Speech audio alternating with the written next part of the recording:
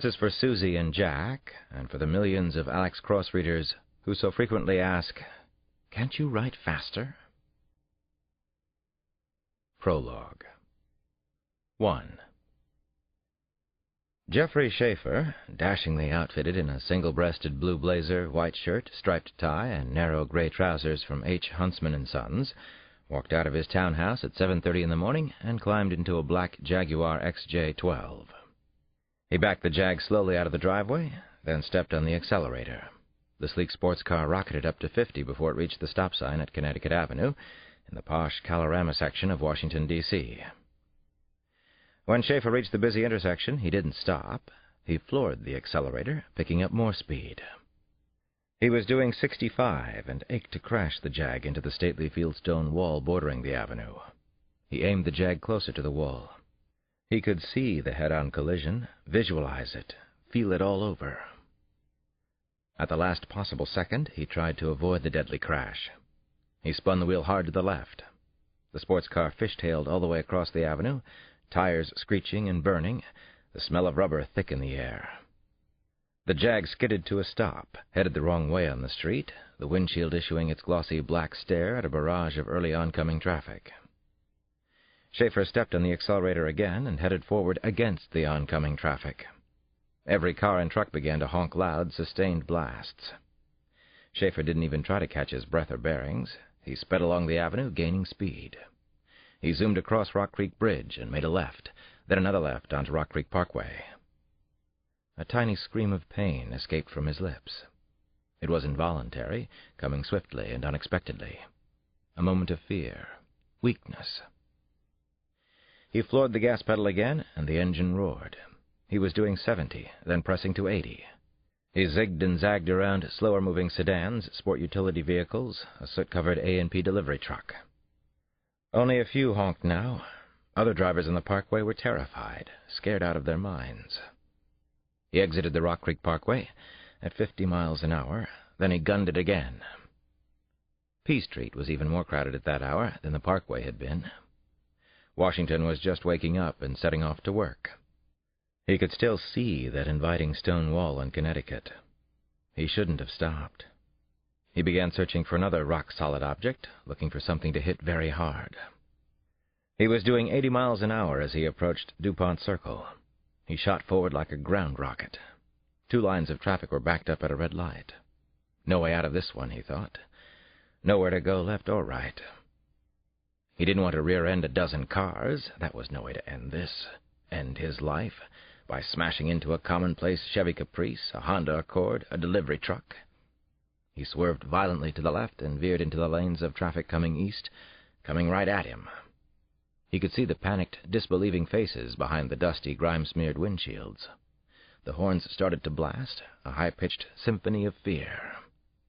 He ran the next light and just barely squeezed between an oncoming Jeep and a concrete mixer truck.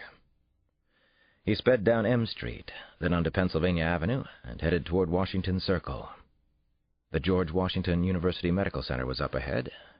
A perfect ending? The Metro patrol car appeared out of nowhere, its siren bullhorn screaming in protest, its rotating beacon glittering, signaling for him to pull over. Schaefer slowed down and pulled to the curb. The cop hurried to Schaefer's car, his hand on his holster. He looked frightened and unsure. "Get out of the car, sir," the cop said in a commanding voice. "Get out of the car right now." Schaefer suddenly felt calm and relaxed. There was no tension left in his body. All right, I'm getting out. No problem." "You know how fast you were going?" the cop asked in an agitated voice, his face flushed a bright red. Schaefer noticed that the cop's hand was still on his gun. Schaefer pursed his lips, thought about his answer. "Well, I'd say about 30, officer," he finally said. "Maybe a little over the speed limit." Then he took out an ID card and handed it over. "But you can't do anything about it. I'm with the British Embassy. I have diplomatic immunity." 2. That night, as he was driving home from work, Geoffrey Schaefer started to feel that he was losing control again. He was beginning to frighten himself. His whole life had begun to revolve around a fantasy game he played called The Four Horsemen. In the game, he was the player called Death. The game was everything to him, the only part of his life with real meaning. He sped across town from the British Embassy all the way to the Petworth district of Northwest. He knew he shouldn't be there, a white man in a spiffy Jaguar. He couldn't help himself, though, any more than he could that morning. He stopped the car just before he got to Petworth. Schaefer took out his laptop and typed a message to the other players, the horsemen. Friends, death is on the loose in Washington. The game is on. He started the Jag again and rode a few more blocks to Petworth. The usual outrageously provocative hookers were already parading up and down Varnum and Webster streets. A song named Nice and Slow was playing from a vibrating blue BMW. Ronnie McCall's sweet voice blended into the early evening. The girls waved to him and showed their large, flat, pert, or flappy breasts. Several wore colorful bustiers with matching hot pants and shiny silver or red platform shoes with pointy heels. He slowed to a stop beside a small black girl who looked to be around 16 and had an unusually pretty face. Her legs were long and slender for such a petite body. She wore too much makeup for his taste. Still, she was hard to resist, so why should he? Nice car, Jaguar. I like it a lot, she cooed, then smiled and made a sexy little O with her lipsticked mouth. You're cute too, mister. He smiled back at her. Jump in, then. Let's go for a test ride. See if it's true love or just infatuation. He glanced around the street quickly. None of the other girls were working this corner. 100 for full service, sweetie? She asked as she wiggled her tight little butt inside the Jag.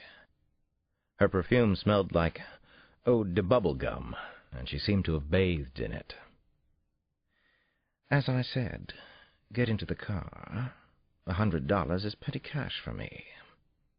He knew he shouldn't be picking her up in the Jaguar, but he took her for a joyride anyway. He couldn't help himself now.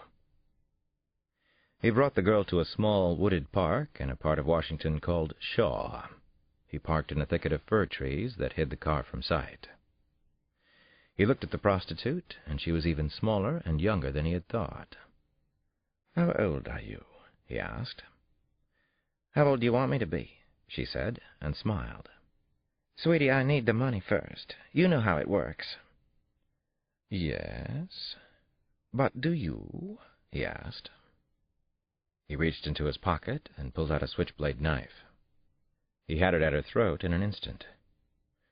Don't hurt me, she whispered. Just be cool. Get out of the car. Slowly. Don't you dare scream. You be cool.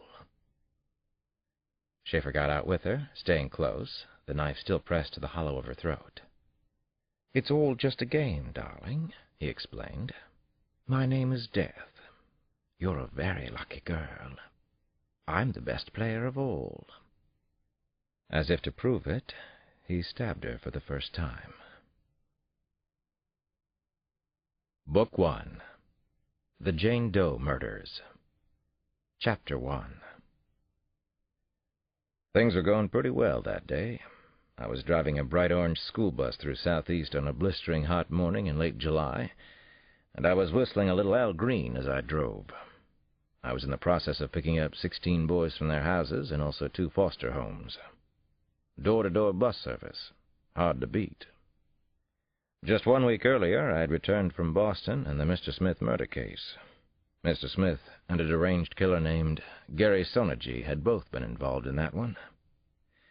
I needed a rest, and I'd taken the morning off to do something I'd been looking forward to for a change.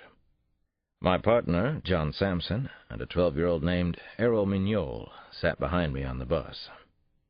John was wearing Wayfarer shades, black jeans, and a black T-shirt that read, Alliance of Concerned Men. Send donations today. He is 6'9", a very solid 250 pounds. We've been friends since we were 10, when I first moved to D.C. He, Errol, and I were talking about the boxer Sugar Ray Robinson, almost shouting over the bus's blustery, occasionally misfiring engine. Samson had his huge arm lightly draped over Errol's shoulders. Proper physical contact is encouraged when dealing with these boys. Finally, we picked up the last little guy in our list, an 8-year-old who lived in Benning Terrace, a tough project known to some of us as Simple City.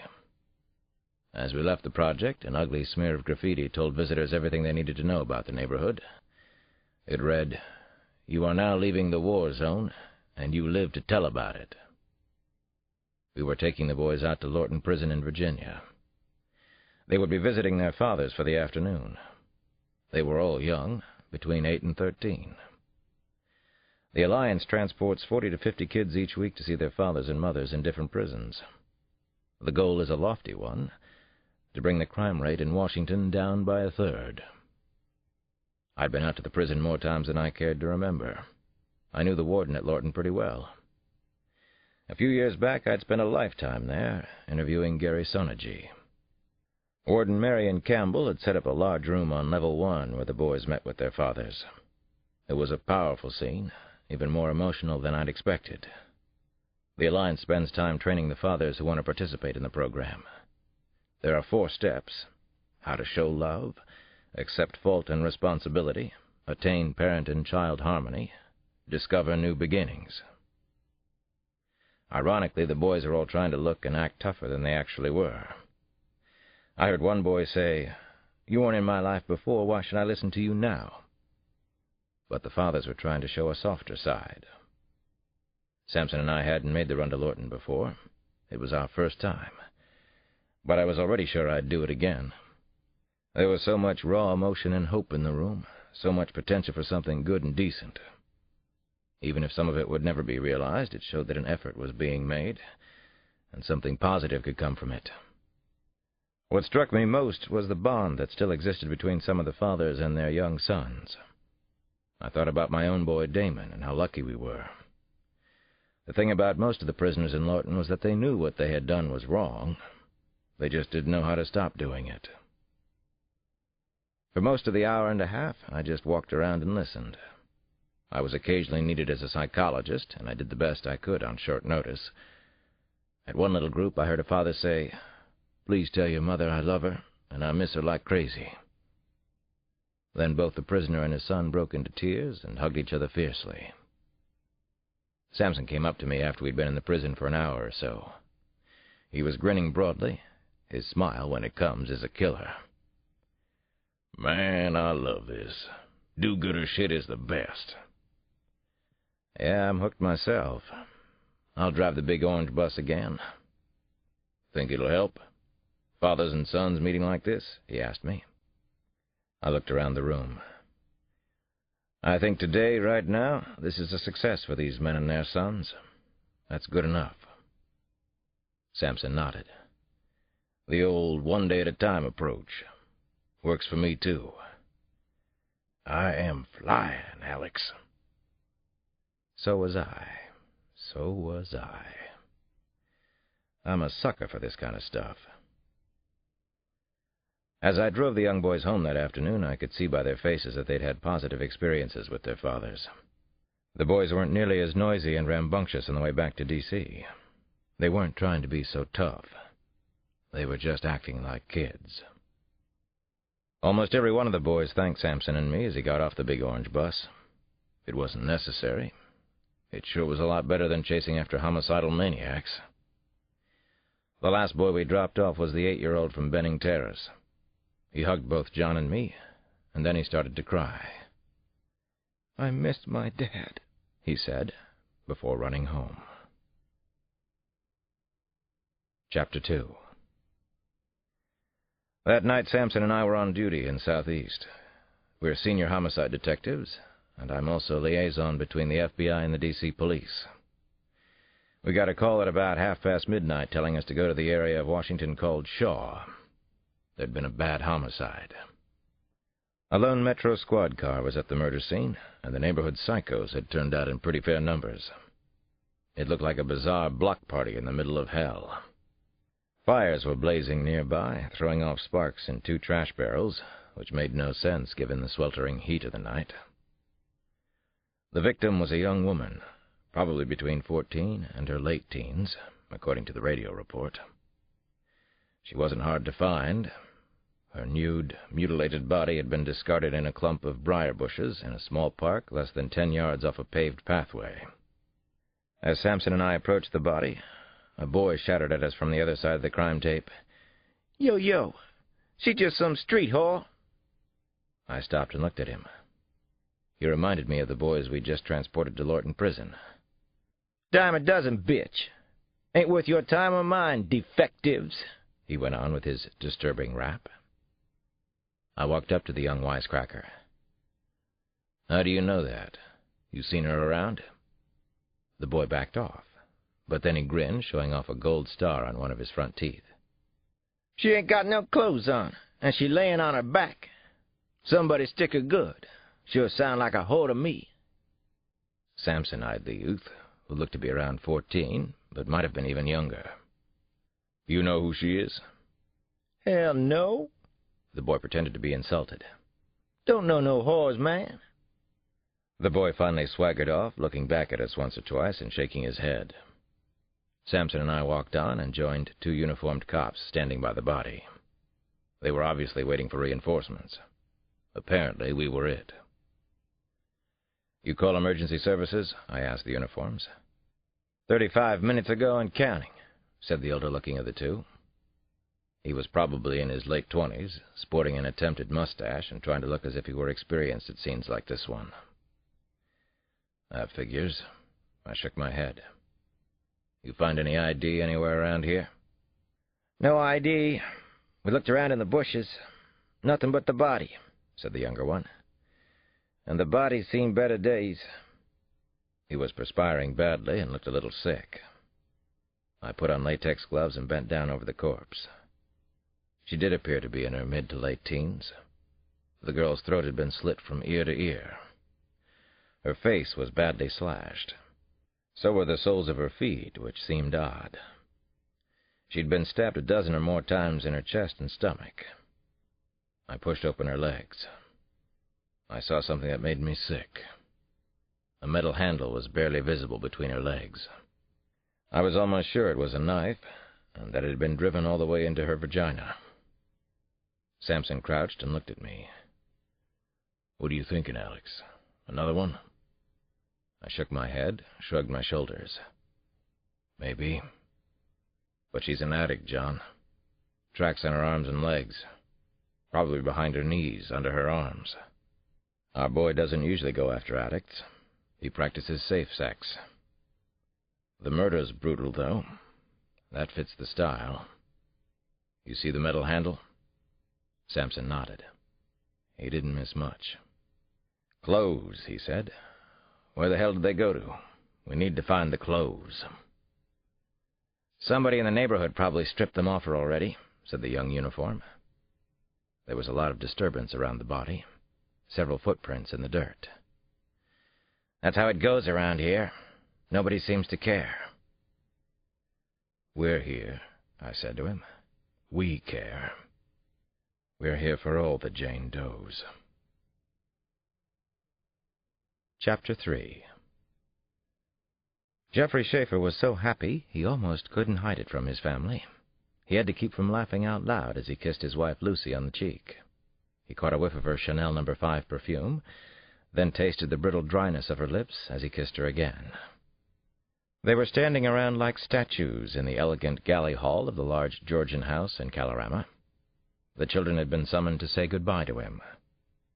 His wife, the former Lucy Reese Cousins, was ash blonde, her sparkling green eyes even brighter than the Bulgarian spark jewelry that she always wore. Slender, still a beauty of sorts at 37, Lucy had attended Newnham College at Cambridge for 2 years before they were married.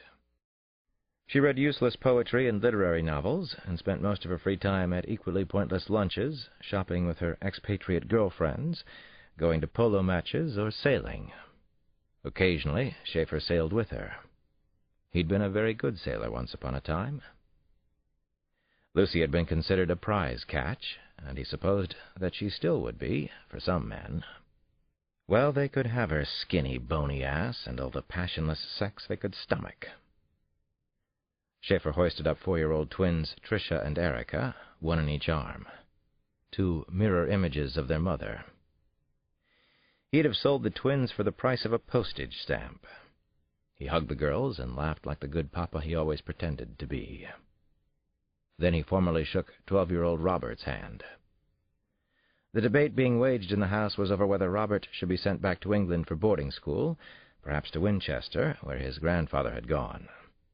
Schaefer gave his son a crisp military salute. Once upon a time, Colonel Geoffrey Schaefer had been a soldier. Only Robert seemed to remember that part of his father's life now. "I'm only going away to London for a few days, and this is work, not a holiday. I'm not planning to spend my nights at the Athenaeum or anything like that," he told his family. He was smiling jovially, the way they expected him to be. "Try to have some fun while you're away, Dad. Have some laughs. God knows you deserve it," Robert said, talking in the lower octave man-to-man's voice that he seemed to be adopting lately. "Bye, Daddy, bye, Daddy," the twins chorused shrilly, making Schaefer want to throw them against the walls. "Bye, Erica-san. Bye, Tricia-san." "Remember Orc's Nest," Robert said with sudden urgency. "Dragon and the Duelist." Orc's Nest was a store that sold role-playing books and gaming equipment. It was located on Earlham, just off Cambridge Circus in London. Dragon and the Duelist were currently the 2 hot-shit British magazines covering role-playing games. Unfortunately for Robert, Schaefer wasn't actually going to London. He had a much better plan for the weekend. He was going to play his fantasy game right here in Washington. Chapter 4. He sped due east, rather than toward Washington's Dulles Airport, feeling as if a tremendously burdensome weight had been lifted. God, he hated his perfect English family, and even more their claustrophobic life here in America. Schaefer's own family back in England had been perfect as well. He had 2 older brothers, and they'd both been excellent students, model youths. His father had been a military attaché, and the family had traveled around the globe until he was 12, when they'd returned to England and settled into Guildford, about half an hour outside London. Once there, Schaefer began to expand on the schoolboy mischief he'd practiced since he was 8. The center of Guildford contained several historic buildings, and he set out to gleefully deface all of them. He began with the Abbot's Hospital, where his grandmother was dying. He painted obscenities on the walls. Then he moved on to Guildford Castle, Guildhall, the Royal Grammar School, and Guildford Cathedral. He scrawled more obscene words and splashed large penises in bright colors. He had no idea why he took such joy in ruining beautiful things, but he did. He loved it, and he especially loved not getting caught.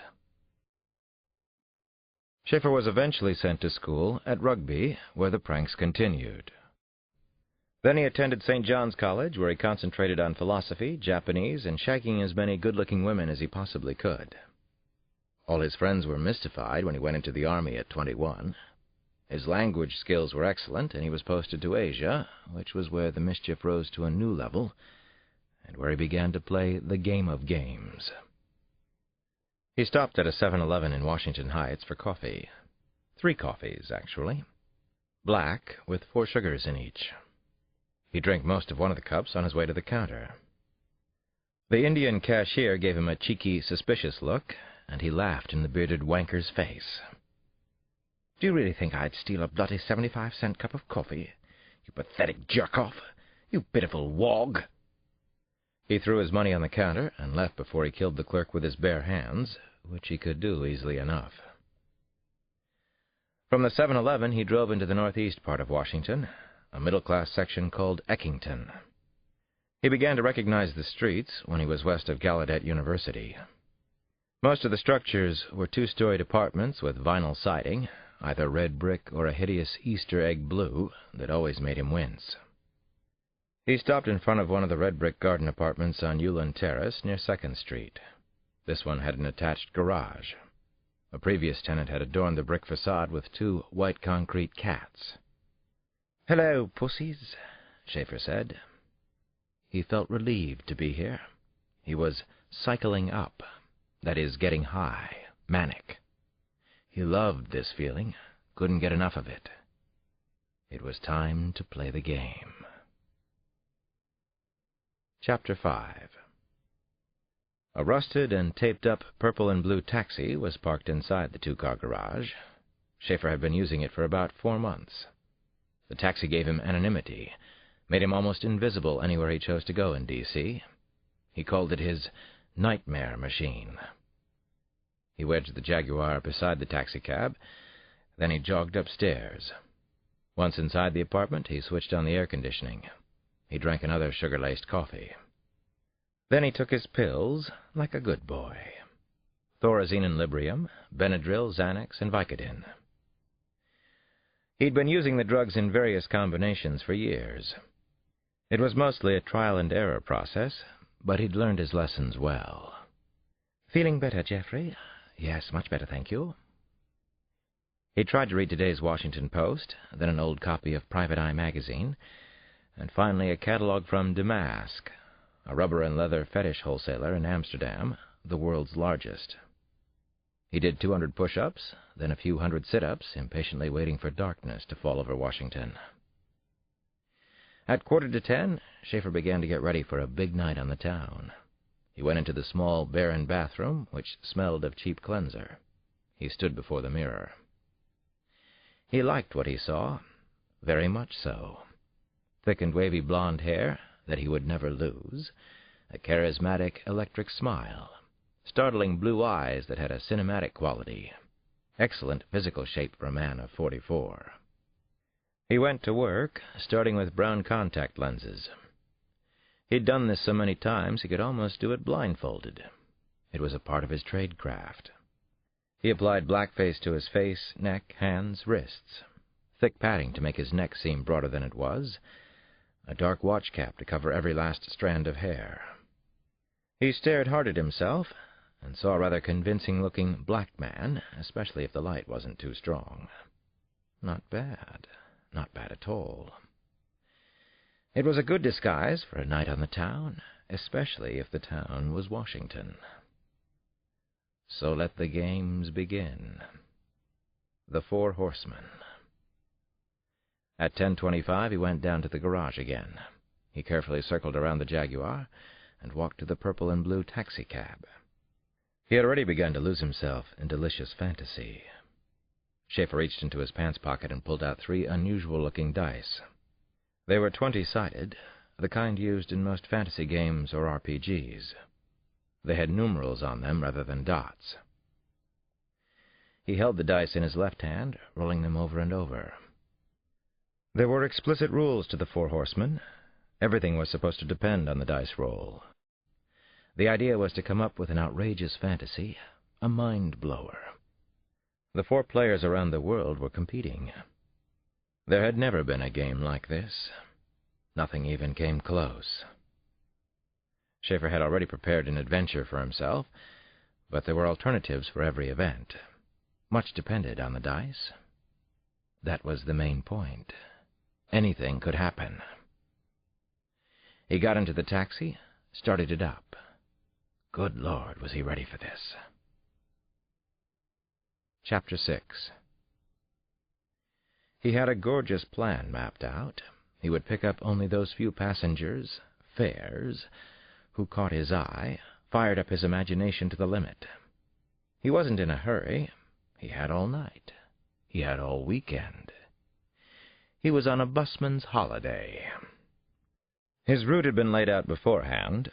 First he drove to the fashionable Adams Morgan neighborhood. He watched the busy sidewalks, which seemed one long syncopated rhythm of movement, bar grazers slouching toward hipness. It seemed that every other restaurant in Adams Morgan called itself a cafe. Driving slowly and checking the glittery sights, he passed Café Picasso, Café Lautrec, La Fourchette Café, Bucom Café, Café Dalol, Montego Café, Sheba Café. Around 11:30 on Columbia Road, he slowed the taxicab. His heart began to thump. Something very good was shaping up ahead. A handsome-looking couple were leaving the popular Chief Ike's Mambo Room. A man and a woman, Hispanic, probably in their late 20s. Sensual beyond belief. He rolled the dice across the front seat. 6, 5, 4. A total of 15. A high count. Danger. That made sense. A couple was always tricky and risky. Schaefer waited for them to cross the pavement, moving away from the restaurant canopy. They came right toward him. How accommodating. He touched the handle of the Magnum that he kept under the front seat. He was ready for anything. As they started to climb into the taxi, he changed his mind. He could do that. Schaefer saw that neither of them was as attractive as he'd thought. The man's cheeks and forehead were slightly mottled. The pomade in his black hair was too thick and greasy. The woman was a few pounds heavier than he liked, plumper than she'd looked from a distance in the flattering streetlights. "Off duty," he said, and sped away. Both of them gave him the finger. Schaefer laughed out loud. "You're in luck tonight. Fools. Luckiest night of your lives, and you don't even know it." The incomparable thrill of the fantasy had completely taken hold of him. He'd had total power over the couple. He had control of life and death. "Death, be proud," he whispered. He stopped for more coffee at a Starbucks on Rhode Island Avenue. Nothing like it. He purchased 3 black coffees and heaped 6 sugars in each. An hour later, he was in Southeast. He hadn't stopped for another fare. The streets were crowded to the max with pedestrians. There weren't enough taxis, not even gypsies in this part of Washington. He regretted having let the Hispanic couple get away. He'd begun to romanticize them in his mind, to visualize them as they'd looked in the streetlight. Remembrance of things past, right?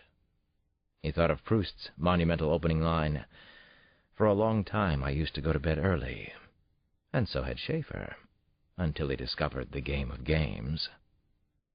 Then he saw her, a perfect brown goddess standing right there before him, as if someone had just given him a wonderful present. She was walking by herself about a block from E Street, moving fast, purposefully. He was instantly high again. He loved the way she moved, the swivel of her long legs, the exactness of her carriage. As he came up behind her, she began looking around, checking the street. Looking for a taxi? Could it be? Did she want him? She had on a light cream suit, a purple silk shirt, high heels. She looked too classy and adult to be going to a club. She appeared to be in control of herself. He quickly rolled the 20-sided dice again and held his breath, counted the numerals. His heart leaped. This was what the horseman was all about. She was waving her hand at him, signaling. "Taxi!" she called. "Taxi! Are you free?" He guided the taxi over to the curb, and she took 3 quick, delicate steps toward him. She was wearing shimmery, silken high heels that were just delightful. She was much prettier up close. She was a 9.5 out of 10. The cab door swung open and blocked his view of her for a second. Then he saw that she was carrying flowers and wondered why. Something special tonight? Well, that was certainly true. The flowers were for her own funeral. "Oh, thank you so much for stopping." She spoke breathlessly as she settled into the taxi. He could tell that she was letting herself relax and feel safe. Her voice was soothing, sweet, down to earth and real. "At your service." Schaefer turned and smiled at her. "By the way, on death. You're my fantasy for this weekend." Chapter 7. Monday mornings I usually work the soup kitchen at St. Anthony's in Southeast, where I've been a volunteer for the past half-dozen years. I do the 7 to 9 shift 3 days a week. That morning I felt restless and uneasy. I was still getting over the Mr. Smith case, which had taken me all over the East Coast and to Europe. Maybe I needed a real vacation, a holiday far away from Washington.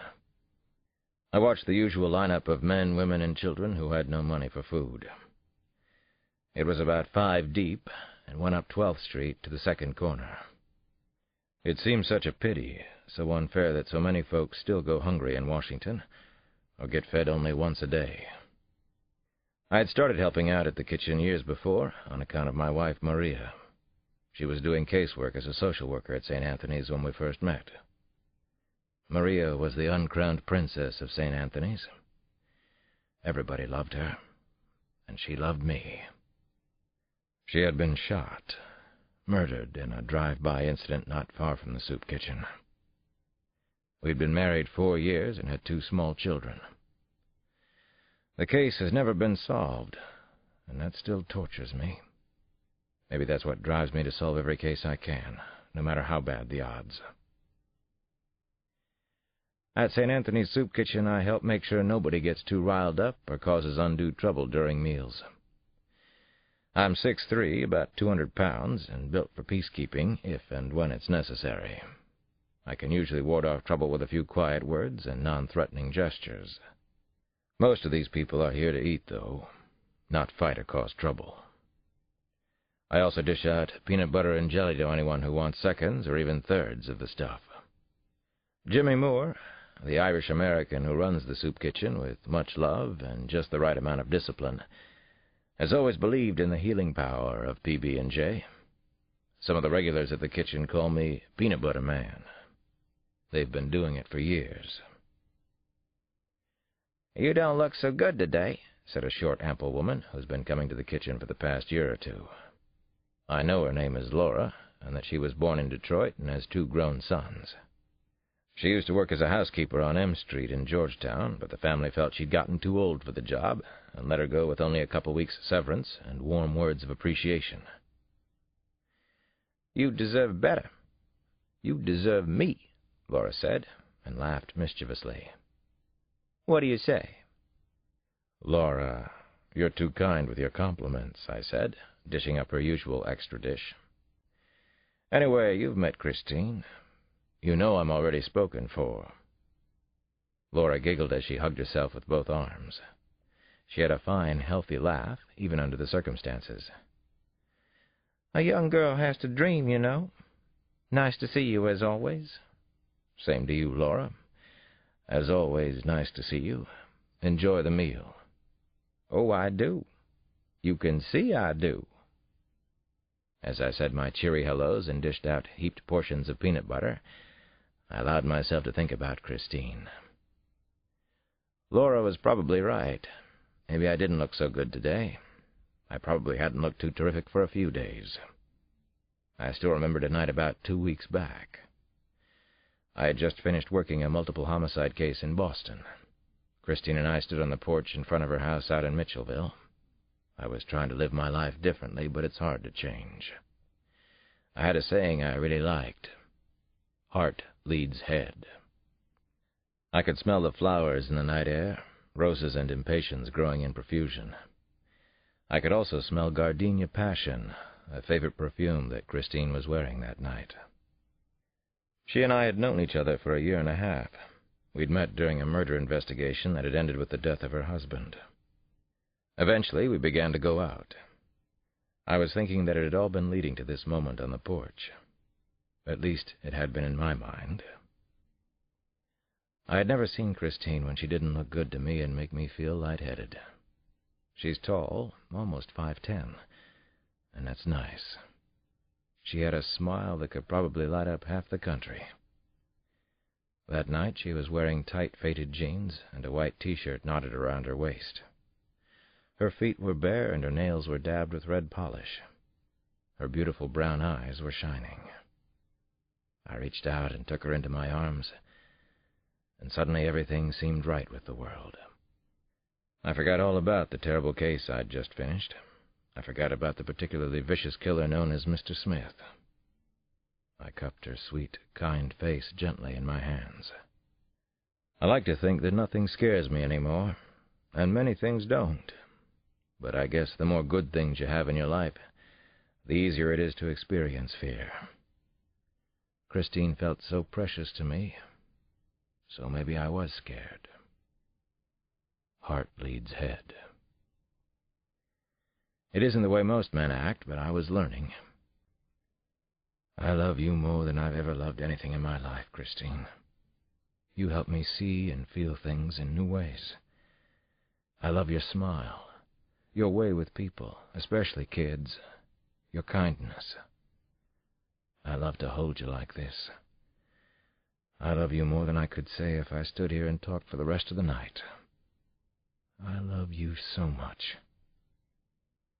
Will you marry me, Christine? She didn't answer right away.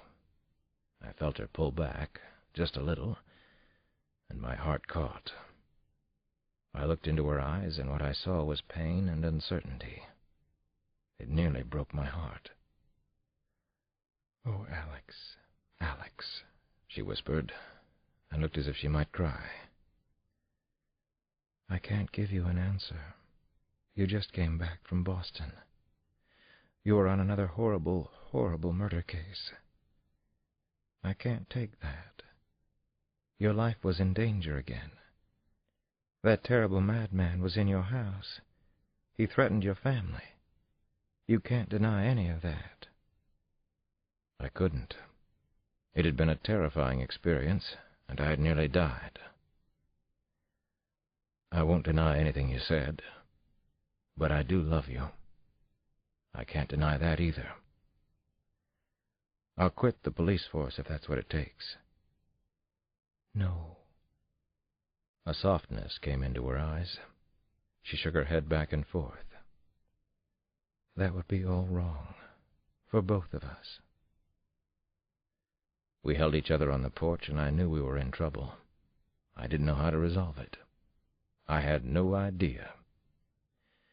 Maybe if I left the force, became a full-time therapist again, led a more normal life for Christine and the kids.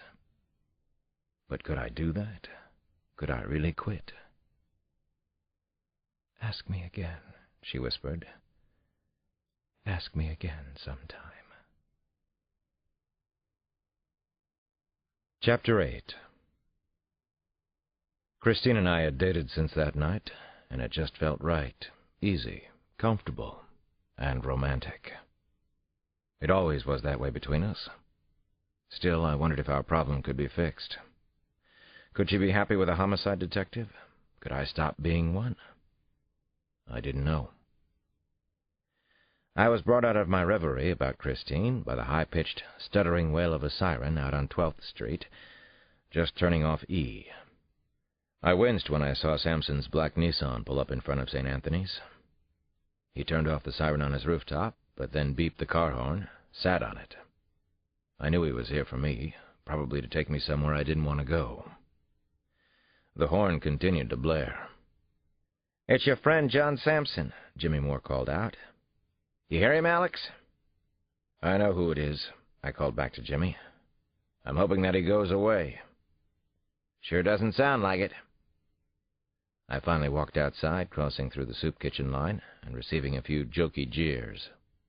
People I had known for a long time accused me of working half a day, or said that if I didn't like the job, could they have it? "What's up?" I called to Sampson before I got all the way out to his black sports car. Sampson's side window came sliding down.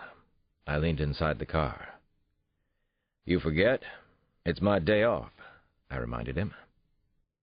"It's Nina Child's," Sampson said in the low, soft voice he used only when he was angry or very serious. He was trying to deaden his facial muscles, to look tough, not emotional. But it wasn't working real well. "Nina's dead, Alex." I shivered involuntarily. I opened the car door and got in. I didn't even go back to the kitchen to tell Jimmy Moore I was leaving. Sampson jerked the car away from the curbside fast. The siren came on again, but now I almost welcomed the mournful wail. It numbed me.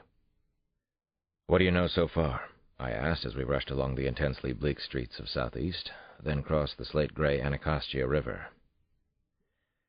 "She was dumped in a row house, 18th and Garnsville. Jerome Thurman is out there with her. Says she's probably been dead there since the weekend. Some needle pusher found the body. No clothes or ID, Alex," Sampson said. I looked over at him. "So how did they know it was Nina?" "Uniformed guy on the scene recognized her. Knew her from the hospital. Everybody knew Nina." I shut my eyes, but I saw Nina Child's face, and I opened them again. She had been the 11-to-7 charge nurse in the ER unit at St. Anthony's Hospital, where once I'd run like a tornado with a dying little boy in my arms. Samson and I had worked with Nina more times than I could remember. Samson had also dated Nina for over a year, but then they'd broken it off. She'd married a neighborhood man who worked for the city.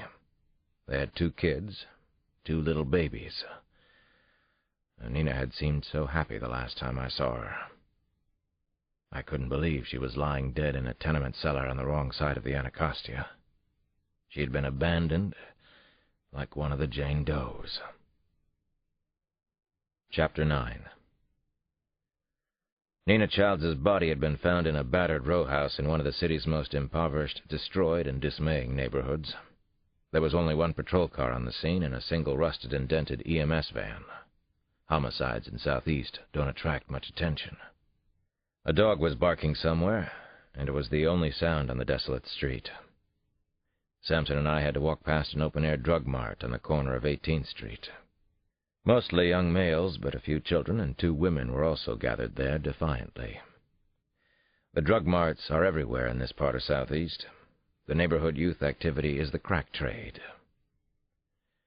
"Daily body pickup, officers?" said one of the young men.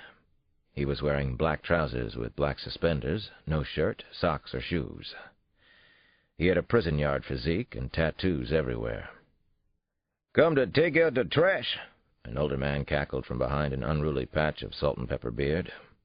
"Take that motherfucking barking all-night dog while you're here. Make yourselves useful," he added. Samson and I ignored them and continued walking across 18th, then into the boarded-up, 3-storied row house straight ahead. A black-and-white boxer leaned out of a 3rd-floor window like a lifetime resident and wouldn't stop barking. Otherwise, the building appeared deserted. The front door had been jimmied 100 times, so it just swung open for us. The building smelled of fire, garbage, water damage. There was a gaping hole in the ceiling from a burst steam pipe. It was so wrong for Nina to have ended up in this sad, abominable place. For over a year I had been unofficially investigating unsolved murders in Southeast, many of them Jane Does. My count was well over 100, but no one else in the department was willing to agree to that number, or anything close to it. Several of the murdered women were drug abusers or prostitutes, but not Nina. We carefully descended a circular stairwell that had a shaky, well-worn wooden railing that neither of us would touch. I could see flashlights shining up ahead, and I already had my mag light turned on. Nina was deep in the basement of the abandoned building. At least somebody had bothered to tape off the perimeter to protect the crime scene. I saw Nina's body, and I had to look away. It wasn't just that she was dead. It was how she'd been killed. I tried to put my mind and eyes somewhere else until I regained some composure. Jerome Thurman was there with the EMS team. So was a single patrol officer, probably the one who had identified Nina. No ME was present. It wasn't unusual for the medical examiner not to show up for homicides in Southeast. There were dead flowers on the floor near the body. I focused on the flowers, still not able to look at Nina again. It didn't fit with the other Jane Does, but the killer didn't have a strict pattern. That was one of the problems I was having. It might mean that his fantasy was still evolving, and that he hadn't finished making up his gruesome story yet. I noted shreds of foil and cellophane wrappers lying everywhere on the floor. Rats are attracted to shiny things and often bring them back to their nests. Thick cobwebs weaved from one end of the basement to the other. I had to look at Nina again. I needed to look closely. "I'm Detective Alex Cross. Let me take a look at her, please," I finally said to the EMS team, a man and a woman in their 20s. "I'll just be a couple of minutes, then I'll get out of your way." "The other detectives already released the body," the male EMS worker said. He was rail thin, with long, dirty blonde hair. He didn't bother to look up at me. Let us finish our job and get the hell out of this cesspool. Whole area is highly infectious. Smells like shit. Just back away, Samson barked. Get up before I pull your skinny ass up. The EMS techie cursed, but he stood and backed away from Nina's body. I moved in close, tried to concentrate and be professional, tried to remember specific details I had gathered about the previous Jane Does in Southeast. I was looking for some connection. I wondered if a single predator could possibly be killing so many people. If that was the case, then this would be one of the most savage killing sprees ever. I took a deep breath, and then I knelt over Nina. The rats had been at her, I could see, but the killer had done much worse damage. It looked to me as if Nina had been beaten to death, with punches and possibly kicks. She might have been struck 100 times or more. I had rarely seen anyone given this much punishment. Why did it have to happen? She was only 31 years old, a mother of 2, kind, talented, dedicated to her work at St. Anthony's. There was a sudden noise, like a rifle shot in the building. It reverberated right through the basement walls. The EMS workers jumped. The rest of us laughed nervously. I knew exactly what the sound was. Just rat traps, I said to the EMS team. Get used to it. Chapter 10. I was at the homicide scene for a little over 2 hours, much longer than I wanted to be there, and I hated every second. I couldn't fix a set pattern for the Jane Doe killings, and Nina Child's murder didn't help. Why had he struck her so many times and so savagely? What were the flowers doing there? Could this be the work of the same killer? The way I usually operate at a crime scene is to let the homicide investigation take on an almost aerial view. Everything emanates from the body. Samson and I walked the entire crime scene, from the basement to each floor and on up to the roof. Then we walked the neighborhood. Nobody had seen anything unusual, which didn't surprise either of us. Now came the really bad part. Samson and I drove from the woeful tenement to Nina's apartment in the Brookland section of Washington, east of Catholic University. I knew I was being sucked in again, but there was nothing I could do about it. It was a sweltering hot day, and the sun hammered Washington without mercy. We were both silent and withdrawn during the ride. What we had to do was the worst thing about our job, telling a family about the death of a loved one. I didn't know how I could do it this time. Nina's building was a well-kept brown brick apartment house on Monroe Street. Miniature yellow roses were blooming out front in bright green window boxes. It didn't look as if anything bad should happen to someone who lived here. Everything about the place was so bright and hopeful, just as Nina had been. I was becoming more and more disturbed and upset about the brutal and obscene murder, and about the fact that it probably wouldn't get a decent investigation from the department, at least not officially. Nana Mama would chalk it up to her conspiracy theories about the white overlords and their criminal disinterest in the people of Southeast. She had often told me that she felt morally superior to white people, that she would never ever treat them the way they treated the black people of Washington.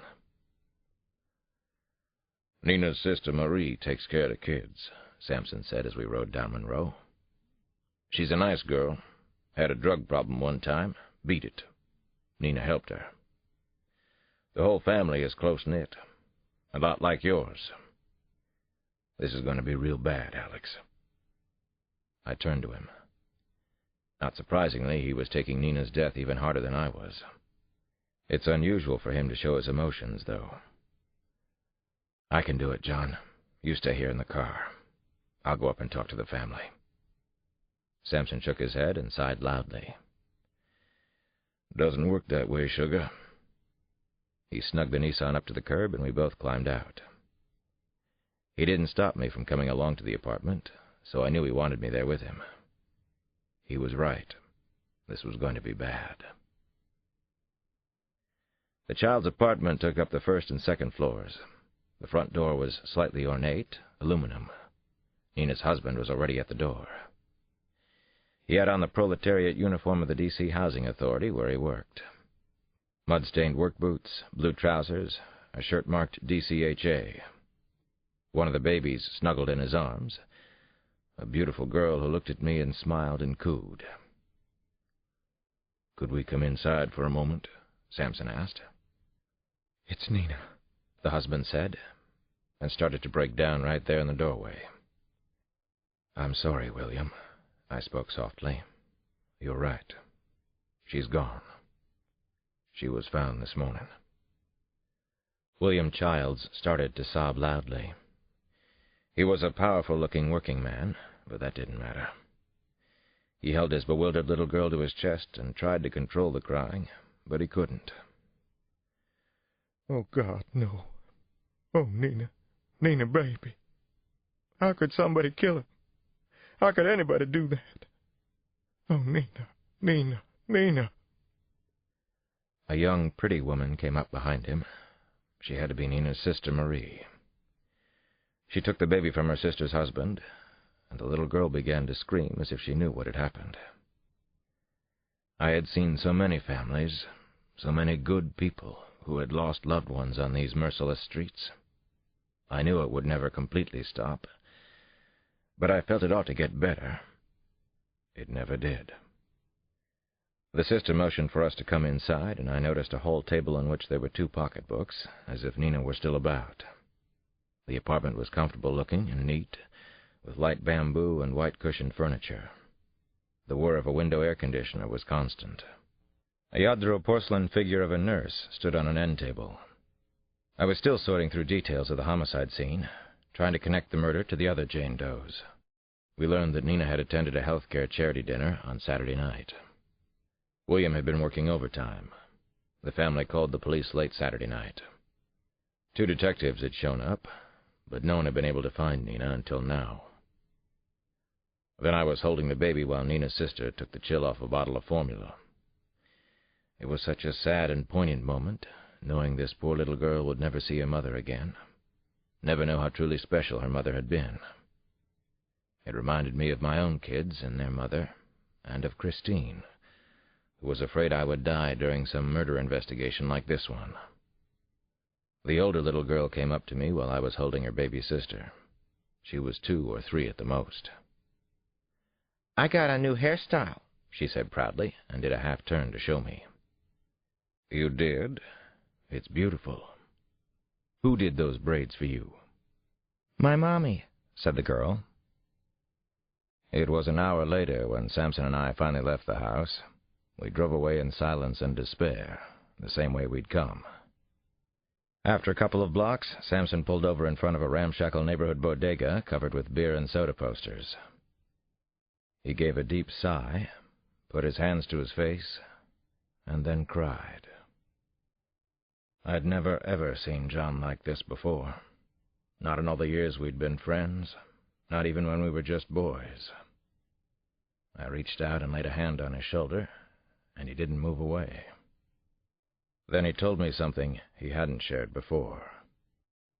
"I loved her, Alex, but I let her get away. I never told her how I felt.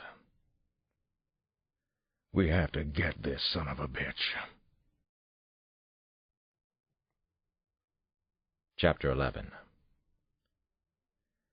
I sensed I was at the start of another homicide mess. I didn't want it, but I couldn't stop the horror. I had to try to do something about the Jane Does. I couldn't just stand by and do nothing. Although I was assigned to the 7th District as a senior detective, my job as liaison with the FBI gave me some extra status, and also the freedom to occasionally work without too much supervision or interference. My mind was running free, and had already made some associations between Nina's murder and at least some of the unsolved killings. First, there had been no identification on the victims at each crime scene. Second, the bodies had frequently been dumped in buildings where they might not be found quickly. Third, not a single witness had seen anyone who might be a suspect. The most we ever got was that there had been traffic or people out on the streets where one of the bodies had been found. That told me that the killer knew how to blend in, and that he possibly was a black man. Around 6 that night, I finally headed home. This was supposed to be my day off, I had things to do there, and I was trying to balance the demands of job and home life as best I could. I put on a happy face and headed inside the house. Damon, Janny, and Nana were singing "Sit Down, You're Rockin' the Boat" in the kitchen. The show tune was music to my ears and other essential parts of my anatomy. The kids looked happy as could be. There is a lot to be said for the innocence of childhood. I heard Nana say, "How about I can tell the world?" Then the three of them launched into one of the most beautiful spirituals I know. Damon's voice seemed particularly strong to me. I hadn't really noticed that before. "I feel like I just walked into a story by Louisa May Alcott," I said, laughing for the first time that long day. "I take that as a high compliment," Nana said. She was somewhere between her late 70s and early 80s now, but not telling, and also not showing, her age. "Who's Louise May Alcott?" Jenny said, and made a lemon-sucking face. "She is a healthy little skeptic, although almost never a cynic. In that way, she takes after both her father and her grandmother. Look it up tonight, little one. 50 cents in your pocket for the correct answer," I told her. "You're on," Jenny grinned. "You can pay me right now if you like." "Me too?" Damon asked. "Of course. You can look up Jane Austen," I said to him. "Now what's with the heavenly harmonizing? I like it very much, by the way. I just want to know what the special occasion is." "We're just singing while we prepare supper," Nana said, and stuck up her nose and twinkled her eyes. "You play jazz and the blues on the piano, don't you? We harmonize like angels sometimes. No special reason necessary. Good for the soul and the soul food, I suppose. Can't hurt." "Well, don't stop singing on my account," I said, but they had already stopped. Too bad. Something was going on. I figured out that much. A musical mystery to be solved in my own house. "We still on for boxing after dinner?" I asked cautiously. I was feeling a little vulnerable because I didn't want them to turn me down for the boxing lesson that had become a ritual. "Of course," Damon said, and frowned like I must be out of my mind to even ask such a question. "Of course, pshaw! Why wouldn't we?" Janny said, and brushed off my silly question with a wave of her hand. "How's Miss Johnson?" she asked then. "You two talked today?" "I still want to know what the singing was all about," I answered Jenny with a question of my own. "You have valuable information? Well, so do I. Tit for tat," she said. "How do you like that?" A little later, I decided to call Christine at home. Lately, it had seemed more like the way it had been between us before I got involved with the Mr. Smith case. We talked for a while, and then I asked her to go out on Friday. "Of course, I'd like that, Alex. What should I wear?" she asked. I hesitated. "Well, I always like what you choose, but wear something special." She didn't ask why. Chapter 12. After one of Nana's roast chicken dinners with baked sweet potatoes and homemade bread, I took the kids downstairs for their weekly boxing lesson. Following the Tuesday night fight with the kids, I glanced at my watch and saw that it was already a little past 9. The doorbell rang a moment later. I set down a terrific book called The Color of Water and pushed myself up from my chair in the family room. "I'll get it. It's probably for me," I called out. "Maybe it's Christine. You never know," Janny teased, then darted away into the kitchen. Both of the kids adored Christine, in spite of the fact that she was the principal at their school. I knew exactly who was out on the porch. I'd been expecting 4 homicide detectives from the 1st District: Jerome Thurman, Rakeem Powell, Sean Moore, and Sampson. 3 of the detectives were standing out on the porch. Rosie the cat and I let them inside. Sampson arrived about 5 minutes later, and we all gathered in the backyard. What we were doing at the house wasn't illegal, but it wouldn't make us a lot of friends in high places in the police department. We sat on lawn chairs, and I set out beer and low-fat pretzels that 270-pound Jerome scoffed at. "Beer and low-fat pretzels? Give me a break, Alex. You lost your mind? Hey, you having an affair with my wife? You must have got this bad idea from Claudette." "I bought these especially for you, big man. I'm trying to give your heart a break," I told him, and the others guffawed loudly. We all pick on Jerome. This book is continued on Disc 2.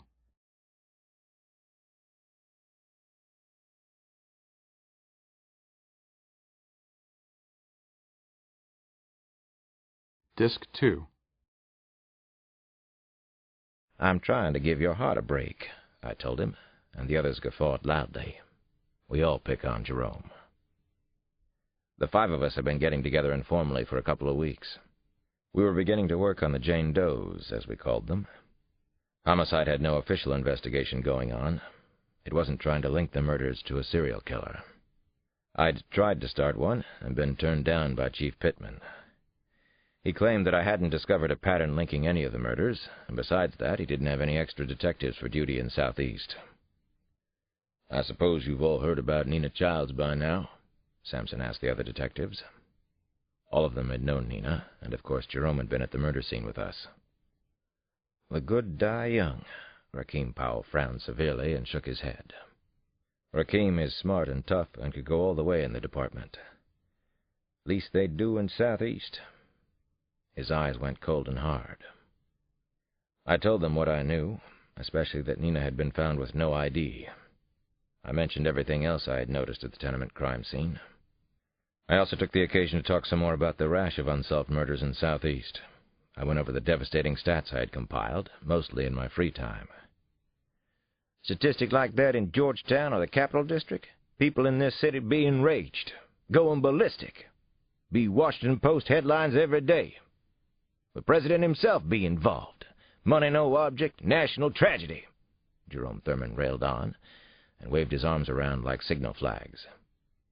"Well, we are here to do something about it," I said in a calmer voice. "Money is no object with us. Neither is time. Let me tell you what I feel about this killer," I continued. "I think I know a few things about him." "How'd you come up with the profile?" Sean Moore asked. "How can you stand thinking about these kinky bastards as much as you do?" I shrugged. "It's what I do best. I've analyzed all the Jane Does," I said. "It took me weeks working on my own. Just me and the kinky bastard." "Plus, he studies rodent droppings," said Sampson. "I saw him bagging the little turds. That's his real secret." I grinned and told them what I had so far. "I think one male is responsible for at least some of the killings, maybe as many as a dozen murders. I don't think he's a brilliant killer like Gary Sonergy or Mr. Smith, but he's clever enough not to be caught. He's organized, reasonably careful. I don't think we'll find he has any prior record. He probably has a decent job, maybe even a family. My FBI friends at Quantico agree with that. He's almost definitely caught up in an escalating fantasy cycle. I think he's into his fantasies big time. Maybe he's in the process of becoming someone or something new.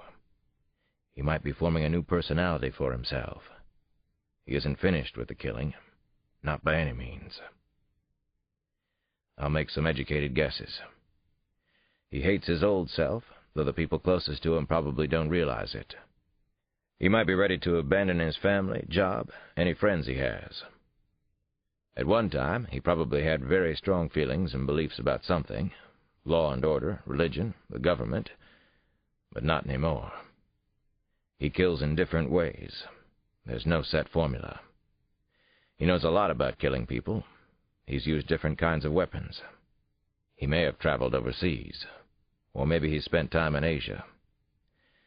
I think it's very possible he's a black man. He's killed several times in Southeast. No one's noticed him. "Fuck me," Jerome Thurman said to that. "Any good news, Alex?" "One thing, and this is a long shot, but it feels right to me.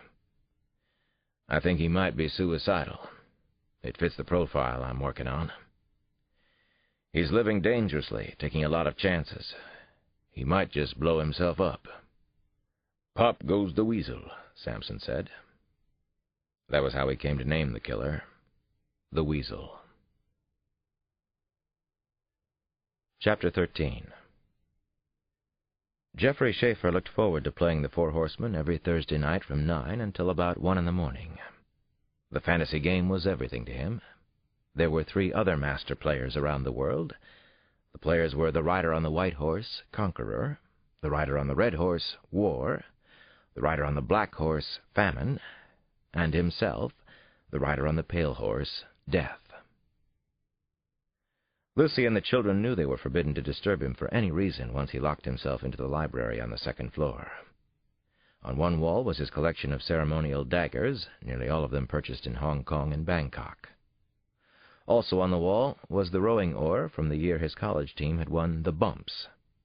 Schaefer nearly always won the games he played.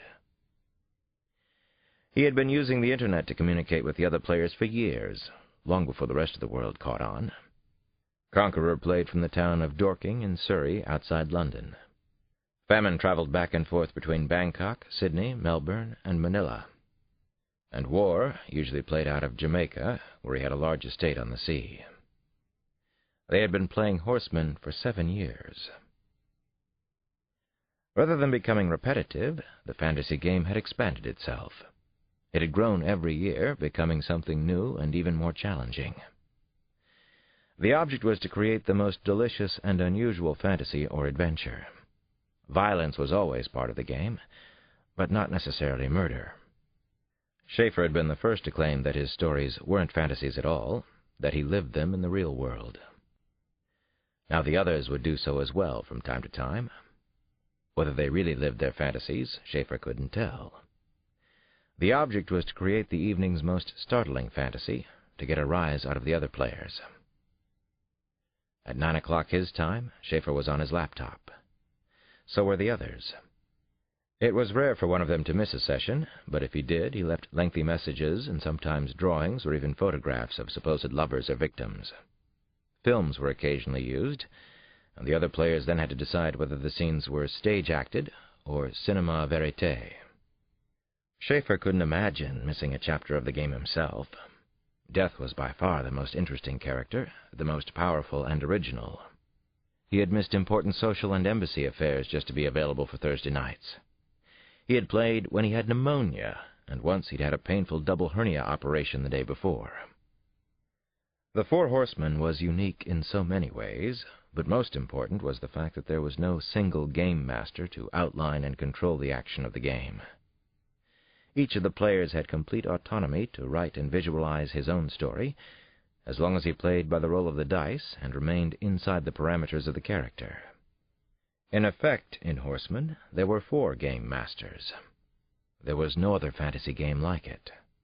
It was as gruesome and shocking as the participants' imaginations and their skills at presentation brought them. Conqueror, Famine, and War had all signed on. Schaefer began to type.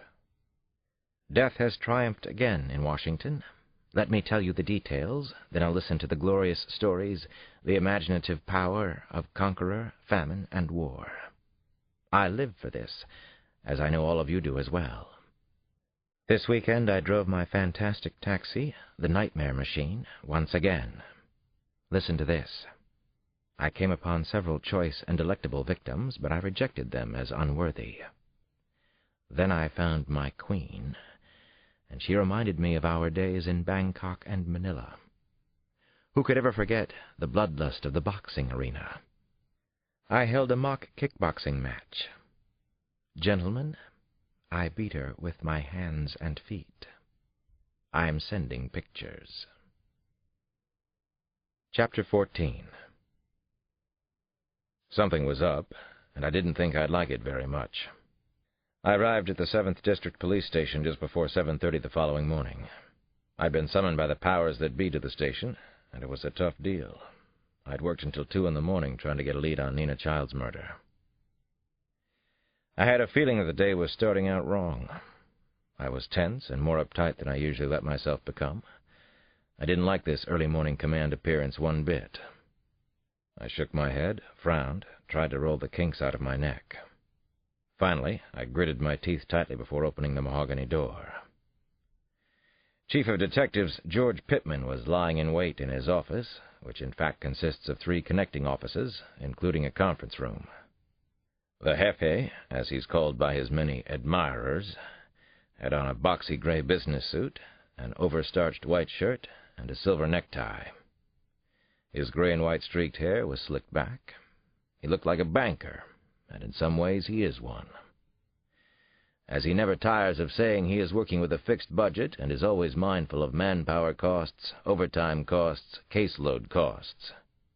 Apparently, he is an efficient manager, which is why the police commissioner overlooks the fact that he's a bully, bigot, racist, and careerist. Up on his wall were 3 large, important-looking pushpin maps. The first showed 2 consecutive months of rapes, homicides, and assaults in Washington. The second map did the same for residential and commercial burglaries. The third map showed auto thefts.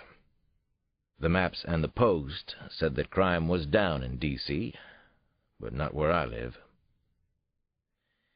"Do you know why you're here? Why I wanted to see you?" Pittman asked point blank. No socializing or small talk from the Jefe. No niceties. "Of course you do, Dr. Cross. You're a psychologist. You're supposed to know how the human mind works. I keep forgetting that." Be cool. Be careful, I told myself. I did the thing Chief Pittman least expected. I smiled, then said softly, "No, I really don't know. I got a call from your assistant, so I'm here." Pittman smiled back, as if I'd made a pretty good joke. Then he suddenly raised his voice, and his face and neck turned bright red. His nostrils flared, exposing the bristly hairs in his nose. One of his hands was clenched into a tight fist, while the other was stretched open. His fingers were as rigid as the pencils sticking up from the leather cup on his desk. "You're not fooling anybody, Cross, least of all me. I'm fully fucking aware that you're investigating homicides in Southeast that you aren't assigned to, the so-called Jane Does. You're doing this against my explicit orders. Some of those cases have been closed for over a year. I won't have it. I won't tolerate your insubordination, your condescending attitude. I know what you're trying to pull. Embarrass the department, specifically embarrass me. Curry fucking favor with the mayor, making yourself some kind of folk hero in Southeast in the process." I hated Pittman's tone and what he was saying, but I learned one trick a long time ago. And it was probably the most important thing to know about politics inside any organization. It's so simple, but it's the key to every petty kingdom, every fiefdom. Knowledge truly is power. It's everything. And if you don't have any, pretend you do. So I told Chief Pittman nothing. I didn't contradict him. I didn't admit to a thing. I did nothing. Me and Mahatma Gandhi. I let him think that maybe I was investigating old cases in Southeast, but I didn't admit to it. I also let him think that maybe I had some powerful connections with Mayor Monroe, and God only knows who else in the city on the hill. I let him think that maybe I was after his job, or that I might have, God forbid, even loftier aspirations. I'm working the homicides assigned to me. Check with the captain. I'm doing my best to close as many cases as I can." Pittman nodded curtly. One nod. His face was still heart-attack red. "All right. I want you to close this case, and I want you to close it fast. A tourist was robbed and gunned down on M Street last night," he said. "A well-respected German doctor from Munich. It's front fucking page in today's Post. Not to mention the International Herald Tribune and every newspaper in Germany, of course. I want you on that murder case, and I want it solved pronto." "This doctor, he's a white man?" I asked, keeping my expression neutral. "I told you he's German." "I already have a number of open cases in Southeast," I said to Pittman. "A nurse was murdered over the weekend." He didn't want to hear it. He shook his head, one shake. "And now you have an important case in Georgetown. Solve it, Cross. You're to work on nothing else. That's a direct order. From the Jefe." Chapter 15. As soon as Cross walked out of Chief Pittman's inner office, a senior homicide detective named Patsy Hampton slipped in through a side door that led to the attached conference room. Detective Hampton had been instructed by Pittman to listen in on everything, to evaluate the situation from a street cop's perspective, to advise, and to counsel. Hampton didn't like the job, but those were her orders from Pittman. She didn't like Pittman either. He was wound so tight that if you stuck coal up his ass, in a couple of weeks you'd have a diamond. He was mean and petty and vengeful. "You see what I'm dealing with here?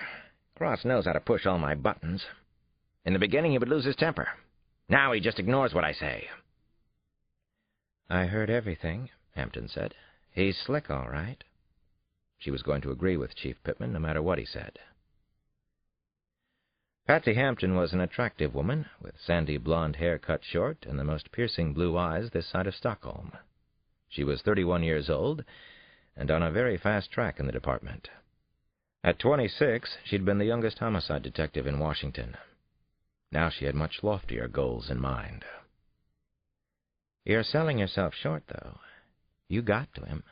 I know you did." She told Pittman what he wanted to hear. "He just internalizes it pretty well." "You're sure he's meeting with those other detectives?" Pittman asked her.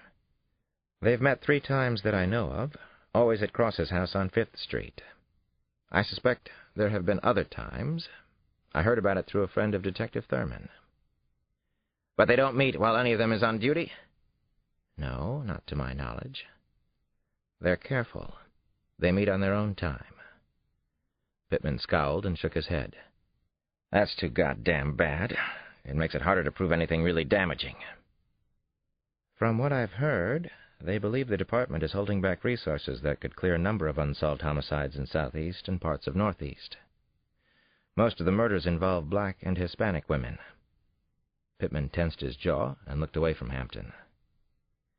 "The numbers that Cross uses are complete bullshit," he said angrily. "They're dog shit. It's all political with him. How much financial resource can we put against the murders of drug addicts and prostitutes in Southeast? It's criminals murdering other criminals. You know how it goes in those black neighborhoods." Hampton nodded again, still agreeing when she saw the chance. She was afraid she'd lost him, said the wrong thing by speaking the truth. "They think that at least some of the victims were innocent women from their neighborhoods. That ER nurse who was killed over the weekend, she was a friend of Cross and Detective John Sampson. Cross thinks a killer could be loose in Southeast, preying on women." "A serial killer in the ghetto? Give me a break. We've never had one there. They're rare in any inner city. Why now? Why here?" "Because Cross wants to find one, that's why." "Cross and the others would counter that by saying we've never seriously tried to catch this squirrel." Pittman's small eyes suddenly burned into her skull. "Do you agree with that horse-shit, Detective?" "No, sir. I don't necessarily agree or disagree. I know for a fact that the department doesn't have enough resources anywhere in the city, with the possible exception of Capitol Hill. Now that's political, and it's an outrage." Pittman smiled at her answer. The chief knew she was playing him a little, but he liked her anyway. He liked just being in a room with Patsy Hampton. She was such a doll, such a cutie. "What do you know about Cross, Patsy?" She sensed that the chief had vented enough. Now he wanted their talk to be more informal. She was certain that he liked her, had a crush on her, but he was too uptight to ever act on his desires, thank God. "I know Cross has been on the force for just over 8 years. He's currently the liaison between the department and the FBI, works with the Violent Criminal Apprehension Program. He's a profiler with a good reputation, from what I hear. Has a Ph.D. in psych from Johns Hopkins. Private practice for 3 years before he came to us. Widower, 2 kids, plays the blues and the piano at his house. That enough background? What more do you want to know?" "I've done my homework." "You know me," Hampton said, and finally smiled. Pittman was smiling now, too. He had small teeth with spaces between them, and always made her think of Eastern European refugees or maybe Russian gangsters. Detective Hampton smiled, though. She knew he liked it when she played along with him, as long as he thought she respected him. "Any other worthwhile observations at this point?" he asked. "You're such a softy, flabby dick," Patsy Hampton wanted to say, but she just shook her head. He has some charm. He's well connected in political circles. I can see why you're concerned about him. You think Cross is charming? I told you he's slick. He is. People say he looks like young Muhammad Ali. I think he likes to play the part sometimes. Dance like a butterfly, sting like a bee. She laughed again, and so did he. We're going to nail Cross, Pittman said. We'll send him flying back to private practice. Wait and see. You're going to help get it done. You get things done. Right, Detective Hampton? You see the bigger picture. That's what I like about you. She smiled again. That's what I like about me, too. Chapter 16. The British Embassy is a plain, federal-style building located at 3100 Massachusetts Avenue. Its immediate neighbors are the Vice President's house and the observatory. The ambassador's residence is a stately Georgian building with tall, flowing white columns. The chancery is the actual office building. Geoffrey Schaefer sat behind his small mahogany desk at the embassy and stared out onto Massachusetts Avenue. The embassy staff currently counted 415 people, soon to be cut to 414, he was thinking to himself. The staff included defense experts, foreign policy specialists, trade, public affairs, clerks, and secretaries. Although the United States and Britain have an agreement not to spy on each other, Geoffrey Schaefer was nonetheless a spy. He was one of 11 men and women from the Security Service, formerly known as MI6, who worked at the embassy in Washington. These 11, in turn, ran agents attached to the consulates general in Atlanta, Boston, Chicago, Houston, Los Angeles, New York, and San Francisco. He was feeling restless as hell today, getting up from his desk frequently, pacing back and forth across the carpet that covered the creaking parquet floors. He made phone calls he didn't need to make, tried to get some work done, thought about how much he despised his job and the everyday details of life. He was supposed to be working on a truly silly communiqué about the government's absurd ongoing commitment to human rights. The Foreign Secretary had rather bombastically proclaimed that Britain would support the international condemnation of regimes that violate human rights, support international bodies involved in the cause, and denounce human rights abuses, blah, blah, blah, ad nauseum. He glanced through a few of the computer games he enjoyed when he was uptight like this. Riven, Mech Commander, Unreal, Toka, Ultimate Soccer Manager. None of them appealed to him right now. Nothing did. He was starting to crash, and he knew the feeling. I'm going down, and there is only one certain way to stop it. Play the Four Horsemen. To make matters worse, it was raining and woefully gray-skied outside. The city of Washington, and also the surrounding countryside, looked forlorn and depressing. It sucked. Christ, he was in a bad mood, even for him. He continued to stare east across Massachusetts Avenue, looking into the trees bordering a park dedicated to the pacifist bullshit artist Khalil Gibran. He tried to daydream, mostly about fucking various attractive women currently working at the embassy. He had called his psychiatrist, Boo Cassidy, at her home office, but she was about to start a session and couldn't talk for long. They agreed to meet after work, a nasty quickie at her place before he went home to face Lucy and the sniveling brood. He didn't dare play horseman again tonight. It was too soon after the nurse. But God Almighty, he wanted to play. He wished he could take somebody out in some very imaginative way, right there inside the embassy. He did have one excellent thing to do today, saving it until now, 3 in the afternoon. He had used the dice already, played a bit of horseman, just to help him make a personnel decision.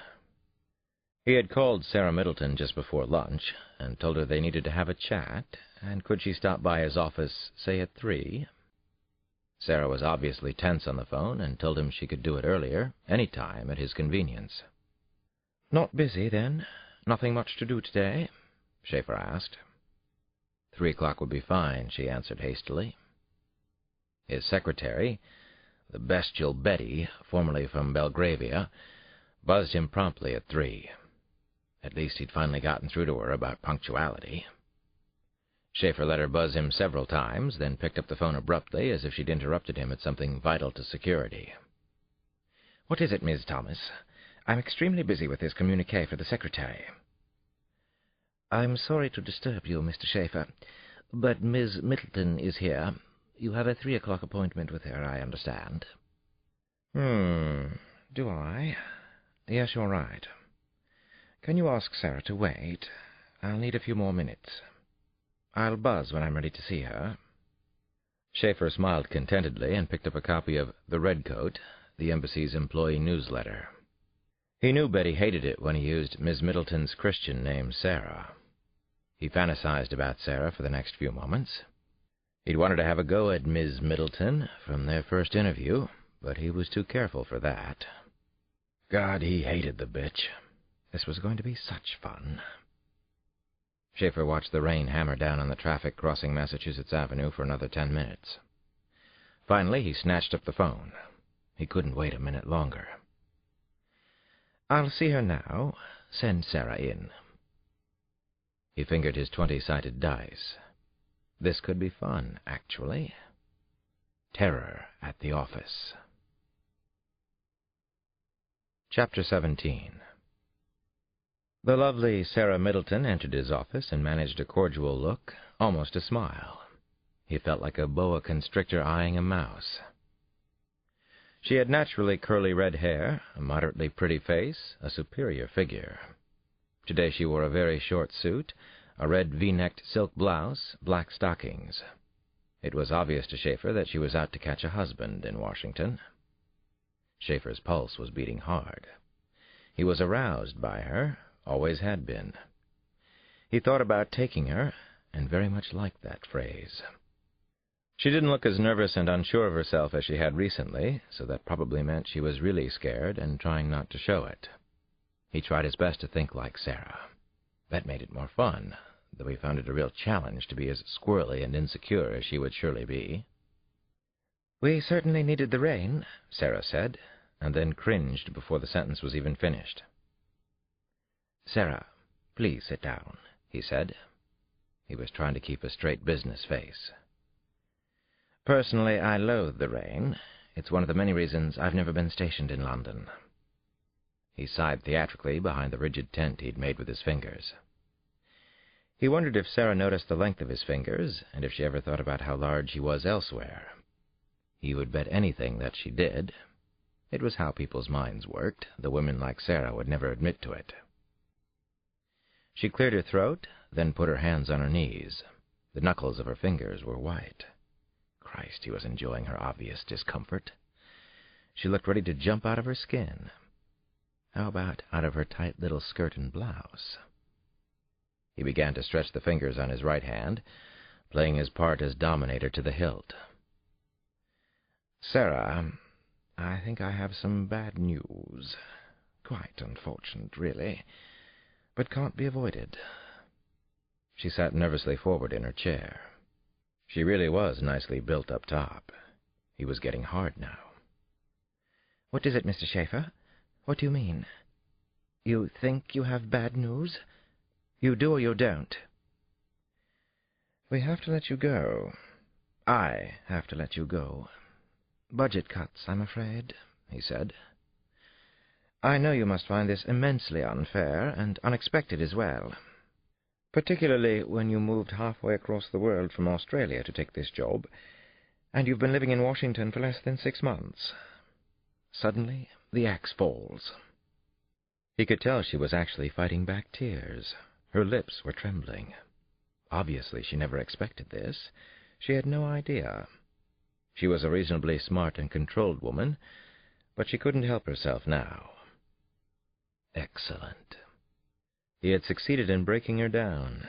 He wished he had a movie camera this minute to record the look on her face and play it back countless times in private. He saw the very instant that she lost it and treasured it. He watched her eyes moisten, saw the large tears roll over her cheeks, streaking her working-girl makeup. He felt the power, and it was as good as he'd hoped it would be. A small, insignificant game, certainly, but a delicious one. He loved being able to instill such shock and pain. "Poor Sarah, poor dear," he murmured. Then Schaefer did the cruelest, most unforgivable thing, also the most outrageous and dangerous. He got up from his desk and came around to comfort her. He stood behind her, pressing himself against her shoulders. He knew it was the last thing she wanted, to be touched by him, to feel that he was aroused. She stiffened and pulled away from him as if he were on fire. "Bastard," she said, between clenched teeth. "You are a consummate prick." Sarah left his office, shaking and in tears, running in that stumbling way women often do in heels. Schaefer loved it. The sadistic pleasure, not only of hurting someone, but of destroying this innocent woman. He memorized the stunning image for all time. He would play it back over and over. Yes, he was a prick. Consummate indeed. Chapter 18. Rosie the cat was perched on the windowsill watching me dress for my date with Christine. I envied the simplicity of her life. Loved to eat those mousies. Mousies what I love to eat. I finally headed downstairs. I was taking the night off from work, and I was more nervous, distracted, and fidgety than I had been in a long time. Nana and the kids knew something was up, but they didn't know what, and it was driving my 3 favorite busybodies crazy. "Daddy, tell me what's going on. Please." Johnny clasped her hands in prayer and begged. "I told you no, and no is no, not even if you get down on your bony little knees," I said, and smiled. "I have a date tonight. It's just a date. That's all you need to know, young lady." "Is it with Christine?" Johnny asked. "At least you can tell me that much." "That's for me to know," I said, as I knotted my tie in the mirror beside the stairs. "And you not to find out, my over-inquisitive girlfriend." "You're wearing your fancy blue-striped suit, your fancy dancing shoes, that fancy tie you like. You're so fancy." "Do I look good?" I turned and asked my personal clothier. "For my date?" "You look beautiful, Daddy." My girl beamed, and I knew I could believe her. Her eyes were shiny little mirrors that always told the truth. "You know you do. You know you're handsome as sin." "That's my girl," I said, and laughed again. Handsome as sin. She got that one from Nana, no doubt.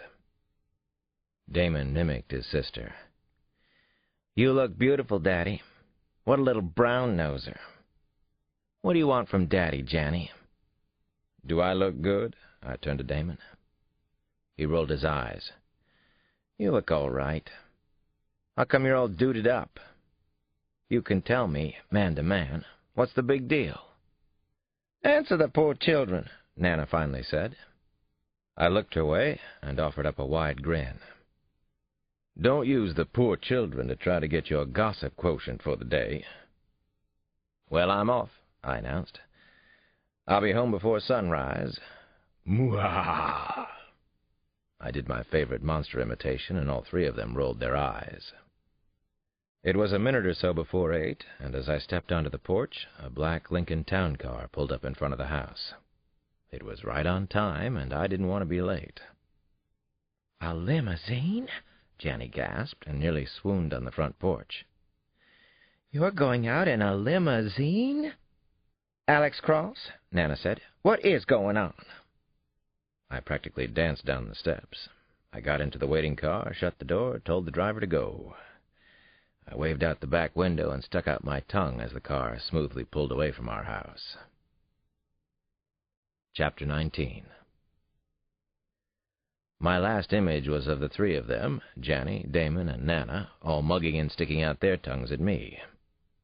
We do have some fabulously good times together, I was thinking, as the car headed over to Prince George's County, where I had once confronted a homicidal 12-year-old during the halcyon days of the Jack and Jill killers, and where Christine Johnson lived. I had my mantra all set for tonight. Heart leads head. I needed to believe that was so. "A private car? A limousine?" Christine exclaimed when I picked her up at her house in Mitchellville. She looked as stunningly beautiful as I'd ever seen her, and that's saying a lot. She wore a long sleeveless black shift, black satin pumps with straps, and had a floral brocade jacket draped over her arm. The heels made her a little over 6 feet tall. God, how I love this woman. Everything about her. We walked to the car and got inside. "You haven't told me where we're going tonight, Alex. Just that it was fancy, someplace special." "Ah, but I've told our driver," I said. I tapped the partition window, and the town car moved off into the summer night. Alex the Mysterious. I held Christine's hands as we drove along on the John Hanson Highway back toward Washington. Her face tilted toward mine, and I kissed her in the cozy darkness. I loved the sweetness of her mouth, her lips, the softness and smoothness of her skin. She was wearing a new perfume that I didn't recognize, and I liked that too. I kissed the hollow of her throat, then her cheeks, her eyes, her hair. I would have been happy to do just this for the rest of the night. "It is unbelievably romantic," she finally said. "It is special. You are something else. Sugar." We cuddled and hugged all the way into Washington. We talked, but I don't remember the subject. I could feel her breasts rising and falling against me. I was surprised when we arrived at the intersection of Massachusetts and Wisconsin avenues. We were getting close to the surprise. True to her word, Christine hadn't asked any more questions, not until the car eased up in front of Washington National Cathedral, and the driver got out and held the door open for us. "The National Cathedral," she said. "We're going in here?" I nodded and stared up at the stunning Gothic masterpiece that I'd admired since I was a boy. The cathedral crowns over 50 acres of lawns and woods and is Washington's highest point, even higher than the Washington Monument. If I remembered correctly, it was the second largest church in the United States, and possibly the prettiest. I led the way, and Christine followed me inside. She held my hand lightly. We entered the northwest corner of the nave, which extends nearly 1/10 of a mile to the massive altar. Everything felt special and very beautiful, spiritual, just right. We walked up to a pew under the amazing space window at mid-nave. Everywhere I looked, there were priceless stained-glass windows, over 200 in all. The light inside was exquisite. I felt blessed. There was a kaleidoscope of changing colors on the walls, reds, warm yellows, cool blues. "Beautiful, isn't it?" I whispered. "Timeless, sublime.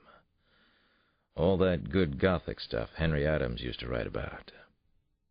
"Oh, Alex, I think it's the prettiest spot in Washington.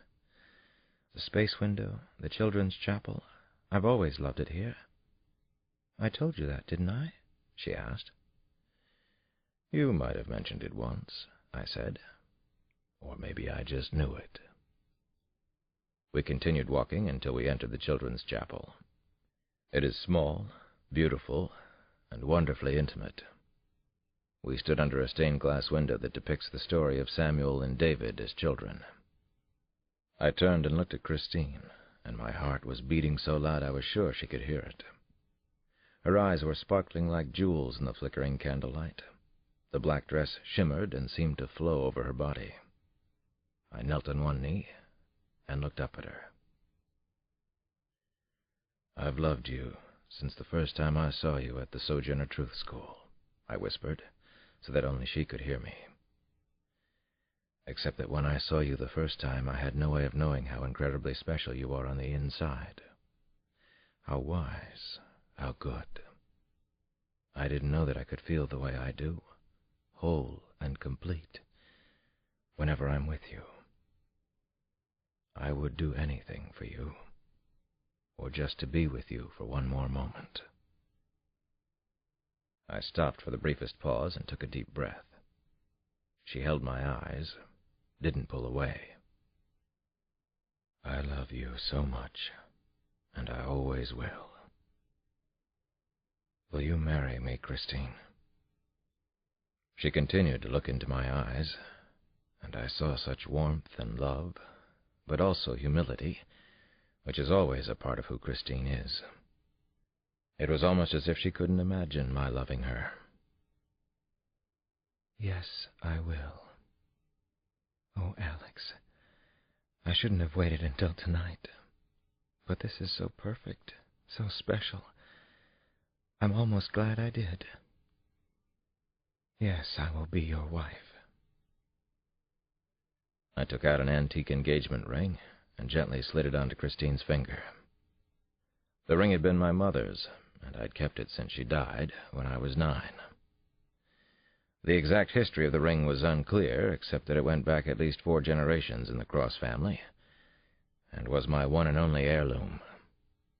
We kissed in the glorious children's chapel of the National Cathedral, and it was the best moment of my life, never to be forgotten, never to be diminished in any way. Yes, I will be your wife. Chapter 20.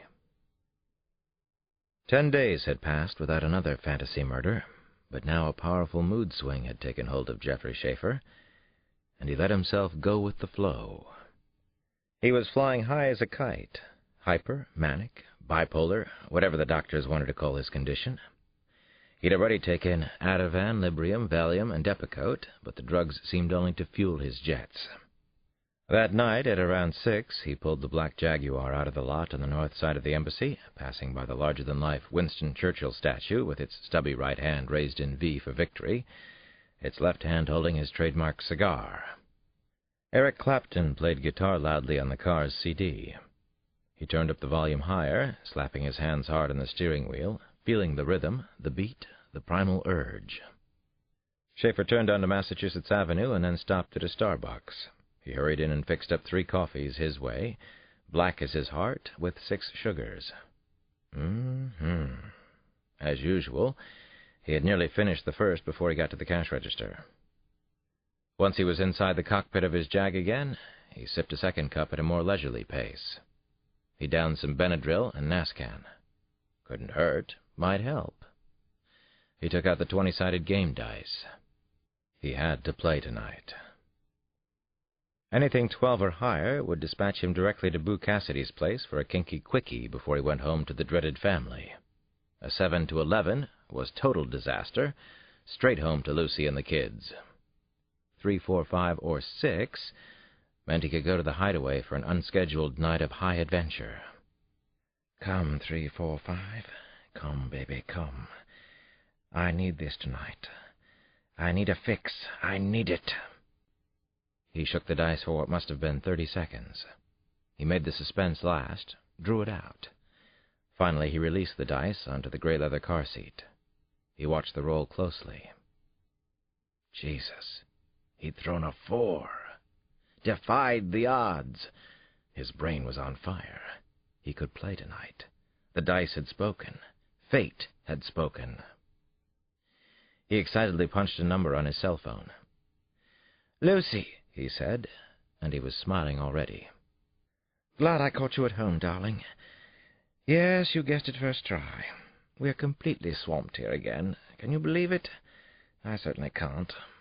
They think they own me, and I suppose they're half right. It's the drug trafficking rubbish again. I'll be home when I can. Don't wait up, though. Love to the kids. Kisses to everybody. Me too, darling. I love you, too. You're the best, the most understanding wife alive." Very well played, Schaefer thought, as he breathed a sigh of relief. Excellent performance, considering the drugs he'd taken. Schaefer disconnected from his wife, whose family money unfortunately paid for the townhouse, the holidays away, even the Jag, and her fashionable Range Rover, of course. He punched another number on the cell phone. "Dr. Cassidy." He heard her voice almost immediately. She knew it was him. He usually called her from the car on his way over to see her. They'd like to get each other hot and bothered on the phone. Telephone sex as foreplay. "They've done it to me again," Schaefer whined miserably into the phone. But he was smiling again, loving his flair for the overdramatic. A short silence, then... You mean they did it to us, don't you? There's no way you can get away. It's only a bloody job, and one you detest, Jeff. You know I would if I possibly could. I do hate it here. Loathe every moment. And it's even worse at home, Boo. Jesus, you of all people know that. He imagined the tight little frown and Boo's pursing her lips. You sound high, Jeffrey. Are you, dear? Take your pills today? Don't be horrible. Of course I've taken my medications. I am rushed. I am high. On the ceiling, as a matter of fact. I'm calling between blasted staff meetings. Oh, hell, I miss you, Boo. I want to be inside you. Deep inside you. I want to do your pussy, your ass, your throat. I'm thinking about it right now. Christ, I'm as hot as a rock here in my government-issue office. Have to beat it down with a stick. Cane it. That's how we British handle such things. She laughed, and he almost changed his mind about standing her up. Go back to work. I'll be at home if you finish early, she said. I could use a little finishing myself. I love you, Boo. You're so kind to me. I am. And I could probably get into a little caning, too. He hung up and drove to the Hideaway in Eckington. He parked the Jag next to the purple and blue taxi in the garage. He bounded upstairs to change for the game. God, he loved this. His secret life, his nights away from everything and everyone he loathed. He was taking too many chances now, but he didn't care. Chapter 21. Schaefer was totally pumped up for a night on the town. The Four Horsemen was on. Anything could happen tonight. Yet he found that he was introspective and pensive. He could flip from manic to depressive in the blink of an eye. He watched himself as if he were an observer in a dream. He had been an English intelligence officer, but now that the Cold War had ended, there was little use for his talents. It was only the influence of Lucy's father that had kept him in his job. Duncan Cousins had been a general in the Army, and now was chairman of a packaged goods conglomerate specializing in the sale of detergents, soaps, and drugstore perfumes. He'd like to call Schaefer the Colonel, rubbing in his rise to mediocrity. The general also loved to talk about the glowing successes of Schaefer's two brothers, both of whom had made millions in business. Schaefer shifted his thoughts back to the present. He was doing that a lot lately, fading in and out like a radio with a bad connection. He took a settling breath, then pulled the taxi out of the garage. Moments later, he turned onto Rhode Island Avenue. It was beginning to rain again, a light mist that made the passing traffic lights blurry and impressionistic. Schaefer drifted over to the curb and stopped for a tall, slender black man. He looked like a drug dealer, something Schaefer had no use for. Maybe he would just shoot the bastard, then dump the body. That felt good enough for tonight's action, a sleazebag dope dealer whom nobody would miss. "Airport," the man announced haughtily as he climbed inside the taxi. The inconsiderate bastard shook off rainwater onto the seat. Then he shut the creaking car door behind him and was on his cell phone immediately. Schaefer wasn't going to the airport, and neither was his first passenger of the night.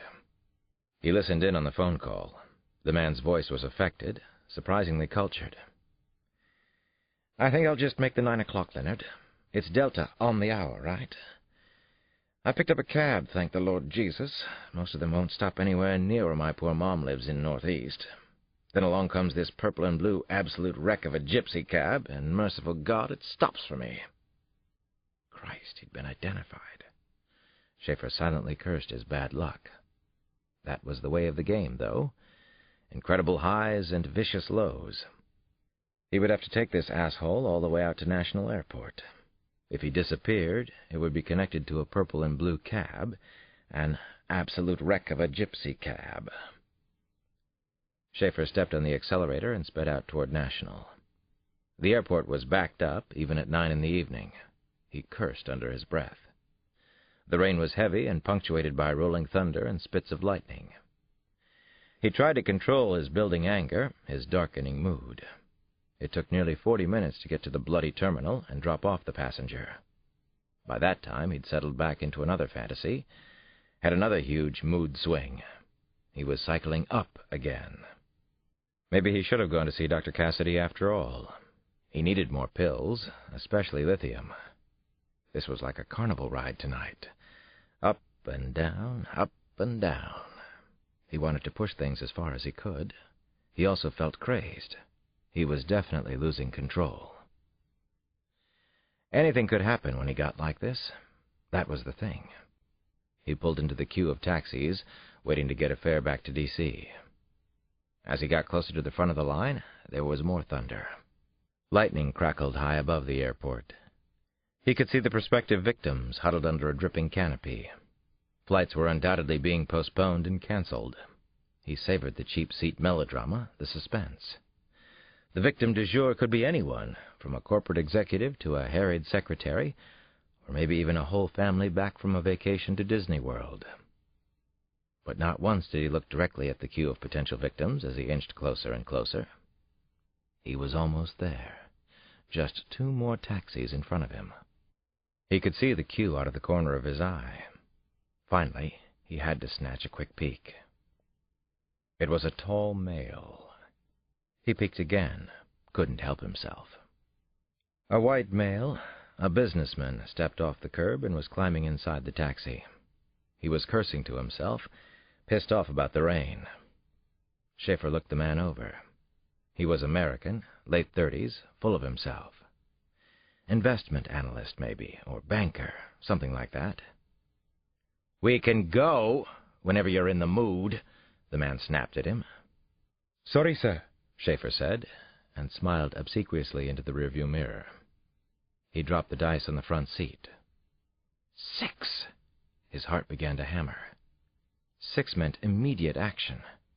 But he was still inside National Airport. There was a heavy lineup of traffic and cops, bright lights glittering everywhere. It was too dangerous, even for him. The dice had spoken. He had no choice. The game was on right now. A sea of red rear lights glowed at him. Cars were everywhere. How could he do this here? Schaefer began to perspire heavily. But he had to do it. That was the point of the game. He had to do it now. Had to murder this asshole right here at the airport. He swerved into the nearest parking area. This was not good. He sped down a narrow lane. Another bolt of lightning flashed overhead. It seemed to underscore the madness and chaos of the moment. "Where the hell are you going?" the businessman shouted at him. He slammed his palm into the back of the seat. "This isn't the way out, you ass!"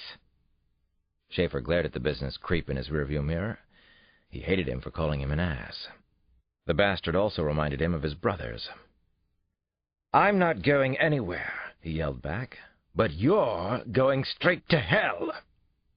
The businessman blubbered. "What did you say to me? What did you just say?" Schaefer fired his Smith & Wesson 9mm and hoped no one would hear it above the thunder and honking horns. He was soaking wet with perspiration, and he was afraid his black face would run and smear. He was expecting to be stopped at any moment, waiting for policemen to surround the taxi. Bright red blood was splattered all over the back seat and window. The businessman was slumped in the corner as if he were asleep. Schaefer couldn't see where the bloody bullet had exited the taxi. He made it out of National before he went completely mad. He drove carefully to Benning Heights in Southeast. He couldn't risk being stopped for speeding, but he was out of his head, not sure he was doing the right thing. He stopped on a side street, checked out the body, stripped it. He decided to dump the corpse out in the open. He was trying his best not to be predictable. Then he sped away from the crime scene and headed home. He'd left no identification on the victim, nothing but the body. Just a little surprise, a John Doe. Chapter 22. I got home from Christine's house at 2:30 in the morning, feeling exhilarated, the happiest I'd been in years. I thought about waking Nana and the kids to tell them the news. I wanted to see the surprised looks on their faces. I wished that I had brought Christine home with me, so we could celebrate together. The phone rang moments after I stepped inside the house. Oh no, I thought, not tonight. Nothing good comes from phone calls at 2:30 a.m. I picked up in the living room and heard Sampson's voice on the line. "Sugar?" he whispered. "Leave me alone," I said. "Try again in the morning. I'm closed for the night." "No, you're not, Alex. Not tonight. Get over to Alabama Avenue, about 3 blocks east of DuPont Park. A man was found there, naked and dead in the gutter. The guy is white, and there's no ID on him." First thing in the morning, I would tell Nana and the kids about Christine and me. I had to go. The murder scene was a 10-minute ride across the Anacostia River. Sampson was waiting for me on a street corner. So was the John Doe. And a lively, mean-spirited crowd. A naked white body dumped in this neighborhood had prompted lots of curiosity, almost like seeing a deer walking down Alabama Avenue. "Casper the Friendly Ghost been offed," a heckler contributed his 25 cents as Sampson and I stooped down under the yellow plastic crime scene tape. In the background were rows of dilapidated brick buildings that almost seemed to scream out the names of the lost, the forgotten, that never had a chance. Stagnant water often pools on the street corners here, since the storm drains are hardly ever inspected. I knelt over the twisted, naked body that was partly immersed in the cesspool. There would be no tire marks left at the watery scene. I wondered if the killer had thought of that. I was making mental notes. No need to write them down. I'd remember everything. The man had manicured fingernails and toenails. No calluses showed on either his hands or his feet. He had no bruises or distinct disfiguring marks, other than the cruel gunshot wound that had blown away the left side of his face. The body was deeply suntanned, except where he'd worn swim trunks. A thin, pale ring ran around his left index finger, where he'd probably worn a wedding band, which was missing. And there was no ID, just like the Jane Doe's. Death was clearly the result of the single devastating gunshot to the head. Alabama Avenue was the primary scene, where the body was found, but I suspected a secondary homicide scene, where the victim was actually murdered. "What do you think?" Sampson crouched down close beside me. His knees crackled loudly. "Son of a bitch killer is pissed off about something. Really bizarre that he wound up here in Benning Heights. I don't know if he's connected to the Jane Doe's, but if he is, the killer wanted us to find this one in a hurry. Bodies around here usually get dumped in Fort DuPont Park. He's getting stranger and stranger. And you're right. He's very angry with the world." My mind was rapidly filling with crime scene notes, plus the usual stream of homicide detective questions. Why leave the body in a street gutter? Why not in an abandoned building? Why in Benning Heights? Was the killer black? That still made the most sense to me, but a very low percentage of pattern killers are black.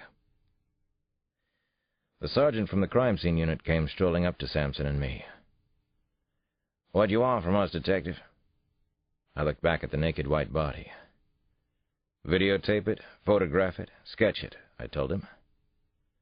"And take some of the trash in the gutter and sidewalk?" "Take everything, even if it's soaking wet." The sergeant frowned. "Everything? All this wet trash? Why?" Alabama Avenue is hilly, and I could see the Capitol building brightly illuminated in the distance. It looked like a faraway celestial body, maybe heaven. It got me thinking about the haves in Washington and the have-nots. "Just take everything. It's how I work," I said. Chapter 23. Detective Patsy Hampton arrived at the chilling homicide scene around 2:15. The Jefe's assistant had called her apartment about an unusual murder in Benning Heights that might relate to the Jane Doe's. This one was different in some ways, but there were too many similarities for her to ignore. She watched Alex Cross work the crime scene. She was impressed that he'd come out at this early hour. She was curious about him, had been for a long time. Hampton knew Cross by reputation and had followed a couple of his cases. She had even worked a few weeks on the tragic kidnapping of Maggie Rose Dunn and Michael Goldberg. So far, she had mixed feelings about Cross. He was personable enough, and more than good-looking. Cross was a tall, strongly put-together man. She felt that he received undeserved special treatment because he was a forensic psychologist. She'd done her homework on Cross. Hampton understood that she had been assigned to show Cross up, to win, to knock him down a peg. She knew it would be a tough competition, but she also knew that she was the one to do it. She never failed at anything. She'd already done her own examination of the crime scene. She had stayed on at the scene only because Cross and Sampson had unexpectedly shown up. She continued to study Cross, watched him walk the homicide scene several times. He was physically imposing, and so was his partner, who had to be at least 6'9". Cross was 6'3" and weighed maybe 200. He appeared younger than his age, which was 41. He seemed to be respected by the assisting patrolmen, even by the EMS personnel. He shook a few hands, patted shoulders, occasionally shared a smile with someone working the crime scene. Hampton figured that was part of his act, though. Everybody had one these days, especially in Washington. Cross's was obviously his charisma and charm. Hell, she had an act herself.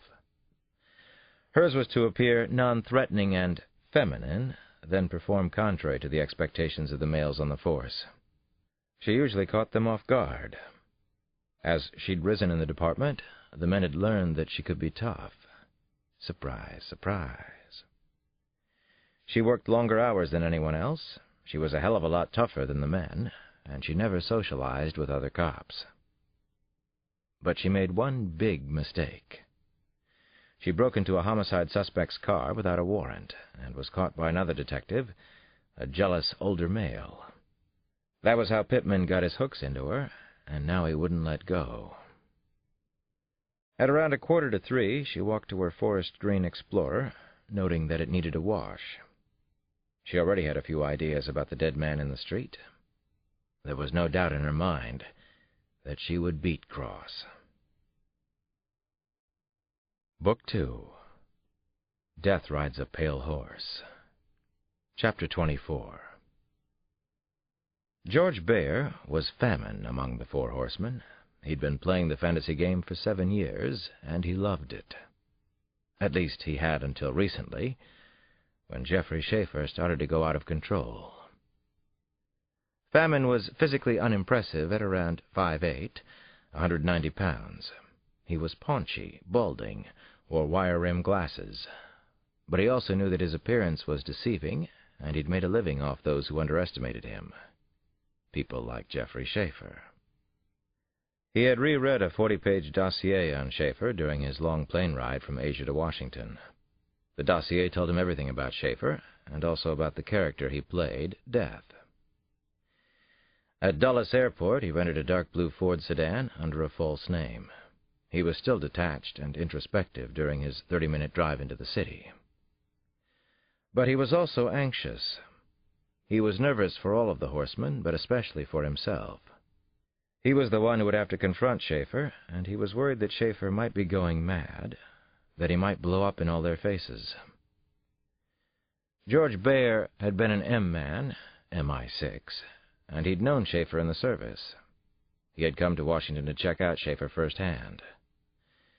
It was suspected by the other players that Jeffrey might have gone over the edge, that he was no longer playing by the rules and was a grave danger to them all. Since Bayer had once been stationed in Washington and knew the town, he was the one to go there. Bayer didn't want to be seen at the British Embassy on Massachusetts Avenue, but he had spoken to a few friends who he knew would keep silent about having been contacted. The news about Schaefer was as bad as he'd suspected. He was seeing women outside his marriage, and he wasn't being discreet. There was a psychologist who was also a sex therapist, and he had been observed going over to her place several times a week, often during working hours.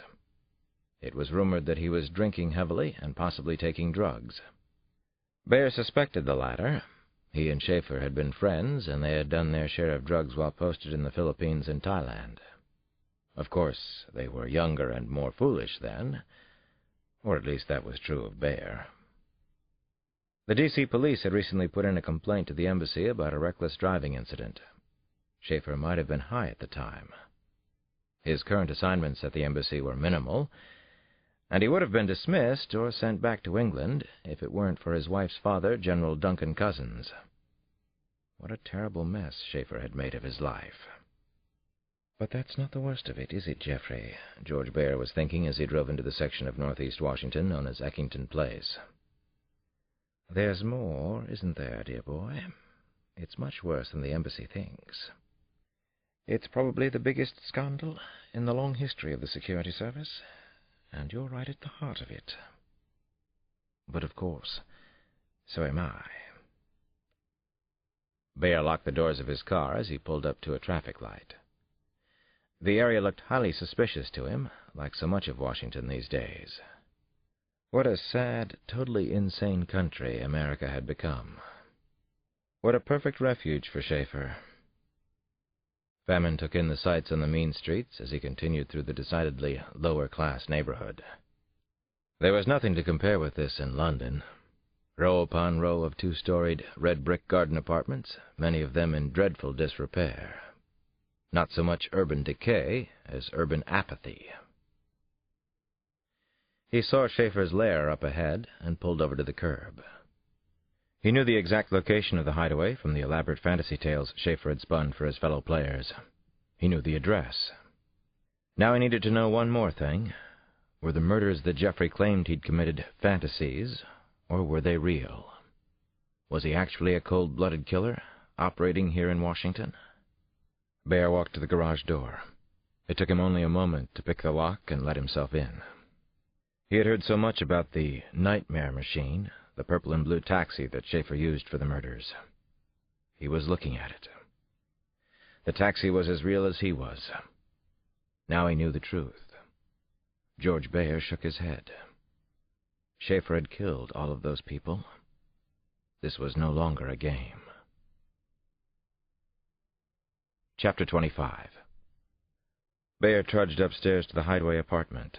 His arms and legs felt heavy, and he had a slight pain in his chest. His vision was tunneled. He pulled down the dusty blinds and began to look around. Schaefer had boastfully described the garage and taxi several times during the game. He had flaunted the existence of the hideaway and sworn to the other players that it was real and not just some fantasy in a role-playing game. This book is continued on Disc 3.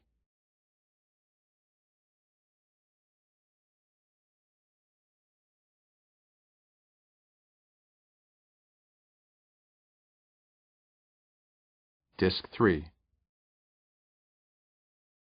Schaefer had boastfully described the garage and taxi several times during the game. He had flaunted the existence of the hideaway and sworn to the other players that it was real and not just some fantasy in a role-playing game. Geoffrey had openly dared them to see it for themselves, and that was why Bear was in Washington. "Well, Geoffrey, the hideaway is real," he agreed. "You are a stone-cold killer. You weren't bluffing, were you?" At 10 o'clock that night, Bear took Schaefer's taxi out. The keys were there, almost as a dare. Was it? He figured he had a night to experience exactly what Schaefer had experienced. According to Geoffrey, half the fun of the game was foreplay, checking out the possibilities, seeing the whole game board before you made a move. From 10 o'clock until 11:30, Bear explored the streets of D.C., but he didn't pick up a fare. He kept his off-duty sign on. What a game, Bear kept thinking as he drove. Is this how Geoffrey does it? Is this how he feels when he's prowling the city? He was pulled out of his daydream by an old tramp with a crushed hat who had wheeled a cart filled with cans and other recyclables right in front of him. He didn't seem to care whether he got run over or not, but Bear braked hard. That made him think of Schaefer. The line between life and death had faded to nothing for Geoffrey, hadn't it? Bear cautiously moved on. He drove past a church. The service was over, and a crowd of people was leaving. He stopped the cab for an attractive black woman in a blue dress and matching high heels. He needed to see what this must be like for Schaefer, for death. He couldn't resist. "Thank you so much," the woman said as she slid into the rear of his taxi. She seemed so proper and respectable. He checked her furtively in the mirror. She didn't have much to offer up top. Pretty enough face, though. Long brown legs encased in sheer stockings. He tried to imagine what Schaefer might do now, but he couldn't. Schaefer had boasted that he was killing people in the poorer sections of Washington, since nobody cared about them anyway. Bear suspected he was telling the truth. He knew things about Schaefer from when they were in Thailand and the Philippines. He knew Schaefer's deepest, darkest secrets. Bear drove the attractive and well-spoken black woman to her apartment and was amused when she gave him a 60-cent tip for a $4 ride. 15% to the penny. He took the money and thanked her graciously. "An English cab driver," she said. "That's unusual. Have a nice evening." He continued to drive until past 2 in the morning. He drank in the sights, played the dizzying game. And then he had to stop again. 2 young girls were hailing for a taxi on the corner. The area was called Shaw, and Howard University was very close, according to several signs. The girls were slender, delectable, in stacked heels and shiny clothes that glowed in the dark. One of them wore a microskirt, and he could see the tops of black or navy thigh-highs as he stopped to pick them up. They must be hookers, Schaefer's favorite prey, Bear thought to himself. The second prostitute was even prettier and sexier than the first. She wore white stacked bath sandals, side-striped white athletic pants, a teeny tank top in blue camouflage. "Where are we going?" Bear asked as they scampered over to the taxi. The girl in the miniskirt did the talking. "We're going to Princeton Place. That's Petworth, darling. Then you're going away," she said. She tossed her head back and issued a taunting laugh. Bear snickered to himself. He was beginning to get into this now. The girls climbed in, and Bear couldn't resist checking them out in the mirror. The foxy one in the microskirt caught him looking. He felt like a schoolboy, found it intoxicating, didn't avert his eyes from hers. She casually flipped him the finger. He didn't stop looking. Couldn't. So this is how it felt to Schaefer. This was the game of games. He couldn't take his eyes off the girls. His heart was pounding. Microskirt wore a tightly fitted ribbed tank top. Her long fingernails were airbrushed in kiwi and mango colors. She had a pager on her belt, probably a gun in her handbag. The other girl smiled shyly in his direction. She seemed more innocent. Was she? A necklace that read "Baby Girl" dangled between her young breasts. If they were going to Petworth, they had to be hooking. They were certainly young and foxy, 16, 17 years old. Bear could see himself having sex with the girls, and the image was beginning to overpower his imagination. He knew he ought to be careful. This could get completely out of hand. He was playing Schaefer's game, wasn't he? And he liked it very much. "I have a proposition for you," he said to Microskirt. "All right, darling," she said. "Be 100 for the half, plus our ride to Petworth. That's my proposition for you." Chapter 26. Schaefer liked to know when any of the other players traveled, especially if they came to Washington. He had gone to a lot of trouble to hack his way into their computers to keep track of them. Famine had recently bought plane tickets, and now here he was in D.C. Why? It wasn't hard to follow George Bear once he got to town. Schaefer was still reasonably good at it. He'd had plenty of practice in tracking and surveillance during his years in the service. He was disappointed that Famine had decided to intersect with his fantasy. Intersection happened occasionally in the game, but it was rare. Both players were supposed to agree beforehand. Famine was clearly breaking the rules. What did he know or think he knew? Then Bear genuinely surprised him. Not only did he visit Schaefer's hideaway, but he actually took the taxi for a ride. What the hell was he doing? At a little past 2 in the morning, Schaefer watched his gypsy cab pick up 2 young girls in Shaw. Was Bear copycatting? Was he setting some kind of trap for Schaefer? Or was it something else altogether? Bear took the girls to S Street, which wasn't far from the pickup point. He followed the girls up the darkened stairs of an aging brownstone, and then they all disappeared inside. He had a blue anorak thrown over his right arm, and Schaefer suspected that a pistol was under the coat. Christ, he'd taken 2 of them. He could have been seen by anyone on the street. The cab could have been spotted. Schaefer parked on the street. He waited and watched. He didn't like being in this part of Shaw, especially without his disguise and driving the Jaguar. There were some old, crumbling brownstones and a couple of boarded-up, graffiti-covered shacks on the street. No one was outside. He saw a light blink on the top floor and figured that was where Bayer had taken the 2 girls, probably their flat. He watched the brownstone from 2 until close to 4. He couldn't take his eyes away. While he waited, he imagined dozens of scenarios that might have brought Famine here. He wondered if the others were in Washington, too. Or was Famine acting alone? Was he playing the 4 horsemen right now?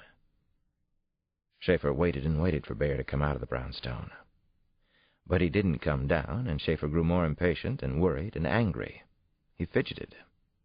His breathing became labored. He had lurid, paranoid fantasies about what Bayer might have done up there. Had he killed the 2 girls? Taken their identification? Was this a trap? He thought so. What else could it be? Still no George Bayer. Schaefer couldn't stand it any longer. He climbed out of the Jaguar. He stood on the street and stared up at the windows of the flat. He wondered if he, too, were being watched. He sensed a trap, wondered if he should flee. Christ, where the hell is Bayer? What game was Famine playing? Was there a back way out of the building? If so, why had he left the taxi as evidence? Evidence! Damn him! But then he saw Bayer finally leave the building. He quickly crossed S Street, got into the cab, and drove away. Schaefer decided to go upstairs. He jogged over to the building and found the wooden front door unlocked. He hurried up the steep, winding stairs. He had a flashlight in one hand and turned it on. His semi-automatic was in the other. Schaefer made his way to the 4th floor. He immediately knew which of the 2 flats was the one. A poster for Mary J. Blige's What's the 411 album was on the splintered and scarred door to his right. The girls lived here. He turned the handle and carefully pushed the door open. He pointed his gun inside, ready. One of the young girls came out of the bathroom wearing a fluffy black towel on her head, nothing else. She was a hot number with pert little titties. Christ, Famine must have paid for it. What a fool. What a wanker. "Who the hell are you? What are you doing in here?" the girl shouted angrily. "I'm Death," he grinned, then announced, "I'm here for you and your pretty friend." Chapter 27. I had gotten home from the John Doe murder scene at a little past 3:30 in the morning. I went to bed but set my alarm for 6:30. I managed to get myself up before the kids went off to school. "Somebody was out very, very, very late last night." Janny started her teasing before I had made it all the way downstairs and into the kitchen. I continued down and found her and Damon in the breakfast nook with Nana. "Somebody sure looks like he had a late night," Nana said from her customary catbird seat. "Somebody's cruising for a bruising," I said to quiet them. "Now there's something important I need to tell you before you head out to school." "Watch our manners. Always pay attention in class, even if the teacher's boring. Lead with our left if it ever comes to a fight in the schoolyard," Jenny offered with a wink. I rolled my eyes. "What I was going to say," I said, "is that you should be especially nice to Mrs. Johnson today. You see, last night Christine said that she'd marry me. I guess that means she's marrying all of us." At that point, everything became hugging and loud celebrating in the kitchen. The kids got chocolate milk and bacon grease all over me. I'd never seen Nana happier, and I felt exactly the same, probably even better than they did. I eventually made it to work that morning. I'd made some progress on the John Doe homicide, and early on Tuesday morning I learned that the man whose body had been dumped on Alabama Avenue was a 34-year-old research analyst named Franklin Odenkirk. He worked at the Library of Congress for the Congressional Research Service. We didn't release the news to the press, but I did inform Chief Pittman's office as soon as I knew. Pittman would find out anyway. Once I had a name for the victim, information came quickly, and as it usually is, it was sad. Odenkirk was married and had 3 small children. He had taken a late flight back from New York, where he had given a talk at the Rockefeller Institute. The plane landed on time, and he deboarded at National around 10. What happened to him after that was a mystery. For the remainder of the week, I was busy with the murder case. I visited the Library of Congress and went to the newest structure, the James Patterson building on Independence Avenue. I talked to nearly a dozen of Frank Odenkirk's co-workers.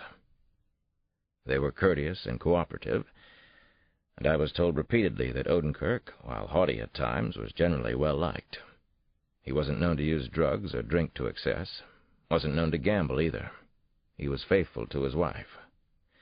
He hadn't been involved in a serious argument at the office for as long as he'd been there. He was with the Education and Public Welfare Division and spent long days in the spectacular main reading room. There was no apparent motive for his murder, which was what I had feared. The killing roughly paralleled the Jane Doe's so far, but of course the chief of detectives didn't want to hear that. There was no Jane Doe killer, according to him. Why? Because he didn't want to shift dozens of detectives to Southeast and begin an extensive investigation on the basis of my instincts and gut feelings. I'd heard Pittman joke that Southeast wasn't part of his city. Before I left the Madison building, I was compelled to stop and see the main reading room once again. It was newly renovated, and I hadn't been there since the work had been done. I sat at a reader's table and stared up at the amazing dome high over my head.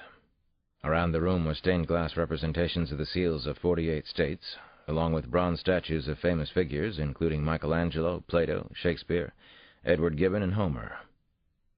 I could imagine poor Frank Odenkirk doing his work here, and it bothered me. Why had he been killed? Had it been the Weasel? The death was a terrible shock to everyone who had worked with him, and a couple of Odenkirk's co-workers broke down while talking to me about his murder. I wasn't looking forward to interviewing Mrs. Odenkirk, but I drove out 295 and 210 to Forest Heights late on Friday afternoon. Chris Odenkirk was home with her mother, and also her husband's parents, who had flown in from Briarcliff Manor in Westchester County, New York. They told me the same story as the people at the Library of Congress. No one in the family knew of anyone who might want to harm Frank. He was a loving father, a supportive husband, a thoughtful son and son-in-law. At the Odenkirk home, I learned that the deceased had been wearing a green seersucker suit when he left home, that his business meeting in New York had run over, and that he had been nearly 2 hours late getting to LaGuardia Airport. He generally took a cab home from the airport in Washington because so many flights arrived late. Even before I went to the house in Forest Heights, I had 2 detectives sent out to the airport. They showed around pictures of Odenkirk, interviewed airline personnel, shop workers, porters, taxi dispatchers, and cab drivers. Around 6, I went over to the medical examiner's office to hear the results of the autopsy. All the photos and sketches from the crime scene were laid out. The autopsy had run about 2.5 hours. Every cavity of Frank Odenkirk's body had been swabbed and scraped, and his brain had been removed. I talked to the medical examiner while she finished up with Odenkirk at about 6:30. Her name was Angelina Torres, and I'd known her for years. The 2 of us had started in our jobs at about the same time. Angelina was a tick under 5 feet, and probably weighed around 90 pounds, soaking wet. "Long day, Alex?" she asked. "You look used and abused." "Long one for you, too, Angelina. You look good, though. Short, but good." She nodded, grinned, then stretched her small, slight arms up over her head. She let out a low groan that approximated the way I felt, too.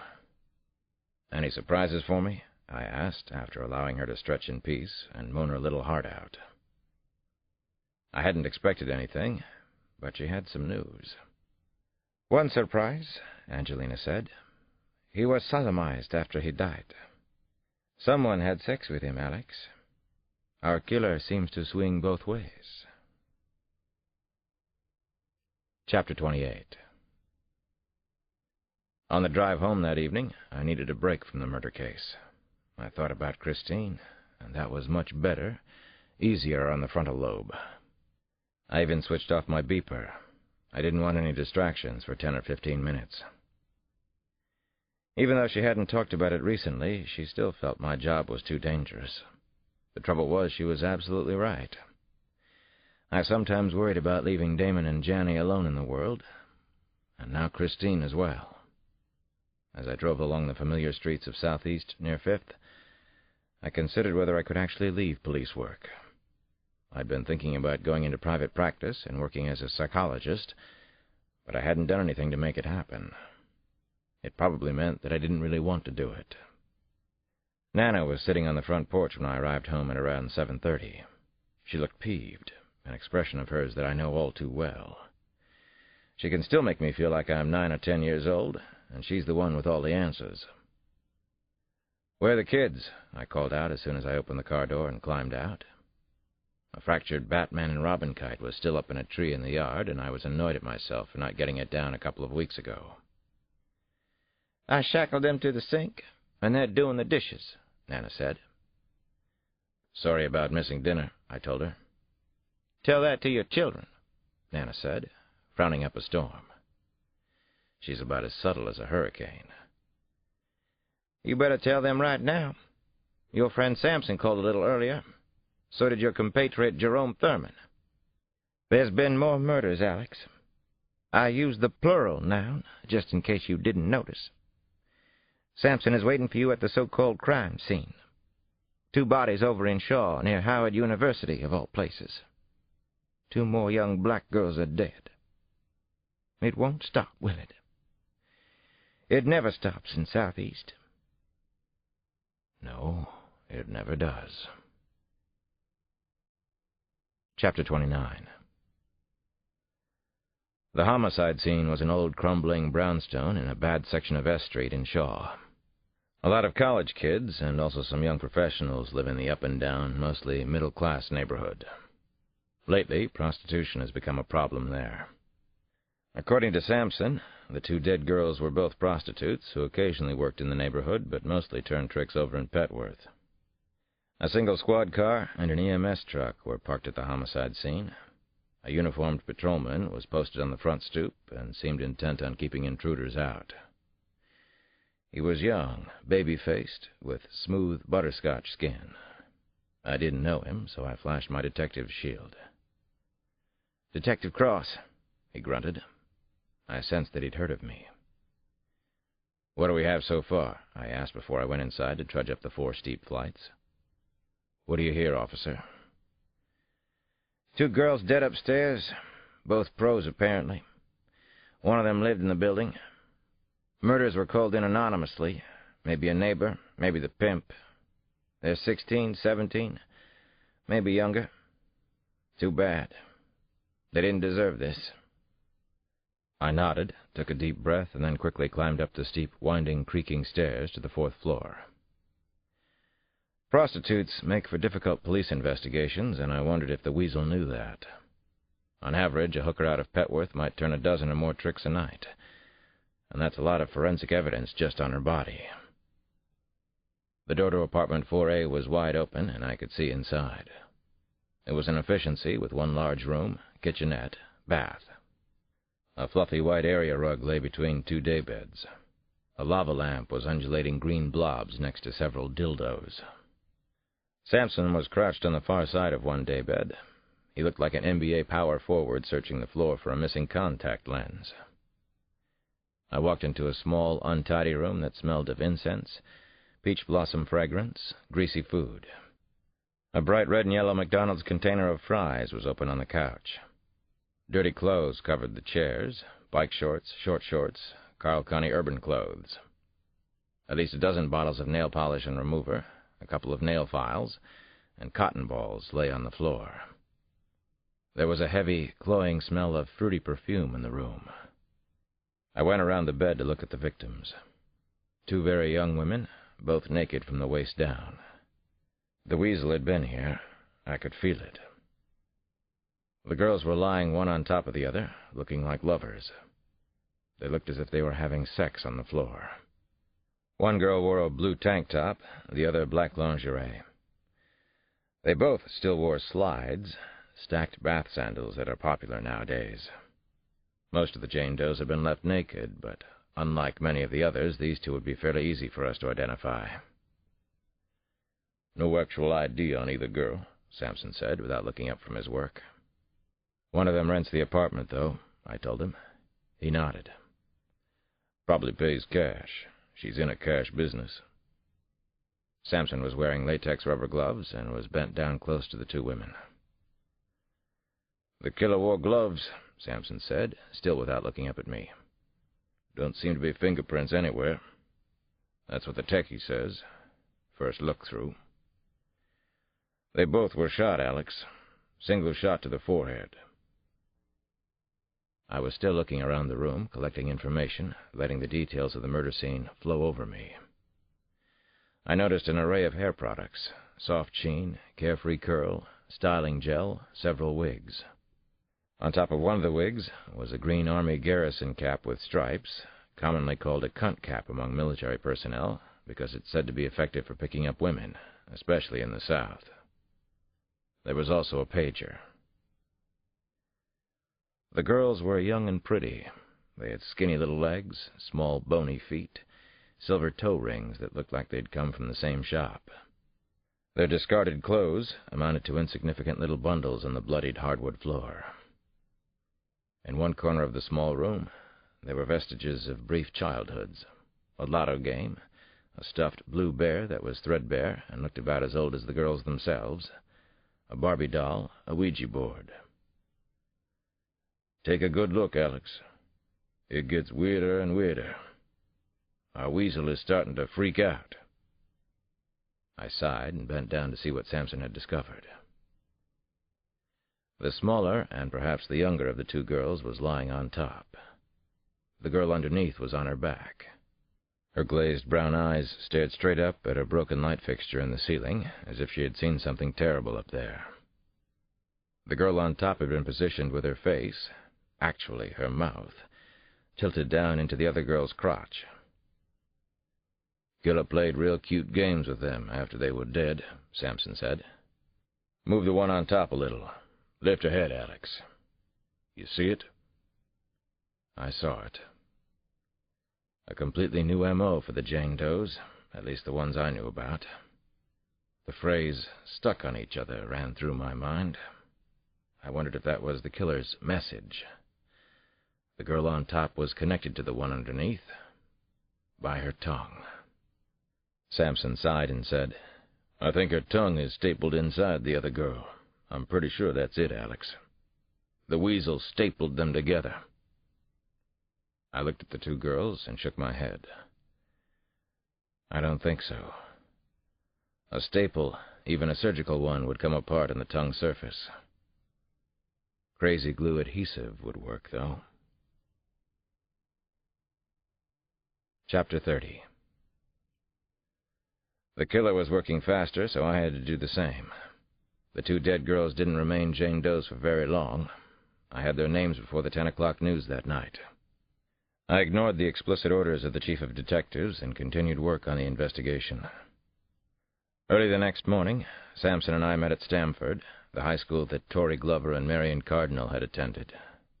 The murdered girls were 17 and 14 years old. The memory of the homicide scene had left me with a queasy, sick feeling that wouldn't go away. I kept thinking, Christine is right. Get out of this. Do something else. It's time. The principal at Stamford was a small, frail-looking, red-haired woman named Robin Schwartz. Her resource officer, Nathan Kemp, had gotten together some students who knew the victims and had set aside a couple of classrooms for Sampson, Jerome Thurman, and me to use for interviews.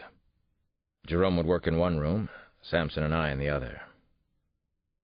Summer school was still in session, and Stamford was busy as a mall on a Saturday. We passed the cafeteria on the way to the classrooms, and it was packed, even at 10:30. No empty seats anywhere. The room reeked of French fries, the same greasy smell that had been in the girls' apartment. A few kids were making noise, but they were mostly well-behaved. The music of Wu-Tang and Jodeci leaked from earphones. The school seemed to be well-run and orderly. Between classes, a few boys and girls embraced tenderly, with loosely locked pinkies and the gentlest brushes of cheeks. "These were not bad girls," Nathan Kemp told us as we walked. "I think you'll hear that from the other students. Tori dropped out last semester, but her home life was the main reason. Marion was an honor student at Stanford. I'm telling you guys, these were not bad girls." Samson, Thurman, and I spent the rest of the afternoon with the kids. We learned that Tori and Marion were popular all right. They were loyal to their friends, funny, usually fun to be around. Marion was described as blazing, which meant she was great. Tori was buggin' sometimes, which meant she could be a little crazy. Most of the kids hadn't known that the girls were tricking in Petworth, but Tori Glover was said to always have money. One particular interview would stick in my mind for a while. Evita Cardinal was a senior at Stanford and also a cousin of Marion's. She wore white athletic pants and a purple stretchy top. Her black-rimmed, yellow-tinted sunglasses were propped on top of her head. She started to cry her eyes out as soon as she sat down across the desk from me. "I'm real sorry about Marion," I said, and I was. "We just want to catch whoever did this terrible thing. Detective Sampson and I both live nearby in Southeast. My kids go to the Sojourner Truth School." The girl looked at me. Her eyes were red-rimmed and wary. "You won't catch nobody," she finally said. It was the prevailing attitude in the neighborhood, and it happened to be mostly true. Sampson and I weren't even supposed to be here. I had told my secretary I was out working the murder of Frank Odenkirk. A few other detectives were covering for us. "How long have Tori and Marion been working in Petworth? Do you know any other girls from school who work over there?" Evita shook her head. "Tori was the one working the street in Petworth, not Marion. My cousin was a good person. They both were. Marion was my little doggie," Evita said, and the tears came flowing again. Marion was there with Tori. I told her what I knew to be the truth. We talked to people who saw her on Princeton Place that night. The cousin glared at me. "You don't know what you're talking about, Mr. Detective. You're wrong. You ain't got the straight." "I'm listening to you, Evita. That's why I'm here." "Marion wasn't there to sell her body like that. She was just afraid for Tori. She went to protect Tori. She never did nothing bad for money, and I know that for a fact." The girl started to sob again. "My cousin was a good person, my best girlfriend. She was trying to just protect Tori, and she got herself killed for it. The police won't do nothing. You never come back here again after today. Never happen.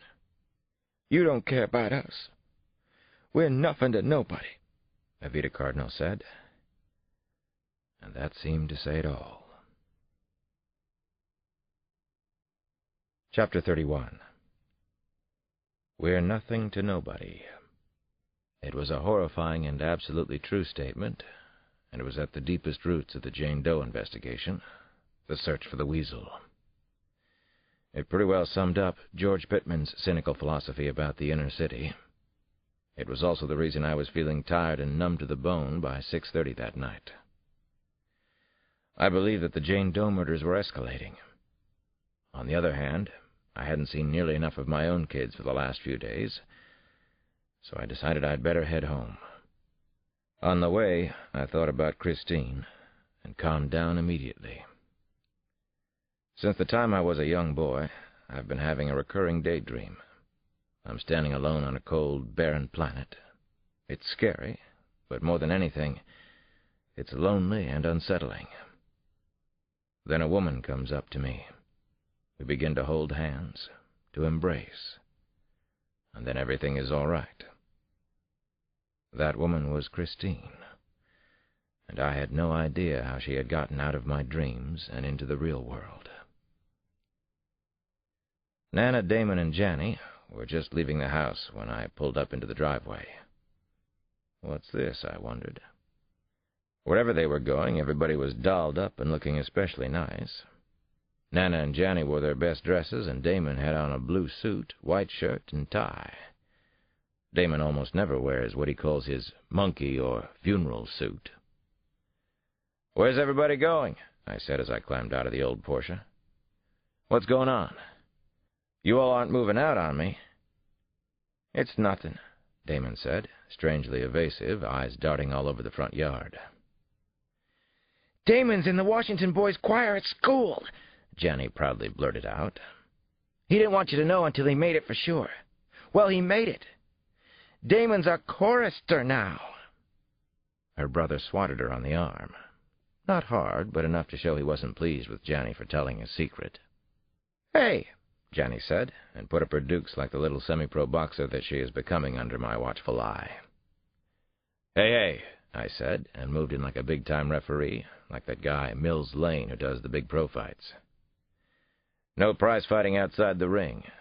You know the rules of the fight game. Now, what's this about a choir?" "Damon tried out for the boys' choir, and he was selected," Nana said, and beamed gloriously as she looked over at Damon. "He did it all by himself." "You sing, too?" I said, and beamed at him as well. My. "He could be in Boys to Men, Daddy. Boys to Boys, maybe. He's smooth and silky. His voice is pure." "Is that so, Sister Soul?" I said to my baby girl. "That's so." Janny continued to prattle as she patted Damon on the back. I could tell she was incredibly proud of him. She was his biggest fan, even if he didn't realize it yet. Someday he would. Damon couldn't hold back a big smile. Then he shrugged it off. "No big thing. I sing all right." "Thousands of other boys tried out," Janny said. "It is a big thing. Biggest than your small life, brother." "Hundreds," Damon corrected her. "Only hundreds of kids tried out. I guess I just got lucky." "Hundreds of thousands," Janny gushed, and scooted away before he swatted her like the little gnat she can be sometimes. "And you were born lucky." "Can I come to the practice?" I asked. "I'll be good. I'll be quiet. I won't embarrass anybody too much." "If you can spare the time." Nana threw a neat jab. She sure didn't need any boxing lessons from me. "Your busy work schedule and all. If you can spare the time, come along with us." "Sure, Dad," said Damon, finally. So I came along. Chapter 32. I happily walked the 6 short blocks to the Sojourner Truth School with Nana and the kids. I wasn't dressed up. They were in their finery, but it didn't matter. There was suddenly a bounce in my step. I took Nana's arm, and she smiled as I tucked her hand into the crook of my arm. "Now that's better. Seems like old times," I exclaimed. "You're such a shameless charmer sometimes," Nana said, and laughed out loud. "Ever since you were a little boy like Damon. You certainly can be one when you want to." "You helped make me what I am, old woman," I confided to her. "Proud of it, too. And I'm so proud of Damon." We arrived at the Sojourner Truth School and went directly to the small auditorium in back. I wondered if Christine might be there, but she wasn't anywhere to be seen. Then I wondered if she already knew that Damon had made the boys' choir, if he had told her first. I kind of liked the thought that he might have told her. I wanted them to be close. I knew that Damon and Janny needed a mother, not just a father and a great-grandmother. "We're not too good yet," Damon informed me before he left to join the other boys. His face clearly showed the fear and anxiety of possibly being embarrassed. "This is just our second practice. Mr. Dane says we're horrid as a tub full of castor oil. He's tough as nails, Dad. He makes you stand for an hour straight without moving." "Mr. Dane's tougher than you, Daddy. Tougher than Mrs. Johnson," Janny said, and grinned wickedly. "Tough as nails."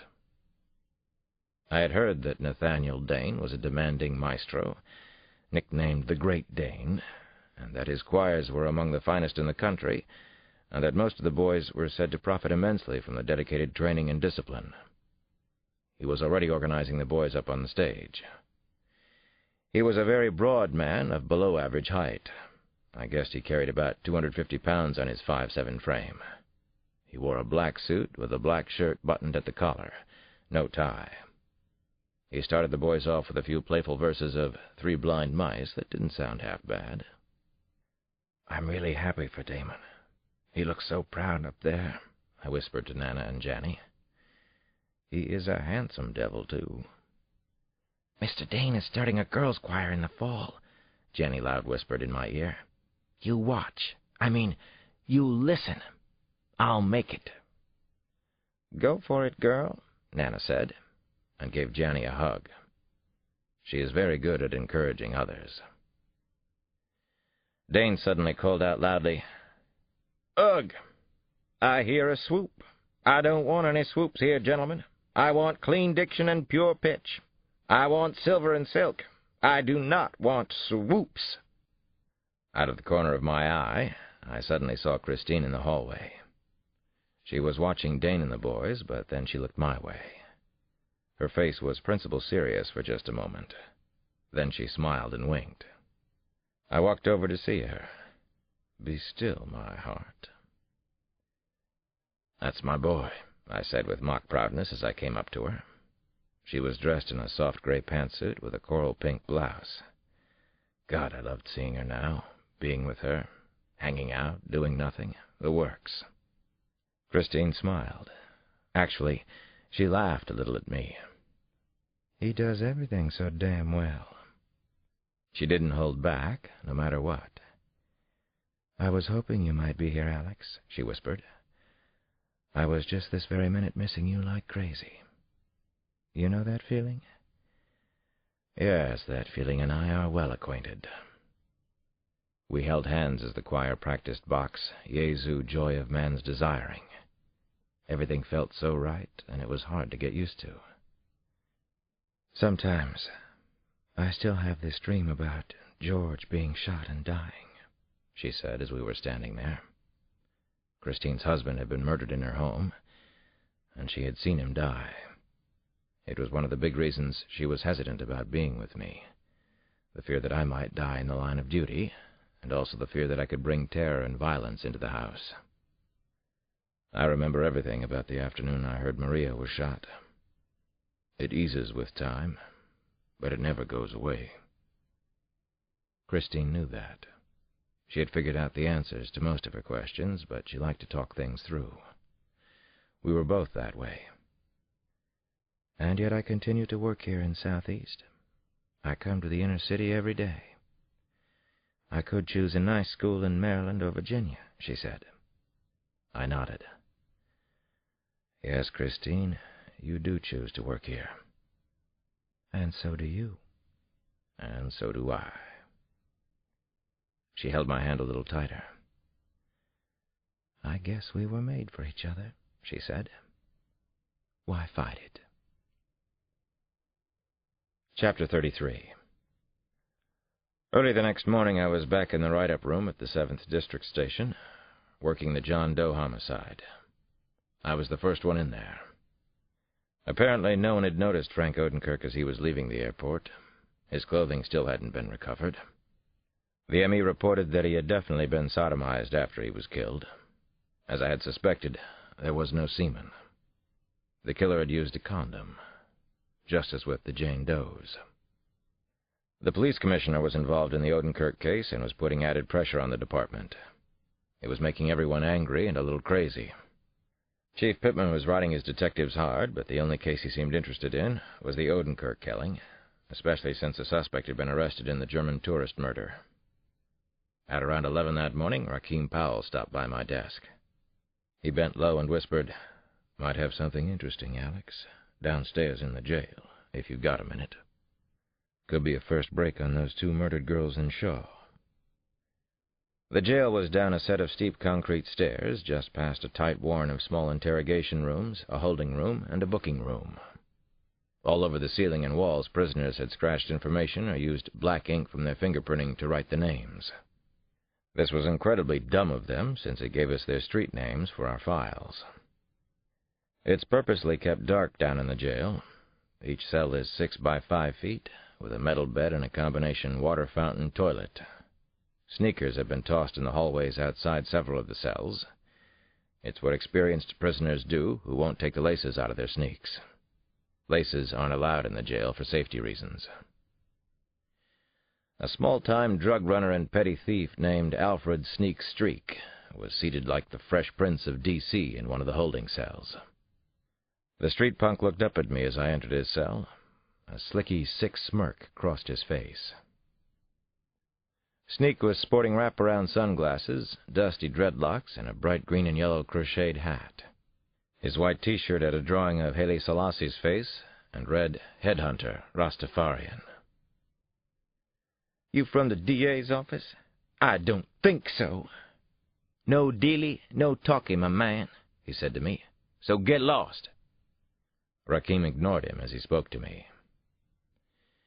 "Sneak claims to have some useful information about the Glover and Cardinal homicides. He would like us to extend him some courtesy in return for what he claims to know.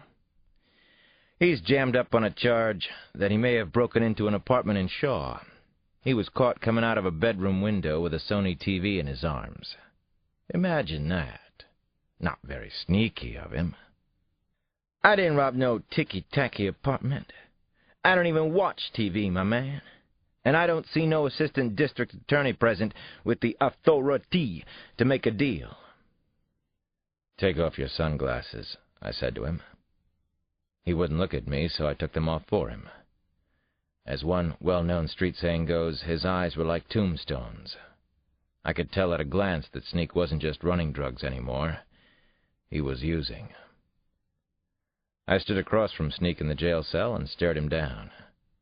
He was probably in his early 20s, angry, cynical, lost in space and time. "If you didn't rob the apartment, then why would you be interested in seeing a lawyer from the district attorney's office? That doesn't make too much sense to me, Alfred. Now here's what I'll do for you, and it's a one-time offer, so listen carefully. If I walk out of here, I don't come back." Sneak half listened to what I was saying.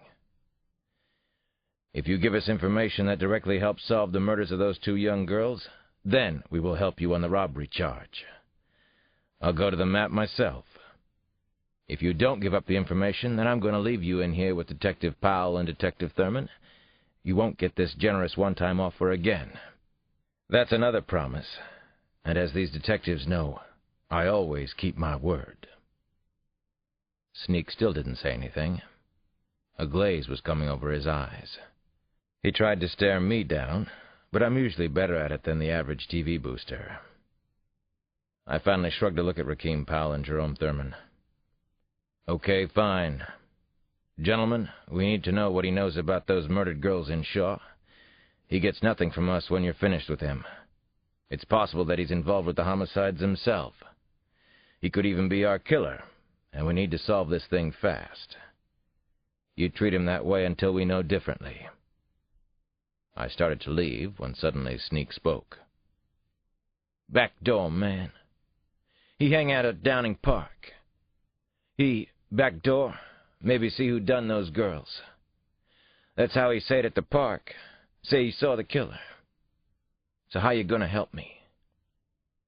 I walked out of the cell. "I told you the deal, Alfred. We solve the case, your information helps, I'll help you." Chapter 34. Maybe we were close to something. 2 Metro Cruisers and 2 unmarked sedans pulled up to the fenced-in entrance of tiny Downing Playground in Shaw. Rakim Powell and Sampson came with me to visit with Joe Backdoor Booker, a well-known neighborhood menace. I knew Backdoor by sight and spotted him right away. He was short, no more than 5'7", goateed, and so good with the basketball that he sometimes played in work boots just to show off. He had on dusty orange construction boots today. Also a faded black nylon jacket and black nylon pants that accordioned at the ankles. A full-court basketball game was in progress, a fast, high-level game, somewhere between college and pro in terms of athletic ability. The court couldn't have been more basic. black macadam, faded white lines, metal backboards, and rims with chain nets. Players from 2 or 3 other teams sat around waiting their turn to play winners. Nylon shorts and pants and the Nike swoosh were everywhere. The court was surrounded by 4 walls of heavy wire fencing and was known as the cage. Everybody looked up as we arrived, Booker included. "We got next," Sampson called out. The players on and off the court exchanged looks, and a couple of them grinned at Sampson's one-liner. They knew who we were. The steady thump, thump, thump of the game ball hadn't stopped. Backdoor was on the court. It wasn't unusual for his team to hold winners for an entire afternoon. He had been in and out of reformatories and prisons since he was 14, but he could play ball. He was taunting another player who was on the court in gray suit pants and high tops, his chest bare. "You suck," said Backdoor. "Take those church pants off. I play you in baseball, tennis, bowling, any game, you suck. Stop sucking." Rakeem Powell blew the silver referee's whistle he always carries. Rakeem works as a soccer ref in his spare time. The whistle is unorthodox, but it gets attention in noisy places. The game stopped. The 3 of us walked up to Booker, who was standing near the foul circle in front of one basket. Sampson and I towered over him, but so did most of the players. It didn't matter. He was still the best ball player out there. He could probably beat Sampson and me if we played him 2-on-1. "Oh, leave the brother alone. He didn't do nothing," one of the other taller men complained in a deep voice. He had prison-style tattoos all over his back and arms. "He was here playing ball, man." "Door been here all day," said somebody else. "Door been here for days. Hasn't lost a game in days." Several of the young men laughed at the playground humor. Sampson turned to the biggest man on the court. "Shut the hell up. Stop dribbling that rock, too. 2 young sisters been murdered. That's why we're here. This is no game with us." The dribbler shut up and picked up the game ball. The yard became strangely quiet. We could hear a jump rope striking the sidewalk in a fast rhythm. 3 little girls playing just outside the cage were sing-songing, "Little Miss Pinky, dressed in blue, died last night at 2:30. It was a jump rope rhyme, and sadly true around here. I put my arm around Booker's shoulder and walked him away from his friends. Sampson continued to do the talking. "Booker, this is going to be so fast and easy you and your friends will be laughing your asses off about it before we're back in our cars." "Yeah, said Joseph Booker, trying to be cool in the extreme heat of Sampson's and my glare. "I'm as serious as a heart attack, little man. You saw something that can help us with the murder of Torrey Glover and Marion Cardinal. Simple as that. You talk, and we walk right back out of here." Booker glared up at Sampson as if he were staring down the sun. "I ain't see shit. Like Lukey say, I been here for days. I never lose to these sorry chumps." I held up my hand, palm out, inches from his squashed moon-pie face. "I'm on a stopwatch here, Booker, so please don't interrupt my flow. I promise you 2 minutes, and we're out of here. Now here's what's in it for you. 1, we go away, and you gentlemen finish your game. 2, Detectives Powell and Sampson will owe you 1. 3, $100 now for your time and trouble." "The clock is ticking," I said. "Tick, tick, tick. Easy money." He finally nodded and held out his hand. "I seen those 2 girls get picked up around 2, 3 in the morning on East Street. I didn't see no driver, nobody's face or nothing. Too dark, man. But he was driving a cab. Looked like purple and blue gypsy, something like that. Girls get into the back of the cab, drive off." "Is that it?" I asked him. "I don't want to have to come back here later, break up your game again." Booker considered what I'd said, then spoke again. "Cab driver a white man. Seen his arm sticking out the side window. Ain't no white boys driving the night shift in Shaw. Least none I seen." I nodded, waited a bit, then smiled at the other players. Gentlemen, as you were. Play ball. Thump, thump, thump. Swish. Booker could really play ball. Chapter 35. The new pieces of information gave us something to run with. We'd done an incredible amount of thankless street work, and something had finally paid off. We had the color of the gypsy cab that had picked up the girls around the time of the murders. The fact that the driver was white was the best lead we had so far. Sampson and I drove to my house rather than back to the station. It would be easier to work on the new leads from 5th Street. It took me about 5 minutes to come up with more information from a contact at the taxi commission. No fleets operating in D.C. currently had purple and blue cabs. That probably meant the cab was an illegal gypsy, as Booker had said. I learned that a company called Vanity Cabs had once used purple and blue cars, but Vanity had been out of business since '95. The taxi commission rep said that half a dozen or so of the old cars might still be on the street. Originally, the fleet had been 15 cars, which wasn't that many even if all of them were still around, which was highly doubtful. Sampson called all the cab companies that regularly did business in Southeast, especially around Shaw. According to their records, there were only 3 white drivers who had been on duty that night. We were working in the kitchen. Sampson was on the phone, and I was using the computer. Nana had fixed fresh coffee and also set out fruit and half a pecan pie. Rakeem Powell called the house at around 4:15. I picked up.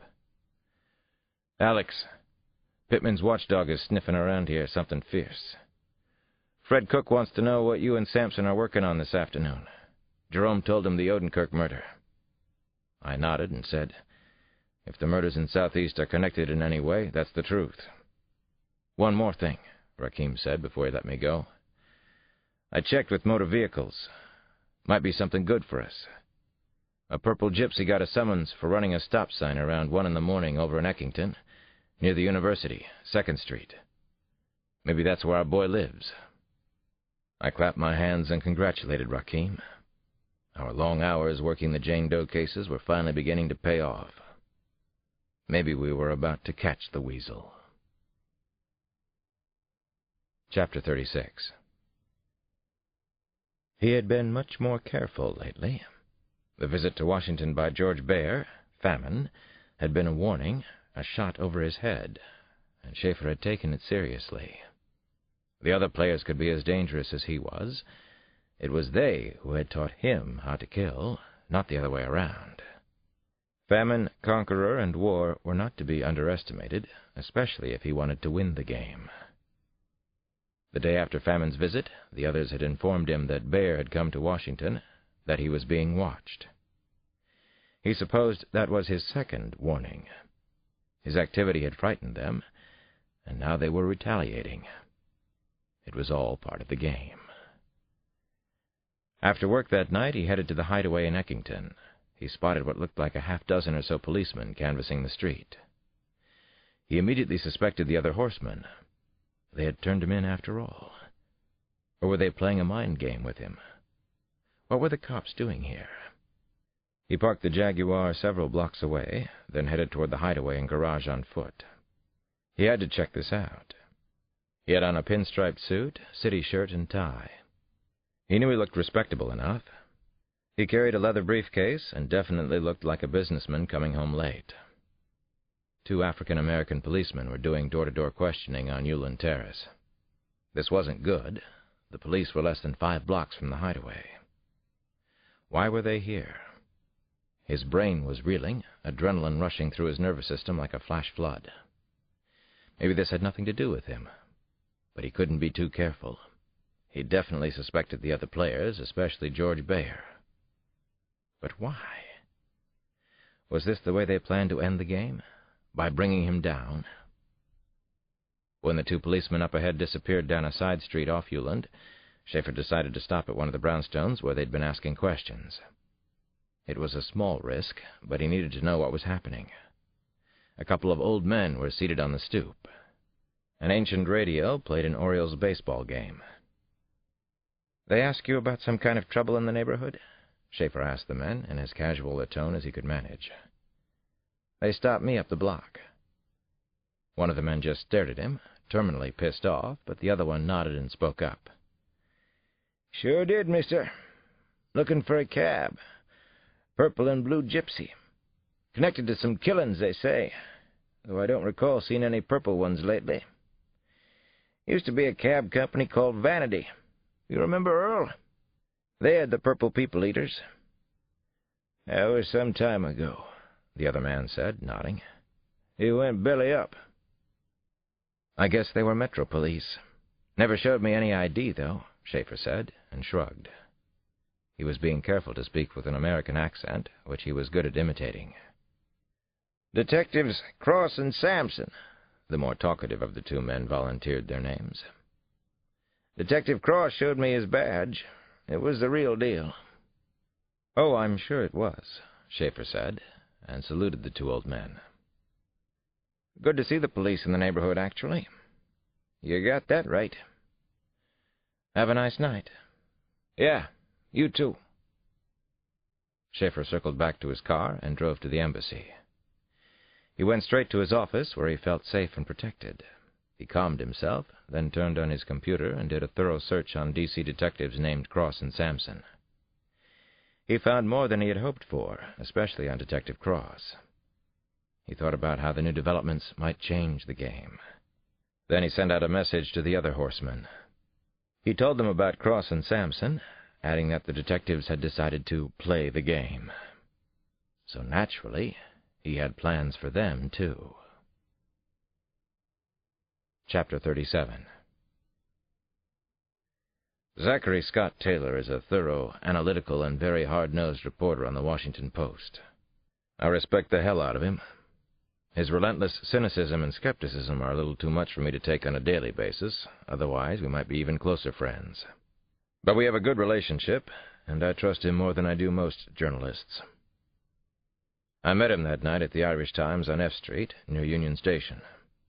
The restaurant bar is an anachronistic, stand-alone brick building surrounded by modern office structures. Zachary called it a dumpy little toilet of a bar, a perfect place for us to meet. In the time-honored tradition of Washington, I have occasionally been one of his trusted sources, and I was about to tell him something important. I hoped he would agree, and would convince his editors at the Post about the story. "How are Master Damon and Miss Jenny?" Zachary asked as he sat across from me in a darkened corner, under an old photo of a stern-looking man in a black top hat. Zachary is tall, gaunt, and thin, and resembles the man in the old photo a little bit. He always talks too fast, so that the words all run into one another. "How are Master Damon and Miss Jenny?" There was just a hint of Virginia softening his accent. The waitress eventually came over to our table. He ordered black coffee, and I had the same. "2 coffees?" she asked, to make sure she'd heard us right. "2 of your very finest coffees," Zachary said. "This isn't Starbucks, you know," she said. I smiled at the waitress's brio, then at what Zachary had said, his first words to me. I'd probably mentioned my kids' names to him once, but he had an encyclopedic memory for all kinds of disparate information. "You should go get yourself a couple of kids, Zachary," I told him, smiling broadly. He glanced up at an ancient whirling ceiling fan that looked as if it might suddenly spin out of the ceiling. It seemed a nice metaphor for modern life in America, an aging infrastructure threatening to spin out of control. "Don't have a wife yet, Alex. Still looking for the right woman," said Zachary. "Well, okay then. Get yourself a wife first, then get a couple of kids. Might take the edge off your neuroses." The waitress placed steaming cups of black coffee in front of us. "Will that be all?" she said. She shook her head, then left us. Maybe I don't want the edge taken off my rather stunning neurotic behavior. Maybe I believe that's what makes me such a damn fine reporter, and without it my work would be pedestrian shit, and then I'd be nothing in the eyes of Don Graham and company. I sipped the day or 2-day-old coffee. Except that if you had a couple of kids, you could never be nothing. Zachary squinted one eye shut and smacked the left side of his lips. He was a very animated thinker. Except if the kids didn't love or even like me very much. And you don't consider yourself lovable? But actually you are, Zachary. Trust me. You're just fine. Your kids would adore the hell out of you, and you would adore them. You'd have a mutual adoration society." He finally laughed and clapped his hands loudly. We usually laugh a good bit when we're together. "So will you marry me and have my children?" He grinned at me over the top of his steaming cup. "This is a pickup joint, after all. Singles from the Bureau of Labor Statistics and the Government Printing Office come here, hoping to bed staffers from Kennedy's Acclaims. It's the best offer I've had all day. Who called this meeting, anyway? Why are we here at this dive drinking really bad coffee?" Taylor slurped his. "Coffee is fairly strong, isn't it? That's something to be thankful for. What's up, Alex?" "You interested in another Pulitzer?" I asked him. He pretended to think it over, but his eyes lit up. "Well, I might be. You see, I need to balance the look of my mantelpiece. One of my dates told me that. Never did see the young woman again. She worked for Gingrich, as a matter of fact." For the next 45 minutes or so, I told Zachary exactly what I thought was up. I told him about the 114 unsolved murders in southeast and parts of northeast D.C. I detailed the contrasting investigations of the cases of Frank Odenkirk and the German tourist in Georgetown, and those of the black teenagers Torrey Glover and Marion Cardinal. I filled him in on the chief of detectives, his proclivities and his biases, or at least my perception of them. I even admitted that I disliked Pittman intensely, and Zachary knows I'm not that way about too many folks who don't murder for a living. He shook his head back and forth, while I talked, and didn't stop when I was finished. "Not that I doubt any of what you're saying, but do you have any documentation?" he asked. "You're such a stickler for details," I said. "Reporters are such wusses when you come right down to it." I reached down under my seat and lifted up 2 thick manila folders. His eyes brightened. "This should help with the story. Copies of 67 of the unsolved homicide reports, also a copy of the Glover and Cardinal investigation. Note the number of detectives assigned to each. Check the case hours logged. You'll see a huge discrepancy. That's all I could get my hands on, but the other reports exist." "Why would this be happening, this malicious neglect?" he asked me. I nodded at the wisdom of his question. "I'll give you the most cynical reason," I said. "Some Metro cops like to refer to Southeast as self-cleaning ovens. That sound like the beginnings of malicious neglect to you? Some victims in Southeast are called NHIs. That's no humans involved. The latter is a phrase used by Chief Pittman." Zachary quickly leafed through the reports. Then he shook my hand. "I'm going home to my lonely abode, made bearable only by my single Pulitzer. I have all these fascinating police files on NHIs to read, then hopefully a chilling news expose to write. We'll see. As always, it's been a party, Alex. My best to Damon, Jen, and Nana Mama. I'd like to meet them one day, put some faces with the names." "Come to the next Washington Boys Choir performance," I said. "All our faces will be there. Damon is a chorister." Chapter 38. I worked late that night until 8:30, and then I drove to Kincaid's in Foggy Bottom to meet up with Christine. Kincaid's is one of our favorite restaurants, and also an excellent place to listen to jazz and snuggle up to each other. I sat at the bar and enjoyed the sounds of Hilton Felton and Ephraim Woolfolk until Christine arrived, coming from an event at school. She was right on time, though. She is punctual, very considerate, perfect in almost every way, at least in my eyes. "Yes, I will be your wife." "You hungry? Want to go to a table?" I asked, after we had hugged as if we'd been separated for many years and thousands of miles. "Let's just sit here at the bar for a few minutes. You mind?" she asked. Her breath smelled slightly of spearmint. Her face was so soft and smooth that I had to lightly cup it in both my hands. "Nothing I'd rather do in the whole wide world," I said. Christine ordered a Harvey's Bristol cream, and I had a mug of beer, and we talked as the music flowed over, around, and right through our bodies. It had been a long day, and I needed this. "I've been waiting for this all day long. I couldn't wait.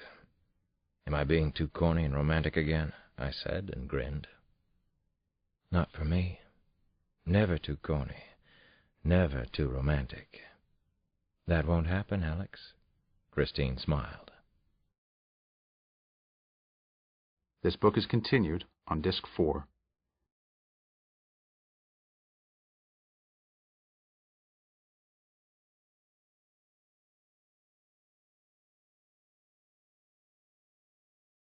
Disc 4. Not for me. Never too corny. Never too romantic. That won't happen, Alex. Christine smiled. I loved to see her like this. Her eyes twinkled and danced. I sometimes get lost in her eyes, fall into the deep pools, all that good stuff that people yearn for but few seem to get nowadays, which is sad. She stared back, and my fingers lightly caressed her cheek. Then I held her under her chin. Stardust was playing. It's one of my favorite songs, even under ordinary circumstances. I wondered if Hilton and Ephraim were playing the tune for us, and when I looked at him, Hilton gave me a sly wink. We moved closer together and danced in place. I could feel her heart beating, feel it right up against my chest. We must have stayed like that for 10 or 15 minutes. No one at the bar seemed to notice. No one bothered us, offered to refill our drinks, or escort us to our table. I guess they understood. I really like Kincaid's, Christine whispered. But you know what? I'd rather be home with you tonight.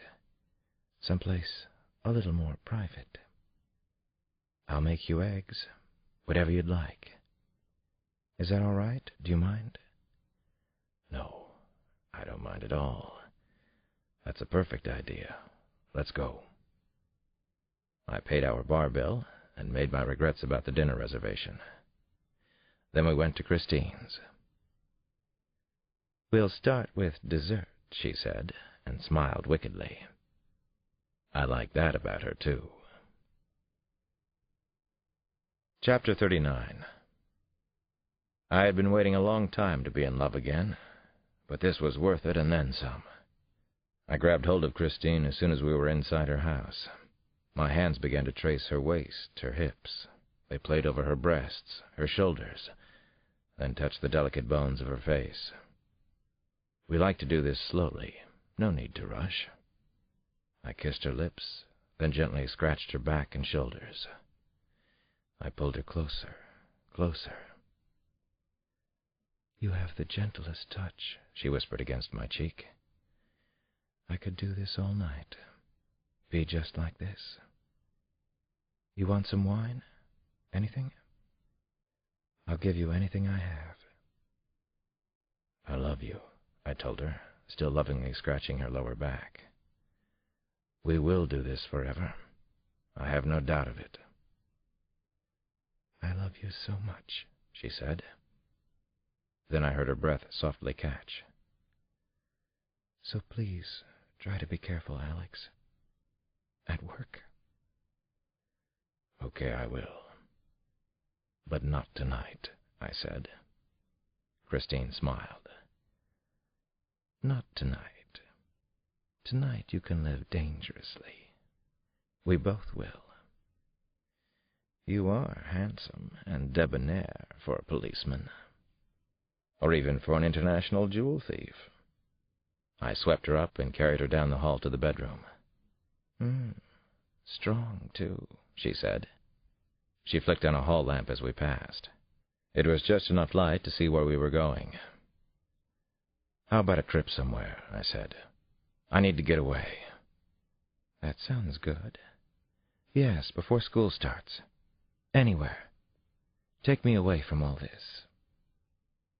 Her room smelled of fresh flowers. There were pink and red roses on the nightstand. She has a passion for flowers and gardening. You planned this all along, didn't you? I said. You did. This is entrapment, you sly girl. I was thinking about it all day, she confessed, and sighed contentedly. I thought about being with you all day, in my office, in the hallways, the schoolyard, and then in my car on the way to the restaurant. I've been having erotic daydreams about you all day. I hope I can live up to them. You will. No doubt about it. I took off her black silk blouse in one sweeping motion. I put my mouth to her breast, pulling at it through her demi-bra. She was wearing a brushed leather skirt, and I didn't take it off, just slowly pushed it up. I knelt and kissed her ankles, the tops of her feet, then slowly came up her long legs. She massaged my neck, my back and shoulders. "You are dangerous tonight," she said. "That's a good thing." Sexual healing. Please. Heal me all over, doctor. She bit down hard into my shoulder, then even harder into the side of my neck. We were both breathing fast. She moved against me, then opened her legs for me. I moved inside her. She felt incredibly warm. The bed springs began to sing, and the headboard rocked into the wall. She pushed her hair to one side behind an ear. I love the way she does that. "You feel so good. Oh, Alex, don't stop. Don't stop. Don't stop," she whispered. I did as I was told and loved every moment, every movement we made together. And I even wondered for a second if we had made a baby. Chapter 40. Much later that night, we rustled up some eggs with Vidalia onions and cheddar and mozzarella cheeses, and opened a nice bottle of Pinot Noir. Then I started a fire in August with the air conditioner turned up high. We sat in front of the fire, laughed and talked, and planned a quick trip away from Washington. We settled on Bermuda, and Christine asked if we could bring Nana and the kids. I felt as if my life were changing fast, going to a new, good place. If only I could get lucky and catch the Weasel somehow. That could be the perfect ending to my career with the Metro Police. I went home to 5th Street late and got in just before 3. I didn't want Damon and Janny to wake up in the morning and not find me there. I was up by 8 o'clock the next morning, bounding downstairs to the delectable smells of fresh coffee and Nana's world-famous sticky buns. The terrible twosome was just about ready to dash off to the Sojourner Truth School, where they were taking morning advanced classes. They looked like a pair of shiny angels. I didn't get to feel this good very often, so I was going all the way with it. "How was your date last night, Daddy?" Janny said, making her biggest goo-goo eyes at me. Who said I had a big date? I made room for her on my knee. She ate a bite of the humongous sweet bun Nana had set on my plate. "Let's just say a little birdie told me," she chirped. "Uh-huh. Little birdie makes good sticky buns," I said. "My date was pretty good. How was yours? You had a date, right? Didn't sit home alone, did you?" "Your date was pretty good? You came home with the milkman." Janny laughed out loud. Damon was giggling, too. She can get us all going when she wants to. She's been that way since she was a baby. "Janny cross," Nana said, but she let it go.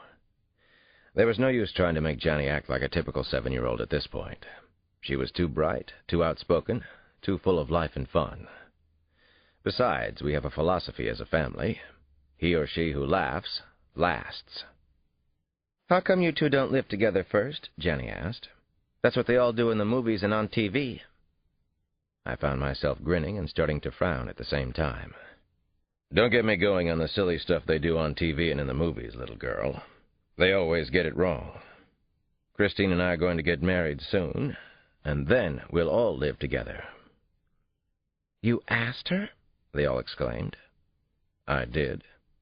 "And she said yes?" "Why do you all look so surprised? Of course she said yes. Who could resist being a part of this family?" "Hooray!" Janny whooped loudly. I could tell she meant it from the bottom of her little heart. "Hooray!" echoed Nana. "Thank God, oh, thank God." "I agree," Damon piped in. "It's time we had a more normal life around here." Everybody was congratulating me for several minutes until Janny finally said, "I have to go to school now, Papa." "I wouldn't want to disappoint Mrs. Johnson by being late now, would I?" Here's your morning newspaper. Jenny handed me the Washington Post, and my heart jumped a little in my chest. This was a good day indeed. I saw Zachary Taylor's story at the bottom right of the front page. It wasn't the banner headline it deserved to be, but he'd gotten the story on page 1. Potential scandal over unsolved murders in Southeast D.C. Possible racial bias seen in police activity. Potential scandal indeed, Nana said, and squeegeed her lower face. Genocide always is, isn't it? Chapter 41. I entered the station house at around 8, and Chief Pittman's assistant lackey came scurrying up to me. Old Fred Cook had been a bad detective once, and he now was an equally bad and devious administrator, but he was as smooth a butt-kisser as could be found in the department or anywhere else in Washington. The Chief of Detectives wants to see you in his office post-haste. It's important, Fred told me. Better move it. I nodded at him and tried to keep my good mood intact.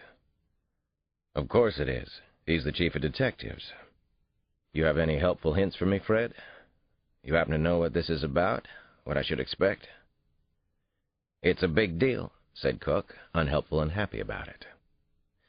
That's all I can tell you, Alex. He walked away, leaving me hanging. I could feel bile rising in my throat. My good mood had already deserted me. I walked down the creaking hardwood floors of the hallway to the Hefe's office. I had no idea what to expect, but I sure wasn't prepared for what I found. I immediately thought about what Damon had said that morning. It's time we had a normal life around here. Sampson was seated inside the chief's office. Rakeem Powell and Jerome Thurman were both in there, too. Come in, Dr. Cross. Chief Pittman beckoned with an outstretched hand. Please come in. We've been waiting for you to arrive. What is this? I said, pulling up a chair next to Sampson's and whispering in his ear. Don't know yet, but it's not too good, he said. The Hefe hasn't said word one to us. Looks like the canary who ate the cat, though. Pittman came around in front of his desk and leaned his ample buttocks back against it. He seemed particularly full of himself and bullshit this morning. His mousy gray hair was plastered back and looked like a helmet on his bullet head. I can tell you what you want to know, Detective Cross, he said. In fact, I didn't want to tell these other detectives until you got here. As of this morning, Detectives Sampson, Thurman, and Powell have been suspended from active duty. They have been working on cases outside the auspices of this department. Evidence is still being gathered about the full extent of these activities, and also if any other detectives were involved. I started to speak up, but Sampson grabbed my arm hard. Be cool, Alex. Pittman looked at the three of them. Detective Sampson, Thurman, Powell, you can go. Your union representative has been informed of the situation. You have questions or issues with my decision? Inform your representative. Sampson's mouth was set hard. He didn't say a word to the Hefe, though.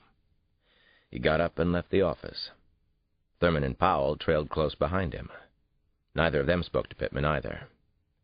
The three of them were hard-working, dedicated detectives, and I couldn't stand to watch this happen. I wondered why the Hefe had spared me so far. I also wondered why Sean Moore wasn't there. The cynical answer was that Pittman wanted to set us against one another, to make us believe that Sean had spoken against us. Pittman reached across his desk and picked up a folded copy of the Washington Post. You happen to see this article today? Bottom right? He pushed the newspaper toward me. I had to catch the paper to keep it from falling to the floor.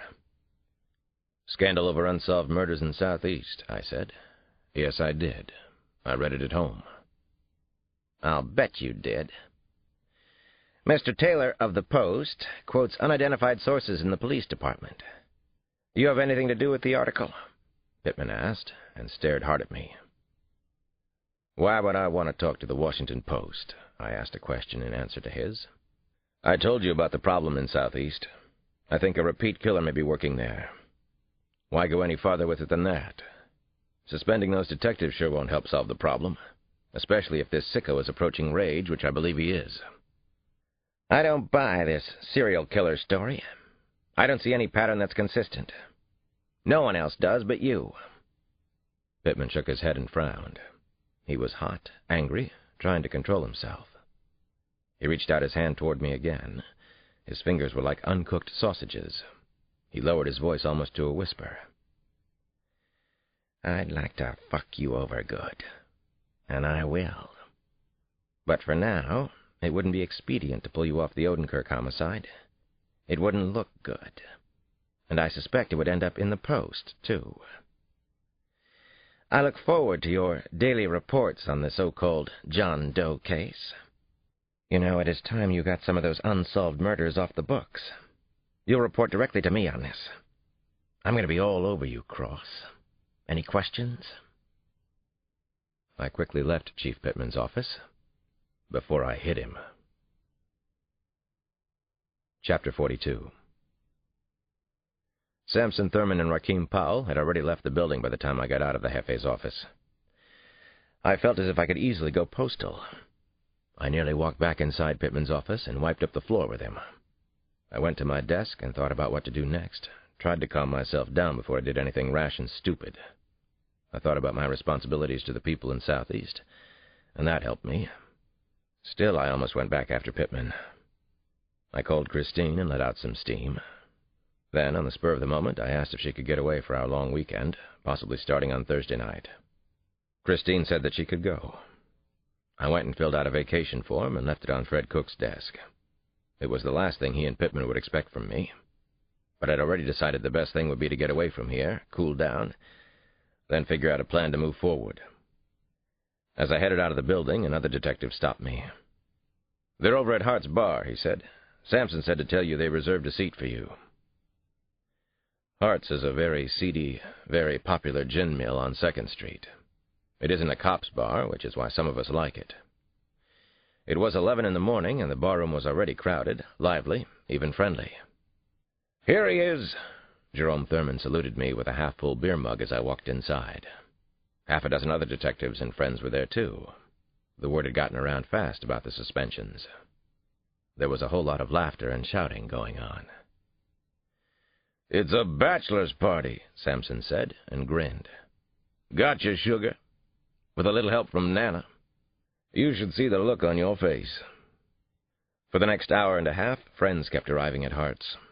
By noon, the bar was full, and then the regular customers started coming in for their lunch-hour nips. The owner, Mike Hart, was in his glory. I hadn't really thought about having a bachelor's party, but now that I was in the middle of one, I was glad it happened.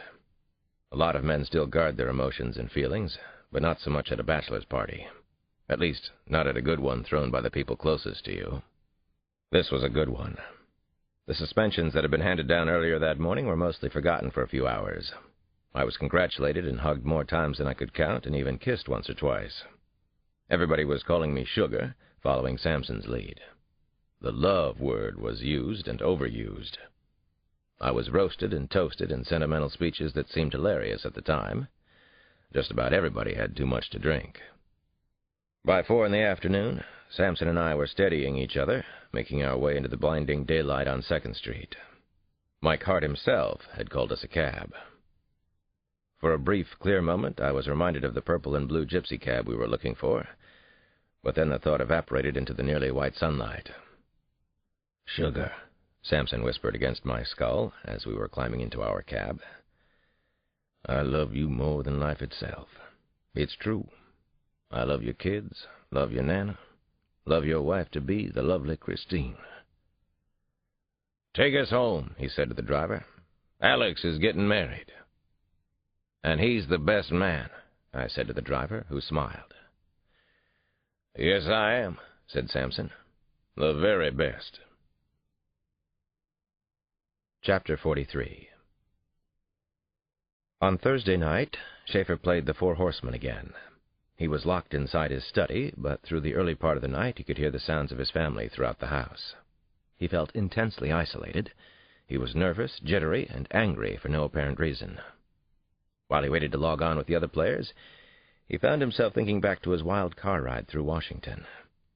He relived a particular feeling over and over, the imagined moment of sudden impact with an unmovable structure. He saw it as blinding light and physical objects, and himself, all shattering like glass and then becoming part of the universe again. Even the pain he would feel would be part of the reassembling of matter into other fascinating forms and shapes. "I am suicidal," he finally thought.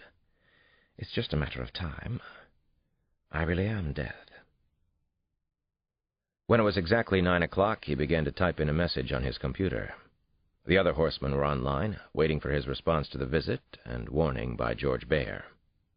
He didn't want to disappoint them. What they had done had made him even more enthusiastic about playing the game. He wrote, "Strangely, Death wasn't surprised when famine appeared in Washington. Of course, he had every right to come, just as Death could go to London or Singapore or Manila or Kingston, and perhaps Death will pay one of you a visit soon. That's the beauty of the game we play. Anything can happen. Ultimately, the issue is trust, isn't it? Do I trust that you will allow me to continue to play the fantasy game as I wish? After all, that is what makes the game distinctive and alluring, the freedom we experience. That is the game now, isn't it? We have evolved into something new. We have raised the table stakes. So let's have some real excitement, fellow horsemen. I have a few ideas to try out on you. Everything is in the spirit of the game. No unnecessary risks will be taken. Let's play the game as if our lives depended on it. Perhaps mine already does? As I told you, we have 2 new players. They are Washington detectives named Alex Cross and John Sampson. Worthy opponents. I'm watching them, but I can't help wondering whether soon they'll be watching me. Let me tell you about a fantasy scenario that I've created to welcome them to our game. I'm sending pictures now. Detectives Cross and Sampson. Chapter 44. It took us a day to get organized for our trip, but everybody seemed to enjoy the spontaneity and also the special treat of our all being together on a vacation for the first time. And so Damon, Janny, Nana, Christine, and I left D.C. in the afternoon and arrived in high spirits at Bermuda International Airport late on Thursday evening, the 25th of August. I definitely wanted to be out of Washington for a few days. The Mr. Smith murder case had been followed too quickly by the Jane Doe investigation. I needed a rest. I had a friend who was part owner of a hotel in Bermuda, and it wasn't a particularly long airplane ride. It was perfect for us. One scene from the airport will always stick in my mind. Christine's singing Jada Jada with Janny stuck at her side. I couldn't help thinking that they looked like mother and daughter, and that touched me deeply. They were so affectionate and playful, so natural. It was a mind photo for me to have and to hold, one of those moments that I knew I'd never forget, even as I watched the 2 of them dancing and singing as if they'd known each other forever. We were blessed with extraordinarily good weather for our holiday. It was sunny and blue-skied every day, morning until nightfall, when the sky turned a magical combination of reds, oranges, and purples. The days belonged to all of us, but especially to the kids. We went swimming and snorkeling at Elbow Beach and Horseshoe Bay, and then raced mopeds along the picturesque Middle and Harbor roads. The nights belonged to Christine and me, and we made the most of them. We had all the best spots: the terrace bar at the Palm Reef, the gazebo lounge at the Princess, the Clay House Inn, Once Upon a Table in Hamilton, Horizons in Paget. I loved being with her, and that thought kept drifting through my mind. I felt that what we shared had been strengthened because I had backed off and given her time and space, and I felt whole again. I kept remembering the very first time I had seen her in the schoolyard at Sojourner Truth. She's the one, Alex. That thought still played in my head, too. We sat at the terrace bar overlooking the city and harbor of Hamilton. The water was dotted with small islands, white sails, ferries going back and forth to Warwick and Paget. We held hands, and I couldn't stop staring into her eyes. Didn't want to. "Big thoughts?" she finally asked. "I've been thinking a lot about going into private practice again," I told her. "I think it might be the best thing to do." She stared into my eyes. "I don't want you to do it for me, Alex. Please don't make me the cause of your leaving your job with the police. I know you love it. Most days you do." The job has been tearing at me lately. Pittman isn't just a difficult boss. I think he's a bad guy. What happened to Sampson and the others is just bullshit. They were working unsolved cases on their own time. I'm tempted to give the story to Zach Taylor at the Post. People would riot if they knew the truth, which is why I won't give it to the Post. She listened and tried to help, but she didn't push, and I appreciated that. "It does sound like a terrible, complicated, nasty mess, Alex. I'd like to punch out Pittman, too. He's choosing politics over protecting people. I'm sure you'll know what to do when the time is right." The next morning I found her walking in the garden with tropical flowers strewn in her hair. She looked radiant, even more than usual, and I fell in love all over again. "There's an old saying I've been hearing since I was a little girl," she told me as I joined her. "If you have only 2 pennies, buy a loaf of bread with one and a lily with the other." I kissed her hair in between the flowers. I kissed her sweet lips, her cheeks, the hollow in her throat. The kids and I went back to Horseshoe Bay Beach early that afternoon. They couldn't get enough of the deep blue sea, swimming, snorkeling, and building sandcastles. And of course it was almost time to start school again, so everything about our vacation was extra special and intense. Christine took a moped trip into Hamilton to pick up mementos for a few of the teachers at Sojourner Truth. We all waved until she was out of sight on Middle Road, then back into the water. Around 5 o'clock, Damon, Janny, and I returned to the Belmont Hotel, which sat like a sentinel on lush green hills framed by china blue skies. All around, everywhere we looked, were pastel-colored cottages with white roofs. Nana was sitting out on the porch, talking to a couple of her new best friends. Paradise regained, I thought, and felt something deep and sacred coming back to life inside me. As I stared out at the cloudless blue sky, I regretted that Christine wasn't there to share it. I actually missed her in just that short a time. I hugged Janny and Damon, and we were all smiling at the obvious. We loved being here together, and we were so damn fortunate to have one another. "You miss her?" Janny whispered. It was a statement, not a question. "That's good, Daddy. That's the way it should be, right?" When Christine still hadn't returned by 6 o'clock, I struggled between conflicting thoughts of waiting for her at the hotel or driving into Hamilton myself. Maybe she'd had an accident. Those damn mopeds, I thought, having found them fun and perfectly safe just the afternoon before. I finally spotted a tall, slender woman entering through the front gates of the Belmont, walking against a background of hibiscus and oleander. I sighed with relief, but as I started down the front stairs, I saw that it wasn't Christine. Christine still hadn't returned or called the hotel by 6:30. Or by 7 o'clock. I finally called the police. Chapter 45. Inspector Patrick Busby from the Hamilton PD arrived at the Belmont Hotel around 7:30. He was a small, balding man who, from a distance, looked to be in his late 50s or 60s. As he approached the front porch, though, I could tell he was no more than 40, around the same age as me. He listened to my story, then said that visitors often lost track of time and of themselves in Bermuda. There were also occasional moped accidents on Middle Road. He promised me that Christine would show up soon with a mild road rash or a slightly turned ankle. I wouldn't have any of it. She was always punctual, and at the very least she would have called. I knew that somehow she'd call if she had a minor accident. So the inspector and I rode together between the hotel and Hamilton, and then we toured the streets of the capital city, particularly Front and Reed Streets. I was silent and solemn-faced as I stared out of the car, hoping to get a glimpse of Christine shopping on some side street, forgetful of the hour. But we didn't see her anywhere, and she still hadn't called the hotel. When she still hadn't turned up by 9, Inspector Busby reluctantly agreed that Christine might be missing. He asked a lot of questions that showed me he was a decent cop.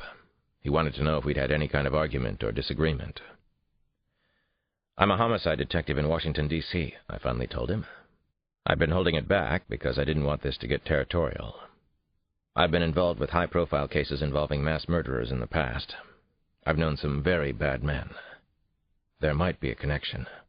I hope not, but that could be." "I see," Busby said.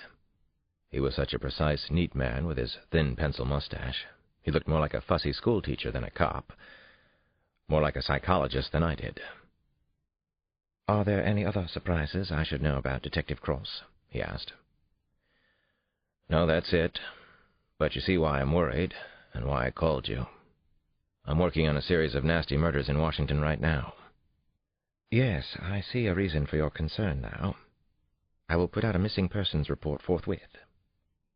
I sighed heavily, then went upstairs and talked to the kids and Nana. I tried my best not to alarm them, but Damon and Janny started to cry, and then Nana did too. We had learned nothing more about Christine or her whereabouts by midnight. Inspector Busby left the hotel at 12:15. He was kind, actually, and considerate enough to give me his home number. He asked me to call right away if I heard from Christine. Then he said my family and I would be in his prayers.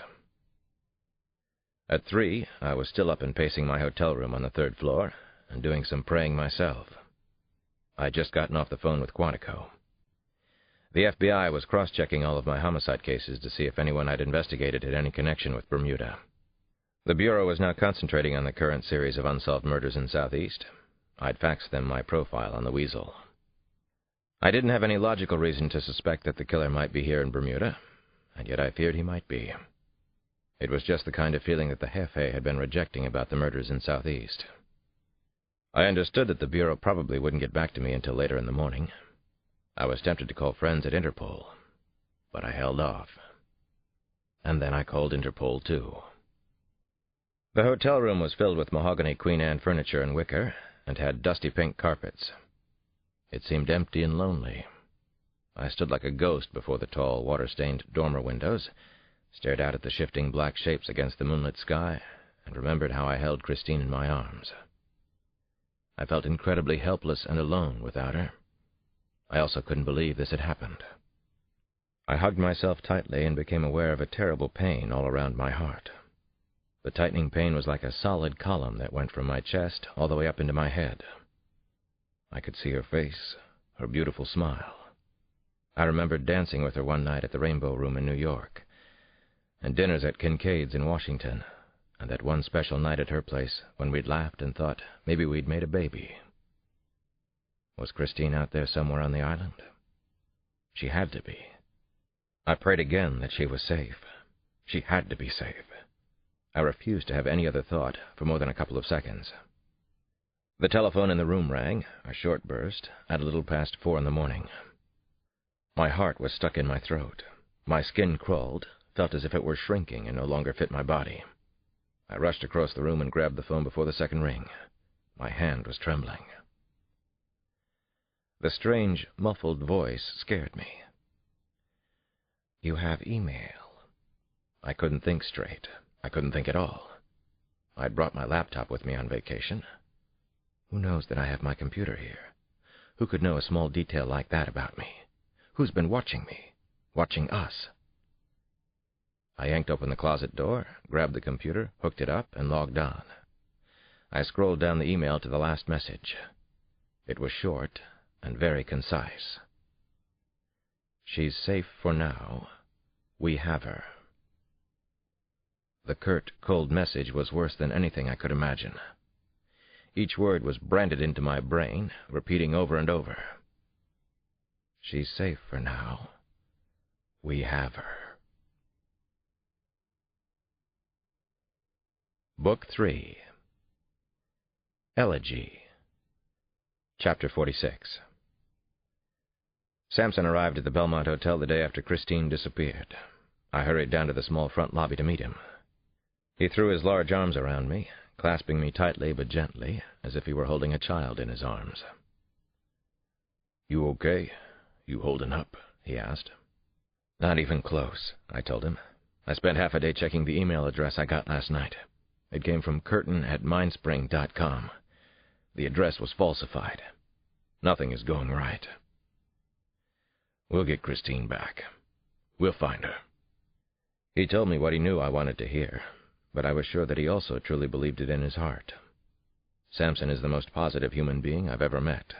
He won't be denied. "Thanks for coming. It means a lot to all of us. I can't think straight about anything. I'm really rattled, John. I can't even begin to imagine who could have done this. Maybe the Weasel, I don't know." "If you could think straight now," John said, "I'd be more worried about you than usual. That's why I'm here." I kind of knew you'd come. Of course you did. I'm Samson. Occam's razor and all that other deep philosophical shit at work here. There were a half-dozen guests in the hotel lobby, and all of them looked our way. The hotel staff knew about Christine's disappearance, and I'm sure that the guests at the Belmont knew as well, as did just about everybody else on the small, chatty island. The story's on the front page of the local newspaper, Samson said. People were reading copies at the airport. I told him, Bermuda is small, mostly peaceful and orderly. The disappearance of a tourist, or any kind of violent crime, is unusual here. I don't know how the paper got the story so quickly. The leak must have come out of the police station. Local police won't help us. Probably get in the way, Samson muttered as we walked over to the hotel registration desk. He signed in, then we trudged upstairs to show Nana and the kids that Uncle John was here. Chapter 47. The following morning, the two of us met for hours with the police in Hamilton. They were professionals, but a kidnapping was a rarity for them. They let us set up in their station house on Front Street. I still couldn't concentrate or focus the way I needed to. Bermuda is a 21-square-mile island. While the British colony is small, we soon discovered that there are more than 1,200 roads on the island. Samson and I split up and covered as much ground as we possibly could. For the next 2 days, we went from 6 in the morning until 10 or 11 at night without a break. I didn't want to stop, not even to sleep.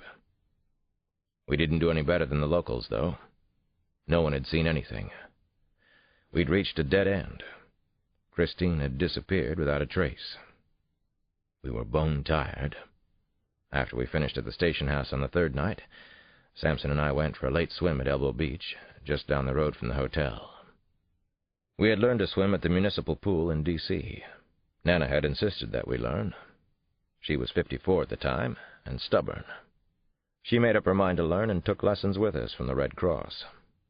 The majority of people in Southeast didn't know how to swim back then, and she felt it was symbolic of the limiting inner-city experience. So one summer, Samson and I tackled swimming with Nana at the municipal pool. We went for lessons 3 mornings a week and usually practiced for an extra hour after that.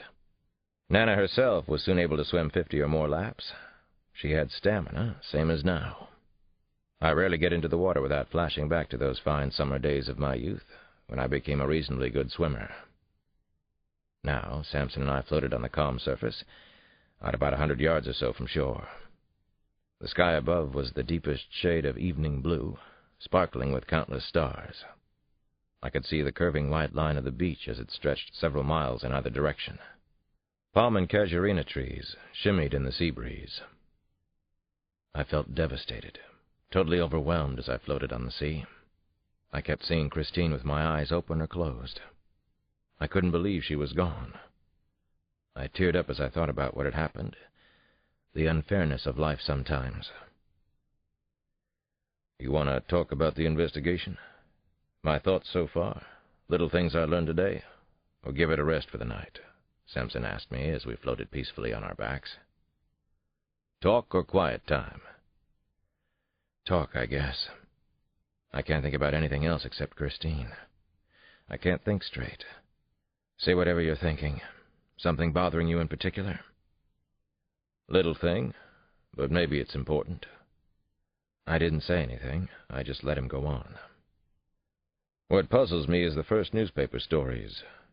Samson paused and then continued. Busby says he didn't talk to anybody the first night. Not a single person, he claims. You didn't either. Story was in the morning edition, though. It's a small island, John. I told you that, and you've seen it yourself. But Samson kept at it, and I began to think that maybe there was something to it. Listen, Alex.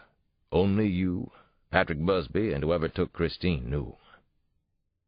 He called it into the paper. The kidnapper did it himself. I talked to the girl at the paper who got the call. She wouldn't say anything yesterday, but she finally told me late today. She thought it was just a concerned citizen calling. I think somebody's playing with your head, Alex. Somebody's running a nasty game on you. We have her. A game? What kind of nasty game? Who were the nasty players? Was one of them the Weasel? Was it possible that he was still here in Bermuda? Chapter 48. I couldn't sleep back at the hotel. I still couldn't concentrate or focus, and it was incredibly frustrating. It was as if I were losing my mind. A game? No, this wasn't a game. This was shock and horror. This was a living nightmare beyond anything I had ever experienced. Who could have done this to Christine? Why? Who was the Weasel? Every time I closed my eyes, tried to sleep, I could see Christine's face. See her waving goodbye that final time on Middle Road. See her walking through the hotel gardens with flowers in her hair. I could hear Christine's voice all through the night. And then it was morning again. My guilt over what had happened to her had doubled, tripled. Sampson and I continued to canvass Middle Road, Harbor Road, South Road. Every person we spoke to in the police and the military believed that Christine didn't simply disappear on the island. Sampson and I heard the same song and dance every day for a week. No shopkeepers or taxi or bus drivers had seen her in Hamilton or St. George, so it was possible that she'd never even arrived in either town that afternoon. No one, not one witness, remembered seeing her moped on Middle or Harbor roads, so maybe she never even got that far. Most disturbing of all was that there hadn't been any further communication with me about her since the email on the night she disappeared. An agent at the FBI had investigated the email address and found it didn't exist. Whoever had contacted me was a skillful hacker, able to conceal his or her identity. The words I'd read that night were always on my mind. She's safe for now. We have her. Who was we? And why hadn't there been any further contact? What did they want from me? Did they know they were driving me insane? Was that what they wanted to do? Did the Weasel represent more than one killer? Suddenly that made a lot of sense to me. Sampson returned to Washington on Sunday, and he took Nana and the kids with him. They didn't want to leave without me, but it was time for them to go. I couldn't make myself leave Bermuda yet. It would have felt as if I were abandoning Christine. On Sunday night, Patrick Busby showed up at the Belmont Hotel around 9. He asked me to ride with him out past Southampton, about a 6-mile drive that he said would take us 20 minutes or more. Bermudians measure distances in straight lines, but all the roads run in wiggles and half-circles, so it always takes longer to travel than you might think. "What is it, Patrick? What's out in Southampton?" I asked as we rode along Middle Road. My heart was in my throat. He was scaring me with his silence. "We haven't found Mrs. Johnson. However, a man may have witnessed the abduction. I want you to hear his story. You decide for yourself. You're the big city detective, not me. You can ask whatever questions you like. Off the record, of course." The man's name was Perry Graham, and he was staying in a room at the Port Royal Golf Club. We met him at his tiny apartment in the staff quarters. He was tall and painfully thin, with a longish goatee. He clearly wasn't happy to see Inspector Busby or me on his doorstep. Busby had already told me that Graham was originally from London, and now worked as a porter and maintenance man at the semi-private golf club. He had also lived in New York City and Miami, and had a criminal record for selling crack in New York. "I already told him everything I saw," Perry Graham said defensively as soon as he opened the front door of his room and saw the two of us standing there. "Go away. Let me be. Why would I hold back anything or—" I cut him off. "My name is Alex Cross. I'm a homicide detective from Washington. The woman you saw was my fiancée, Mr. Graham. May we come in and talk? This will only take a few minutes." He shook his head back and forth in frustration. "I'll tell you what I know. Again," he finally said, relenting. "Yeah, come in. But only because you call me Mr. Graham." "That's all I want. I'm not here to bother you about anything else." Busby and I walked inside the room, which was little more than an alcove. The tile floors and all the furniture were strewn with wrinkled clothes, mostly underwear. "A woman I know lives in Hamilton," Graham said in a weary voice. "I went to visit her this Tuesday past. We drank too much wine. Stayed the evening. You know how it is. I got up somehow. Had to be at the club by noon, but I knew I'd be late and get docked some of my pay.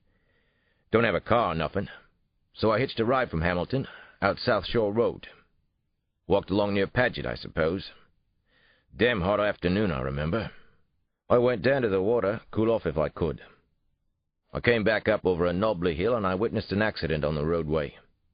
It was maybe a quarter of a mile down the big hill there. You know it?" I nodded and held my breath as I listened to him. I remembered the stifling heat of that afternoon, everything about it. I could still see Christine driving off in a shiny blue moped, waving and smiling. The memory of her smile, which had always brought me such joy, now put a tight knot in my stomach. "I saw a white van hit a woman riding a blue moped.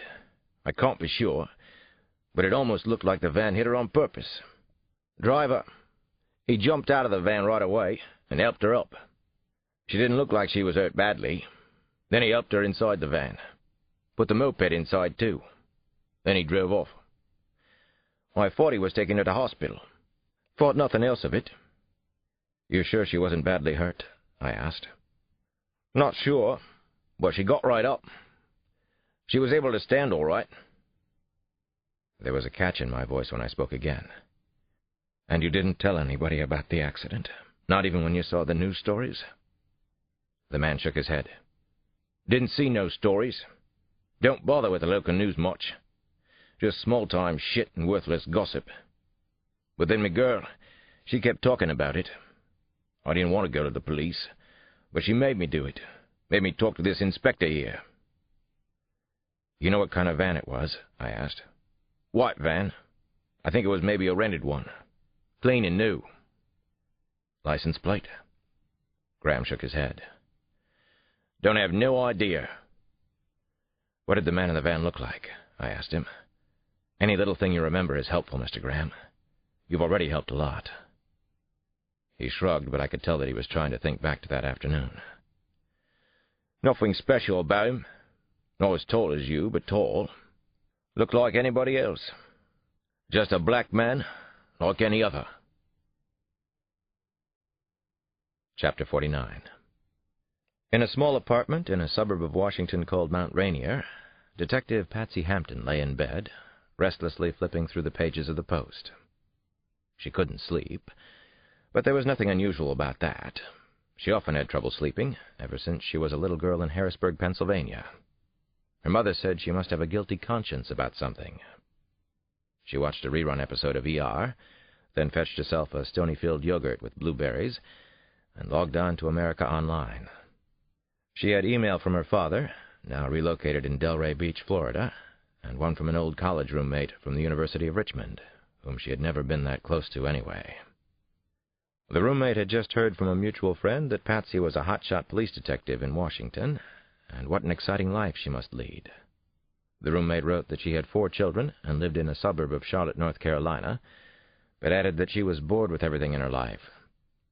Patsy Hampton would have given anything to have just one child. She wandered back to the kitchen and got a cold bottle of Evian mineral water. She was aware that her life had become ridiculous lately. She spent too much time on her job, but also too much time by herself in her apartment, especially on weekends. It wasn't that she couldn't get dates. She was just turned off by men in general. She still fantasized about finding someone compatible, having children, but she was increasingly tired of the depressing and maddening cycle of trying to meet someone interesting. She usually ended up with guys who were either hopelessly boring or 30-something jackasses who still acted like teenagers, though without the charm of youth. Hopeless, hopeless, hopeless, she thought, as she sent off a cheery lie to her dad in Florida. The phone rang, and she glanced at her wristwatch. It was 12:20. She snatched up the receiver. "Hampton speaking." "It's Chuck, Patsy. Really sorry to call so late. Is it okay? You awake?" "Sure, no problem, Chuck E. Cheese. I'm up with the other vampires. Yourself included, I guess." It was kind of late, but she was glad to hear from Chuck Huffstedler, who was a computer geek at the FBI in Washington. The two of them helped each other out sometimes, and she'd recently talked to him about the unsolved D.C. murders, especially the Jane Does. Chuck had told her that he was also in contact with Alex Cross, but Cross had trouble of his own right now. His fiancée had been kidnapped, and Patsy Hampton wondered if it had anything to do with the killings in Southeast.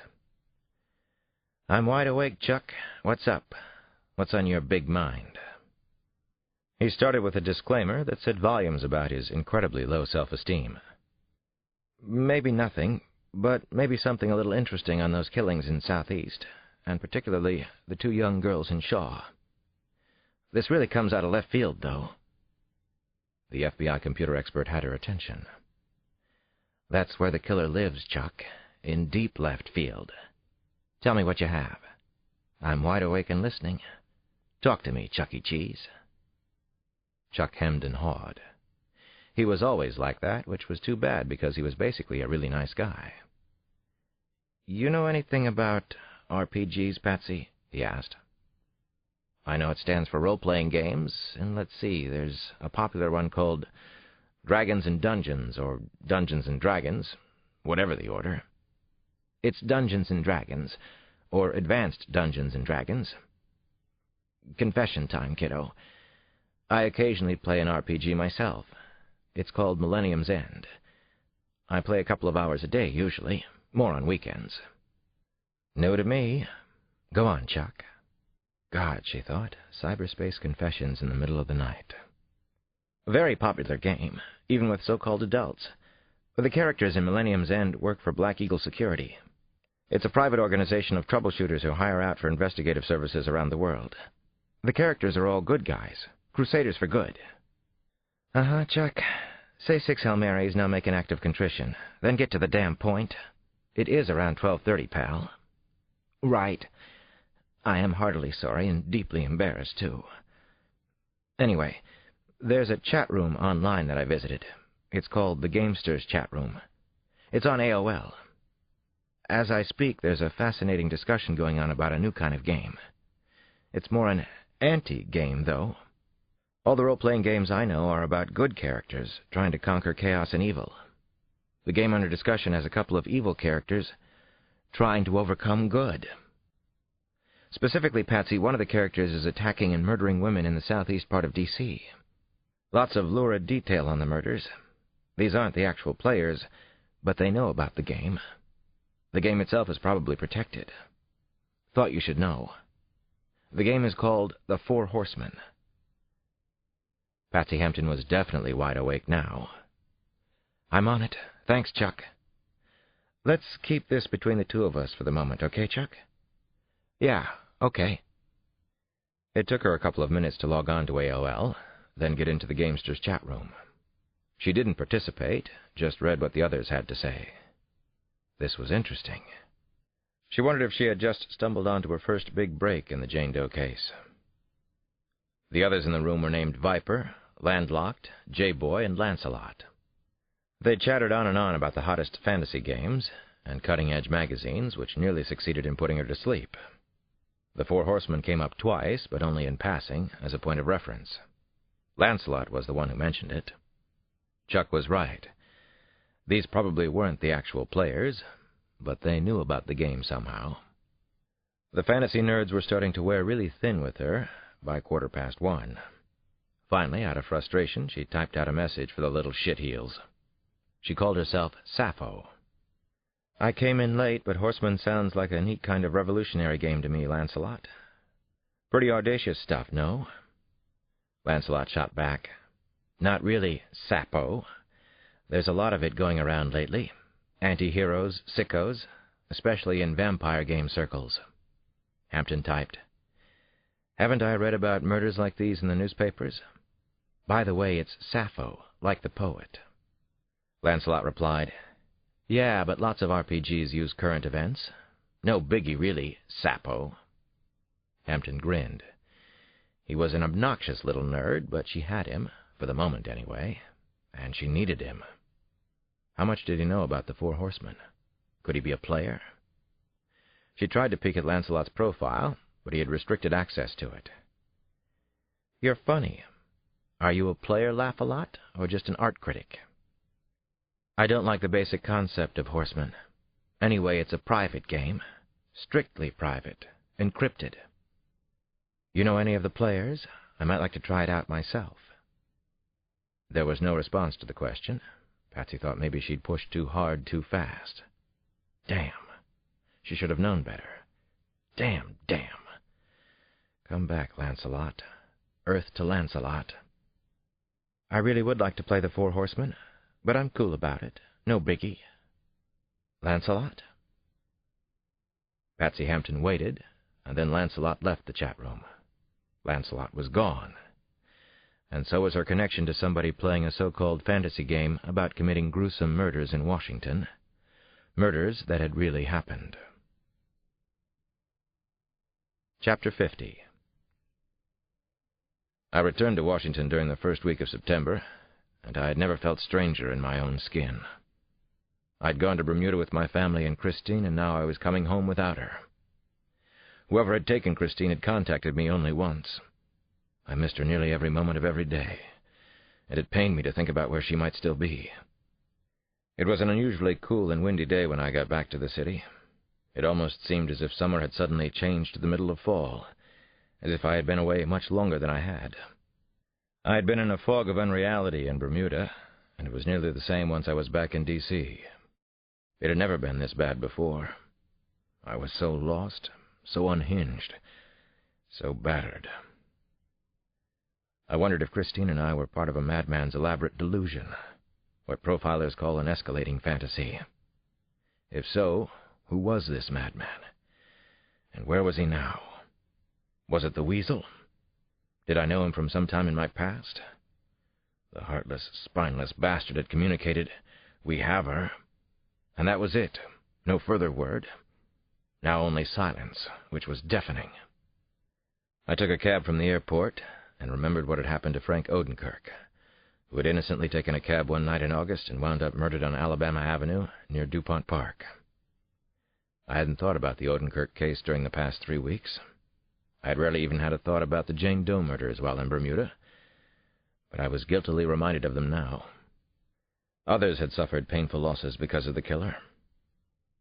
I wondered if any progress had been made, and who in the department was running the case, or at least the Odenkirk part of it. On the other hand, I didn't feel that I could work on any of the other unsolved murders right now. I felt my place was still in Bermuda, and I nearly headed back as soon as I landed. Then I could see our house up ahead on 5th Street. Something strange was happening. There was a huge gathering. Chapter 51. Lots of people were standing on the porch, and others were clustered in front of the house when the cab arrived. Cars were parked and double-parked all along the street. I recognized Aunt Tia. My sister-in-law Scylla and Nana were on the porch with the kids. Samson was there with a girlfriend named Millie, a lawyer from the Justice Department. Some of them waved as I pulled up, so I knew everything was all right. This wasn't more trouble. But what was this all about? I saw my niece Naomi and her husband Seth Taylor, who had come all the way from Durham, North Carolina. Jerome Thurman, Rakeem Powell, and Sean Moore were standing on the front lawn. "Hey, Alex. Good to see you." Jerome's deep voice boomed out at me as I passed near him on my way to the porch.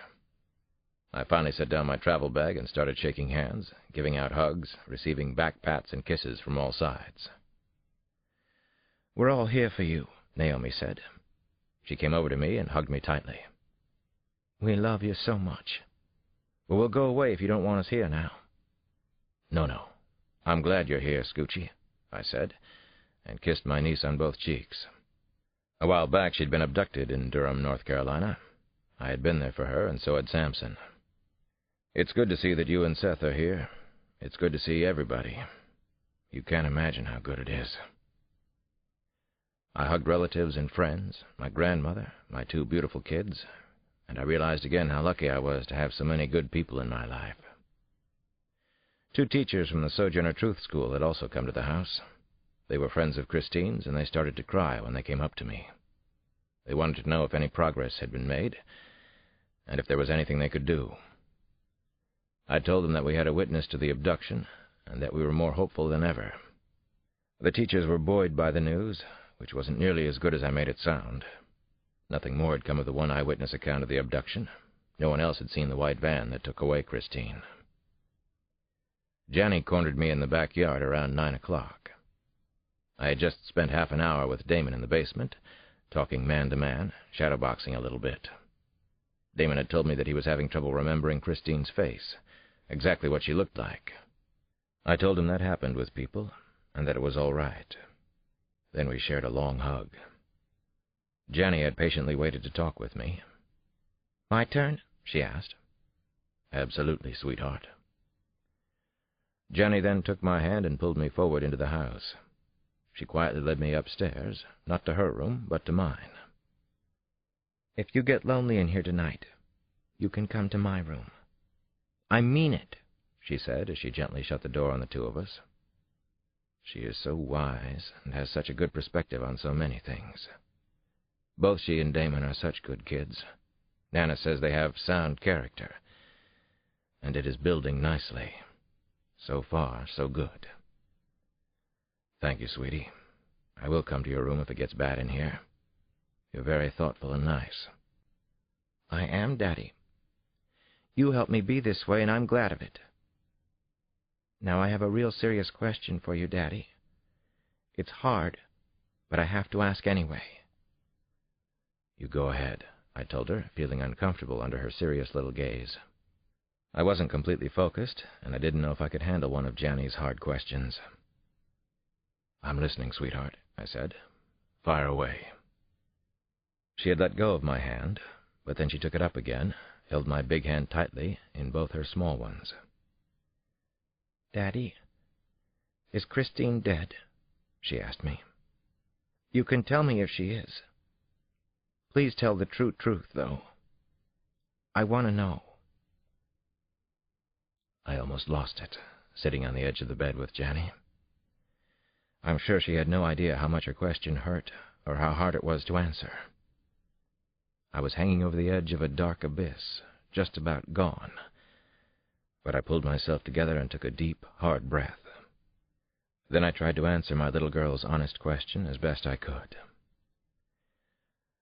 I don't know yet, I told her. That's the truth. We're still hoping to find her, sweetie.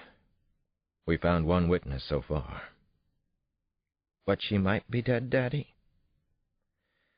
Let me tell you the best thing I know about dying, I said to Janny. The very best thing that I know. Just about the only thing, in fact. You go away, and then you're with Jesus forever, Janny said.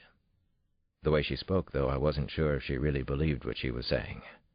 It sounded like one of Nana's gospel truths, or maybe she'd heard it in church. Yes, that can be a great comfort to know, baby. But I was thinking of something else. Maybe it's the same thing, but a different way to look at it. Her intense little eyes held mine, wouldn't let go. You can tell me, Daddy. Please. I want to hear it. I'm very interested in this. It's not a bad thing, but it helps me whenever somebody dies. Think about this.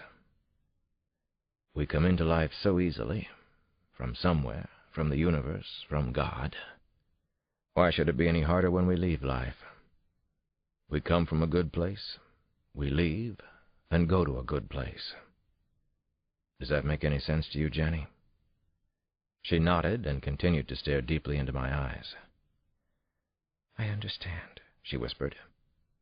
It's like it's in balance. She paused a second, thinking it over. Then she spoke.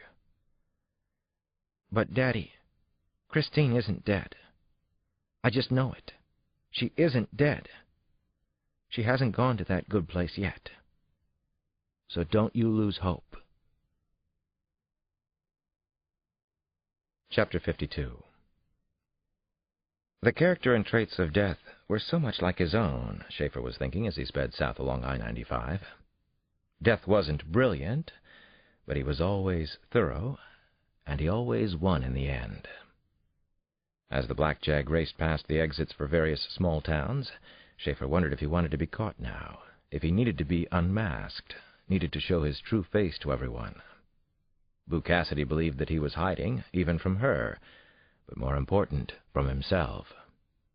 Maybe she was right. Maybe he did want Lucy and the kids to see who he really was, and the police. But especially the uptight and sanctimonious staff at the embassy. I am Death. It's who I am. I'm a multiple killer. It's who I am. I am not Jeffrey Schaefer anymore. Maybe I never was. But if I was, it was a long, long time ago. Schaefer had always had a natural mean streak, a vengeful, nasty way. He remembered it from his early years traveling with his family through Europe, then Asia, and finally back to England. His father had been in the military and was always a real tough guy around the house. He struck Schaefer and his two brothers often, but not nearly as often as he hit their mother, who died of a fall when Schaefer was 12. Schaefer was large as a boy, and he was one tough hombre, a real bully. Other boys feared him, even his brothers Charles and George, who believed that Jeff was capable of anything. He was. Nothing in his early days prepared him for being the man who finally emerged once he joined MI6. It was there that he learned he was capable of killing another human being, and he found that he loved it. He had discovered his calling, his true passion in life. He was the ultimate tough guy. He was death. He continued traveling south on the interstate highway. Because it was late, traffic was light, mostly high-speeding trucks headed toward Florida, he supposed.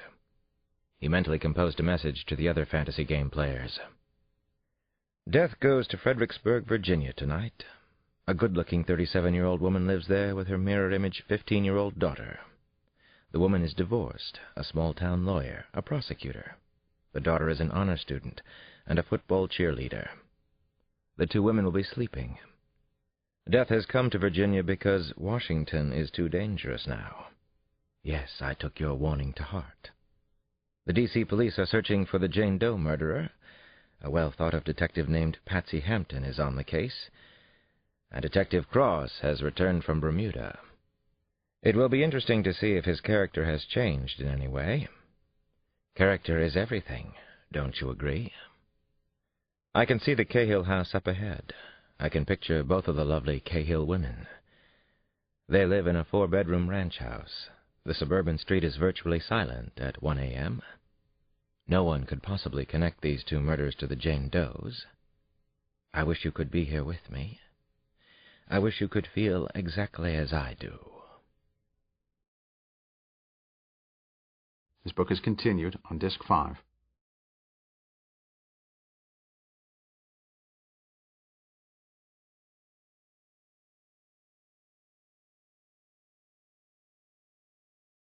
Disc 5. Chapter 53. Schaefer parked his Jag on the shadowy street and felt strangely alone and afraid. He was actually scaring himself, the things he thought and did. No one had a twisted mind like his. No one thought like this. No one had ever had such outlandish fantasies and ideas, and then acted them out. The other players also had complicated and very sick fantasy lives, of course, but they paled in comparison to his. Famine claimed authorship of a series of psychosexual murders in Thailand and the Philippines. War liked to think of himself as the uncrowned head of the group. He claimed to influence the adventures of the others. Conqueror was confined to a wheelchair and made up stories about using his infirmity to lure his prey close enough for the kill. Schaefer doubted that any of them actually had the guts to play the game out in the real world. But perhaps they would surprise him. Maybe each of the others was living out a homicidal fantasy. Wouldn't that be something? The Cahill women thought they were so perfectly safe inside the ranch house, less than 50 yards away. He could see a green wooden fence surrounding a stone terrace and lap swimming pool in the back. The house had sliding doors to the pool area. So many possibilities for him to consider. He might enter the house and murder both of them execution style. Then he would drive directly back to Washington. The local police and FBI would be totally baffled. The story might even make network TV. 2 women shot and murdered while they slept, a mother and daughter whom everybody in their small town admired. No motive for their horrific crime, no suspects. He was hard now, and it was difficult to walk. That was comical to Schaefer, his absurd hard-on waddle. His mouth formed a smile. A dog was howling 2 or 3 houses down the street. A small wimpy dog from the sound of it. Then a larger dog joined in. They sensed death, didn't they? They knew he was here. Schaefer knelt beside a maple tree at the edge of the backyard. He stood in shadows while the moon cast a soft white light across the yard. He slid the 20-sided dice out of his pocket, then let them fall on the tufts of grass. Here we go, playing by the rules. Let's see what the night has to offer. He counted the numerals on the special dice. They appeared fuzzy in the dark. Schaefer couldn't believe what he saw. He wanted to howl like the crazed and bewildered neighborhood dogs. The dice count was 5. Death had to leave. This instant. There could be no murders tonight. No, he wouldn't do it. To hell with the dice. He wouldn't leave. He couldn't. He was losing all impulse control, wasn't he? Well, so be it. Alea jacta est, he remembered from his schoolboy Latin classes. Julius Caesar before he crossed the Rubicon. The die is cast. This was a monumental night. For the first time he was breaking the rules. He was changing the game forever. He needed to kill someone, and the urge was everything to him. He hurried to the house before he changed his mind. He was nervous. Adrenaline punched through his system. He used his glass cutter at first, but then just smashed in a small window with a gloved hand. Once inside, he moved quickly down the darkened hallway. He was sweating, so unlike him. He entered Deirdre's bedroom. She was asleep, despite the breaking of the glass. Her bare arms were thrown up over her head, the surrender position. "Lovely," he whispered. She was wearing white bikini panties and a matching bra. Her long legs were spread delicately, expectantly. In her dreams, she must have known he was coming. Schaefer believed that dreams told you the truth, and you had better listen. He was still hard, and so glad he'd chosen to disobey the rules. "Who the hell are you?" he heard suddenly. The voice came from behind. Schaefer whirled around. It was Lindsay, the daughter. She wore nothing but coral-pink underwear, a brassiere, and briefs. He calmly raised his gun until it pointed between her eyes. "Shh. You don't want to know, Lindsay," he said in the calmest voice, not bothering to disguise his English accent. "But I'll tell you anyway." He fired the gun. Chapter 54. For the second time in my life, I understood what it felt like to be a victim of a terrible crime, rather than the detective investigating it. I was disconnected and out of it. I needed to be doing something positive on a case, or get back to volunteer work at St. Anthony's, anything to take my mind off what had happened. I had to be busy, but I knew I'd lost my ability to concentrate, something that had always come so naturally to me. I came across a pair of shocking murders in Virginia that bothered me for some unspecified reason. I didn't follow up on them. I should have. I wasn't myself. I was lost. I still spent endless hours thinking about Christine, remembering everything about our time together, seeing her face wherever I went. Samson tried to push me. He did push me. He and I made the rounds of the streets of Southeast. We put the word out that we were looking for a purple and blue cab, possibly a gypsy. We canvassed door to door in the Shaw neighborhood where Torrey Glover and Marion Cardinal had been found. Often we were still going at 10 or 11 at night. I didn't care. I couldn't sleep anyway. Samson cared. He was my friend. "You're supposed to be working the Odenkirk case, right? I'm not supposed to be working at all. The Hefe will be livid." "I kind of like that," Samson said as we trudged along S Street late one evening. Samson had lived in this neighborhood for years. He knew all the local hang-arounds. "Jamal, you know anything I should know?" he called out to a goateed youth sitting in shadows on a graystone stoop. "Don't know nothing. Just relaxing my mind, catching a cool night breeze. How about yourself?" Samson turned back to me. "Damn crack runners running these streets everywhere you look nowadays. Real good place to commit a murder and never get caught. You talked to the police in Bermuda lately?" I nodded, and my eyes stared at a fixed point up ahead. "Patrick Busby said the story of Christine's disappearance is off the front pages. I don't know if that's good or bad.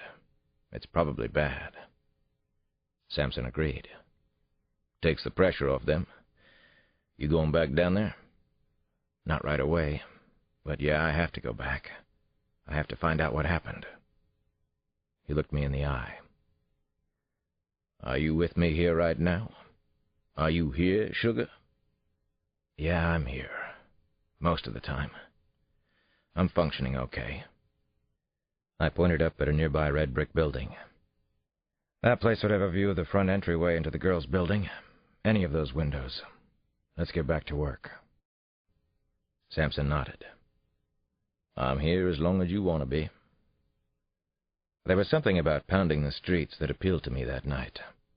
We talked to everyone in the building that we could find at home, about half the apartments. Nobody had seen a purple and blue cab on the street. Nobody had seen Tori or Marion either. Or so they said. You see any connections anywhere? I asked as we came down the steep stairs of a fourth-floor walk-up. What do you see? What the hell am I missing? Not a thing, Alex. Nothing to miss. Weasel didn't leave a clue. Never does. We got back down to the entrance and met up with an elderly man carrying 3 clear plastic bags of groceries from the Stop and Shop. We're homicide detectives, I said to him. 2 young girls were murdered across the street. The man nodded. Tori and Marion. I know 'em. You want to know about that fellow watching the building?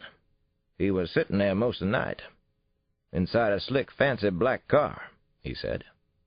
Mercedes, I think. You think maybe he's the killer? Chapter 55. I've been away a while, you see.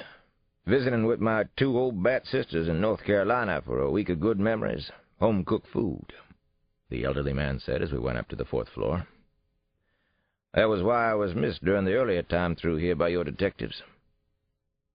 This was old-school police work, I was thinking as I climbed stairs. The kind of work too many detectives try to avoid.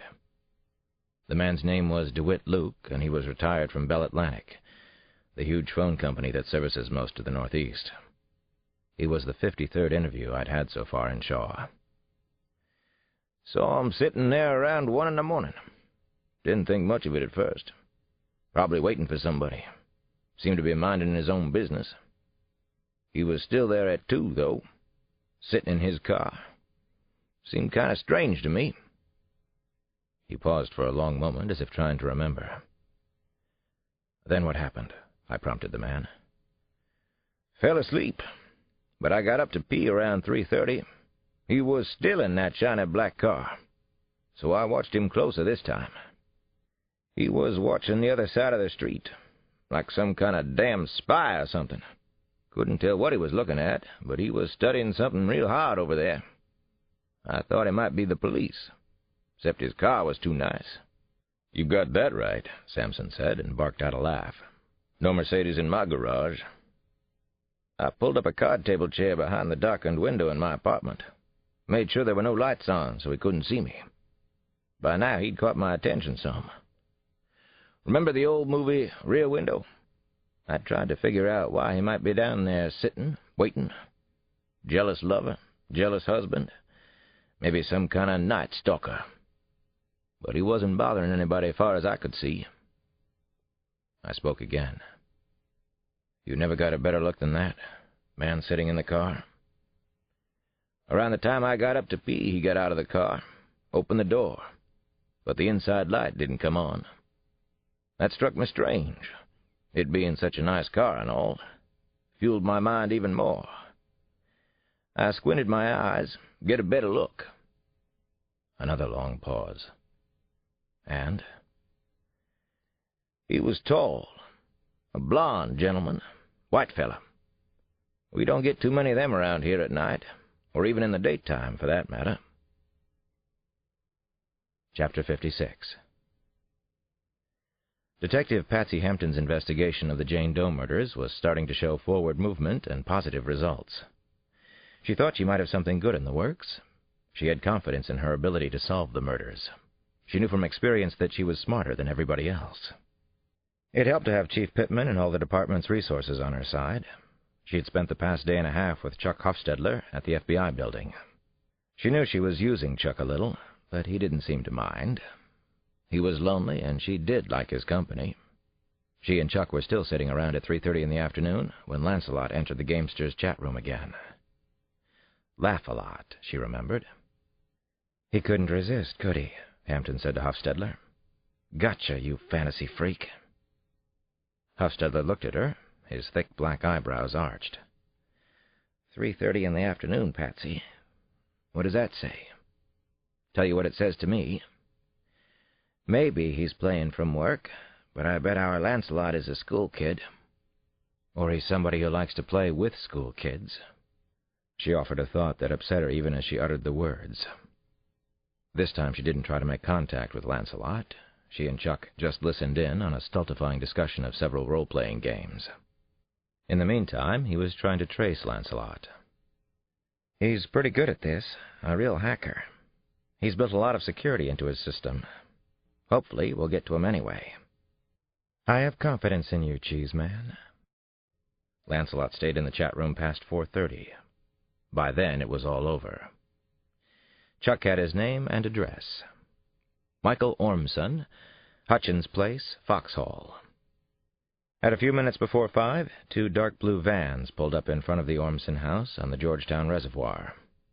5 agents in blue FBI windbreakers and Detective Patsy Hampton surrounded the large Tudor-style house with an acre or two of front and back lawn and majestic views. Senior FBI agent Bridget Dwyer and Hampton proceeded to the front door and found it unlocked. With weapons drawn, they quietly entered the house and discovered Lancelot in the den. He looked to be around 13 years old, a baby geek. He was sitting at a computer in his shorts and black socks. Hey, what the heck is going on? Hey, what are you doing in my house? I didn't do anything wrong. Who are you guys? Michael Ormson asked in a high-pitched, peeved but quivering voice. He was skinny, his face was covered with acne. His back and shoulders had a rash that looked like eczema. Chuck Hofstadler had been right on target. Lancelot was a teenage geek playing with his fancy computer after school. He wasn't the Weasel, though. This boy couldn't be the Weasel. Are you Michael Ormson? Patsy Hampton asked the boy. She had lowered her weapon, but hadn't holstered it. The young boy dropped his head and looked ready to weep. Oh, God, he moaned. Yes, I'm Michael Ormson. Who are you guys? Are you going to tell my parents? Chapter 57.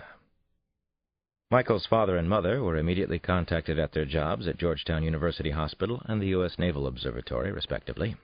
The Ormsons were currently separated, but they both made it to Foxhall in less than 10 minutes, even with rush-hour traffic starting to build. The other 2 Ormson children, Laura and Anne-Marie, had already come home from high school. Patsy Hampton convinced the parents to let her talk to their son at the house. She told the Ormsons that they could be present and could interrupt and even stop the interview any time they wished. Otherwise, she and Agent Dwyer would have to take Michael to FBI headquarters for the interview. The Ormsons, Mark and Cindy, agreed to let Michael talk. They were clearly frightened, especially of the FBI personnel, but they seemed to trust Detective Hampton. Most people did, she knew. She was pretty and sincere, and had a disarming smile that she used when she needed to. I'm interested in the game called The Four Horsemen, Hampton said to the boy. That's the only reason I'm here, Michael. I need your help. The teenager dropped his chin to his chest again, and then shook his head back and forth. Hampton watched the nervous boy, and decided to take a chance with him. She had a hunch that she wanted to play. Michael, whatever you think you've done wrong, it's nothing to us. It's nothing. We don't care what you've done on your computer. This isn't about you, or your family, or your hacking. There have been some terrible murders in Washington, and there might be a connection to this game called The Four Horsemen. Please help us, Michael. You're the only one who can. You're the only one. Mark Ormson, who was a radiologist at Georgetown University Hospital, leaned forward on the black leather couch in the den. He looked more frightened now than when he'd gotten home. I'm beginning to think I better get a lawyer, he said. Patsy Hampton shook her head and smiled kindly at both parents. This is not about your son, Mr. and Mrs. Ormson. He's not in any trouble with us, I assure you. She turned back to the teenager. Michael, what do you know about the Four Horsemen? We know you're not one of the players. We know it's a very private game. The boy looked up. She could tell that he liked her, and maybe trusted her some. "Hardly anything, ma'am. I don't know too much." Hampton nodded. "This is very important to us, Michael. Someone is killing people in the southeast part of Washington. For real, Michael. This is not a fantasy game. I think you can help us. You can save others from getting murdered." Michael dropped his head again. He had hardly looked at his mother and father since they arrived. "I'm good with computers. You probably already figured that out." Detective Hampton kept nodding, giving the boy positive reinforcement. "We know you are, Michael. We had trouble tracing you here. You're very good with computers. My friend Chuck Hofstadler at the FBI was really impressed. When all this is over, you can see where he works. You'll like him, and you'll love his equipment." Michael smiled, showing off large protruding teeth with braces. "Back at the beginning of summer, probably late in June, this guy came into the gamesters' chat room, where you found me." Patsy Hampton tried to hold eye contact with the boy. She needed him badly. She had a feeling that this was a big break, her biggest so far. Michael continued to speak softly. "He sort of, like, he took over the conversation. Actually, he was pretty much a control freak about it. He kept putting down Highlander, D&D, Millennium, all the hot games that are out now. Wouldn't let anybody else get a word in. Almost seemed like he was high on something. He kept hinting about this completely different game he played called The Four Horsemen. It was like he didn't want to tell us about it, but then he would give out bits and pieces anyway, but not much. He wouldn't shut up. He said the characters in Dungeons & Dragons, Dune, and Condottiere were predictable and boring, which I must admit they are sometimes. Then he said some of the characters in his game were chaotic evil instead of lawful good. He said they weren't fake heroes like in most RPGs. His characters were more like people in real life. They were basically selfish, didn't really care about others, didn't follow society's rules. He said Horseman was the ultimate fantasy game. That was all he would tell us about the Four Horsemen, but it was enough. I mean, you could see it was a game for total psychos." "What was his call name?" Agent Dwyer asked Michael. "Call name? Or his real name?" Michael asked, and offered up a sly, superior smile. Agent Dwyer and Hampton looked at each other. Call name or his real name? They turned back to Michael. "I traced him, just like you traced me. I got through his encryptions. I know his name and I know where he lives, even where he works. It's Schaefer, Jeffrey Schaefer. He works at the British Embassy on Massachusetts Avenue. He's some kind of information analyst there, according to the embassy's website. He's 44 years old." Michael Ormson looked sheepishly around the room. He made eye contact with his parents, who finally looked relieved. Then he looked back at Hampton.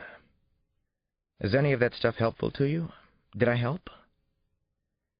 "Yes, you did. Laugh a lot." Chapter 58. Jeffrey Schaefer had vowed he would not get high on pharmaceuticals tonight. He'd also decided he was going to keep his fantasies under control, under wraps. He understood precisely what the psychobabbling profilers on the murder cases would be thinking. His fantasy life was escalating, and he was approaching a rage state. And the profilers would be exactly right, which was why he was playing it cool for a while. He was a skillful cook, skilled at a lot of things, actually. He sometimes put together elaborate meals for his family, and even large dinner parties with friends. When he cooked, he liked to have the family with him in the kitchen. He loved an audience, even his wife and kids. "Tonight we'll be eating classic Thai," he announced to Lucy and the children as they watched him work. He was feeling a little hyper, and reminded himself not to let things get out of hand at home. Maybe he ought to take some Valium before he began to cook.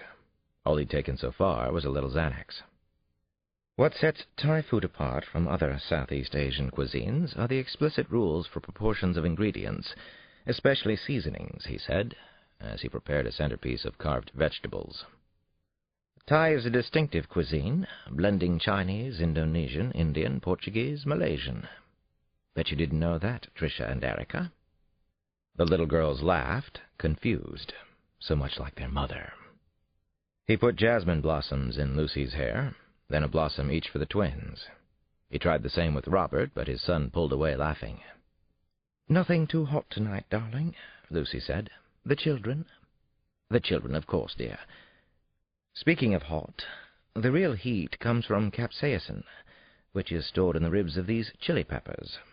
Capsaicin is an irritant and burns whatever it touches, even skin, so it's wise to wear gloves.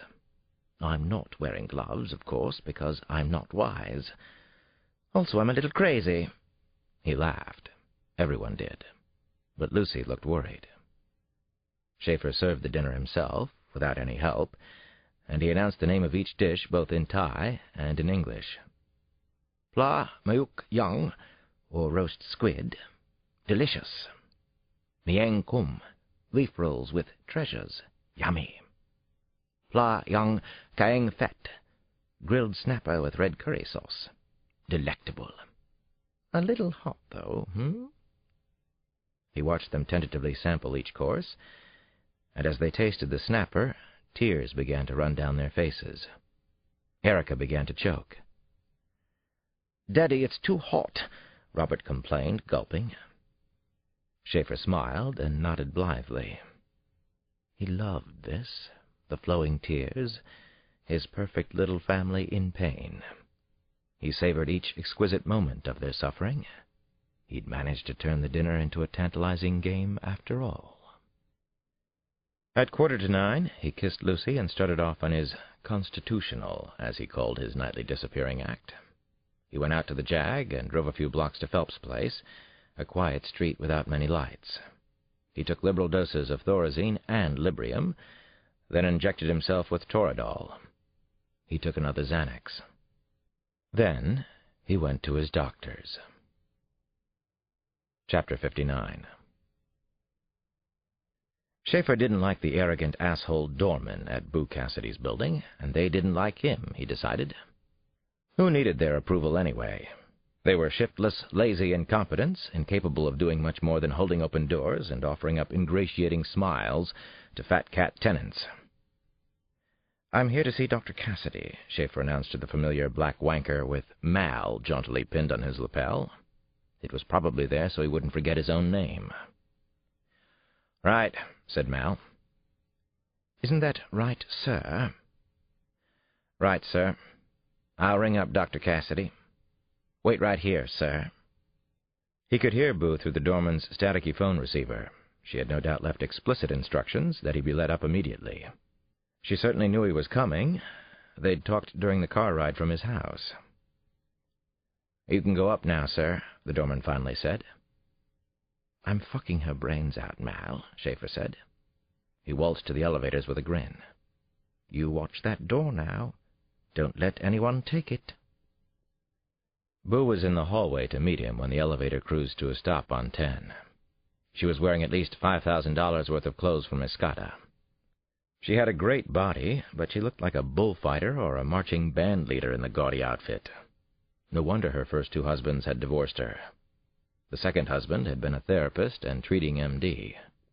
Still, she was a good, steady mistress who gave much better than she got. More important, she was able to get him Thorazine, Librium, Ativan, Xanax. Most of the drugs were samples from drug company representatives. Her husband had left them behind when they'd split. The number of samples left by the drug reps amazed Schaefer, but she assured him it was common practice.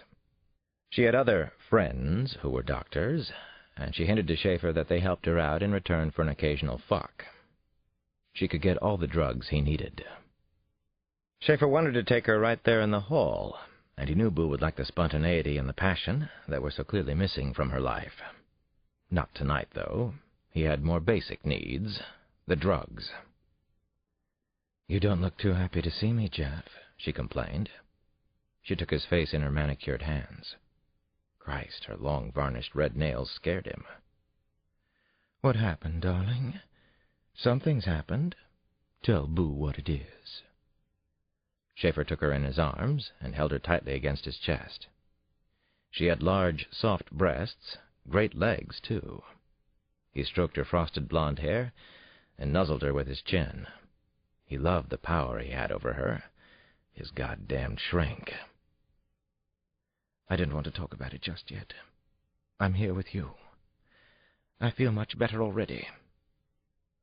What happened, darling? What's wrong? You have to share these things with me. So he made up a story on the spot, acted it out. Nothing to it. Lucy claims she knows about us. God, she was paranoid before I started to see you. Lucy always threatens to destroy my life. She says she'll leave me, sue for what fucking little I have. Her father will have me fired, then blackball me in the government and in the private sector, which he's perfectly capable of doing. The worst thing is, she's poisoning the children, turning them against me. They use the same belittling phrases that she does.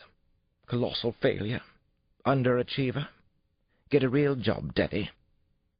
Some days I wonder whether it isn't true. Boo kissed him lightly on the forehead. No, darling. You're well thought of at the embassy. I know you're a loving dad. You just have a bitchy, mean-spirited, spoiled, rotten wife who gets you down on yourself. Don't let her do it. He knew what she wanted to hear next, so he told her. Well, I won't have a bitchy wife for much longer. I swear to God I won't, Boo. I love you dearly, and I'm going to leave Lucy soon. He looked at her heavily made-up face and watched as tears formed and ruined her look. I love you, Jeff, she whispered, and Schaefer smiled as if he were pleased to hear it. God, he was so good at this. Lies, fantasies, role-playing games. He unbuttoned the front of her mauve silk blouse, fondled her, then carried her inside to the sofa. This is my idea of therapy, he whispered hotly into Boo's ear. This is all the therapy I need. Chapter 60. I had been up since before 5 that morning. I had to call Inspector Patrick Busby in Bermuda. I wanted to talk to him every day, sometimes more than once. But I stopped myself.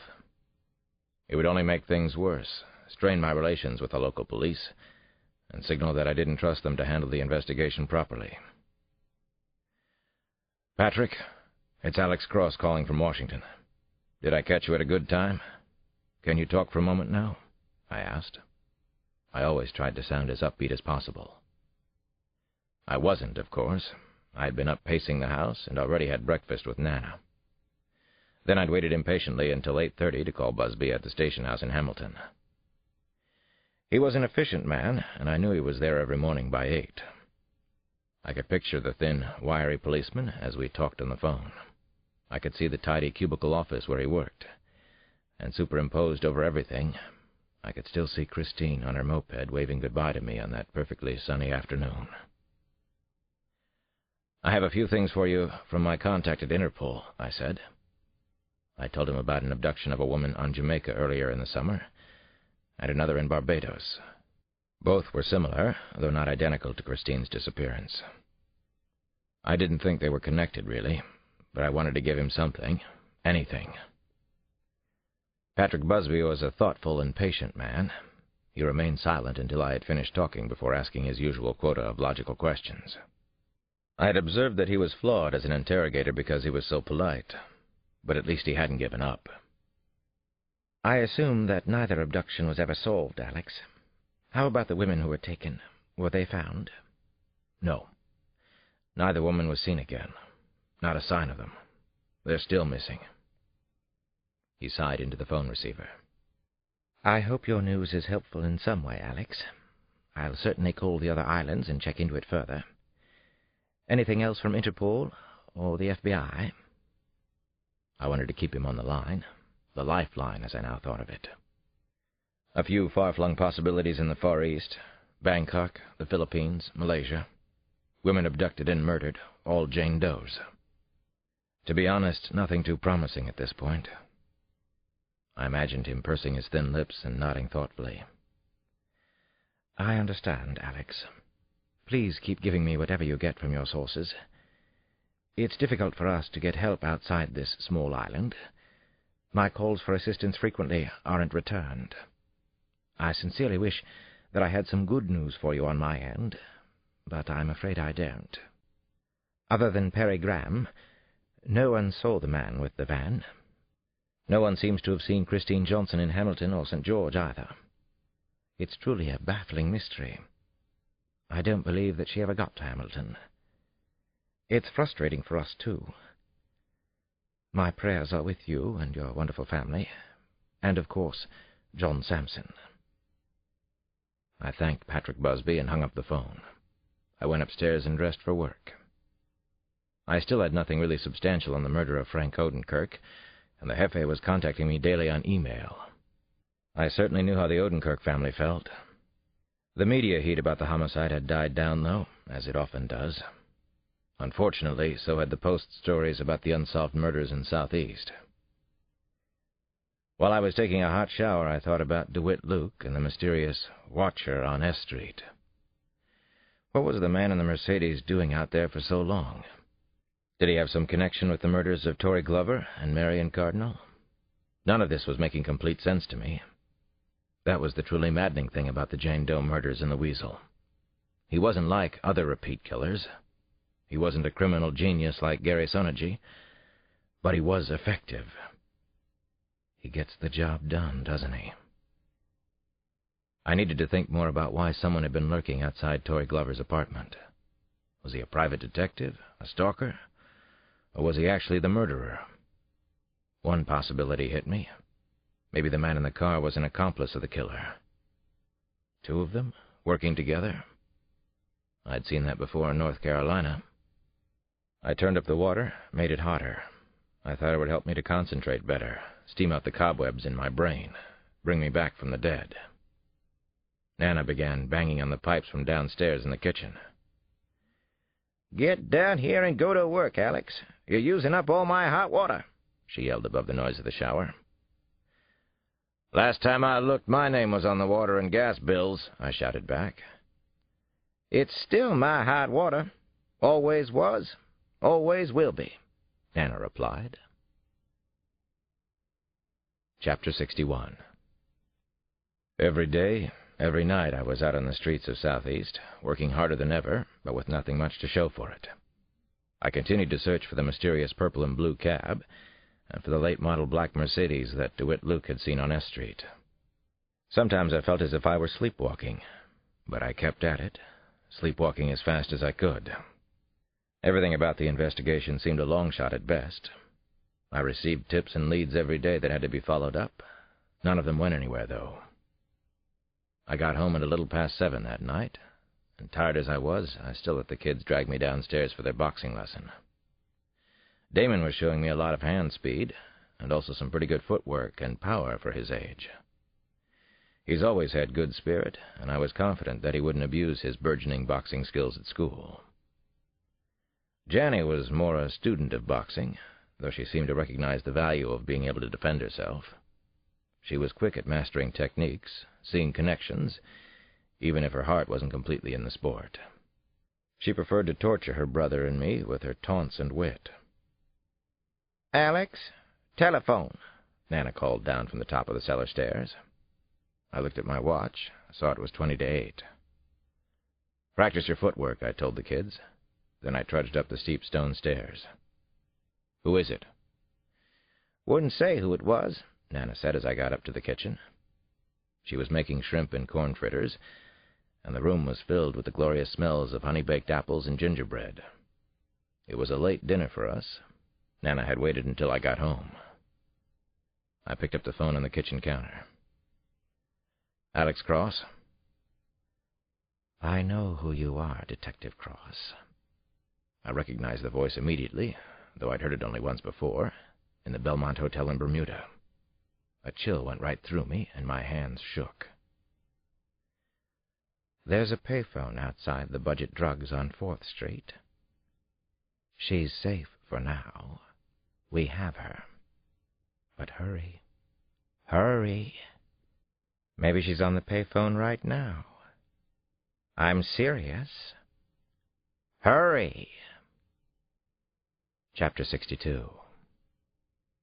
I exploded at the back kitchen door without saying a word to Nana or the kids. I didn't have time to explain where I was going or why. Besides, I didn't really know exactly what was happening. Had I just spoken to the Weasel? Hurry. Maybe she's on the payphone right now. I'm serious. I sprinted across 5th Street, then down a side alley and over to 4th. I dashed another 4 blocks south toward the Anacostia River. People on the streets watched me running. I was like a tornado suddenly roaring through southeast. I could see the metal frame of a payphone from more than a block away as I approached Budget Drugs. A young girl was leaning against the graffiti-covered wall of the drugstore, talking on the phone. I pulled up my detective shield as I raced the final block toward her. This particular phone gets a lot of use. Some people in the neighborhood don't have phones in their homes. "Police! I'm a homicide detective. Get off the phone!" I told the girl, who looked 19 or so. She stared at me as if she couldn't care less that a D.C. policeman was trying to commandeer the phone. "I'm using this phone, mister. Don't care who you are. You can wait your turn like everybody else." She turned away from me. "Probably just calling your honey." I yanked the receiver away from her, disconnected her call. "The fuck you think you are?" the girl shouted at me, her face screwed up in anger. "I was talking. The fuck you thinking?" "I'm thinking you better get out of my face. This is a life-and-death situation. Get away from this phone. Now! Get out of here!" I could see she had no intention of leaving. "There's been a kidnapping." I was yelling like a madman. She finally backed away. She was afraid that I was really crazy, and maybe I was. I stood there with the phone receiver in my hand, trembling, waiting for the call to come in. I was winded. Sweat covered my body. I stared up and down 4th Street. Nothing obvious or suspicious. I didn't see a purple and blue cab parked anywhere. No one watching me. Somebody definitely knew who I was. He had called me at the Belmont Hotel. He had called me at home. I could still hear the caller's voice echoing loudly inside my head. I'd been hearing that same deep, wretched voice for weeks. "She's safe for now. We have her." Those were the words spoken to me 6 weeks before in Bermuda. I hadn't heard another word from the caller until now. My heart was pounding, sounding as if it were amplified in my ears.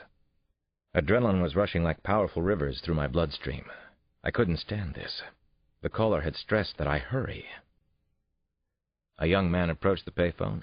He stared at my hand on the receiver. "What's up, man? I need to use the phone." "The phone. You hear me?"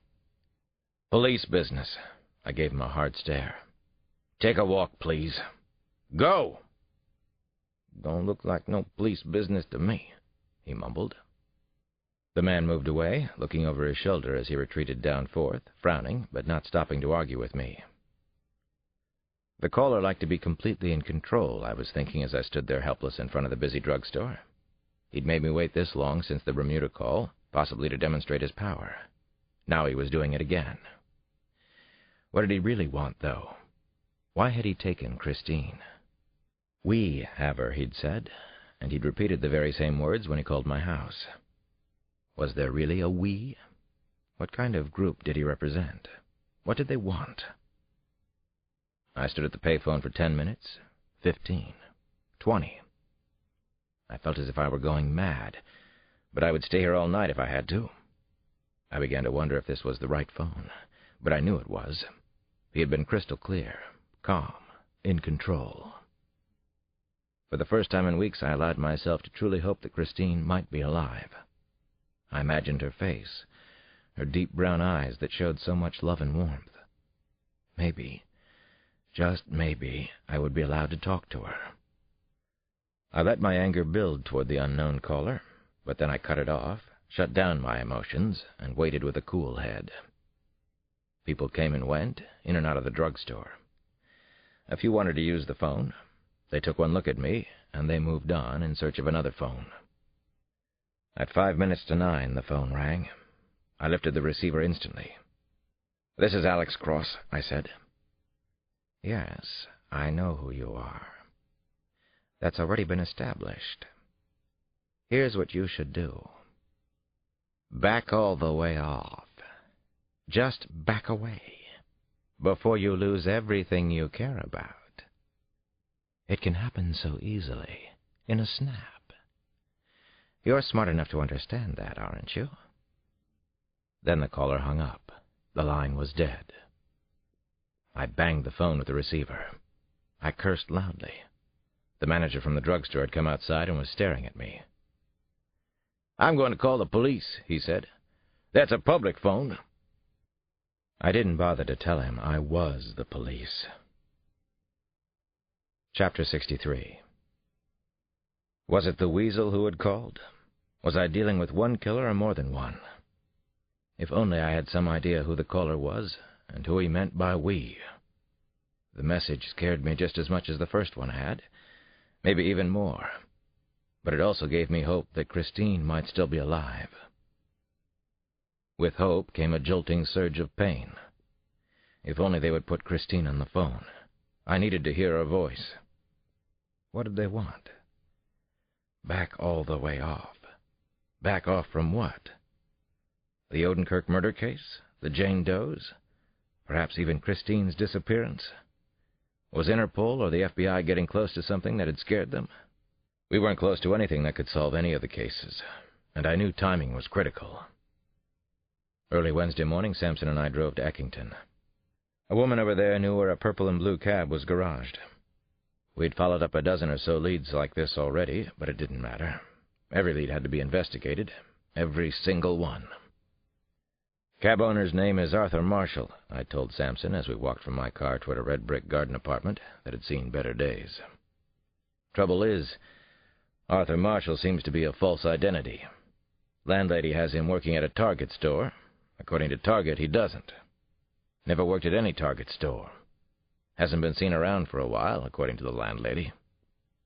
"Maybe we spooked him," Sampson said. "I hope not, but you may be right." I glanced around at the lower middle-class neighborhood as we walked. Overhead, the sky was a bright blue canvas, nearly empty of clouds. The street was packed with 1- and 2-story homes. Bright orange flyers were sticking out from the mailboxes. Every window was a possible lookout for the Weasel. Back away, he had warned. I couldn't. Not after what he'd done. I knew I was taking a risk, though. He probably spotted us canvassing the streets. If he was responsible for the Jane Doe murders, he had been working undetected for a long while. He was skillful, good at killing, at not getting caught. The landlady told us what she knew about Arthur Marshall, which wasn't much more than the information she needed to rent him a 1-bedroom apartment and the attached garage. She gave us a set of keys for the place and said we could go look for ourselves. The second house was similar to the landlady's, except that it was painted Easter egg blue. Sampson and I entered the garage first. The purple and blue cab was there. Arthur Marshall had told the landlady that he owned the cab and operated it as a part-time job. That was a possibility, but it seemed unlikely. The Weasel was close. I could feel it now. Had he known we would find the cab? Probably. Now what? What came next? What was his plan, his fantasy? "I'm going to have to figure out how to get some techies in here," I told Sampson. "There has to be something in the cab, or maybe upstairs in the apartment. Hair, fibers, prints." "Hopefully no damn body parts," Sampson said, and grimaced. It was typical cop humor, and so automatic that I didn't give it a second thought. "Body parts are always popping up in these cases, Alex. I don't want to see it. I like feet attached to ankles, heads attached to necks, even if all the parts happen to be dead." Sampson searched around the front seat of the cab with latex-gloved hands. "Papers in here. Candy and gum wrappers, too. Why not call in a favor from Kyle Craig, get the FBI boys over here?" "Actually, I talked to Kyle last night," I said. "The Bureau's been involved for some time. He'll help out if we say the word." Sampson tossed me a pair of gloves, and I examined the cab's back seat. I saw what could be bloodstains in the fabric of the seat cushion. The stains would be easy enough to check out. John and I finally climbed upstairs into the apartment above the garage. It was dusty, grimy, without much furniture. eerie and unpleasant on the eyes.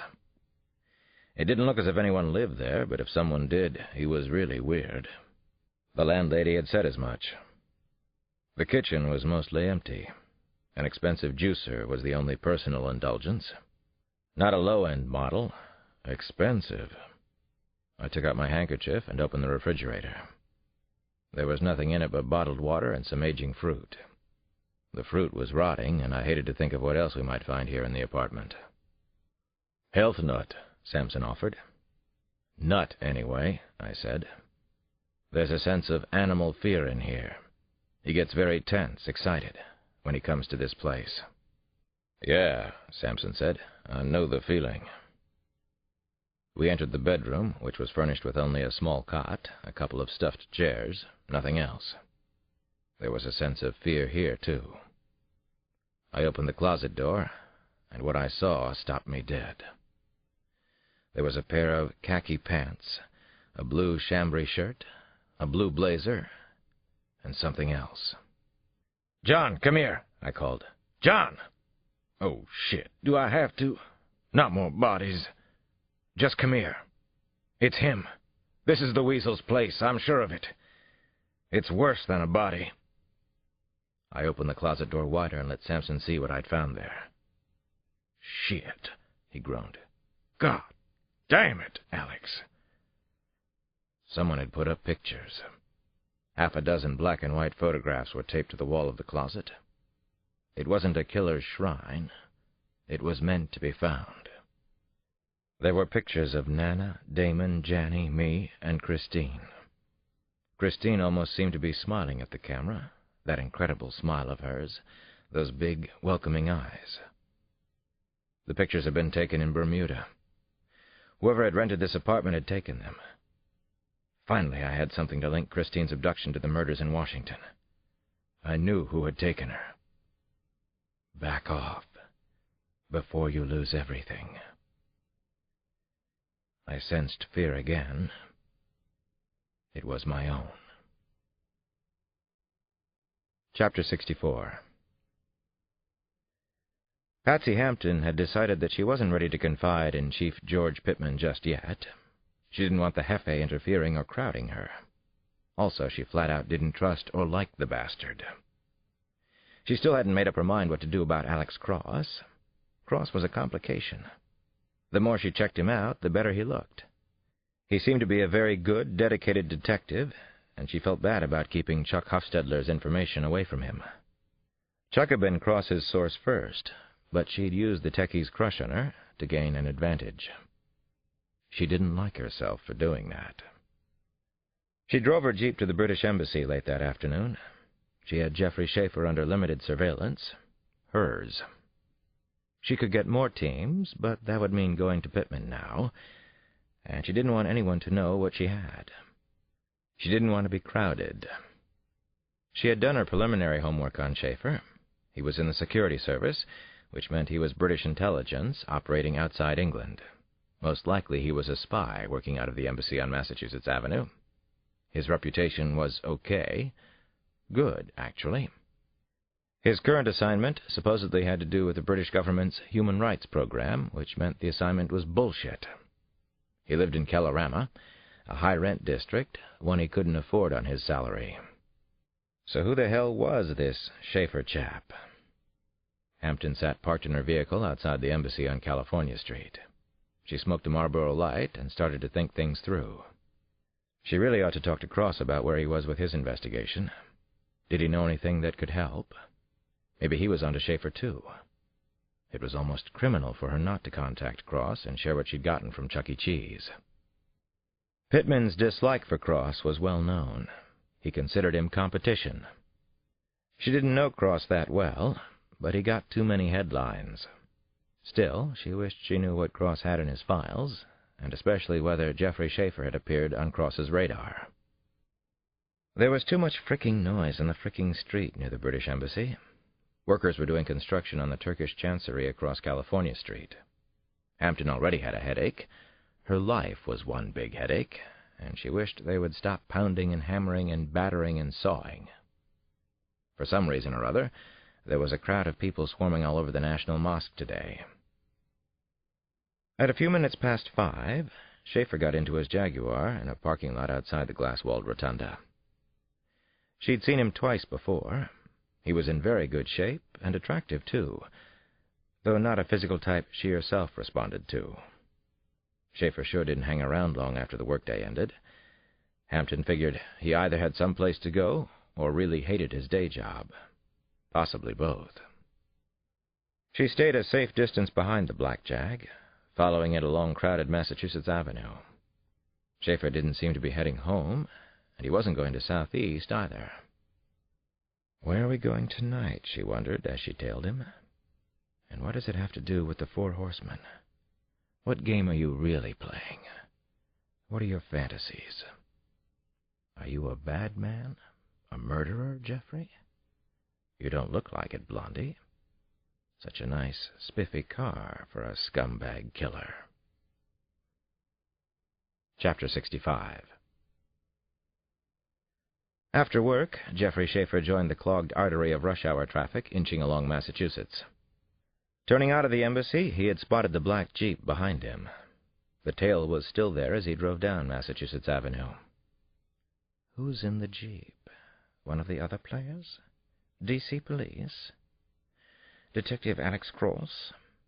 They found the garage in Eckington. Now they've found me.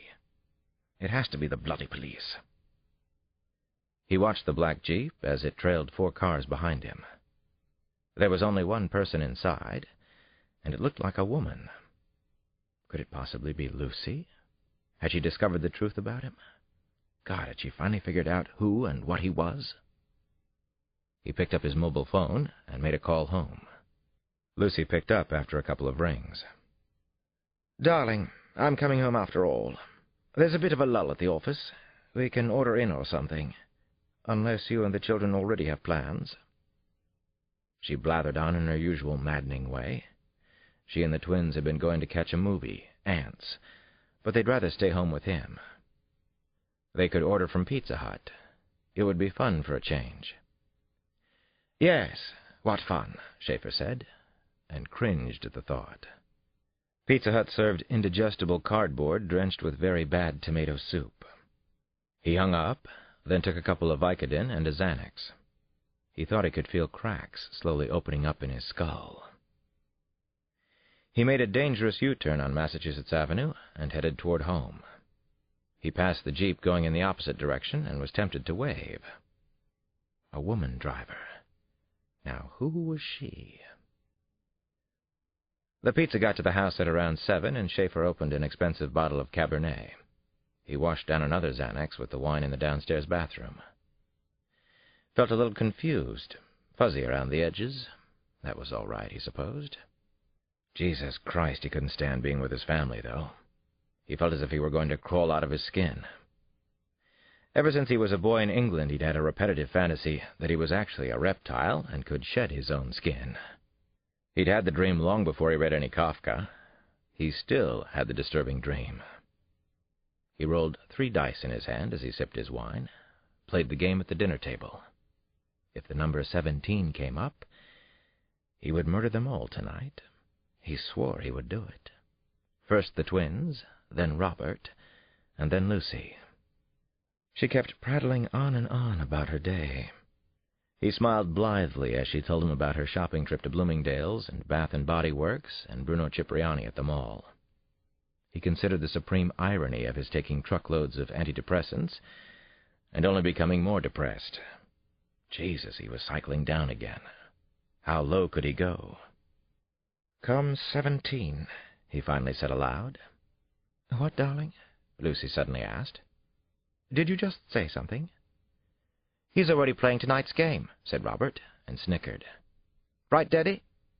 It's your fantasy game. Am I right?"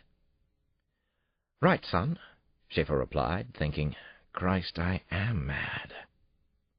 He let the dice gently fall on the dining table, though. He would kill them if their number came up. The dice rolled over and over, then banked off the greasy pizza box. "Daddy and his games," Lucy said, and laughed. Erica and Tricia laughed. Robert laughed. 6, 5, 1, he counted. Damn. "Are the two of us going to play tonight?" Robert asked. Schaefer forced a smile. "Not tonight, Rob boy. I'd like to, but I can't. I have to go out again." Chapter 66. This was getting very interesting. Patsy Hampton watched Schaefer leave the large and expensive house in Kalorama at around 8:30. He was off on another of his nightly jaunts. The guy was a regular vampire. She knew that Cross and his friends called the killer the Weasel, and it certainly fit Schaefer. There was something uncomfortable about him, something bent. She followed the black jag, but he didn't head toward southeast, which disappointed her. He drove to a trendy supermarket, Sutton on the Run, just off DuPont Circle. Hampton knew the pricey store and called it Why Pay Less. He parked the sports car illegally, then jogged inside. Diplomatic immunity. That pissed her the hell off. What a weasel he was. Real Euro trash. While he was in the market, Hampton made a command decision. She was pretty sure she was going to talk to Alex Cross. She had thought a lot about it, the pros and cons. Now she figured that she might be endangering lives in Southeast by not sharing at least some of what she knew. If someone died, she wouldn't be able to bear it. Besides, Cross would have gotten the information if she hadn't interceded with Chuck Hufstedler. Schaefer shuffled back out of Sutton on the Run and glanced around crowded DuPont Circle. He had a small bag of overpriced groceries clutched in one arm.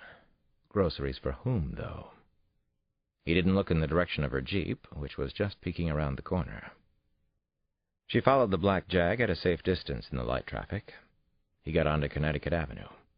She didn't think he'd spotted her, though he was an MI6 man, so she needed to be careful. Schaefer wasn't far from Embassy Row. He wouldn't be going back to work now, would he? Why the groceries if he was headed to the embassy? The Jaguar eventually turned into the underground garage of a pre-war building in Woodley Park. The Farragut was engraved on a brass sign in front. Patsy Hampton waited a few minutes, then pulled into the garage behind the Jag. She needed to look around, check things out if she could. The garage was public-private, so it wasn't any big deal. She walked over to the attendant in the small kiosk and identified herself. "The Jag that came in before me. Ever see it here before?" she asked. The man nodded. He was around her age, and she could tell he wanted to impress her if he could. "Sure. I don't know him to talk to, though. Comes here to visit a lady on 10. Dr. Elizabeth Cassidy. She's a shrink. I assume he's a patient. He's got a funny look in his eyes," the attendant said. "But so do most people." "How about me?" Hampton asked. "Nah. Well, maybe a little," the attendant said, and grinned. Schaefer stayed upstairs with Dr. Cassidy for nearly 2 hours.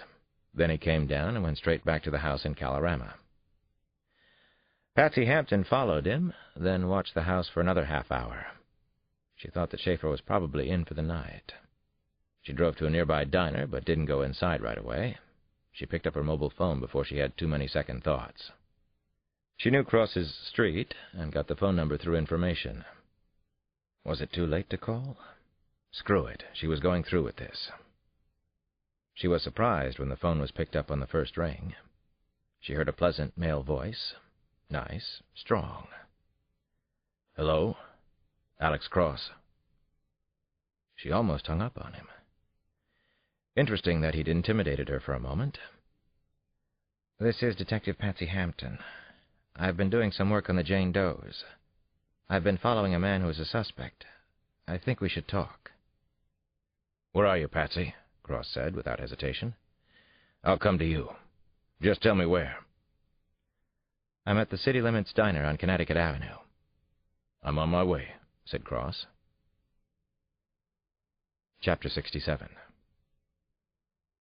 I wasn't totally surprised that Pittman had assigned someone to the Jane Does, especially after Zach Taylor's article in the Washington Post. I was interested in any leads Detective Hampton might have turned up. I had seen Patsy Hampton around, and she obviously knew who I was. She was supposed to be on a fast track. She was a smart and effective senior homicide detective, though from what I'd heard, she was also a lone wolf. She didn't have any friends in the department as far as I knew. She was much prettier than I remembered. She was in very trim, athletic shape, probably early 30s, short blonde hair, piercing blue eyes that cut through the diner haze. She'd put on bright red lipstick for our meeting, or maybe she wore it all the time. I wondered what was on her mind and what her motives were. I didn't think I could trust her. "You or me first?" Detective Hampton asked, after we'd ordered coffee. We were seated at a table in the City Limits Diner, near a window looking out on Connecticut Avenue. "I'm afraid I don't know what this is about," I told her. She sipped her coffee and gave me a look over the cup's rim. She was a strong-willed, confident person. Her eyes told me that much. "You really don't know someone else was working on the Jane Does?" I shook my head. Pittman said that the cases were closed. I took him at his word. He suspended some good detectives for working the cases after hours. "There's a lot of seriously nasty crap going on in the department. So what's new, though?" she said, as she set down her cup. She gave a deep sigh. "I thought I could deal with it by myself. Now I'm not so sure." "Pittman assigned you to the Jane Does? Personally?" She nodded. Then her blue eyes narrowed. "He assigned me to the Glover and Cardinal murders, and any others I wanted to look into. Gave me free rein." "And you say you have something?" "Maybe. I've got a possible suspect. He's involved in a role-playing game that features victims being murdered, mostly in Southeast. It's all after-the-fact stuff, so he could have read the news stories and then fantasized about them. He works at the British Embassy." This was a new piece of information, and it surprised me. "How far have you gone with this?" "Not to Pittman, if that's what you mean. I've done a little discreet checking on the suspect. Trouble is, he seems to be a solid citizen. Very good at his job, supposedly. At least, that's the official word from the embassy. Nice family in Kalorama. I've been watching Schaefer a little, hoping I'd get lucky. His first name is Jeffrey." I knew that she was supposed to be a little bit of a loose cannon, and that she didn't suffer fools gladly. "You're out here alone tonight?" I asked her. Hampton shrugged. "That's how I usually operate. Partners slow me down. Chief Pittman knows how I like to work. He gave me the green light. All green, all day long." I knew she was waiting for me to give her something, if I had anything. I decided to play along. "We found a cab that the killer apparently used in Southeast. He kept it in a garage in Eckington." "Anybody see the suspect in the neighborhood?" She asked the right question first. "The landlady saw him. I'd like to show her pictures of your guy. Or do you want to do it yourself?" Her face was impassive. "I'll do it. First thing in the morning." "Anything revealing in the apartment?" I wanted to be straight with her. She'd initiated the meeting, after all. Photographs of me and my family covered a wall in a closet. They were taken of us in Bermuda, while we were on vacation. He was there, watching us all the time. Hampton's face softened. "I heard your fiancé disappeared in Bermuda. Word gets around." "There were photographs of Christine, too," I said. Her blue eyes became sad. I got a quick look behind her tough facade. "I'm really sorry about your loss." "I haven't given up yet," I told her. "Listen, I don't want any credit for solving these cases. Just let me help. He called me at home last night. Somebody did. Told me to back off. I assumed that he meant this investigation, but I'm not supposed to be on it. If Pittman hears about us..." Detective Hampton interrupted me. "Let me think about everything you've said. You know that Pittman will totally crucify me if he finds out. You have no idea. Trouble is, I don't trust him."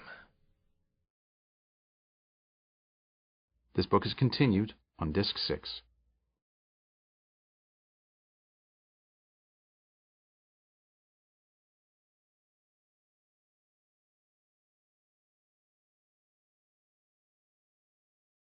Disc 6.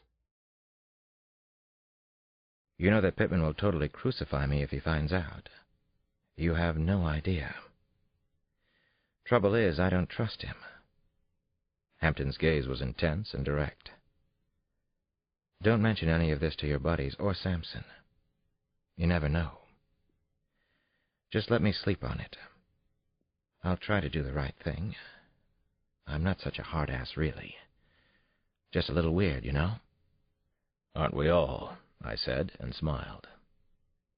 Hampton was a tough detective, but I felt okay about her. I took something out of my pocket, a beeper. Keep this. If you get in trouble or get another lead, you can beat me any time. If you find something out, please let me know. I'll do the same. If Schaefer's the one, I want to talk to him before we bring him in. This is personal for me. You can't imagine how personal.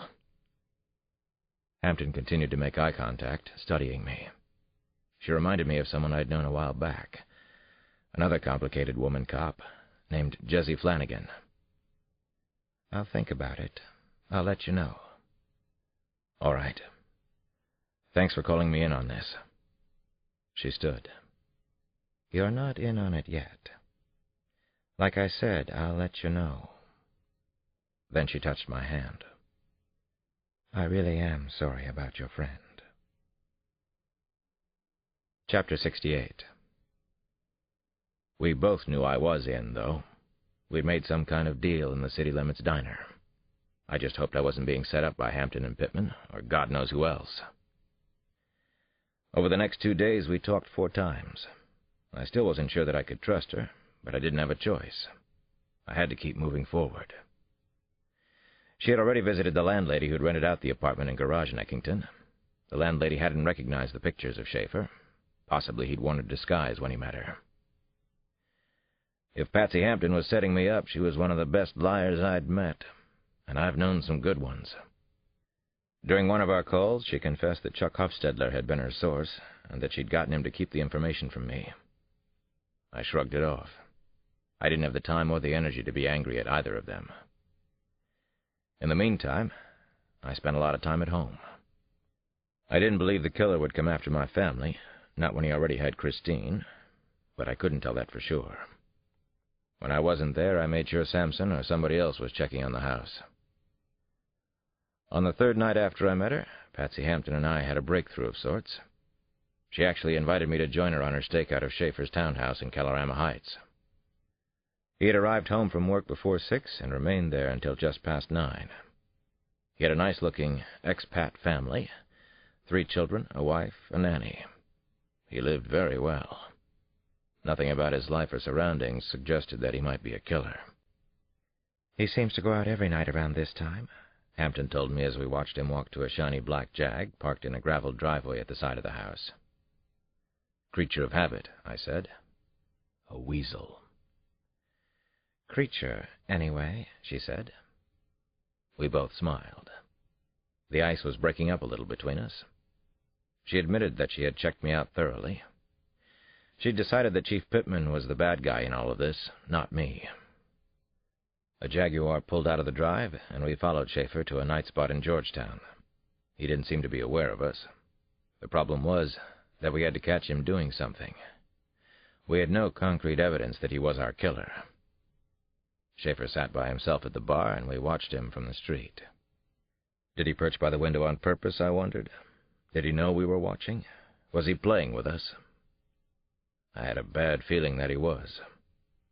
This was all some kind of bizarre game to him. He left the bar around 11:45 and returned home just past midnight. Bastard! Patsy grimaced and shook her head. Her blonde hair was soft and had a nice bounce to it. She definitely reminded me of Jessie Flanagan, a Secret Service agent I'd worked with on the kidnapping of 2 children in Georgetown. He's in for the night? I asked. What was that all about?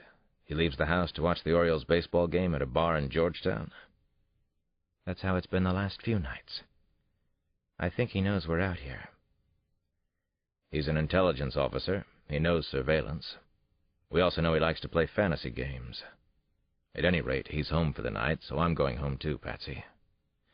I don't like leaving my family alone too long. Good night, Alex. Thanks for the help. We'll get him. And maybe we'll find your friend soon. I hope so. On the drive home, I thought a little about Detective Patsy Hampton. She struck me as a lonely person, and I wondered why. She was thoughtful and interesting when she got past her tough facade. I wondered if anyone could ever really get through that facade, though. There was a light on in our kitchen when I rolled into the driveway. I strolled around to the back door and saw Damon and Nana in their bathrobes at the stove. Everything seemed all right. "Am I breaking up a pajama party?" I asked as I eased in through the back door. Damon has an upset stomach. I heard him in the kitchen, so I came out to get in his way. I'm all right. I just couldn't sleep. I saw you were still out, he said. It's after midnight. He looked worried and also a little sad. Damon had really liked Christine, and he'd told me a couple of times that he was looking forward to having a mom again. He'd already begun to think of her that way. He and Johnny missed Christine a whole lot. Twice now they'd had important women taken away from them. I was working a little late, that's all. It's a very complicated case, Damon. But I think I'm making progress, I said. I went to the cabinet and took out 2 tea bags. I'll make your tea, Nana offered. I can do it, I said. But she reached for the bags, and I let her take them away from me. It doesn't pay to argue with Nana, especially not in her kitchen. "You want some tea and milk, big guy?" I asked Damon. "Aye, aight," he said, pronouncing all right as they do at the playgrounds and probably even at the Sojourner Truth School. "You sound like that poor excuse for an NBA point guard, Allen Iverson," Nana said to him. She didn't much like street slang, never had. She had started off as an English teacher and never lost her love of books and language. She loved Toni Morrison, Alice Walker, Maya Angelou, and also Oprah Winfrey for bringing their books to a wider audience. "He's the fastest guard in the league, Grandma Moses. Shows what you know about basketball," said Damon. "You probably think Magic Johnson is still playing in the league. And Wilt Chamberlain." "I like Marbury with the Timberwolves and Stoudemire with Portland, formerly with Toronto," Nana said, and gave a triumphant little smile. "Aye, aight." Damon laughed. Nana probably knew more about NBA point guards than either of us. She could always get you if she wanted to. We sat at the kitchen table and drank tea with milk and too much sugar, and we were mostly quiet, but it was kind of nice. I love family. Always have. Everything that I am flows from that. Damon yawned and got up from the table. He went to the sink and rinsed out his cup. "I can probably sleep now," he reported to us. "Give it a try, anyway." He came back to the table and gave Nana and me a kiss before he went back upstairs to bed. "You miss her, don't you?" he whispered against my cheek. "Of course I miss Christine," I said to Damon. "All the time. Every waking minute." I didn't make mention of the fact that I had been out late because I was observing the son of a bitch who might have abducted her. Nor did I say anything about the other detective on surveillance, Patsy Hampton. When Damon left, Nana put her hand in mine, and we sat like that for a few minutes before I went up to bed. "I miss her, too," Nana finally said. "I'm praying for you both, Alex." Chapter 69. The next evening, at around 6, I took off early from work and went to Damon's choir practice at the Sojourner Truth School. I'd put together a good-sized file on Jeffrey Schaefer, but I didn't have anything that concretely linked him to any of the murders. Neither did Patsy Hampton. Maybe he was just a fantasy game player. Or maybe the Weasel was just being more careful since his taxi had been found. It tore me up to go to the Truth School, but I had to go. I realized how hard it must be for Damon and Janny to go there every day. The school brought back too many memories of Christine. It was as if I were suffocating, all the breath being squeezed out of my lungs. At the same time, I was in a cold sweat that coated the back of my neck and my forehead. A little while after the practice began, Janny quietly reached over and took my hand. I heard her sigh softly. We were all doing a lot more touching and emoting since Bermuda, and I don't think we have ever been closer as a family. She and I held hands through most of the choir practice, which included the Welsh folk song All Through the Night, Bach's My Heart Ever Faithful, Sing Praises, and a very special arrangement of the spiritual Oh, Fix Me. I kept imagining that Christine would suddenly appear at the school, and once or twice I actually turned back toward the archway that led to her office. Of course she wasn't there, which filled me with inconsolable sadness and the deepest emptiness. I finally cleared my mind of all thought, just shut down, and let my whole self be the music, the glorious sound of the boys' voices. After we got home from the choir practice, Patsy Hampton checked in with me from her surveillance post. It was a little past 8. Nana and the kids were putting out cold chicken, slices of pears and apples, cheddar cheese, a salad of endive and bib lettuce. Schaefer was still home, and of all things, a children's birthday party was going on there, Patsy reported. Lots of smiling kids from the neighborhood, plus a rent-a-clown called Silly Billy. Maybe we're on the wrong track here, Alex. I don't think so. I think our instincts are right about him. I told her I would come over at around 9 to keep her company. That was the time when Schaefer usually left the house. Just past 8:30, the phone in the kitchen rang again as we were digging into the cold, well-spiced, delicious chicken. Nana frowned as I picked up the phone. I recognized the voice. I told you to back off, didn't I? Now you have to pay some consequences for disobeying. It's your fault. There's a payphone at the old monkey house at the National Zoo. The zoo closes at 8, but you can get in through the gardening staff gate. Maybe Christine Johnson is there at the zoo waiting for you. You better get over there quick and find out. Run, Cross, run. Hurry. We have her. The caller hung up, and I charged upstairs for my Glock. I called Patsy Hampton and told her I'd gotten another call, presumably from the Weasel. I'd be at the National Zoo. Schaefer's still at his kid's birthday party, she told me. Of course, he could have called from the house. I can see Silly Billy's truck from where I'm parked. Keep in contact with me, Patsy. Phones and beepers. Beeper for emergencies only. Be careful with him. Okay. I'm fine here, Alex. Silly Billy doesn't pose too much of a threat. Nothing will happen at his house. Go to the zoo, Alex. You be careful. Chapter 70. I was at the National Zoo by 10 to 9. I was thinking that the zoo was actually pretty close to Dr. Cassidy's apartment at the Farragut. Was it just a coincidence that I was so close to Schaefer's shrink? I didn't believe in coincidences anymore. I called Patsy Hampton before I left the car, but she didn't pick up this time. I didn't beep her. This wasn't an emergency. Not so far.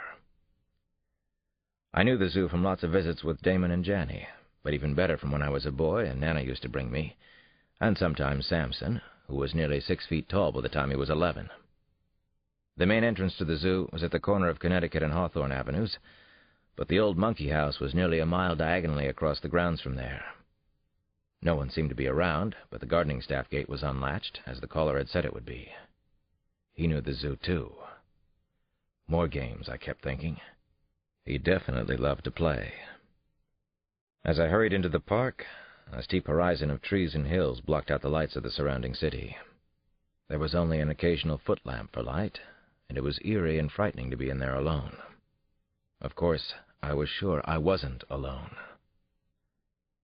The monkey house was farther inside the gates than I remembered. I finally located it in the dark. It looked like an old Victorian railway station. Across a cobblestone circle, there was a more modern structure that I knew was the reptile house.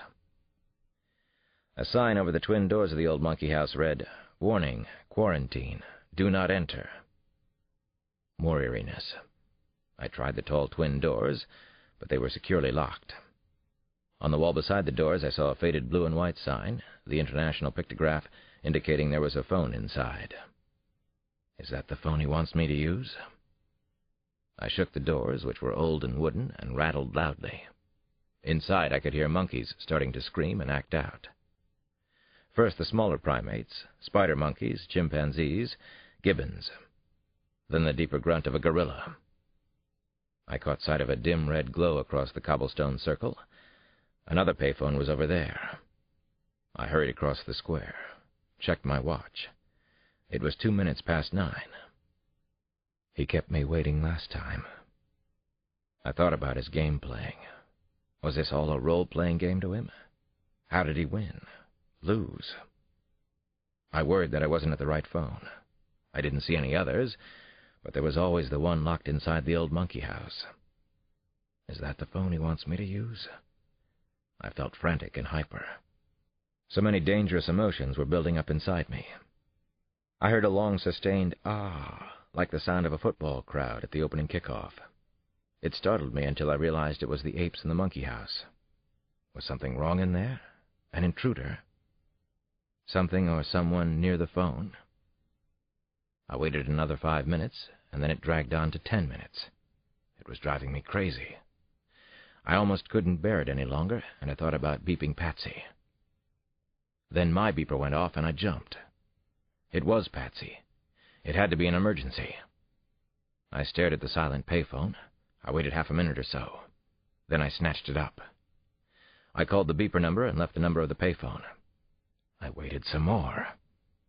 Patsy didn't call me back. Neither did the mystery caller. I was in a sweat. I had to make a decision now. I was caught in a very bad place. My head was starting to reel. Suddenly the phone rang. I grabbed at it, almost dropped the receiver. My heart was pounding like a bass drum. We have her. Where? I yelled into the receiver. She's at the Farragut, of course. The Weasel hung up. He never said she was safe. Chapter 71. I couldn't imagine why Christine would be at the Farragut in Washington, but he'd said she was there. Why would he do that if she wasn't? What was he doing to me, to her? I ran toward where I thought Cathedral Avenue was located, but it was very dark in the zoo, almost pitch black. My vision was tunneling, maybe because I was close to being in shock. I couldn't think straight. My mind in a haze, I tripped over a dark slab of rock, went down on one knee. I cut my hands, tore my pants. Then I was up again, running through thick, high bushes that grabbed and ripped at my face and arms. Animals all around the zoo howled, moaned, bellowed insanely. They sensed that something was wrong. I could make out the sounds of grizzlies and elephant seals.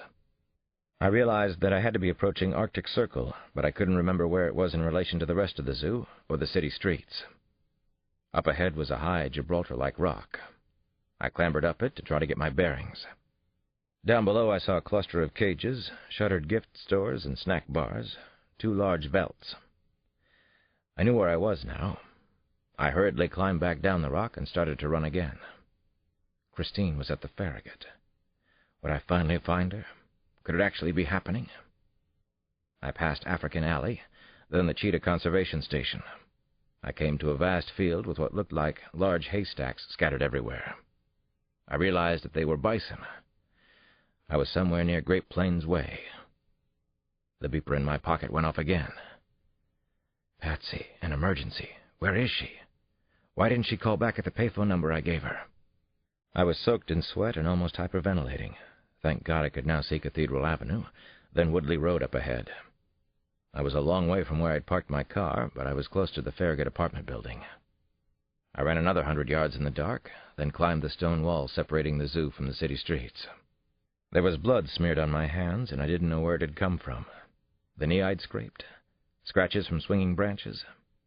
I could hear the loud wail of sirens in the near distance. Was it coming from the Farragut? I headed there in a sprint. It was a little past 10 o'clock. Over an hour had already gone by since the call to my house. The beeper was buzzing inside my shirt pocket. Chapter 72. Something bad had happened at the Farragut. The burping screams of approaching sirens were getting louder as I raced down Woodley. I was reeling, feeling dizzy. I couldn't focus my mind, and I realized that for one of the few times in recent years, I was close to panic. Neither the police nor the EMS had arrived at the apartment building yet. I was going to be the first on the scene. 2 doormen and several tenants in bathrobes were clustered in front of the underground garage entrance. It couldn't be Christine. It just couldn't be. I raced across a quadrant of lawn toward them. Was the Weasel here at the Farragut? They saw me coming and looked as frightened as I felt inside. I must have been quite a sight.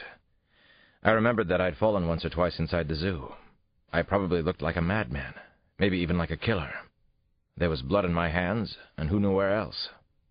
I reached for my wallet, shook it open to expose my detective shield. "Police! What's happened here?"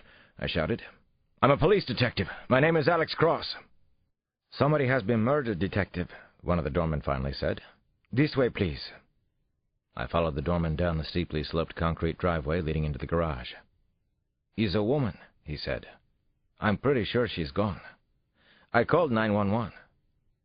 "Oh, God," I gasped out loud. My stomach clutched. Patsy Hampton's Jeep was tucked back in a corner space. The door of the Jeep was open, and light spilled outside. I felt terrible fear, pain, and shock as I hurried around the door. Patsy Hampton was sprawled across the front seat. I could tell she was probably dead. "We have her." This was what the message meant. Jesus, God, no. They murdered Patsy Hampton. They told me to back off. For God's sake, no. Her bare legs were twisted and pinned under the steering wheel. Her upper body was crumpled over at almost a right angle. Patsy's head was thrown back and lay partly off the seat on the passenger's side. Her blonde hair was matted with blood. Her vacant blue eyes stared up at me. Patsy was wearing a white knit sports shirt. There were deep lacerations around her throat. Bright red blood was still oozing from the wound. She was naked below the waist. I didn't see any other clothes anywhere. She might have been raped. I suspected that she'd been strangled with some kind of wire, and that she'd been dead for only a few minutes. A rope or garrote had been used in some of the Jane Doe murders. The Weasel liked to use his hands, to work close to his victims, possibly to watch and feel their pain, maybe even while he was sexually assaulting them. I saw what looked like paint chips around the deep, ugly neck wounds. Paint chips? Something else seemed very strange to me. The Jeep's radio had been partly dislodged, but left behind. I didn't understand why the radio had been tampered with, but it didn't seem important right now. I leaned back out of the Jeep. "Is anyone else hurt? Have you checked?"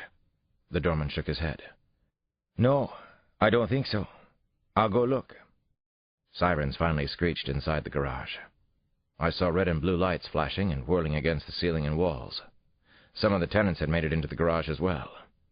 Why did they have to come and gape at this terrible crime? A very bad thought flashed in my head. I climbed out of the Jeep, grabbing Patsy's keys out of the ignition. I hurried around to the back. I pushed the release, and the rear door came open. My heart was thundering again. I didn't want to look inside, but when I did, there was nothing. Jesus, Jesus, Jesus. We have her. Is Christine here, too? Where? I looked around the garage. Up near the entrance, I spotted Jeffrey Schaefer's sports car, the black Jaguar. He was here at the Farragut. Patsy must have followed him. I ran across the garage to the Jag. I felt the hood, then the exhaust pipe. Both were still warm. The car hadn't been in the garage very long. The doors were locked. I couldn't break in. I was all too aware of the search and seizure constraints. I stared inside the Jaguar. In the back seat I could see dress shirts on wire hangers. The hangers were white, and I thought of the chips in Detective Hampton's wounds. Had he strangled her with a hanger? Was Schaefer the Weasel? Was he still in the building? What about Christine? Was she here too? I said a few words to the patrolman who'd just arrived, the first on the scene after me. Then I took them with me. The helpful doorman told me which floor Schaefer's therapist's apartment was on. The number was 10D, the penthouse. Like all buildings in D.C., the Farragut was restricted to a height no greater than that of the Capitol Dome. I took the elevator with the 2 uniformed cops, both in their 20s and both scared shitless, I'd bet. I was close to rage. I knew I had to be careful. I had to act professionally, to control my emotions somehow. If there was an arrest, there would be questions to answer, such as what was I doing here in the first place? Pittman would be on my case in a second. I talked to the policeman on the way up, more to calm myself than anything else. "You okay, Detective?" one of them asked me. "I'm fine. I'm all right. The killer might still be in the building. The victim was a detective, one of our own. She was on surveillance here. The suspect has a relationship with a woman upstairs." The faces of both young cops tightened. It was bad enough to have seen the murdered woman in her car, but to learn that she was a policewoman, a detective on surveillance, made it worse. Now they were about to confront a cop killer. We hurried out of the elevator to apartment 10D. I led the way and pressed the bell. I saw what appeared to be drops of blood on the hallway carpet near the door. I noticed the blood on my hands, saw the two cops staring at the blood. No answer from inside the apartment, so I pounded my fist on the door. Was everyone okay in there? "Police! Open up! DC Police!" I could hear a woman shouting inside. I had my Glock out, the safety off. I was angry enough to kill Schaefer. I didn't know if I could hold myself back. The uniformed patrolmen took their pistols out of their holsters, too. After just a few seconds, I was ready to kick down the door, search and seizure constraints or no. I kept seeing Patsy Hampton's face, her dead, vacant eyes, the savage wounds in her crushed throat. Finally, the door to the apartment slowly opened. A blonde woman was standing there, Dr. Cassidy, I assumed. She wore an expensive-looking, light blue suit with lots of gold buttons, but she was barefoot. She looked frightened and angry. "What do you want?" she demanded. "What the hell is going on here? Do you know what you've done? You've interrupted a therapy session." Chapter 73. Jeffrey Schaefer stepped into the doorway and stood a few feet behind his irate therapist. He was tall and imposing and very blond. "He's the Weasel, isn't he?" "What the hell's the problem here? Who are you, sir, and what do you want?" he asked in a clipped English accent. "There's been a murder," I said. "I'm Detective Cross." I showed them my badge. I kept looking past Schaefer and Dr. Cassidy, trying to spot something that would give me probable cause to come inside the apartment. There were lots of plants on the sills and hanging in the windows, philodendron, azalea, English ivy. Jury rugs in light pastels, overstuffed furniture. "No, there's certainly no murderer here," the therapist said. "Leave this instant." "You should do as the lady says," Schaefer said. Schaefer didn't look like a murderer. He was dressed in a navy suit, a white shirt, a moire tie, a pocket square. Impeccable taste. Completely unruffled and unafraid. Then I glanced down at his shoes. I almost couldn't believe it. The gods had finally smiled on me. I pointed out my Glock at Schaefer, at the Weasel. I went up to him and bent down on one knee. My whole body was trembling. I examined the right leg of his trousers. "What the hell are you doing?" he asked, pulling away from me. "This is completely absurd." "I'm with the British Embassy," Schaefer then stated. "I repeat, I'm with the British Embassy. You have no rights here." "Officers," I called to the two patrolmen who were still outside the door. I tried to act calm, but I wasn't. "Come here and look. You see this?" Both patrolmen moved closer to Schaefer. They entered the living room. "Stay out of this apartment." The therapist raised her voice close to a scream. "Remove your trousers," I said to Schaefer. "You're under arrest." Schaefer lifted his leg and gave a look. He saw a dark stain, Patsy Hampton's blood, smudged in the cuff of his trousers. Fear shot through his eyes, and he lost his cool. "You put that blood there! You did it!" he yelled at me. He pulled out an identification badge. "I'm an official at the British Embassy. I don't have to put up with this outrage. I have diplomatic immunity.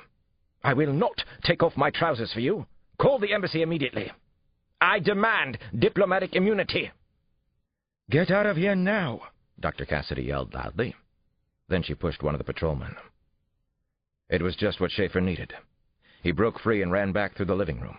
He rushed into the first room down the hallway, slammed the door, and locked it. The Weasel was trying to get away. It couldn't happen. I couldn't let it. I got to the door seconds behind him. Come out of there, Schaefer.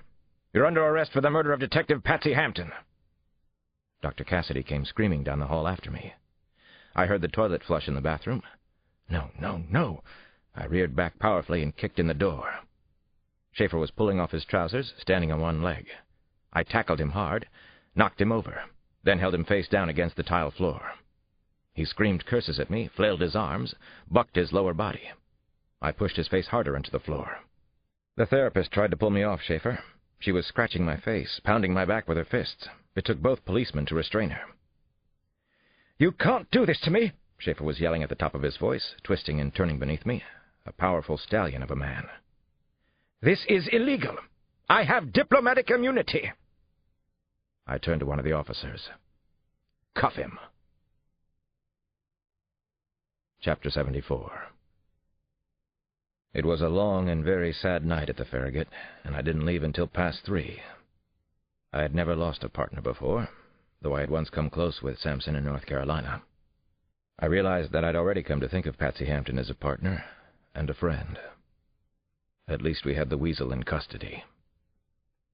I slept in the next morning, allowing myself the small luxury of not setting the alarm. Still, I was wide awake by 7. I'd been dreaming about Patsy Hampton and also about Christine. Different, vivid scenes with each of them, the kind of frenetic dreams where you wake up feeling as tired as when you went to bed. I said a prayer for both of them before I finally rolled out of bed. We had the Weasel. Now I had to get the truth out of him. I slipped on a somewhat worn white satin robe. Muhammad Ali had worn it in his training camp in Manila before the Joe Frazier fight. Sampson had given it to me for my 40th birthday. He appreciated the fact that most people would treat the robe as some kind of sacred exhibit in their house. I routinely wear it to breakfast. I love the old robe, which is unusual for me since I'm not particularly into mementos and souvenirs. Maybe part of it is that I'm supposed to resemble Ali physically, or so people tell me. Maybe I'm a little better looking, but he's definitely the better man. When I got down to the kitchen, Nana and the kids were sitting at the table watching the small portable TV that she keeps there, but doesn't use very often.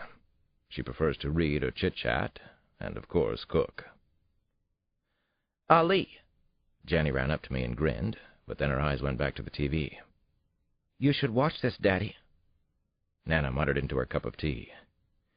"Your British murderer is all over the news this morning. TV and the newspaper, too.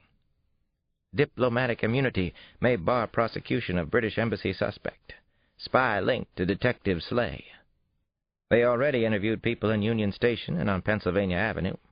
Everybody's mad as a hatter about this diplomatic immunity disgrace, as they call it. It's just terrible." "I'm mad. It's not right," Damon said. "Not if he did it. Did he, Dad? Did he do it?" I nodded. He did it. I poured milk into my coffee. I wasn't quite ready to deal with Jeffrey Schaefer or the kids, or especially the horrible, senseless murder the night before. "Anything else on the news?" "The Wizards kicked butt," Damon said with a straight face. "Rod Strickland had a double-double." "Shh." Nana gave us both a mighty look of irritation. "CNN carried stories from London. The media there is already comparing this to that unfortunate nanny case in Massachusetts. They say that Jeffrey Schaefer is a decorated war hero, and that he claims, with good reason, that he was framed by the police. I assume that means you, Alex." "Yes, it does." "Let's watch CNN for a few minutes," I said. Nobody objected, so I switched the channel. A hard knot was forming in my stomach. I didn't like what I was seeing and hearing on TV. Almost immediately, a reporter came on the screen from London. He introduced himself and then proceeded to give a pompous 30-second summary of the previous evening's events. The reporter looked gravely into the camera. "And now, in a dramatic turnabout, we have learned that the Washington Police Department is investigating a bizarre twist. The senior detective who arrested Jeffrey Schaefer might himself be a suspect in the murder case. At least, that's what has been reported in the American press." I shook my head and frowned. "I'm innocent," I said to Nana and the kids. They knew that, of course. "Until proven guilty," said Janny, with a little wink. Chapter 75. There was a loud hubbub out in front of the house, and Jenny ran to the living room window to look. She hurried back to the kitchen with wide eyes, loud whispering, "It's TV cameras and the newspapers outside. CNN, NBC, lots of them. Like that other time with Gary Sonergy, remember?" "Of course we remember," said Damon. "Nobody's retarded in this house except you." "Oh, good Lord, Alex," Nana said. "Don't they know decent people are eating breakfast?" She shook her head, rolled her eyes. "The vultures are here again. Maybe I should throw them some meat scraps out the front door." "You go talk to them, Jenny," I said, and looked back at the TV. I don't know why I was feeling so cynical, but I was. My remark quieted her down for a half-second, but then she figured it was a joke. She pointed a finger at herself. "Gotcha." I knew they wouldn't go away, so I took my mug of coffee and headed toward the front door. I walked out into a beautiful fall morning, temperature probably in the low 60s. Leaves rustled merrily in the elm and maple trees.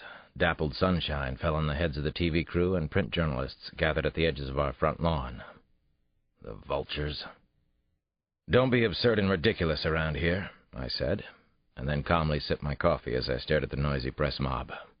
"Of course I didn't kill Detective Patsy Hampton, or frame anyone for her murder." Then I turned on my heel and walked back inside without answering a single question from any of them. Nana and the kids were right behind the big wooden door, listening. "That was pretty good," Nana said, and her eyes sparkled and beamed. I went upstairs and got dressed for work. "Go to school. Now!" I called back to Jenny and Damon. "Get straight A's, play nicely with your friends, pay no attention to the craziness everywhere around you." "Yes, Daddy." Chapter 76. On account of his request for diplomatic immunity, we weren't allowed to question Jeffrey Schaefer about Detective Hampton's murder or anything else. I was incredibly frustrated. We had the Weasel, and we couldn't get to him. Investigators were lying in wait for me that morning at the station house, and I knew it was going to be a long and excruciating day. I was interviewed by Internal Affairs, by the city's chief counsel, and also by Mike Kersey from the district attorney's office.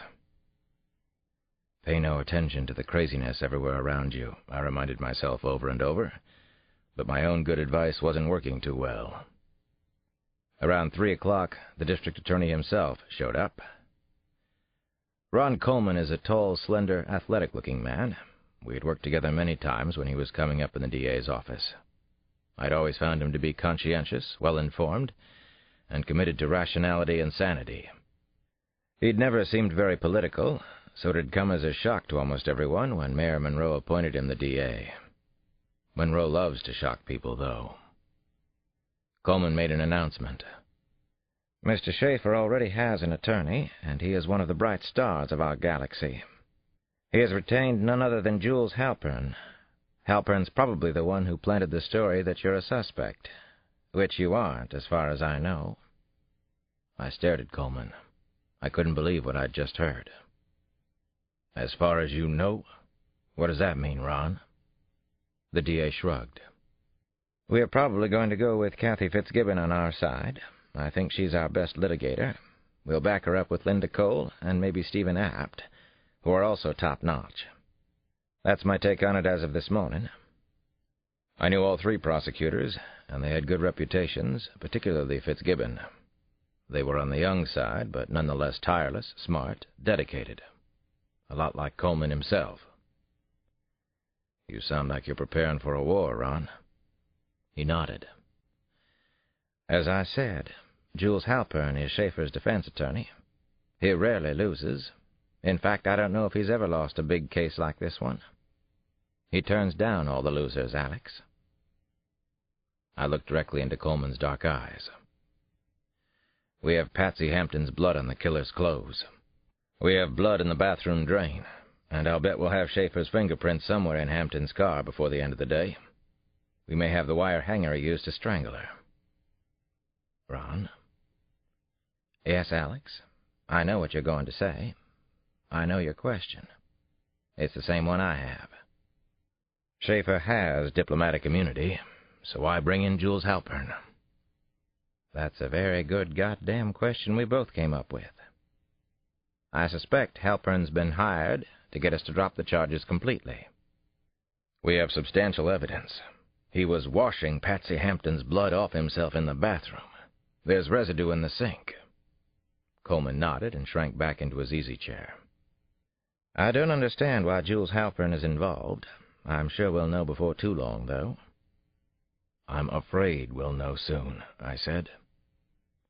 I decided to leave the station by the back way that night, just in case there was press lying in wait out front on Alabama Avenue. As I stepped outside, a small balding man in a light green suit popped out from behind the adjacent stone wall. "That's a good way to get yourself shot," I told him. I was only half kidding.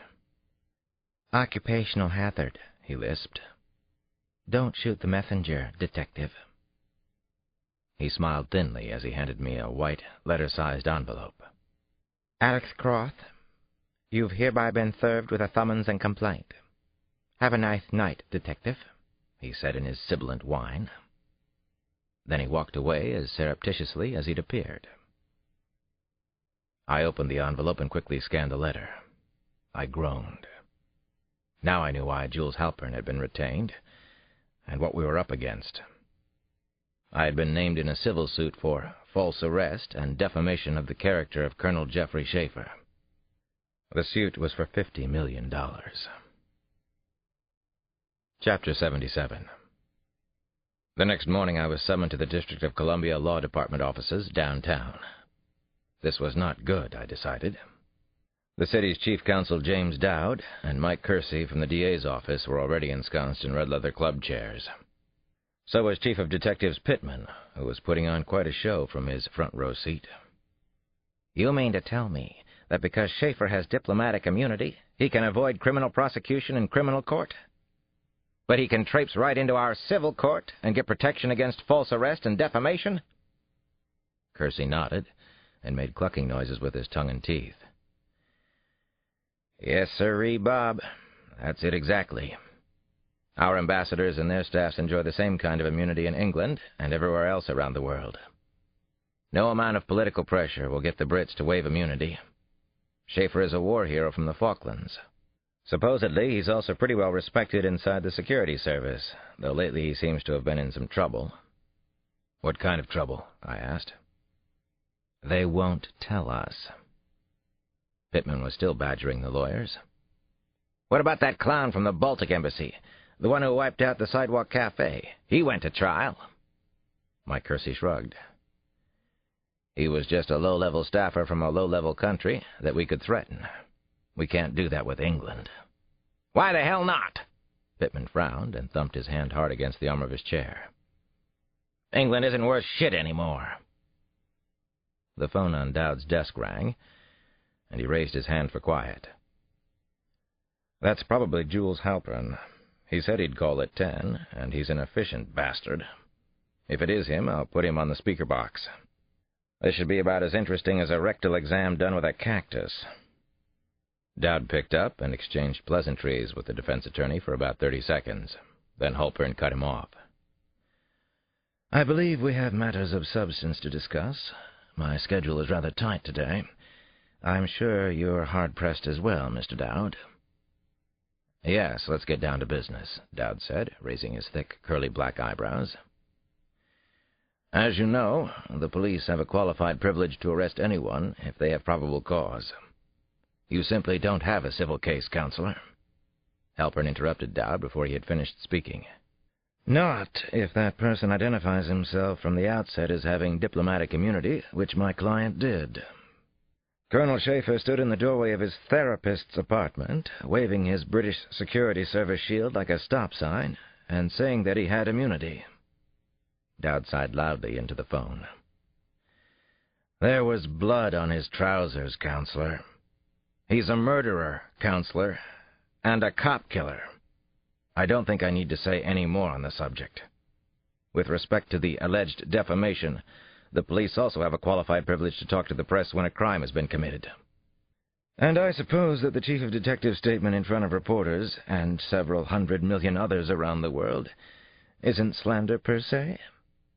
That's correct, it isn't. There's a qualified privilege with respect to public figures such as your client. My client is not a public figure, Mr. Dowd. He is a very private individual. He is an intelligence agent. His very livelihood, if not his life, depends on his being able to work undercover. The chief counsel was already exasperated, possibly because Halpern's responses were so calm, yet always delivered rapid fire. All right, Mr. Halpern, so why are you calling us? Halpern paused long enough to make Dowd curious. Then he began again. My client has authorized me to make a very unusual offer. I have strongly advised him against it, but he maintains his right to do so. Dowd looked startled. I could tell that he hadn't been expecting any kind of deal offer. Neither had I. What was this about? Go ahead, Mr. Halpern, said Dowd. His eyes were wide and alert as they roamed around the room looking at us. I'm listening. I'll bet you are, and all your esteemed colleagues as well. I leaned forward to hear every word. Jules Halpern continued with the real reason for his call. My client wants all possibility of a civil case being brought against him waived. I rolled my eyes. Halpern wanted to make certain that no one could sue his client in civil court after the criminal court case was concluded. He remembered that O.J. Simpson had been set free in the one court, only to be bankrupted in the other. "Impossible," said Dowd. "There's no way in hell that will ever happen. No way." Listen to me. There is a way, or I wouldn't have broached the subject. If this is done, and if he and I can be convinced of a speedy route for a criminal trial, my client will waive diplomatic immunity. Yes, you heard me correctly. Jeffrey Schaefer wants to prove his innocence in a court of law. He insists on it, in fact. Dowd was shaking his head in disbelief. So was Mike Kersey. His eyes were glazed with astonishment as he glanced across the room at me. None of us could believe what we had just heard from the defense attorney. Jeffrey Schaefer wanted to go to trial. Book 4. Trial and Errors. Chapter 78. Conqueror had watched her work High Street in Kensington for nearly 6 weeks. She became his obsession, his fantasy woman, his game piece. He knew everything there was to know about her. He knew that he was starting to act like Schaefer. They all were, weren't they? The girl's name was Noreen Ann, and a long time ago, 3 years to be exact, she had traveled to London from Cork, Ireland, with lovely dreams of being a fashion model on the world stage. She was 17 then, nearly 5'10", slender, blonde, and with a face that all the boys, and even the older men back home, told her was destined for magazine covers, or maybe even the cinema. So what was she doing here on High Street at 1:30 in the morning? She wondered about it as she forced a coquettish smile and occasionally waved a hand at the leering men in their slowly passing cars that made the rounds of High Street, De Vere Gardens, Exhibition Road. They thought she was pretty all right, just not pretty enough for British or American magazine covers, and not good enough, not classy enough, to marry or have as their girlfriend. Well, at least she had a plan, and she thought it was a good one. Noreen Ann had saved nearly 2,000 quid since she began to walk the streets. She thought she needed another 3,000 or so, and then she would head back to Ireland. She'd start a small beauty shop, because she did know the secrets of beauty, and also a lot about the dreams. So here I am, in front of the Kensington Palace Hotel in the meantime, she thought, freezing me fine bum off. "Excuse me, miss," she heard, and turned with a start. She hadn't heard anyone come up on her. "I couldn't help noticing you standing here. You're an extraordinary beauty. But of course you know that, don't you?" Noreen Ann felt relief the moment she saw who it was. This one wouldn't hurt her. Couldn't if he tried. She could hurt him if it came to that. He was old, in his late 60s or 70s. he was obscenely fat, and he was seated in a wheelchair. And so she went off, with Conqueror. It was all part of the game.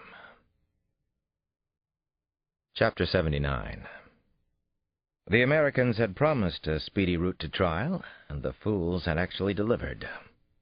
5 months had passed since the murder of Detective Patsy Hampton. Alex Cross had been shuttling back and forth to Bermuda, but he still had no idea where Christine had disappeared to. Schaefer was out of jail, but on a very short leash. He hadn't played the game once since Hampton's murder. The game of games had been on hold, and it was driving him mad. Now Schaefer sat in his black Jag in the parking lot directly under the courthouse, feeling hopeful. He was eager to stand trial on the count of aggravated, premeditated murder in the first degree. The rules of play had been established, and he appreciated that. The suppression hearing weeks before was still a vivid memory for him. He'd relished every minute of it. The preliminary hearing was held before the jury selection to determine what evidence would be allowed at the trial. It took place in the spacious chambers of Judge Michael Fesco. The judge set the rules, so in a way he was the game master. How fabulously droll, how delicious. Schaefer's lawyer, Jules Halpern, argued that Schaefer had been in a therapy session at Dr. Cassidy's home office, and therefore had every right to privacy. That privacy was violated. First, Dr. Cassidy refused to let Detective Cross and the other officers come inside. Second, Colonel Schaefer showed his identification to the detective. It proved that he was with the British Embassy and had diplomatic immunity. Cross barged into the therapist's office anyway. Consequently, any evidence obtained, if indeed any evidence was obtained, is the result of unlawful search. Judge Fesco took the rest of the day to consider, then announced his decision the next morning. As I listened to both sides, it seemed to me that the issues were straightforward and not all that unusual in a murder case. Mr. Schaefer does indeed have diplomatic immunity. However, it is my opinion that Detective Cross acted in a reasonable and lawful manner when he went to Dr. Cassidy's apartment. He suspected that a grave crime had been committed. Dr. Cassidy opened the door, allowing Detective Cross plain view of Mr. Schaefer's attire. Colonel Schaefer has insisted all along that his diplomatic immunity denied Detective Cross permission to enter the premises. I am therefore going to allow the prosecution to use the clothing Colonel Schaefer was wearing on the night of the murder, as well as the blood on the carpet outside the apartment door as evidence. The prosecution may also use any evidence found in the parking garage, both in Detective Hampton's car and in Colonel Schaefer's, Judge Fesco continued, and this was the key part of his ruling. I will not allow evidence found once Detective Cross entered the apartment against the stated wishes of both Colonel Schaefer and Dr. Cassidy. Any and all evidence discovered during the initial or subsequent searches is suppressed and will not be allowed at the trial. The prosecution was also told not to make any reference during the trial to any other uncharged murders that Schaefer was suspected of having committed in Washington. The jury was to understand that Schaefer was under investigation only for the murder of Senior Detective Patricia Hampton. Both the prosecution and the defense claimed victory at the end of the suppression hearing. The stone steps outside the courthouse were swarming with a buzzing, unruly crowd on the morning of the first day. Schaefer's supporters were wearing UK OK buttons and waving crisp new Union Jacks. These wondrous fools made him smile as he clasped both hands high over his head in victory. He enjoyed being a hero immensely. What a glorious time, even if he was a little high and spacey on a few choice pharmaceuticals. Both sides were still predicting slam-dunk victories. Lawyers were such fabulous bullshitters. The press was touting the outrageous charade as the criminal trial of the decade. The media hype, expected and ritualistic, thrilled him anyway. He internalized it as tribute and adulation, his due. He purposely cut quite a dashing figure. He wanted to make an impression on the world.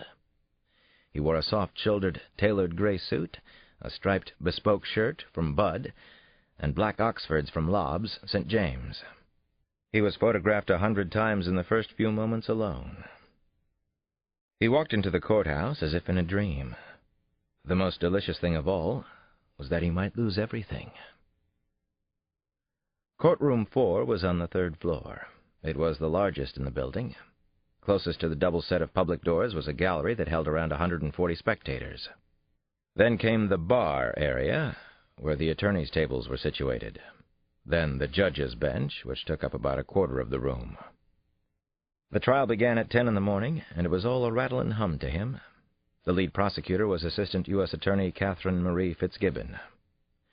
He already yearned to murder her, and wondered if he possibly could. He wanted Ms. Fitzgibbon's scalp on his belt. She was just 36, Irish Catholic, single, sexy in her tight-assed way, dedicated to high-minded ideals like so many others from her island of origin. She favored dark blue or gray Ann Taylor wardrobes and wore a ubiquitous tiny gold cross on a gold chain. She was known in the D.C. legal community as the Drama Queen. Her melodramatic telling of the gory details was meant to win the sympathy of the jury. A worthy opponent indeed. A worthy prey as well. Schaefer sat at the defendant's table and tried to concentrate. He listened, watched, felt as he hadn't in a long time. He knew they were all watching him. How could they not? Schaefer sat there observing, but his brain was on fire. His esteemed attorney, Jules Halpern, finally began to speak, and he heard his own name. That piqued his interest all right. He was the star here, wasn't he? Jules Halpern was little more than 5'4", but he cut quite a powerful figure in a court of law. His hair was dyed jet black and slicked back tightly against his scalp. His suit was from a British tailor just like Schaefer's. Schaefer thought, rather uncharitably he supposed, dress British, think Yiddish. Seated beside Halpern was his daughter Jane, who was second chair. She was tall and slender, but with her father's black hair and beaked nose. Jules Halpern certainly had a strong voice for such a slight and small fellow. My client, Geoffrey Schaefer, is a loving husband. He is also a very good father, who happened to be attending a birthday party for 2 of his children, half an hour before the murder of Detective Patricia Hampton. Colonel Schaefer, as you will hear, is a valued and decorated member of the British intelligence community. He is a former soldier with a fine record. Colonel Schaefer was clearly set up for this murder charge because the Washington police needed this terrible crime to be solved. This I will prove to you, and you will have no doubt of it. Mr. Schaefer was framed because a particular homicide detective was going through some bad personal times and lost control of the situation. Finally, and this is the most essential thing for you to remember, Colonel Schaefer wants to be here. He isn't here because he has to be. He has diplomatic immunity. Geoffrey Schaefer is here to clear his good name. Schaefer nearly stood up in the courtroom and cheered. Chapter 80.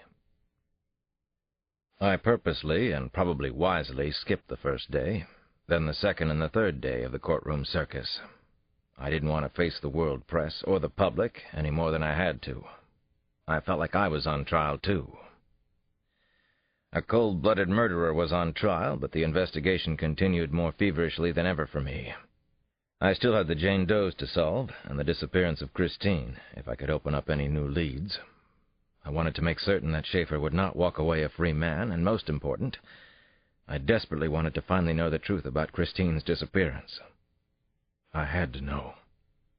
My greatest frustration was that because of the diplomatic shenanigans, I'd never gotten to question Schaefer. I would have given anything for a few hours with him. I turned the southern end of our attic into a war room. There was an excess of unused space up there anyway. I moved an old mahogany dining table out from the shadows. I rewired an ancient window fan, which made the attic space almost bearable most days, especially early in the morning and late in the evening when I did my best work up there, in my hermitage. I set up my laptop on the table, and I pinned different colored index cards to the walls to keep what I considered the most important pieces of the case before me at all times. Inside several bulky and misshapen cardboard boxes, I had all the rest of it, every scrap of evidence on Christine's abduction, and everything I could find on the Jane Does. The murder cases formed a maddening puzzle created over several years, one that was not given to easy solutions. I was trying to play a complex game against a skillful opponent, but I didn't know the rules of his game or how it was played. That was Schaefer's unfair advantage. I had found some useful notes in Patsy Hampton's detective logs, and they led me to interview the teenage boy Michael Ormson, who'd chatted online with Schaefer about the Four Horsemen.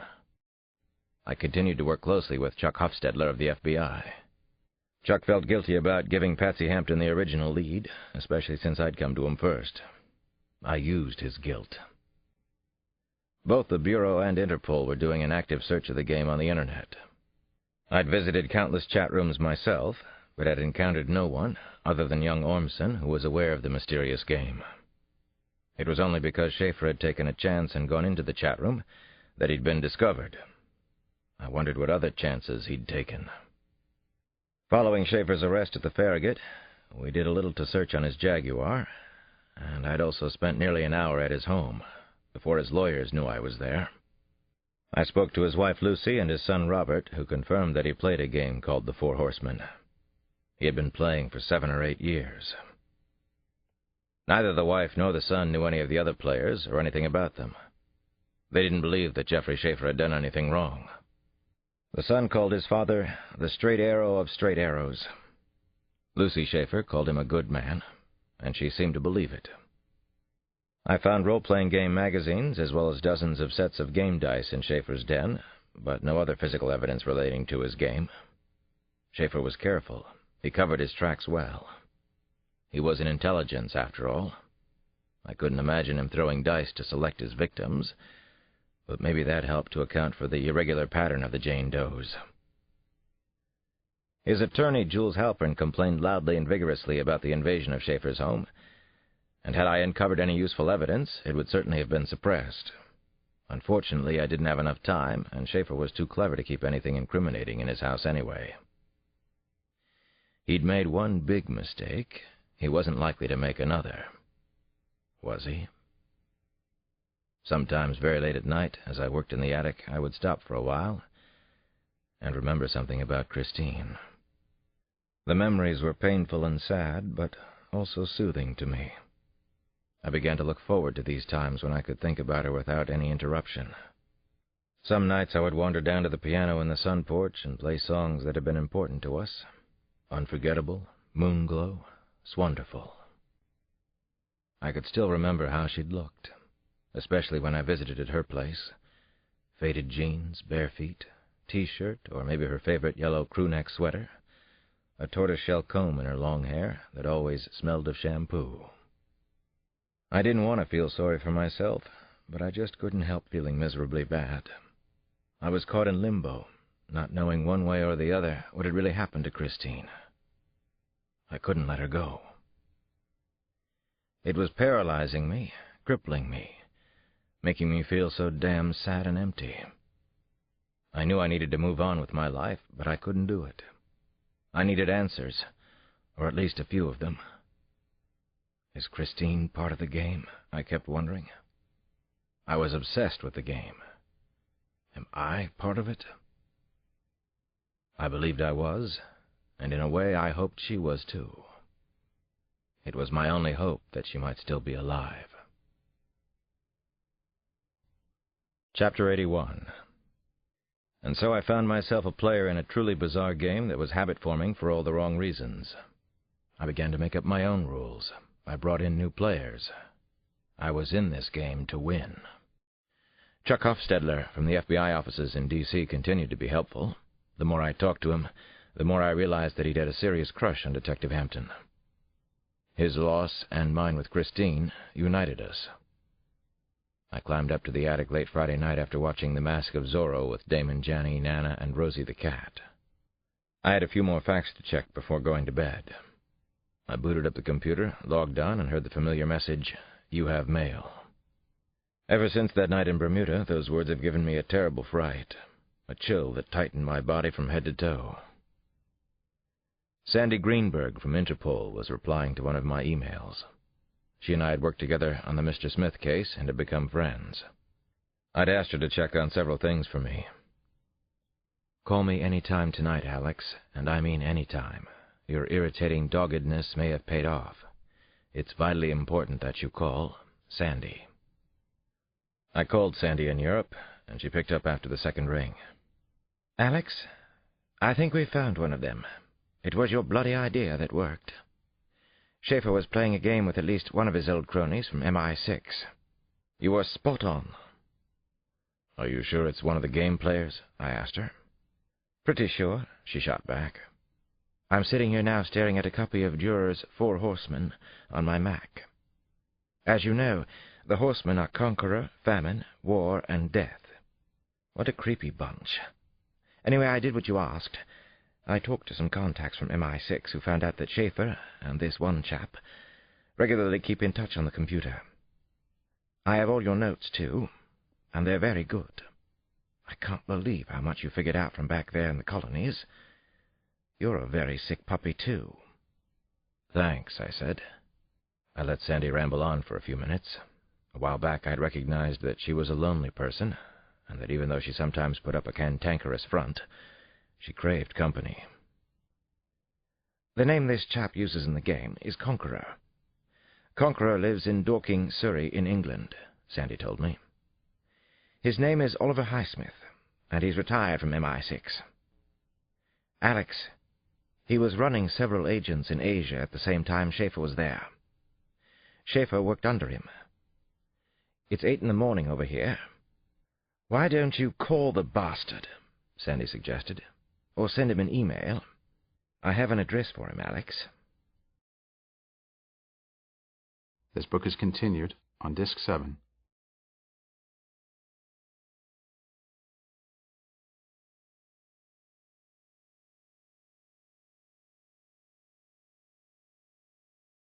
Disc 7. "Why don't you call the bastard?" Sandy suggested. "Or send him an email. I have an address for him, Alex." I started to wonder about the other players in the Four Horsemen game. Were there really 4 of them, or was that just the name of the game? Who were these players? How was the game actually played? Did all, or indeed any of them, act out their fantasies in real life? My message to Conqueror was simple and straightforward, and not too threatening, I hoped. I didn't see how he could resist answering me. "Dear Mr. Highsmith, I'm a homicide detective in Washington, D.C., looking for information about Colonel Jeffrey Schaefer pertaining to the Four Horsemen. I understand that Schaefer worked for you in Asia. Time is of the essence. I need your help. Please contact Detective Alex Cross." Chapter 82. I was surprised when a message came right back. Oliver Highsmith, Conqueror, must have been online when my email went through. "Detective Cross, I am well aware of you, since the ongoing murder trial is a rather big story in England, and in the rest of Europe for that matter. I have known G.S. for a dozen years or more. He did work under me briefly. He is more an acquaintance than a close friend, so I have no expertise or bias about his guilt or innocence. I hope it's the latter, of course. Now, as to your question about the Four Horsemen, the game, and it is a fantasy game, Detective, is highly unusual in that all of the players assume the role of game master. That is to say, each of us controls his own fate, his own story. G.S.'s story is even more daring and unusual. His character, the rider on the pale horse, Death, is deeply flawed. One might even say evil. The character is somewhat like the person on trial in Washington, or so it seems to me. However, I must make a few important points. The appearance of any murder fantasies in our game always occurred days after reports of murders in the newspapers. Believe me, this was thoroughly checked by us once G.S. was accused. It was even brought to the attention of Inspector Jones at the security service in London, so I'm surprised you weren't informed before now. The service have been to see me about G.S., and they were completely satisfied, I assume, since they haven't been back. Also, the other players, who have themselves been checked out by security, are all represented by positive characters in the game. And as I've said, as powerfully involving as the Horseman is, it is nevertheless only a game. By the way, did you know that by some scholarly accounts, there is a fifth Horseman? Might that be you, Dr. Cross? FYI, the contact at the service is Mr. Andrew Jones. I trust he will vouch for the veracity of my statements. If you wish to converse further, do so at your own risk. I am 67 years of age, retired from intelligence, as I like to put it, and a rather famous windbag. I wish you much luck in your search for truth and justice. I miss the chase myself. Conqueror. I read the message, then reread it. Much luck in your search. Was that as loaded a line as it sounded? And was I now a player? The fifth Horseman? Chapter 83. I went to court every day the following week, and like so many other people, I got hooked on the trial. Jules Halpern was the most impressive orator I had ever watched in a courtroom, but Catherine Fitzgibbon was effective as well. The verdict would depend on whom the jury believed more. It was all theater, a game. I remembered that as a kid I used to regularly watch a courtroom drama with Nana called The Defenders. Every show began with a deep-voiced narrator's saying something to the effect of, "The American justice system is far from perfect, but it is still the very best justice system in the world." That may be true, but as I sat in the courtroom in Washington, I couldn't help thinking that the murder trial, the judge, the jury, the lawyers, and all the rules were just another elaborate game, and that Jeffrey Schaefer was already planning his next foray, savoring every move that the prosecution made against him. He was still in control of the game board. He was the game master. He knew it, and so did I. I watched Jules Halpern conduct smooth examinations that were designed to give the impression that his monstrous, psychopathic client was as innocent as a newborn baby. Actually, it was easy to drift off during the lengthy cross-examinations. I never really missed anything, though, since all the important points were repeated over and over, ad nauseum. Alex Cross. I heard my name mentioned and refocused my attention on Jules Halpern. He produced a blown-up photograph that had appeared in the Post on the day after the murder. The photo had been taken by another tenant at the Farragut and sold to the newspaper. Halpern leaned in close to the witness on the stand, a man named Carmine Lopez, a night doorman at the apartment building where Patsy Hampton had been murdered. "Mr. Lopez, I show you Defendant's Exhibit J, a photograph of my client and Detective Alex Cross. It was taken in the 10th floor hallway soon after the discovery of Detective Hampton's body."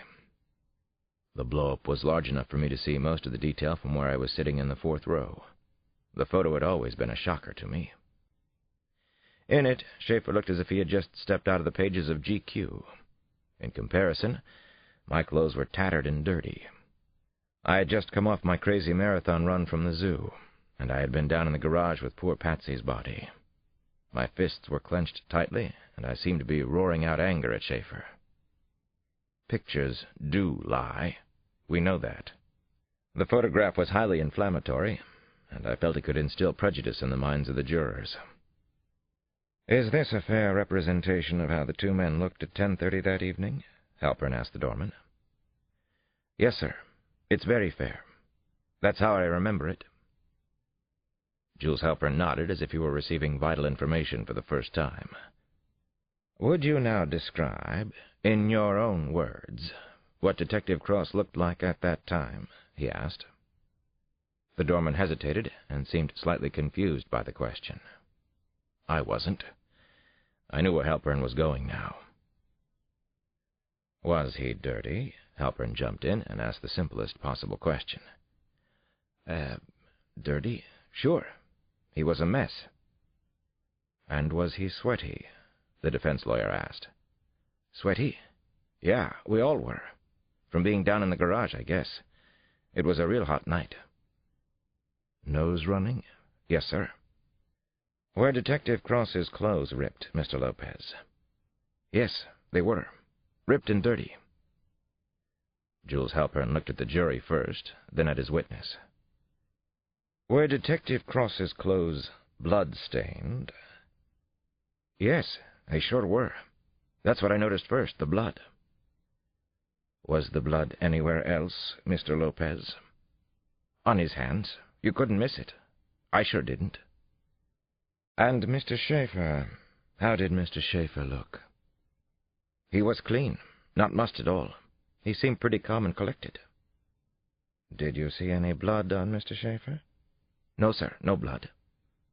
Halpern nodded, then faced the jury. Mr. Lopez, which of the two men looked more like someone who might have just committed a murder? Detective Cross, the doorman said without hesitation. Objection! The district attorney screamed, but not before the damage was done. Chapter 84. That afternoon, the defense was scheduled to call Chief of Detectives George Pittman. The Assistant District Attorney, Catherine Fitzgibbon, knew that Pittman was on the docket, and she asked me to meet her for lunch. "If you have an appetite before Pittman goes on," she added. Catherine was smart, and she was thorough. She had put away nearly as many bad guys as Jules Halpern had set free. We got together over sandwiches at a crowded deli near the courthouse. Neither of us was thrilled about Pittman's upcoming appearance. My reputation as a detective was being ruined by the defense, and it was a hard thing to watch and do nothing. She bit down into a hefty Reuben sandwich that squirted mustard onto her forefinger and thumb. Catherine smiled. "Sloppy, but worth it." "You and Pittman are really at odds, right?" "More like you hate each other's guts?" "It's serious dislike, and it's mutual," I told her. "He's tried to do me in a couple of times. He thinks I'm a threat to his career." Catherine was attacking her sandwich. There's a thought. Would you be a better chief of detectives?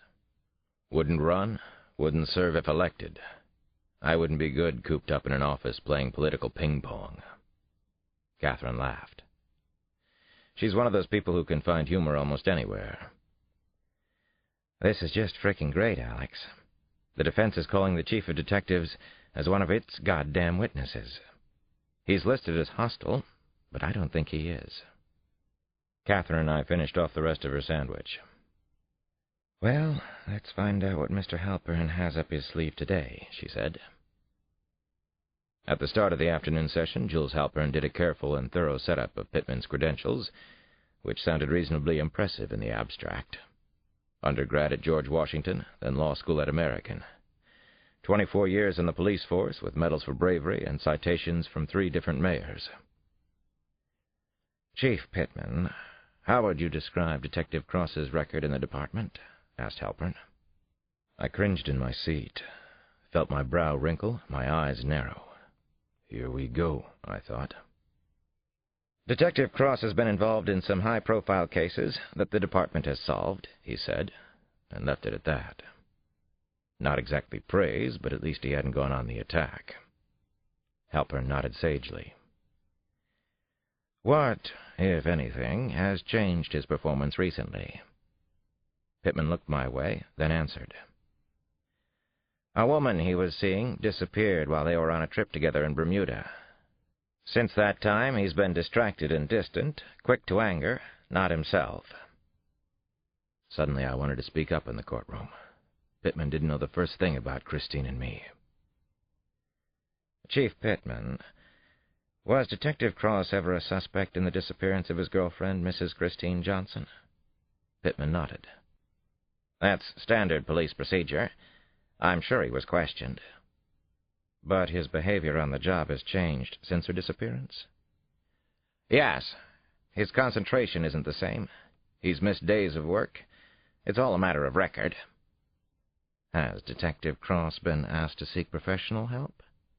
"Yes." "Did you ask him to seek help yourself?" "I did." "He and I have worked together for a number of years.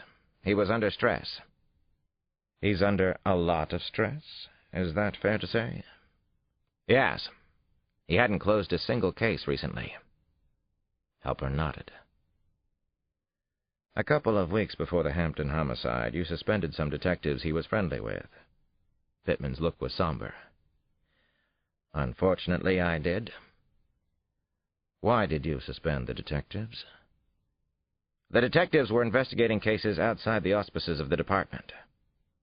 Is it fair to say they were making up their own rules, acting like vigilantes?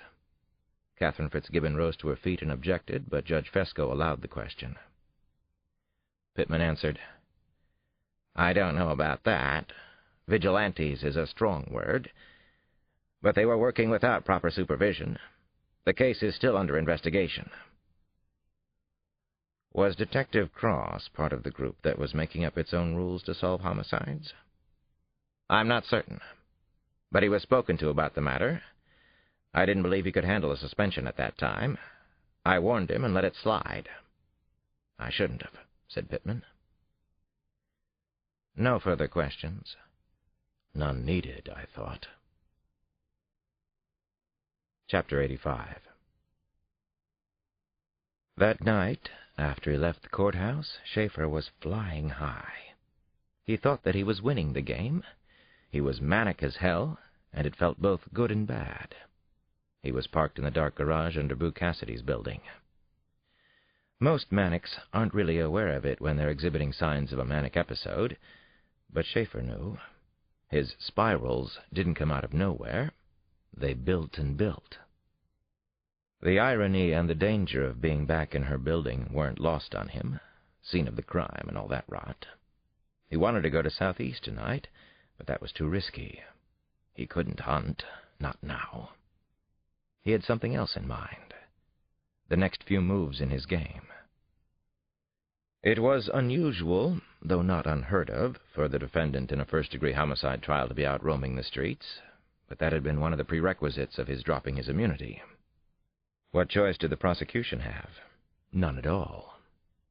If the DA hadn't agreed, he had a free pass to keep him out of jail. Schaefer followed a tenant he'd seen several times into the lift from the garage and took it to Boo's apartment. He rang the doorbell, waited, heard her padding across the parquet floor. Yes, Act 1 of tonight's performance was about to begin. He knew she was watching him through the door's peephole, just as he had watched Alex cross through it on the night Patsy Hampton got her just desserts. He had seen Boo a few times after his release, but then he'd cut her off. When he'd stopped seeing her, she lost it. Boo had called him at work, then at home, and constantly on his car phone until he changed the bloody number. At her worst, she reminded him of the nutcase Glenn Close had played in the movie Fatal Attraction. He wondered if he could still push her buttons. She was a fairly bright woman, and that was a large part of her problem. She thought far too much, double and triple think. Most men, especially dull-witted Americans, didn't like that, which made her even crazier. He put his face against the door, felt its cool wood on his cheek. He started his act. I've been petrified to see you, Boo. You don't know what it's been like. One slip-up, anything they can use against me, and I'm finished. And what makes it worse is that I'm innocent. You know that. I talked to you the whole time from my house to yours that night. You know I didn't kill that detective. Elizabeth. Boo. Please say something. At least curse at me. Let the anger out. Doctor? There was no answer. He rather liked that. It made him respect her more than he had. What the hell, she was more screwed up than he was. You know exactly what I'm going through. You're the only one who understands my episodes. I need you, Boo. You know I'm manic-depressive, bipolar, whatever the hell you shrinks want to call my condition. Boo. Then Schaefer actually started to cry, which nearly made him laugh. He uttered loud, wrenching sobs. He crouched on his haunches and held his head. He knew he was a far better actor than so many of the high-priced fakers he saw in the movies. The door to the apartment slowly opened. "Boo-hoo," she whispered. "Is poor Jeff in pain? What a shame." What a bitch, he thought. But he had to see her. She was testifying soon. He needed her tonight, and he needed her help in the courtroom. "Hello, Boo," he whispered back. Chapter 86. Act 2 of the evening's performance. She stared at him with huge, dark brown eyes that looked like amber beads, the kind she bought at her swanky shops. She'd lost weight, but that made her sexier to him, more desperate. She wore navy walking shorts and an elegant pink silk t-shirt. But she also wore her pain. "You hurt me like no one ever has before," she whispered. He held himself under control, play-acting, a truly award-winning performance. "I'm fighting for my life. I swear all I think about is killing myself. Haven't you heard anything I've said? Besides, do you want your picture all over the tabloids again? Don't you see? That's why I've been staying away from you." She laughed bitterly, haughtily. "It's going to happen anyway when I testify. The photographers will be everywhere I go." Schaefer shut his eyes. "Well, that will be your chance to hurt me back, darling." She shook her head and frowned. "You know I wouldn't do that. Oh, Jeff, why didn't you at least call? You're such a bastard." Schaefer hung his head, the repentant bad boy. "You know how close I was to the edge before all this happened. Now it's worse. Do you expect me to act like a responsible adult?" She gave a wry smile. He saw a book on the hallway table behind her. Man and His Symbols. Carl Jung. How fitting. "No, I suppose not, Jeff. What do you want? Drugs?" "I need you. I want to hold you, Boo. That's all." That night she gave him what he wanted. They made love like animals on the gray velvet love seat she used for her clients, then on the JFK-style rocking chair, where she always sat during sessions. He took her body and her soul. Then she gave him drugs, antidepressants, painkillers, most of her samples. Boo was still able to get the samples from her ex, a psychiatrist. Schaefer didn't know what their relationship was, and frankly, he didn't care. He swallowed some Librium and shot up Vicodin at her place. Then he took Boo again, both of them naked and sweating, and frenzied on the kitchen counter. The butcher block, he thought. He left her place around 11.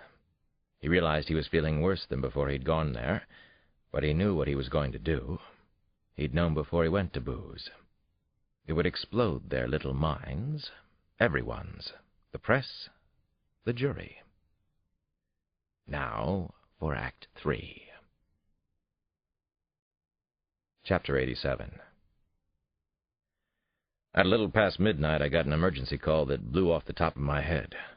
Within minutes, I had the old Porsche up close to 90 on Rock Creek Parkway, the siren screaming at the night, or maybe at Jeffrey Schaefer. I arrived in Calorama at 12:25. EMS ambulances, squad cars, TV news trucks were parked all over the street. Several neighbors of the Schaefers were up and had come outside their large, expensive houses to observe the nightmare scene. They couldn't believe this was happening in their upscale enclave. The chatter and buzz of several police radios filled the night air. A news helicopter was already hovering overhead. A truck marked CNN arrived and parked right behind me. I joined a detective named Malcolm Ainsley on the front lawn. We knew each other from other homicide scenes, even a few parties. Suddenly the front door of the Schaefer house opened. 2 EMTs were carrying a stretcher outside. Dozens of cameras were flashing. "It's Schaefer," Ainsley told me. "Son of a bitch tried to kill himself, Alex. Slit his wrist and took a lot of drugs. There were open prescription packets everywhere. Must have had second thoughts, though. Called for help." I had enough information about Schaefer from the discovery interviews preceding the trial, and from my own working profile on him, to begin to make some very educated guesses about what might have happened. My first thought was that he suffered from some kind of bipolar disorder that caused both manic and depressive episodes. A second possibility was cyclohymia, which can manifest itself in numerous hypomanic episodes as well as depressive symptoms. Its associated symptoms could include inflated self-esteem, a decreased need for sleep, excessive involvement in pleasurable activities, and an increase in goal-directed activity. In Schaefer's case, maybe an intensified effort to win his game. I moved forward as if I were floating in a very bad dream, the worst I could imagine. I recognized one of the EMS techies, Nina DeCisa. I'd worked with her a few times before in Georgetown. "We got to the bastard just in time," Nina said, and narrowed her dark eyes. "Too bad, huh?" "Serious attempt?" I asked her. Nina shrugged.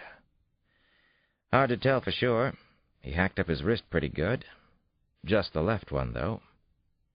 Then the drugs. Lots of drugs. Doctor's samples." I shook my head in utter disbelief. "But he definitely called out for help?" "According to the wife and son, they heard him call out from his den, 'Daddy needs help. Daddy is dying. Daddy is sick.'" Well, he got that part right. Daddy is incredibly sick. Daddy is a monumental sicko. I went over to the red and white ambulance. News cameras were still flashing all over the street. My mind was unhinged, reeling. Everything is a game to him. The victims in Southeast, Patsy Hampton, Christine. Now this. He's even playing with his own life. "His pulse is still strong," I heard as I got close to the ambulance. I could see one of the EMT workers checking the EKG inside the van. I could even hear beeps from the machine.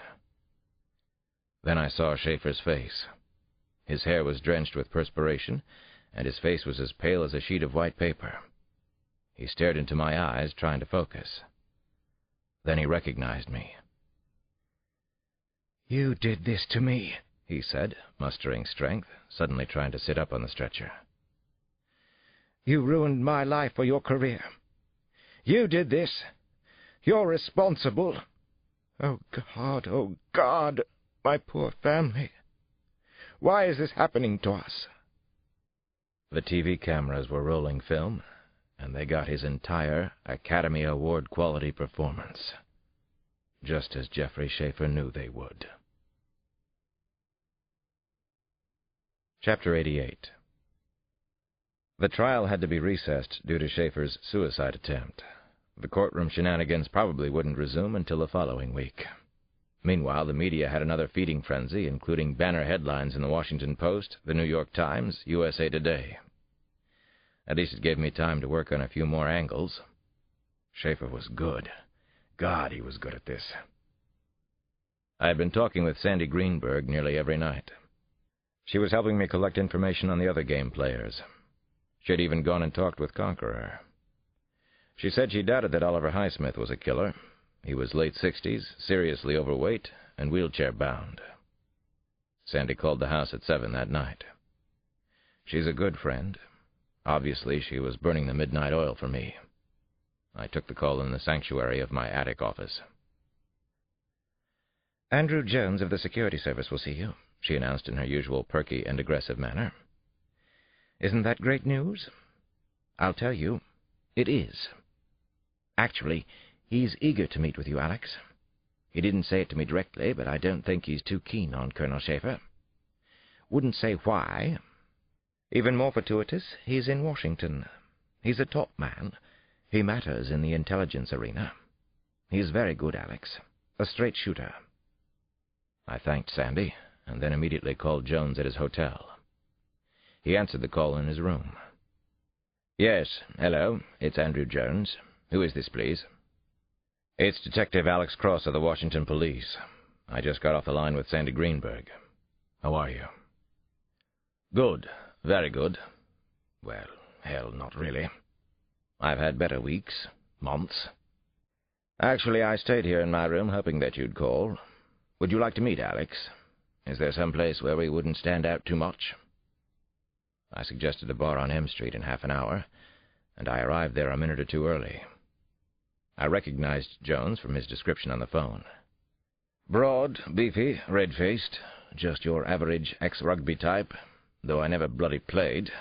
Don't even watch the drivel. Oh yes, flaming red hair and matching mustache. That should help, no? It did. We sat in a dark booth in back and got to know each other. For the next 45 minutes, Jones filled me in on several important things, not the least of which was politics and decorum within the English intelligence and police communities, Lucy Schaefer's father's good name and standing in the army, and the concern for his reputation, and the desire of the government to avoid an even dicier scandal than the current mess.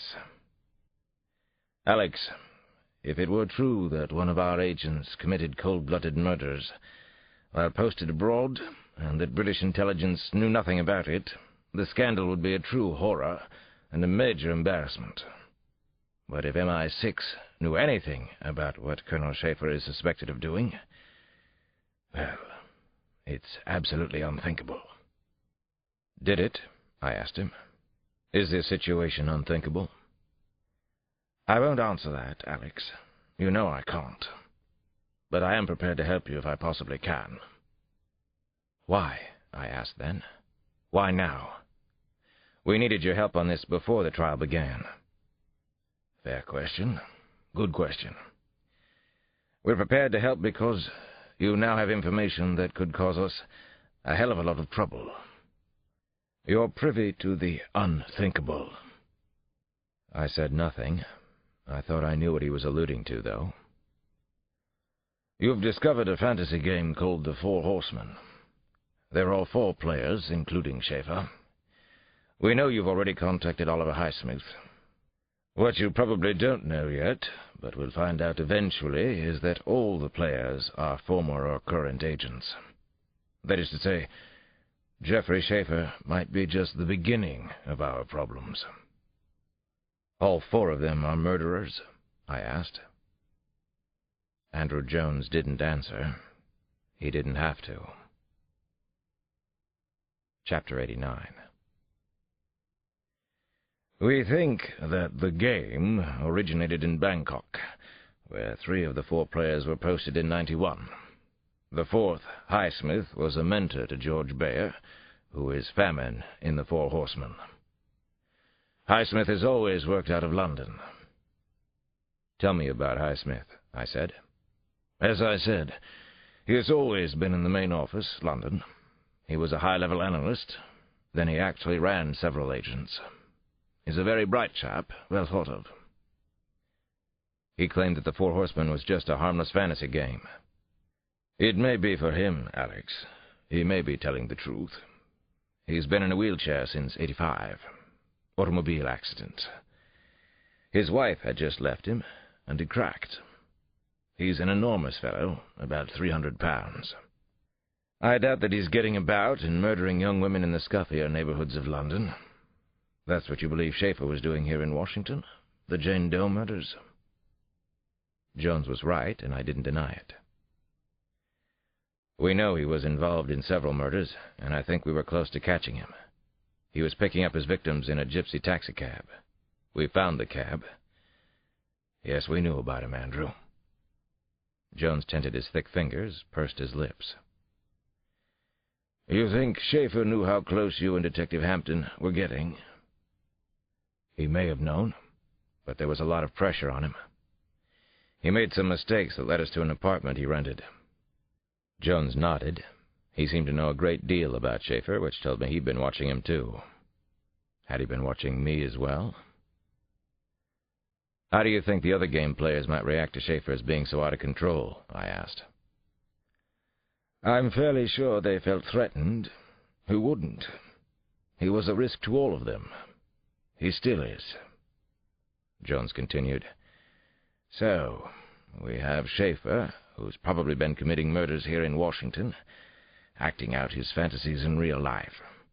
And Highsmith, who probably couldn't do that, but could be a sort of controller.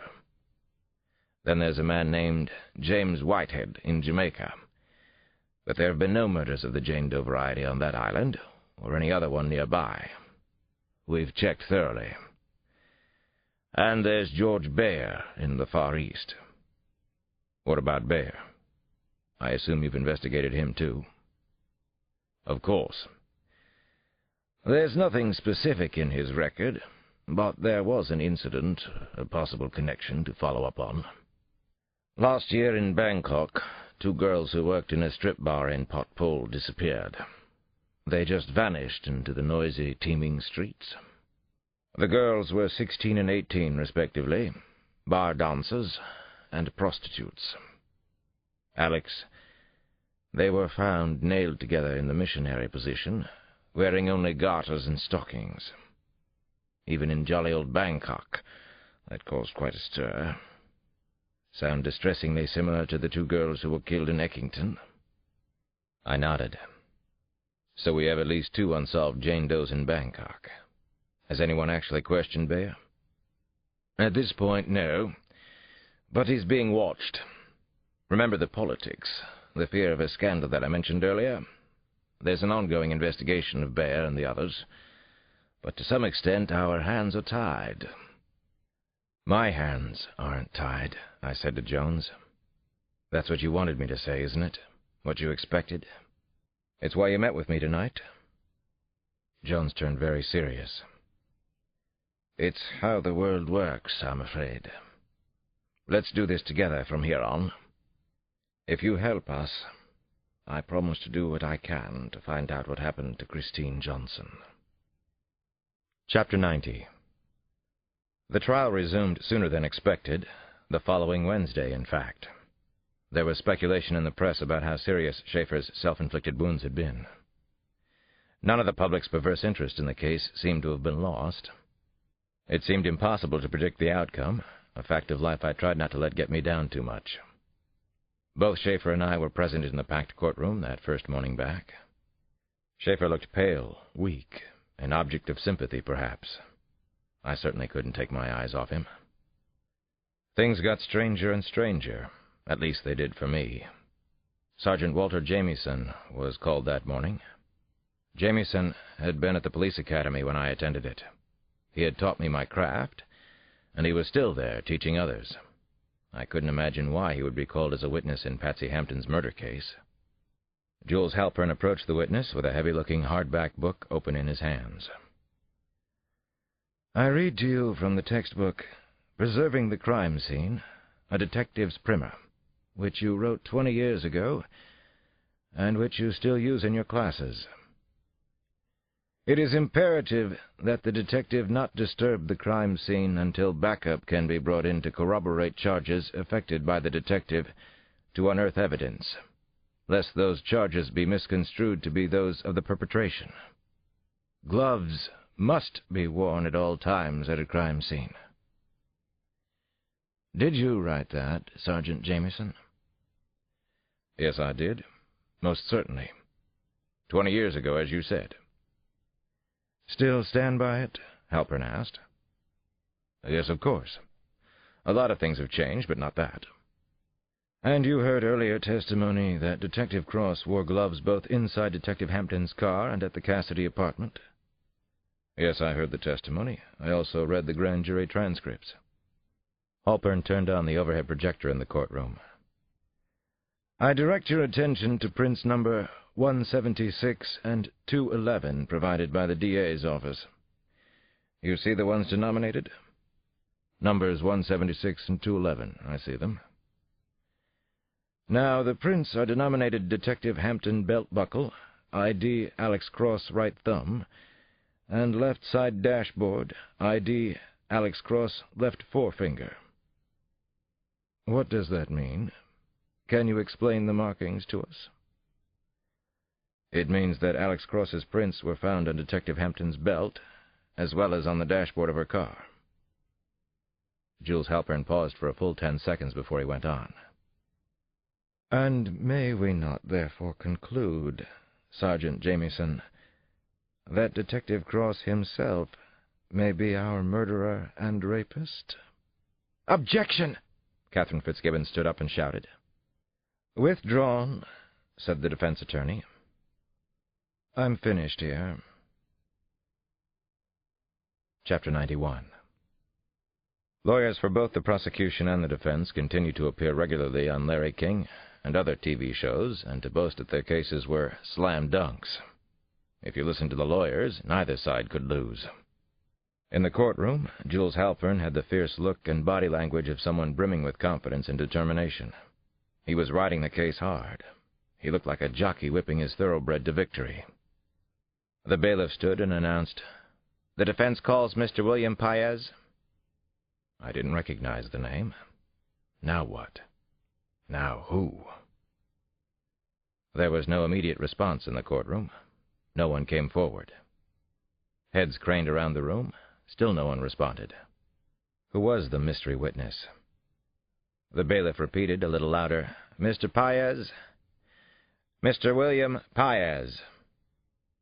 The double doors in the back of the room suddenly opened, and a circus-style clown walked in. The gallery began to whisper loudly, and a few people laughed. What a world we lived in. What a circus indeed. The clown took the stand, and both the prosecution and the defense were immediately called forward for a sidebar by Judge Fesco. A heated discussion ensued that none of the rest of us could hear. The clown issue was apparently resolved in favor of the defense. After being sworn in, the clown was asked his name for the record. With his white-gloved right hand raised, he said, "Billy." The bailiff asked, "Last name, please." The clown said, "First name Silly, last name Billy. Silly Billy." I had it legally changed, he turned and confided to the judge. Jules Halpern then took over, and he treated the clown with respect and seriousness. First he asked him to state his credentials, which the clown did politely. Then Halpern asked, "And what brings you here today?" "I did a party for Mr. Schaefer out in Kalorama on the fateful and terrible night of the murder. It was his twins' 5th birthday. I did a party when they were 4 as well. I brought a video along. Want to see?" he said, speaking as if he were addressing a crowd of 3-year-olds. "Of course," said Jules Halpern. "Objection!" Catherine Fitzgibbon called out loudly. The video was admitted over the prosecution's objections, and after yet another lengthy sidebar. The newspapers had claimed that Judge Fesco was intimidated by Jules Halpern, which seemed the case. The tape began with an arresting close-up of a painting of a clown's face. As the camera pulled back, everyone in the courtroom could see it was the sign on Silly Billy's van, which was parked in front of a handsome red-brick townhouse with a glass conservatory linked to the main building. The Schaefer house. The next scene showed Silly Billy ringing the front bell and apparently surprising the Schaefer children at the door. Once again, the prosecution objected to the videotape. There was another sidebar. The lawyers returned to their seats, and the tape resumed. The other children at the birthday party then ran to the door. The clown handed out toys from a sack slung over his shoulder, teddy bears, dolls, shiny red fire trucks. Silly Billy then performed magic tricks and gags on the sun porch, which looked out onto the backyard. The yard was very pretty, with potted orange trees, white climbing roses, jasmine vine, lush green grass. "Wait! I hear something outside," he turned and said into the camera. He ran and disappeared from sight. The kids all followed. The tension of surprise and imminent fun showed in the children's eyes. A cream-colored pony appeared, cantering slowly around the corner of the house. Silly Billy was riding the pony. But when the clown dismounted, the kids discovered that the clown was actually Jeffrey Schaefer. All the kids went wild, but especially the Schaefer twins. They ran and hugged their daddy, who seemed the perfect father. There were heartwarming, candid shots of the children eating frosted cake and playing party games. There were more shots of Schaefer laughing and playing with several of the children. I suspected that Jules Halpern had supervised the final editing of the tape. It was very convincing. The adult guests at the party, all dressed up and looking sophisticated, gave glowing testimonials. They said that Jeffrey Schaefer and his wife were outstanding parents. No longer in his clown costume, but in a smart navy suit, Schaefer modestly deflected the tributes. He had changed into the same clothes he wore when he was apprehended at the Farragut. The tape ended with the smiling and quite beautiful twins telling the camera that they loved their mommy and daddy for making their dream come true. The lights came up. The judge granted a brief recess. I felt incredibly angry that the video had been shown. It made Schaefer out to be a wonderful father. And such a victim. The jury was all smiles, and so was Jules Halpern. He had argued masterfully that the tape was crucial to establishing Jeffrey Schaefer's state of mind shortly before Patsy Hampton's murder. Halpern was so skillful an orator that he actually made the outrageous request to show the video sound logical. At any rate, it was moot now. Schaefer himself was smiling broadly, as were his wife and son. It suddenly occurred to me that Schaefer had been riding a pale horse at the party for his children. He was Death from the Four Horsemen. It was all theater and games to him, his entire life. Chapter 92. Sometimes I wanted to shut my eyes tight and not have to watch another moment of the trial. I wanted things to be the way they'd been before the Weasel.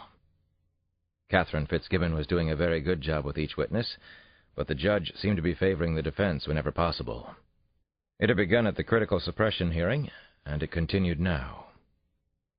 Lucy Schaefer took the witness stand early that afternoon. The warm, homespun videotaped images of the Schaefer family were still fresh in the minds of the jurors. I had been trying to understand Lucy Schaefer's odd and perplexing relationship with her husband since the first time I met her on the night of Patsy Hampton's murder. What kind of woman could live with an unrepentant monster like Schaefer and not know it? Could this woman be that much in denial? Or was there something else that motivated her, somehow held her captive to Schaefer? I had seen all kinds of marital relationships in my therapy practice, but nothing like this. Jane Halpern conducted the questioning and looked every bit as confident and winning as her father. She was tall and slender, with wiry black hair tied in a bow with a dark crimson ribbon. She was 28, just 4 years out of Yale Law School, but seemed older and wiser. Mrs. Schaefer, how long have you and your husband known each other? Lucy Schaefer spoke in a gentle but clear voice. I've known Jeffrey for most of my adult life, actually. My father was his commanding officer in the army. I believe I was just 14 when I first met Jeff. He was 9 years older. We married when I was 19, after my second year at Cambridge. Once, when I was studying for exams, he showed up at university in full military dress, polished saber, medals, shiny black leather riding boots, right in the middle of the library. I was studying in a sweatshirt, or some such awful get-up, and I don't think I'd washed my hair in days. Jeff told me it didn't matter. He didn't care a bit about appearances. He said he loved me, and always would. I must tell you, he's kept that promise. Very nice, Jane Halpern said, seemingly utterly charmed, as if she'd never heard the story before. And has he remained romantic? Oh, yes, even more so. Scarcely a week goes by when Jeff doesn't bring me flowers, or perhaps a beautiful Hermes scarf which I collect. And then there are our ouch excursions. Jane Halpern wrinkled her nose, and her dark brown eyes twinkled. What are ouch excursions? She asked, with the exuberant curiosity of a morning TV show host. Jeff will take me to New York, or maybe Paris, or back to London, and I get to shop for clothes until he says, ouch. He's very generous that way. A good husband, then? The best you could imagine. Very hard-working, but not so much that he forgets about his family. The children adore him. Yes, we could tell that from this morning's film, Mrs. Schaefer. Was the party an unusual occasion? No.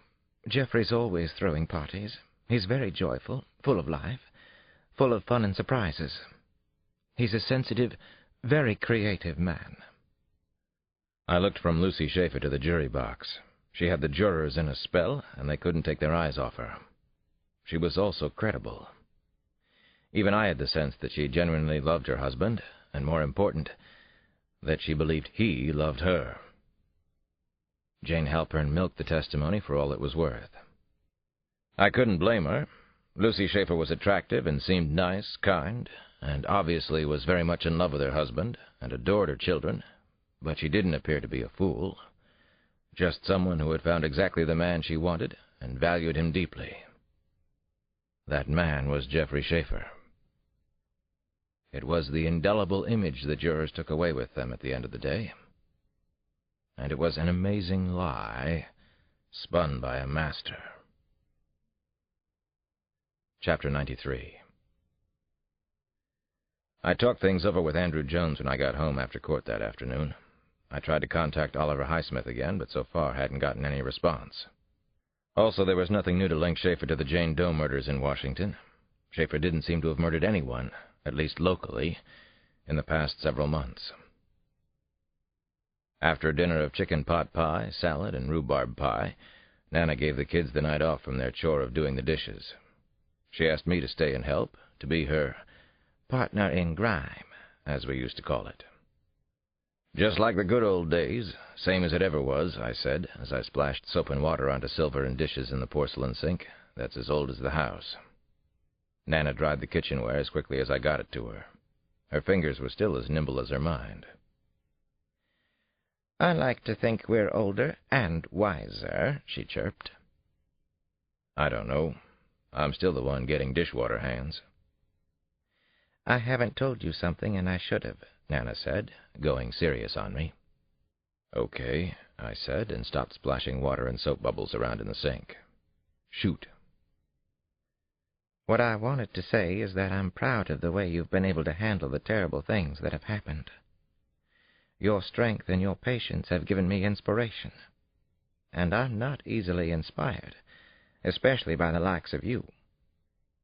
I know it has had the same effect on Damon and Janny. They don't miss a thing." I leaned over the sink.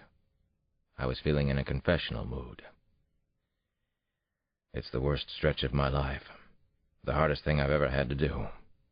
It's even worse than when Maria died, Nana, if that's possible. At least back then I knew for sure she was dead. I could let myself grieve. I could finally let her go and breathe again." Nana came around the sink and took me in her arms, which always surprised me with their strength.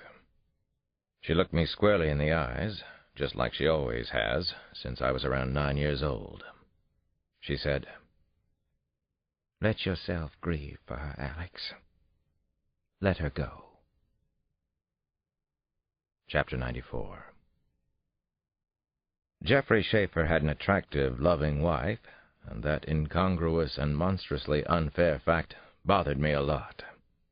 I couldn't understand it as a psychologist or as a detective.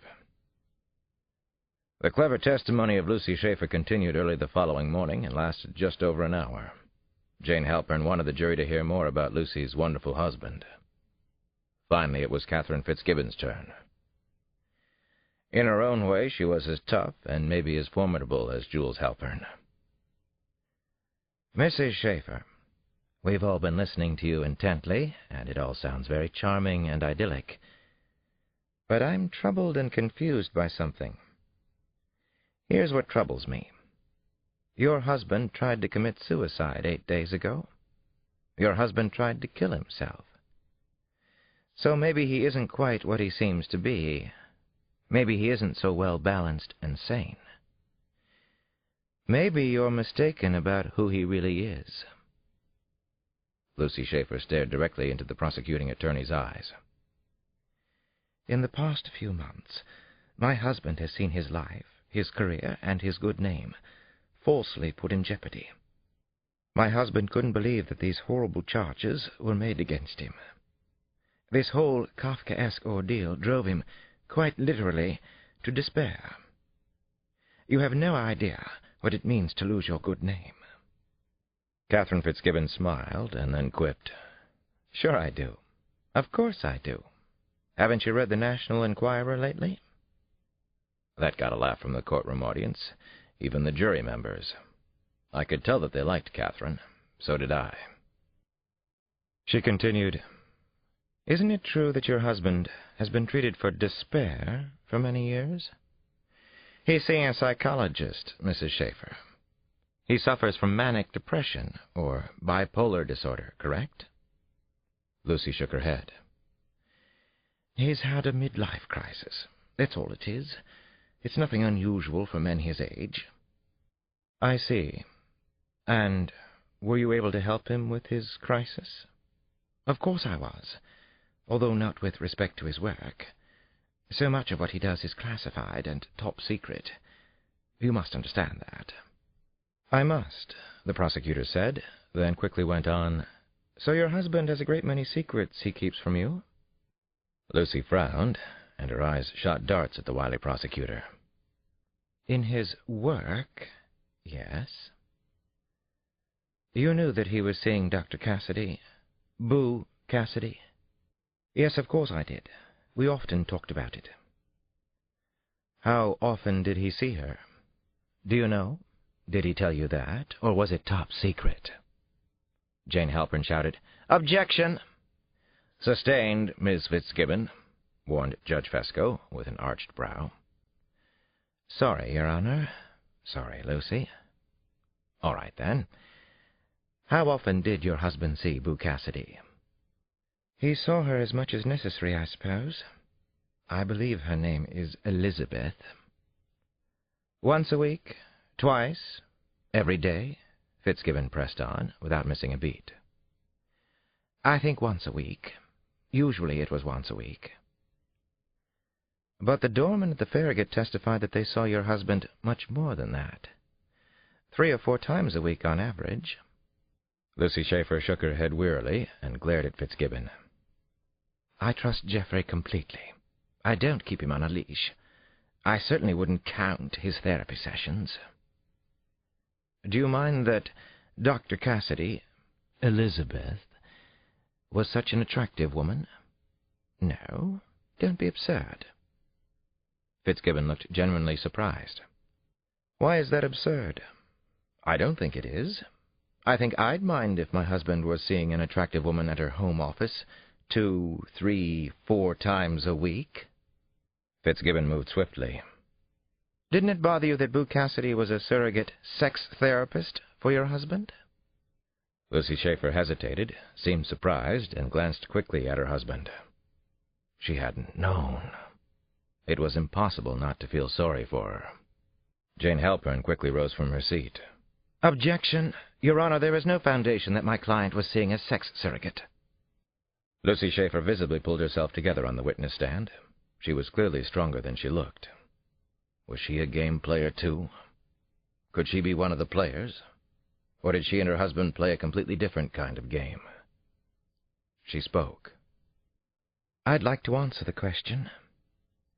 Madam Prosecutor, my husband, Geoffrey, has been such a good husband, such a good father, that even if he felt it necessary to see a sex therapist, and did not want to tell me about it because of the hurt or shame he felt, I would understand. And if he committed cold-blooded murder, and did not want to tell you? The prosecutor asked, then turned to the jury. Chapter 95. Elizabeth Boo Cassidy was in her late 30s, slender and very attractive, with lustrous brown hair that she had worn long since she was a young girl. She was a regular shopper at Neiman Marcus, Saks, Nordstrom, Bloomingdale's, and various chic specialty shops around Washington. It showed. She had gotten the nickname Boo as an infant because she always laughed and laughed whenever she heard the sound of somebody playing peekaboo with her. She soon learned to do it herself, muttering, Boo, boo, boo, boo. In school, right through college, she kept the name, friends said, because she could be a little scary at times. For her important day in court, she'd chosen a single-breasted pantsuit, beautifully cut, very soft and flowy. Her outfit was an eye-pleasing mix of coffee and cashmere cream. She looked like a professional person, and a successful one. Jules Halpern asked her to state her name and occupation for the record. He was amiable, but businesslike, a little cooler than he had been with the other witnesses. Dr. Elizabeth Cassidy, I'm a psychotherapist, she replied evenly. Dr. Cassidy, how do you know Colonel Schaefer? He's a patient of mine, and has been for over a year.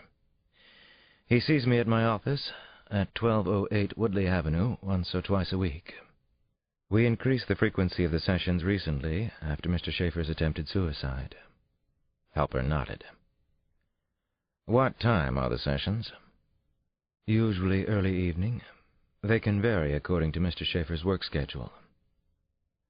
Dr. Cassidy, I direct your attention to the evening of the murder of Detective Hampton. Did Jeffrey Schaefer have a therapy session with you that night? Yes, he did. At 9 p.m. From 9 until 10. I think he may have arrived a little earlier that night, but the session was scheduled for 9. Could he have arrived as early as 8:30? No, that is impossible. We were talking to each other on cell phones from the time he left his house in Kalorama until he arrived at my building. He was feeling a great deal of guilt about his latest dark moods coming too close to his daughter's birthday party. I see. Was there any break in your conversation with Colonel Schaefer? Yes, but it was a very short one. Halpern kept the pace brisk. How much time elapsed between the time the two of you stopped talking on the cell phone and his arrival at your office? 2 or 3 minutes, 5 at the most. While he parked and came upstairs, no more than that. When he arrived at your office, did Jeffrey Schaefer seem unsettled in any way? No, not at all. He appeared relatively cheerful, actually. He had just hosted a successful birthday party for the twins. He felt it had gone very well, and he dotes on his children. Was he out of breath, tense, or perspiring? Halpern asked. No, as I said, he was calm and looked quite fine. I remember it quite clearly, and after the intrusion by the police I made careful notes to keep everything accurate and fresh, she said, then glanced at the prosecution table. So you made notes for the sake of accuracy? Yes, I did. Dr. Cassidy, did you notice any blood anywhere on Colonel Schaefer's clothing? No, I did not. I see. You saw no blood on Schaefer? And when Detective Cross arrived, did you see any blood on him? Yes. I saw dark stains or streaks of blood on his shirt and suit coat. Also on his hands. Jules Halpern paused to let everything sink in with the jury. Then he asked a final question. Did Colonel Schaefer look as if he had just murdered someone? No, certainly not. I have nothing further, said the defense attorney. Daniel Weston did the cross-exam for the prosecution. He was 29 years old, bright, quick-witted, a rising star, and known to be a ruthless hatchet man in the prosecutor's office. Dan Weston was also good-looking, blond, and rugged. He got physically close to Boo Cassidy. They made a fetching couple, which was precisely the visual idea he wanted to communicate. Ms. Cassidy, you weren't Mr. Schaefer's psychiatrist, were you? She frowned slightly, but then she managed a weak smile. No, a psychiatrist has to be a medical doctor. You know that, I'm sure. And you are not a medical doctor? She shook her head. I am not. I have a doctorate in sociology. You know that, too. Are you a psychologist? Weston asked. A psychologist usually has a graduate degree in psychology, sometimes a Ph.D. Do you have a graduate degree in psychology? No. I'm a psychotherapist. I see. Where did you train to be a psychotherapist? American University. I graduated with a Ph.D. in social work. Daniel Weston kept coming at Cassidy. There was hardly a beat between answer and question. This psychotherapy office of yours at the Farragut, what sort of furnishings does it have? A couch, desk, lamp. It's basically very spare. Lots of plants, though. My patients find the atmosphere functional, but also relaxing. No box of tissues by the couch? I thought that was a must, Weston said with a wry smile. The witness was clearly annoyed now, and maybe even shaken. I take my work very seriously, Mr. Weston. So do my patients. Was Jeffrey Schaefer referred to you by someone? Actually, we met at the National Gallery, at the Picasso Erotic Drawings exhibit. That's been covered in depth by the press. Weston nodded, and a thin smile crossed his lips. Ah, I see. Are your sessions with Geoffrey Schaefer erotic? Do you ever discuss sex? Jules Halpern rose quickly, a regular Jules in the box. Objection. Doctor-patient privilege. It's confidential. The young prosecutor shrugged and flipped back his blond curls with his hand. I'll withdraw the question. No problem. Are you a sexual surrogate? No, I am not. As I stated earlier, I am a psychotherapist. On the evening of the murder of Detective Hampton, did you and Geoffrey Schaefer discuss... Jules Halpern quickly rose again. Objection. If the prosecution is inquiring into the patient's privileged disclosures... Weston raised both arms in frustration. He smiled at the jurors, hoping they felt the same way. All right. Let me see. I'll take this out of the so-called doctor-patient realm and ask you, quite simply, if you, Ms. Cassidy, a woman, have had sexual relations with Geoffrey Schaefer, a man. Elizabeth Boo Cassidy hung her head and stared down at her lap. Daniel Weston smiled, even as Jules Halpern objected to the question, and was upheld by Judge Fesco. Weston felt that he had made his point. Chapter 96. Call Detective Alex Cross. I took a deep breath, composed my mind, body, and soul, then walked up the wide center aisle of the courtroom to testify. Everyone in the room was watching me, but the only person I really saw was Geoffrey Schaefer, the Weasel. He was still playing the part of the wronged innocent man, and I wanted to bring him down. I wanted to cross-examine him myself, to ask the real questions that needed to be asked, to tell the jury about all the suppressed evidence, to bring justice down on him with all its crushing force. It was a hard thing to have worked honestly for so many years and now be accused of being a rogue cop, someone who had tampered with evidence and perhaps worse. It was ironic, but now maybe I would have the opportunity to set the record straight, to clear my name. Jules Halpern smiled cordially at me as I sat down in the witness stand. He established eye contact, quickly looked over at the jury, then turned back to me. His dark eyes radiated intelligence, and it seemed an incredible waste that he was working for Schaefer. I want to start by saying that it is an honor to meet you, Detective Cross. For years, I, like most of the jurors, I'm sure, have read in the Washington papers about the murder cases you have helped solve.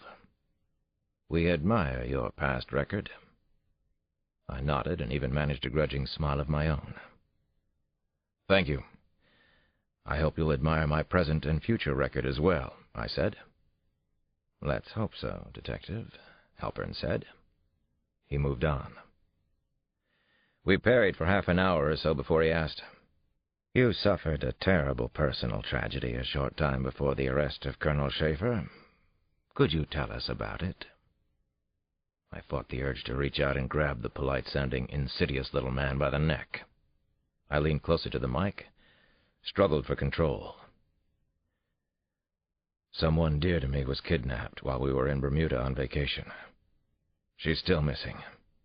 I haven't given up hope that she'll be found. I pray every day that she's still alive. Halpern clucked sympathetically. He was good, much like his client. I really am sorry. Did the department give you adequate time off? They were understanding and helpful, I said, feeling my jaw stiffen with resentment.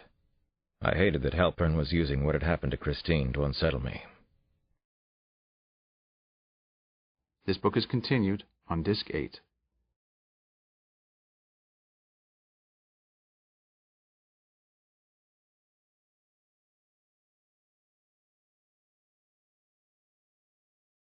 Disc 8. They were understanding and helpful, I said, feeling my jaw stiffen with resentment. I hated that Halpern was using what had happened to Christine to unsettle me. Detective, were you officially back on active duty at the time of Detective Hampton's murder? Yes, I went back on full-time duty about a week before the murder. Was it requested that you stay off active duty for a while longer? It was left up to me. The chief of detectives did question my ability to resume my duties, but he made it my choice.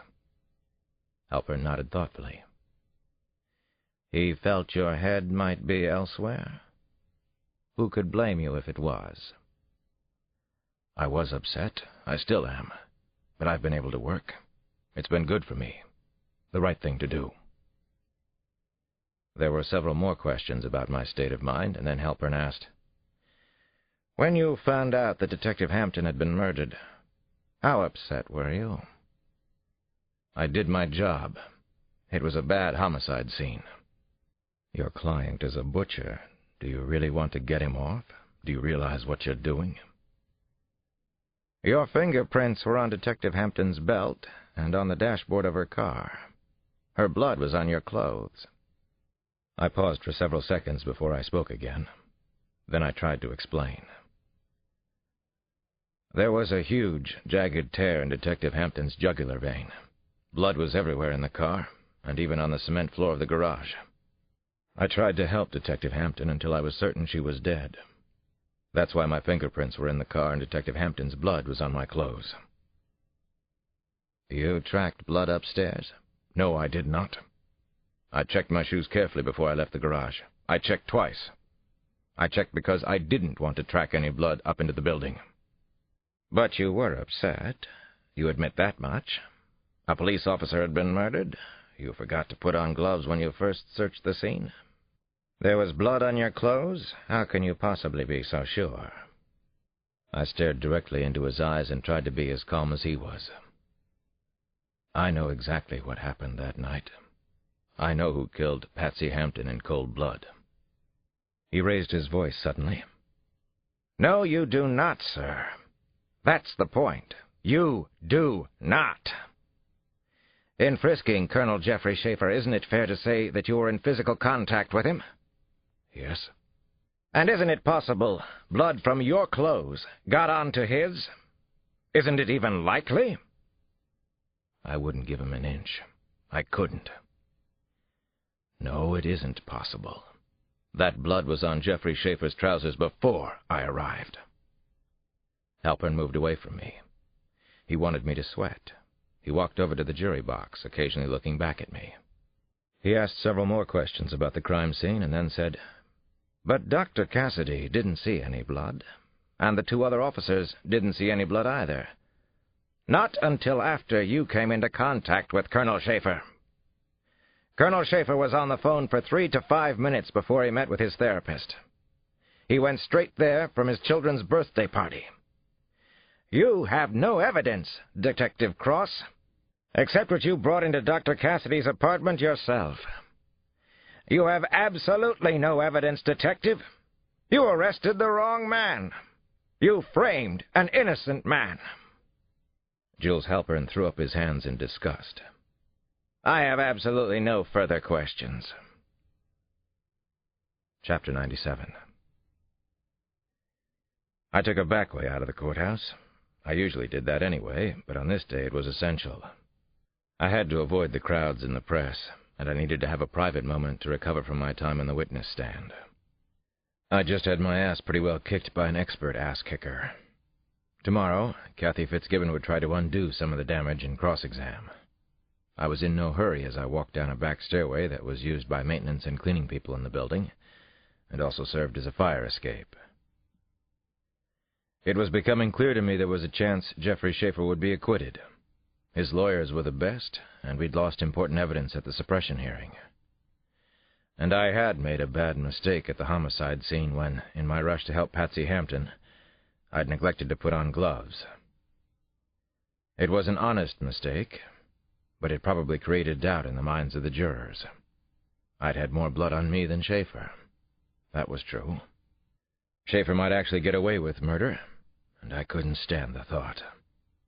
I felt like yelling as I descended the twisting flights of stairs. And that's exactly what I did. I yelled at the top of my voice, and it felt so damn good to get it out. Relief flowed through my body. however temporary it might be. At the bottom of the concrete stairs was the basement of the courthouse. I headed down a long, dark hallway toward the rear lot where the Porsche was parked. I was still lost in my thoughts, but calmer after hollering my fool head off in the stairwell. There was a sharp bend in the hallway near the exit to the parking lot. I came around the turn and saw him. I couldn't believe it. The Weasel was right there. He was the first to speak. "What a surprise, Dr. Cross. Sneaking away from the or is it maddening crowd? Tail between your legs today? Don't fret. You did all right upstairs. Was that you yelling in the halls? Primal screams are the best, aren't they?" "What the hell do you want, Schaefer?" I asked him. "We're not supposed to meet or talk like this." He shrugged his broad shoulders, wiped his blond hair away from his eyes. "You think I care about rules? I don't give a shit about rules. What do I want? My good name restored. I want my family not to have to go through any more of this. I want it all." "Then you shouldn't have killed all those people, especially Patsy Hampton." Schaefer smiled. "You're very sure of yourself, aren't you? You don't back down. I admire that, to a degree. I played the game of being a hero once myself, in the army. It's interesting for a while." "But it's much more interesting to be a raving lunatic murderer," I said. "See? You just don't back down from your bull-headed opinions. I love it. You're wonderful." "It's not opinion, Schaefer. You know it, and so do I." "Then prove it, Cross. Win your pitiful sodding case, will you? Beat me fair and square in a court of law. I even gave you a home court advantage." I started to walk toward him. I couldn't help myself. He stood his ground. "This is all an insane game to you. I've met assholes like you before, Schaefer. I've beaten better. I'll beat you." He laughed in my face. "I sincerely doubt it." I walked right past him in the narrow tunnel. He pushed me, hard, from behind. He was a big man and even stronger than he looked. I stumbled, almost went over onto the stone floor. I wasn't expecting the outburst of anger from him. He held it in so well in court, but it was close to the surface. The madness that was Jeffrey Schaefer. The violence. "Then go ahead. Beat me. See if you can," he yelled at the top of his voice. "Beat me right here, right now. I don't think you can, Cross. I know you can't." Schaefer took a quick step toward me. He was agile and athletic, not just strong. We were almost the same size, 6'2" or 3", 200 pounds. I remembered that he'd been an Army officer, then MI6. He still looked to be in excellent shape. Schaefer pushed me again with both hands. He made a loud grunting noise. "If you've beaten better, then I should be a pushover. Isn't that so? I'm just a pushover." I almost threw a punch. I wanted to. I ached to take him down, to wipe the smug, superior look off his face.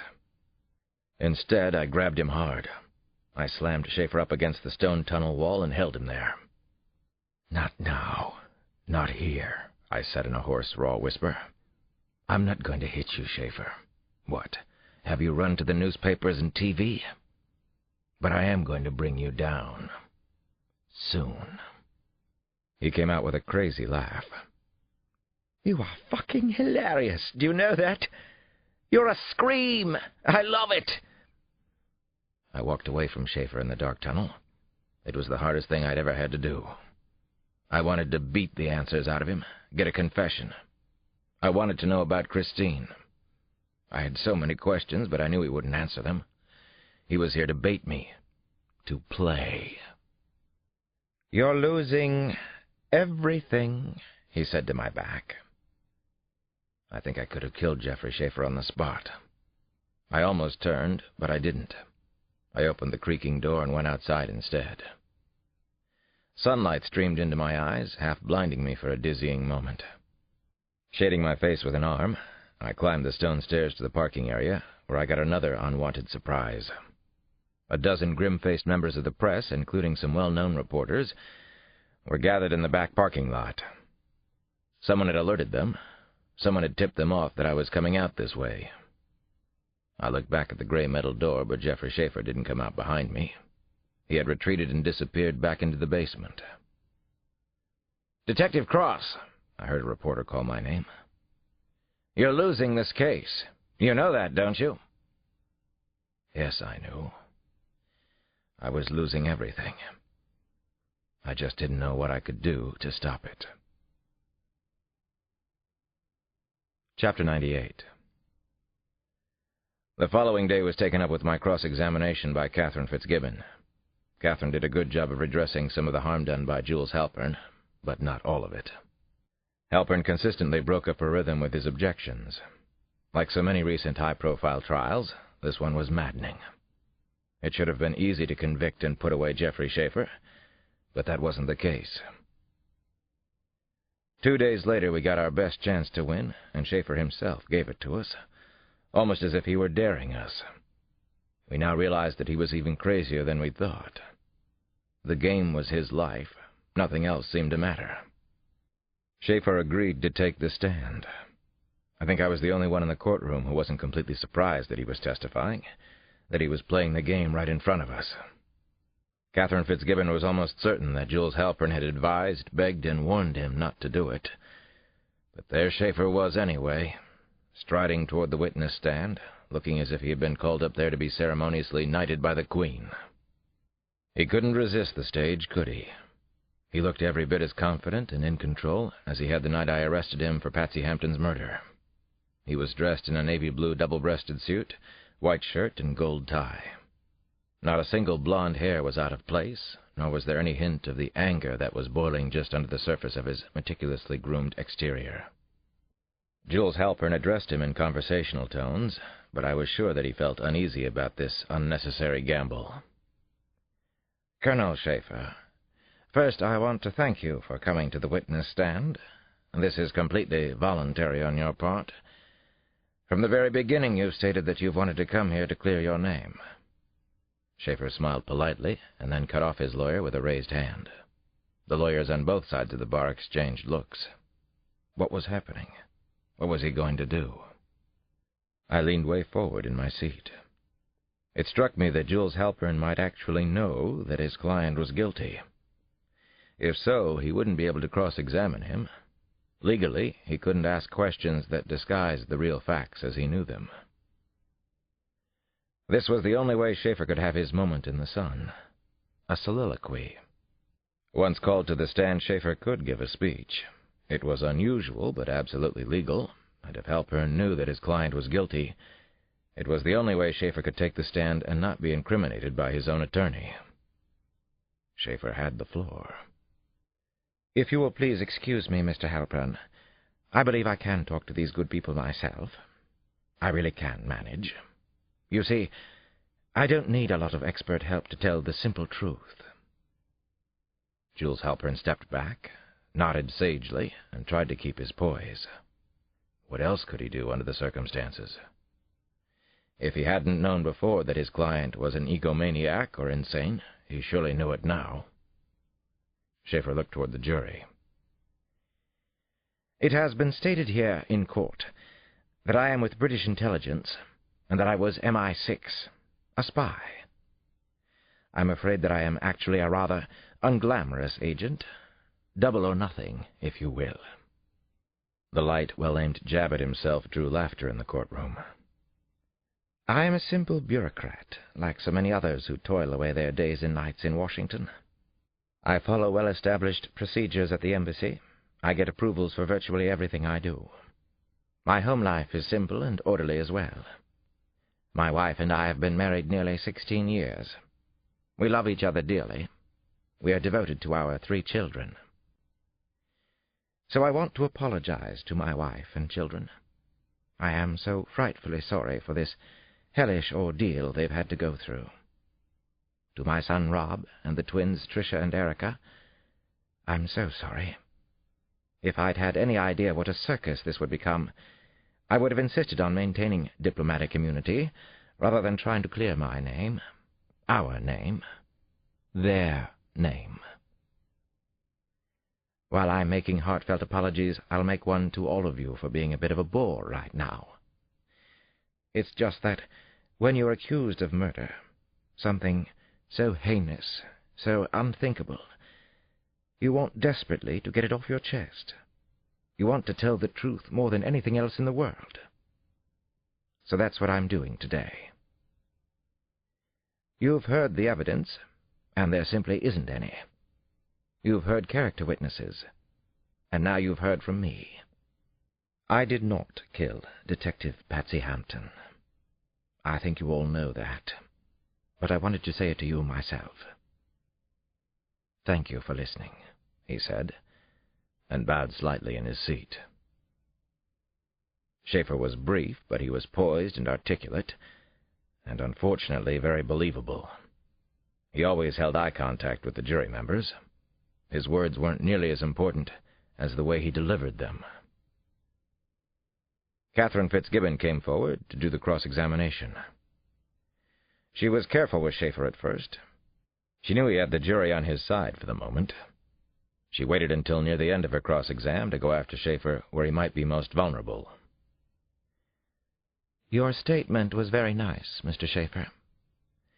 Now, as you sit before this jury, you claimed that your relationship with Dr. Cassidy was strictly professional, that you did not have a sexual relationship with her, correct? Remember, you are under oath. Yes, absolutely. She was, and hopefully will continue to be, my therapist. Notwithstanding the fact that she admits to having a sexual relationship with you. Schaefer held his hand out toward Jules Halpern, signaling for him not to object. I believe that the court record will show that she did not admit to such. Fitzgibbon frowned. I don't follow. Why do you think she didn't answer counsel? Schaefer shot back. That's so obvious. Because she didn't care to dignify such a question. And when she hung her head, sir, and looked down at her lap, she was nodding assent. Schaefer now looked at the jury and shook his head in amazement. You misread her completely. You missed the point again, Counselor. Allow me to illustrate, if I may. As King Charles said before being beheaded, give me my cloak, lest they think I tremble from fear. Dr. Elizabeth Cassidy was deeply embarrassed by your associate's crude suggestion, and so was my family, and so am I. Geoffrey Schaefer looked at the prosecutor with steely eyes. He then acknowledged the jury again. And so am I. Chapter 99. The trial was almost over, and now came the really hard part, waiting for the verdict. That Tuesday, the jurors retired to the jury room to commence their deliberations in the murder trial of Geoffrey Schaefer. For the first time, I allowed myself to actually think the unthinkable, that Schaefer might be set free. Sampson and I sat in the rear row of the courtroom and watched the 12 members depart, 8 men and 4 women. John had come to court several times, calling it the best and sleaziest show this side of the Oval Office, but I knew he was there to give me support. The son of a bitch is guilty. He's mad as little Davy Berkowitz, Sampson said as he watched Schaefer. But he has a lot of good actors on his side. Doting wife, doting mistress, well-paid lawyers, silly Billy. He could get away with it. It happens, I agreed. Juries are hard to read, and getting harder. I watched as Schaefer courteously shook hands with members of his defense team. Jules and Jane Halpern both had forced smiles on their faces. They know, don't they? Their client is the Weasel, a mass murderer. Geoffrey Schaefer has the ability to make people believe in him when he needs to. He's the best actor I've seen, I said. Then John left, and I snuck out the back way again. This time, neither Schaefer nor the press was lying in wait downstairs or in the rear parking lot. In the lot, I heard a woman's voice, and I stopped moving. I thought it was Christine. A dozen or so people were walking to their cars, seemingly unaware of me. I felt fevered and hot as I checked them all. None of them was her. Where had the voice come from? I took a ride in the old Porsche and listened to George Benson on the CD player. I remembered the police report about Schaefer's thrill-seeking ride that ended near DuPont Circle. It seemed a strangely appealing prospect. I took my own advice not to try to guess how the jury would decide the case. It could go either way. I let myself think about Christine, and I choked up. It was too much. Tears began to stream down my cheeks. I had to pull over. I took a deep breath, then another. The pain in my chest was still as fresh as it had been the day she disappeared in Bermuda. She had tried to stay away from me, but I wouldn't let her. I was responsible for what had happened to her.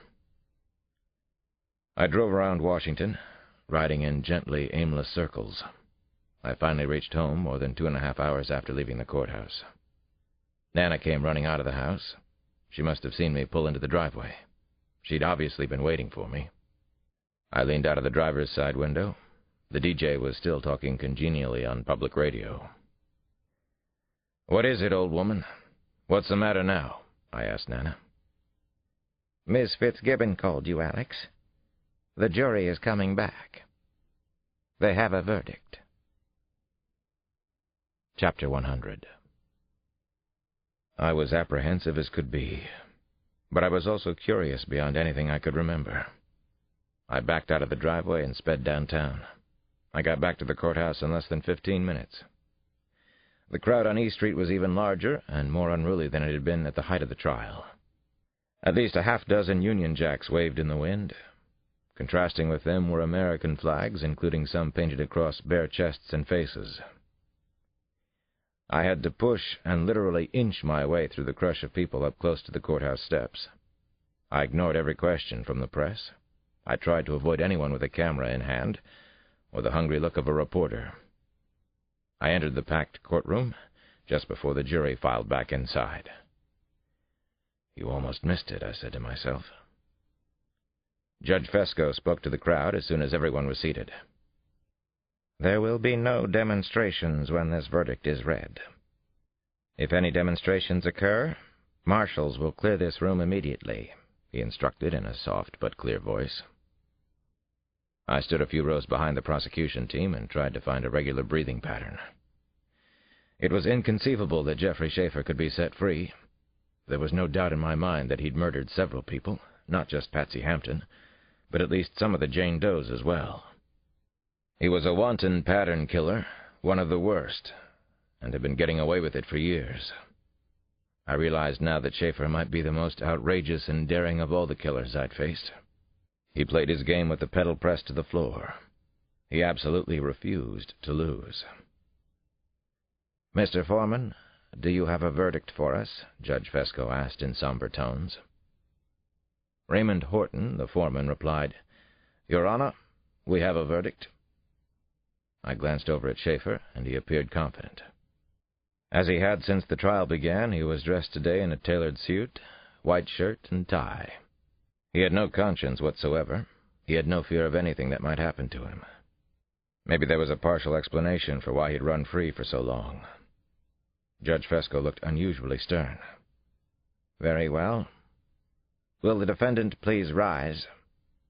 Jeffrey Schaefer stood at the defense table, and his longish blond hair gleamed under the bright overhead lighting. He towered over Jules Halpern and his daughter Jane. Schaefer held his hands behind him, as if he were cuffed. I wondered if he might have a pair of 20-sided dice clasped in them, the kind I had seen in his study. Judge Fesco addressed the foreman again.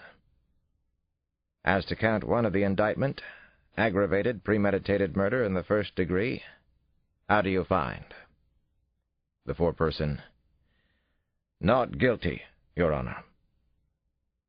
I felt as if my head had suddenly spun off.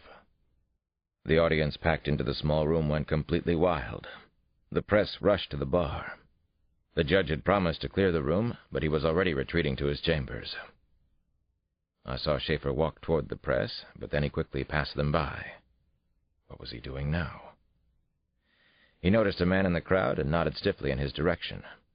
Who was that? Then Schaefer continued toward where I was, in the 4th row.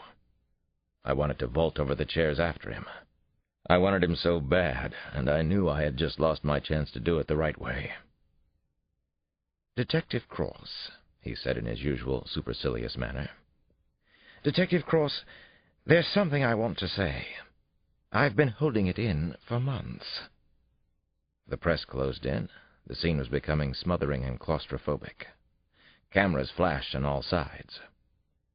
Now that the trial had ended, there was nothing to prevent picture-taking inside the courtroom. Schaefer was aware of the rare photo opportunity. Of course he was.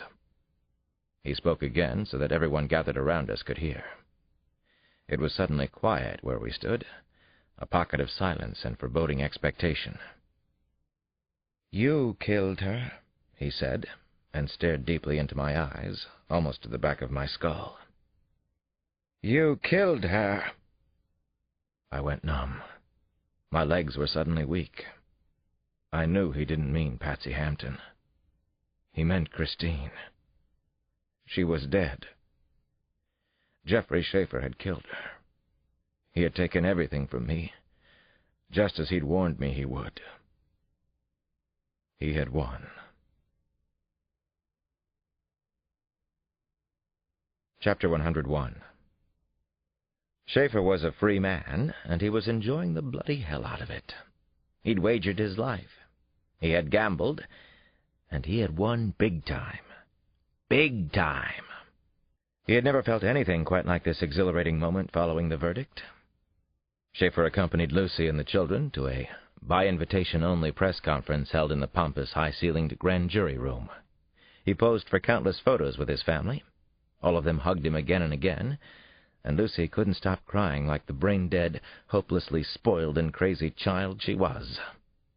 If some people thought he was a drug abuser, they'd be shocked by Lucy's intake. Christ, that was how he'd first learned about the amazing world of pharmaceuticals. He finally punched his arm into the air and held it there as a mocking sign of victory. Cameras flashed everywhere in the room. They couldn't get enough of him. There were nearly 100 reporters wedged into the room. The women reporters loved him most of all. He was a legitimate media star now, wasn't he? He was a hero again. A few gate-crashing agents of fame and fortune pressed their cards at him, promising obscene amounts of money for his story. He didn't need any of their tawdry offers. Months before, he had picked out a powerful New York and Hollywood agent. Christ, he was free as a bird. He was absolutely flying now. After the press conference, claiming concern for their safety, he sent his wife and children ahead without him. He stayed behind in the court law library and firmed up book deal details with Jules Halpern and representatives from the Bertelsmann Group, now the most powerful book publishing conglomerate in the world. He had assured them that they would get his story, but of course they weren't going to get anything close to the truth. Wasn't that the way with the so-called tell-all, bear-all nonfiction published these days? The Bertelsmann people knew this, and still they'd paid him dearly. After the meeting, he took the slow-riding lift down to the court's indoor car park. He was still feeling incredibly high, which could be dangerous. A set of 20-sided dice was burning a hole in the pocket of his suit trousers. He desperately wanted to play the game. Now. The Four Horsemen. Or better yet, Solipsis, his version of the game. He wouldn't give in to that urge, though. Not yet. It was too dangerous, even for him. Since the beginning of the trial, he had been parking the Jaguar in the same spot. He did have his patterns, after all. He'd never bothered to put coins in the meter, not once. Every day there was a pile of $5 tickets under the windshield wiper. Today was no exception. He grabbed the absurd parking tickets off the windshield and crumpled them into a ball in his fist. Then he dropped the wad of paper onto the oil-stained concrete floor. "I have diplomatic immunity," he said aloud, and smiled as he climbed into his Jag. Book 5. Endgame. Chapter 102. Schaefer couldn't believe it. He had made a very serious and perhaps irreversible mistake. The result wasn't what he had expected, and now his whole world seemed to be falling apart. At times he thought it couldn't have been any worse had he gone to prison for the cold-blooded murder of Patsy Hampton. Schaefer knew that he wasn't just being paranoid or mad. Several of the pathetic wankers inside the embassy watched him every bloody time he stepped out of his office. They seemed to resent and openly despise him, especially the women. Who had turned them against him? Somebody surely was responsible. He was the white English O.J. Simpson, a weird off-color joke to them, guilty though proven innocent. So Schaefer mostly stayed inside his office with the door closed, sometimes locked. He performed his few remaining duties with a growing sense of irritation and frustration, and a sense of the absurd. It was driving him mad to be trapped like this, to be a pathetic spectacle for the embassy staff. He idly played with his computer and waited for the game of the Four Horsemen to resume, but the other players had cut him off. They insisted that it was too dangerous to play, even to communicate, and not one of them understood why this was the perfect time to play. Schaefer stared out onto Massachusetts Avenue for interminably long stretches during the day. He listened to call-in talk shows on the radio. He was getting angrier and angrier. He needed to play. Someone was knocking on the door of his office. He turned his head sharply and felt a spike of pain in the back of his neck. The phone had begun to ring. He picked up and heard the temp he'd been assigned. Ms. Wynne Hamerman was on the intercom. "Mr. Andrew Jones is here to see you," she said. Andrew Jones? Schaefer was shocked. Jones was a hotshot director from the security service in London. Schaefer hadn't known he was in Washington. What the hell was this visit about? Andrew Jones was a high-level, very tough prick who wouldn't just drop by for tea and biscuits. Mustn't keep him waiting too long. Jones was standing there, and he looked impatient, almost furious. What was this about? His steely blue eyes were cold and hard. His face was as rigid as that of an English soldier posted in Belfast. In contrast, his brilliant red hair and mustache made him look benign, almost jolly. He was called Andrew back in London. "Let's go inside your office, shall we? Shut the door behind you," Jones said in a low but commanding voice. Schaefer was just getting past his initial surprise, but he was also starting to lose it. Who did this pompous asshole think he was to come barging into his office like this? By what right was he here? How dare he, the toad, the glorified lackey from London? "You can sit down, Schaefer," Jones said, another imperious command. "I'll be brief and to the point." "Of course," Schaefer answered. He remained standing. "Please do be brief and get to the point. I'm sure we're both busy." Jones lit up a cigarette, took a long puff, then let the smoke out slowly. "That's illegal here in Washington," Schaefer goaded him. "You'll receive orders to return to London in 30 days' time," said Jones, as he continued to puff on his cigarette. "You're an embarrassment here in Washington, as you will be in London. Of course, over there the tabloids have recreated you as a martyr of the brutal and inefficient American police and judicial systems. They like to think of this as D.C. confidential, more evidence of wholesale corruption and naivete in the States. Which we both know, in this case, is complete crap." Schaefer sneered. "How dare you come in here and talk to me like this, Jones? I was framed for a heinous crime I didn't commit. I was acquitted by an American jury. Have you forgotten that?" Jones frowned and stared him down. "Only because crucial evidence wasn't allowed in the trial. The blood on your trousers? That poor woman's blood in the bathroom drain at your mistress's?" He blew smoke out the side of his mouth.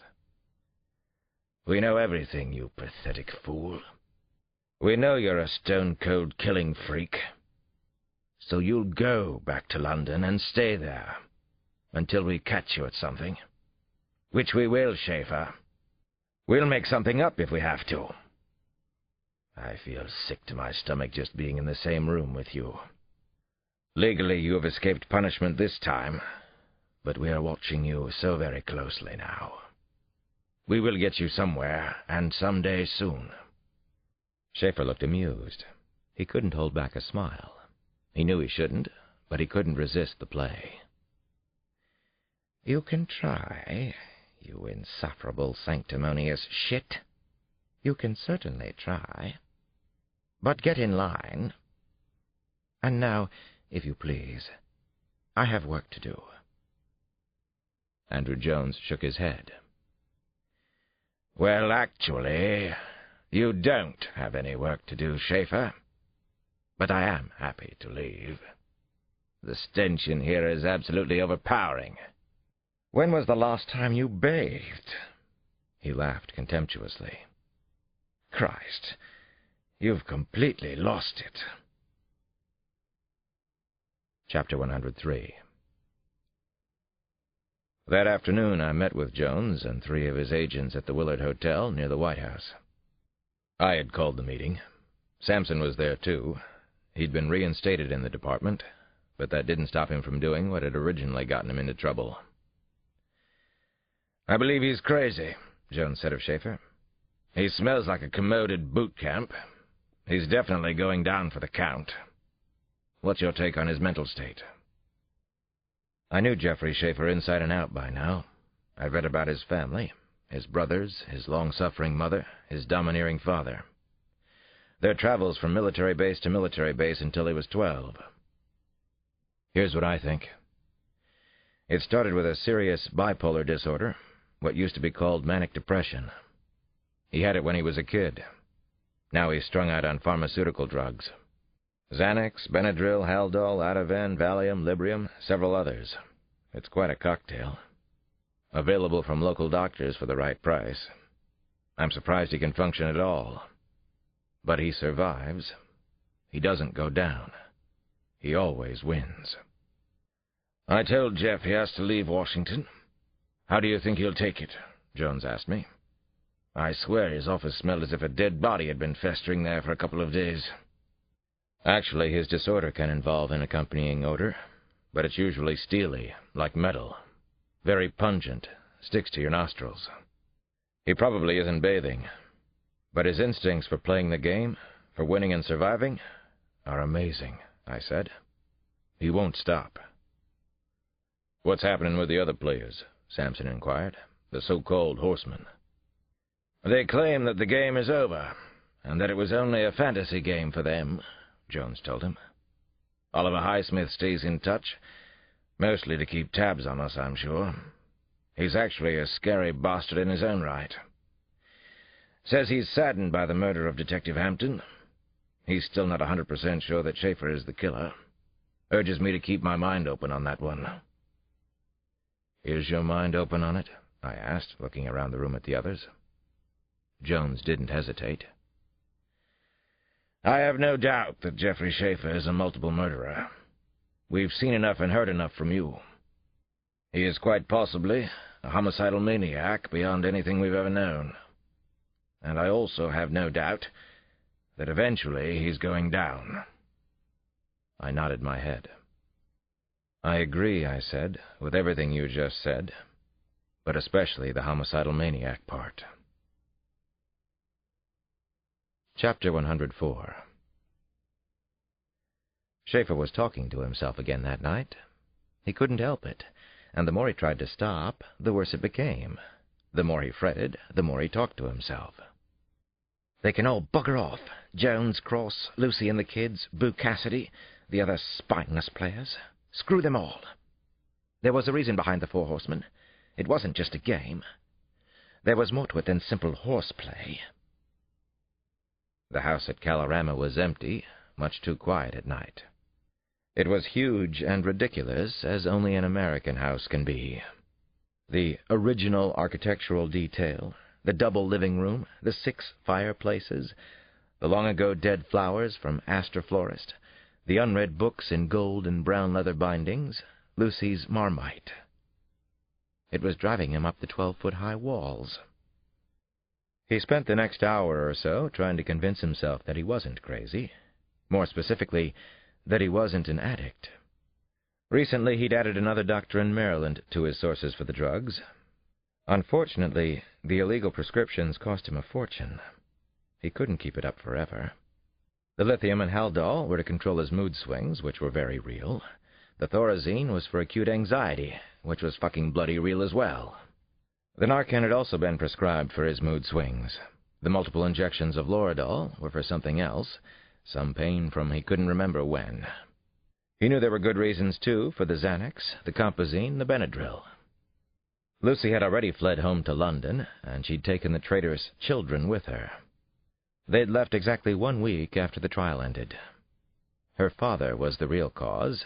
He'd come to Washington and spoken to Lucy for less than an hour, and she'd packed up and left like the goody two-shoes she'd always been. Before she departed, Lucy had the nerve to tell Schaefer she'd stood by him for the sake of the children and her father, but now her duty was over. She didn't believe he was a murderer, as her father did, but she knew he was an adulterer, and that she couldn't take for 1 moment longer. God, how he despised his little wifey. Before Lucy left, he made it clear to her that the real reason she'd performed her duty was so he wouldn't reveal her unsavory drug habit to the press, which he would have done, and still might do anyway.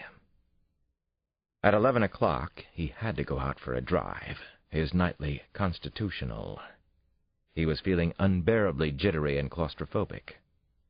He wondered if he could control himself for another night, another minute. His skin was crawling, and he had dozens of irritating little tics. He couldn't stop tapping his goddamn foot. The dice were burning a bloody hole in his trouser pocket. His mind was racing in a dozen haphazard directions, all of them very bad. He wanted to, needed to, kill somebody. It had been this way with him for a long time, and that had been his dirty little secret. The other horsemen knew the story. They even knew how it had begun. Schaefer had been a decent English soldier, but ultimately too ambitious to remain in the army. He had transferred into MI6 with the help of Lucy's father. He thought there would be more room for advancement in MI6. His first posting was Bangkok, which was where he met James Whitehead, George Bayer, and eventually Oliver Highsmith. Whitehead and Bayer spent several weeks working on Schaefer, recruiting him for a specialized job. He would be an assassin, their own personal hitman for the worst sort of wet work. Over the next 2 years, he did 3 sanctions in Asia, and found that he truly loved the feeling of power that killing gave him. Oliver Highsmith, who ran both Bayer and Whitehead from London, once told him to depersonalize the act, to think of it as a game, and that was what he did. He had never stopped being an assassin. Schaefer turned on the CD in the Jag, loud, to drown out the multiple voices raging in his head. The old-age home rockers Jimmy Page and Robert Plant began a duet inside the cockpit of his car. He backed out of the drive and headed down Tracy Place. He gunned the car and had it up close to 60 in the block between his house and 24th Street. Time for another suicidal drive, he wondered. Red lights flashed on the side of 24th Street. Schaefer cursed as a D.C. police patrol car eased down the street toward him. God damn it! He pulled the Jag over to the curb and waited. His brain was screaming. "Assholes! Bloody impertinent assholes! And you're an asshole, too," he told himself in a loud whisper. Show some self-control, Jeff. Get yourself under control. Shape up. Right now. The Metro patrol car pulled up behind him, almost door to door. He could see 2 cops lurking inside. One of them got out slowly and walked over to the Jag's driver's side window. The cop swaggered like a hot-shit all-American cinema hero. Schaefer wanted to blow him away. Knew he could do it. He had a hot semi-automatic under the seat. He touched the grip, and God, it felt good. "License and registration, sir," the cop said, looking unbearably smug. A distorted voice inside Schaefer's head screeched, "Shoot him now. It will blow everybody's mind if you kill another policeman." He handed over the requested identification, though, and managed a wanker's sheepish grin. "We're out of Pampers at home. Trip to the 7-Eleven was in order. I know I was going too fast, and I'm sorry, officer. Blame it on baby brain. You have any kids?" The patrolman didn't say a word, not an ounce of civility in the prick. He wrote out a speeding ticket, took his sweet time about it. "There you go, Mr. Schaefer." The patrol officer handed him the speeding ticket and said, "Oh, and by the way, we're watching you, shithead. We're all over you, man. You didn't get away with murdering Patsy Hampton. You just think you did." A set of car lights blinked on and off, on the side street where the patrol car had been sitting a few moments earlier. Schaefer stared, squinted back into the darkness. He recognized the car, a black Porsche. Cross was there, watching.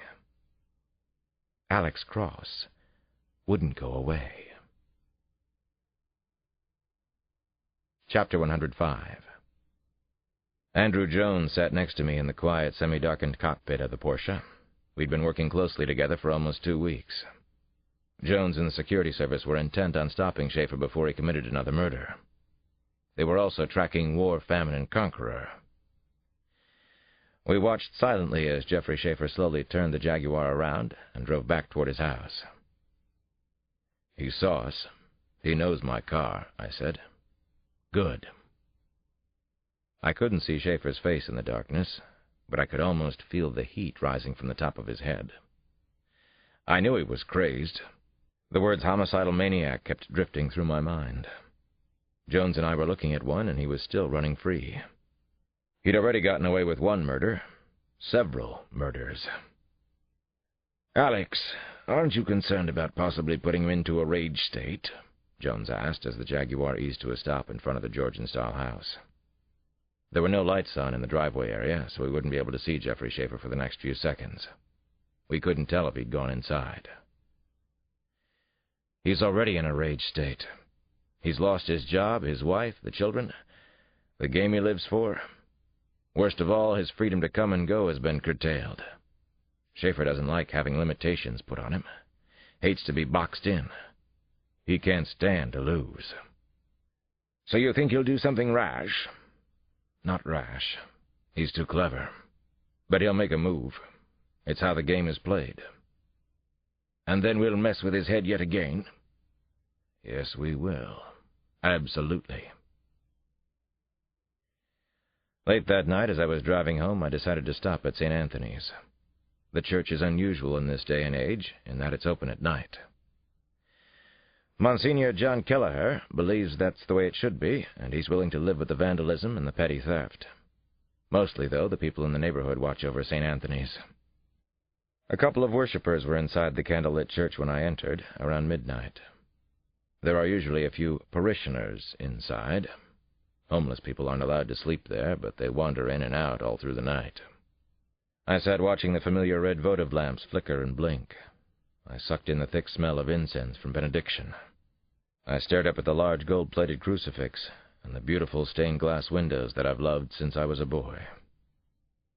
I lit a candle for Christine, and I hoped that somehow, some way, she might still be alive. It didn't seem likely. My memory of her was fading a little bit, and I hated that. A column of pain went from my stomach to my chest, making it hard for me to breathe. It has been this way since the night she'd disappeared, almost a year ago. And then, for the first time, I admitted to myself that she was gone. I would never see her again. The thought caught like a shard of glass in my throat. Tears welled in my eyes.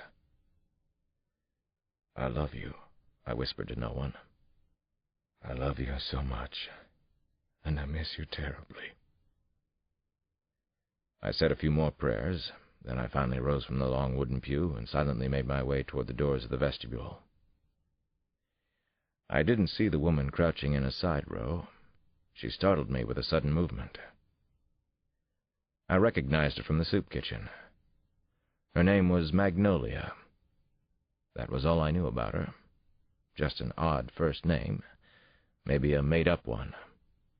She called out to me in a loud voice, "Hey, Peanut Butter Man, now you know what it's like." Chapter 106. Jones and Sandy Greenberg from Interpol had helped get the other 3 horsemen under surveillance. The net being cast was large, as the catch could be if we succeeded. The huge potential scandal in England was being carefully watched and monitored by the security service.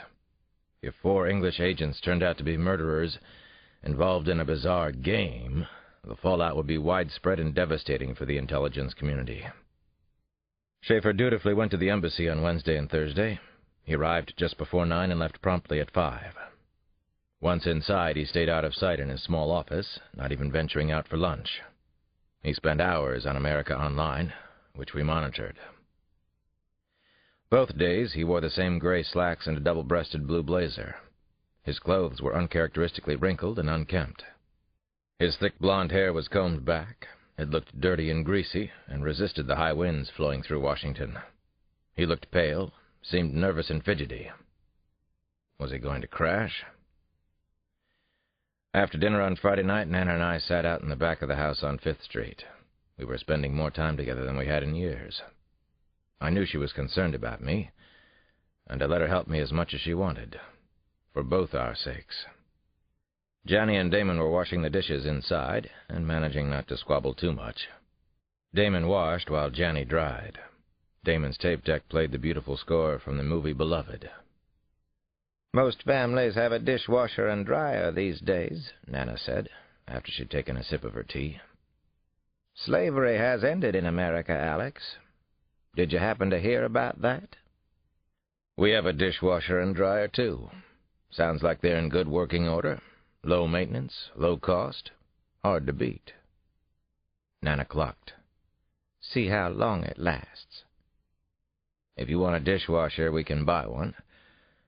Or are you just practicing the fine art of being argumentative before you launch into something more deserving of your talents? As I remember, you are a fan of Demosthenes and Cicero." She nudged me with her elbow. "Wise apple," she said. "Think you're so smart." I shook my head. "Not really, Nana. That's never been one of my big problems." "No, I suppose not. You're right. You don't have a big head about yourself." Nana stared into my eyes. I could almost feel her peering into my soul. She has an ability to look very deeply into things that really matter. "You ever going to stop blaming yourself?" she asked me. "You look just terrible." "Thank you. Are you ever going to stop nagging me?" I asked, smiling at her. Nana could always bring me out of the doldrums in her own special way.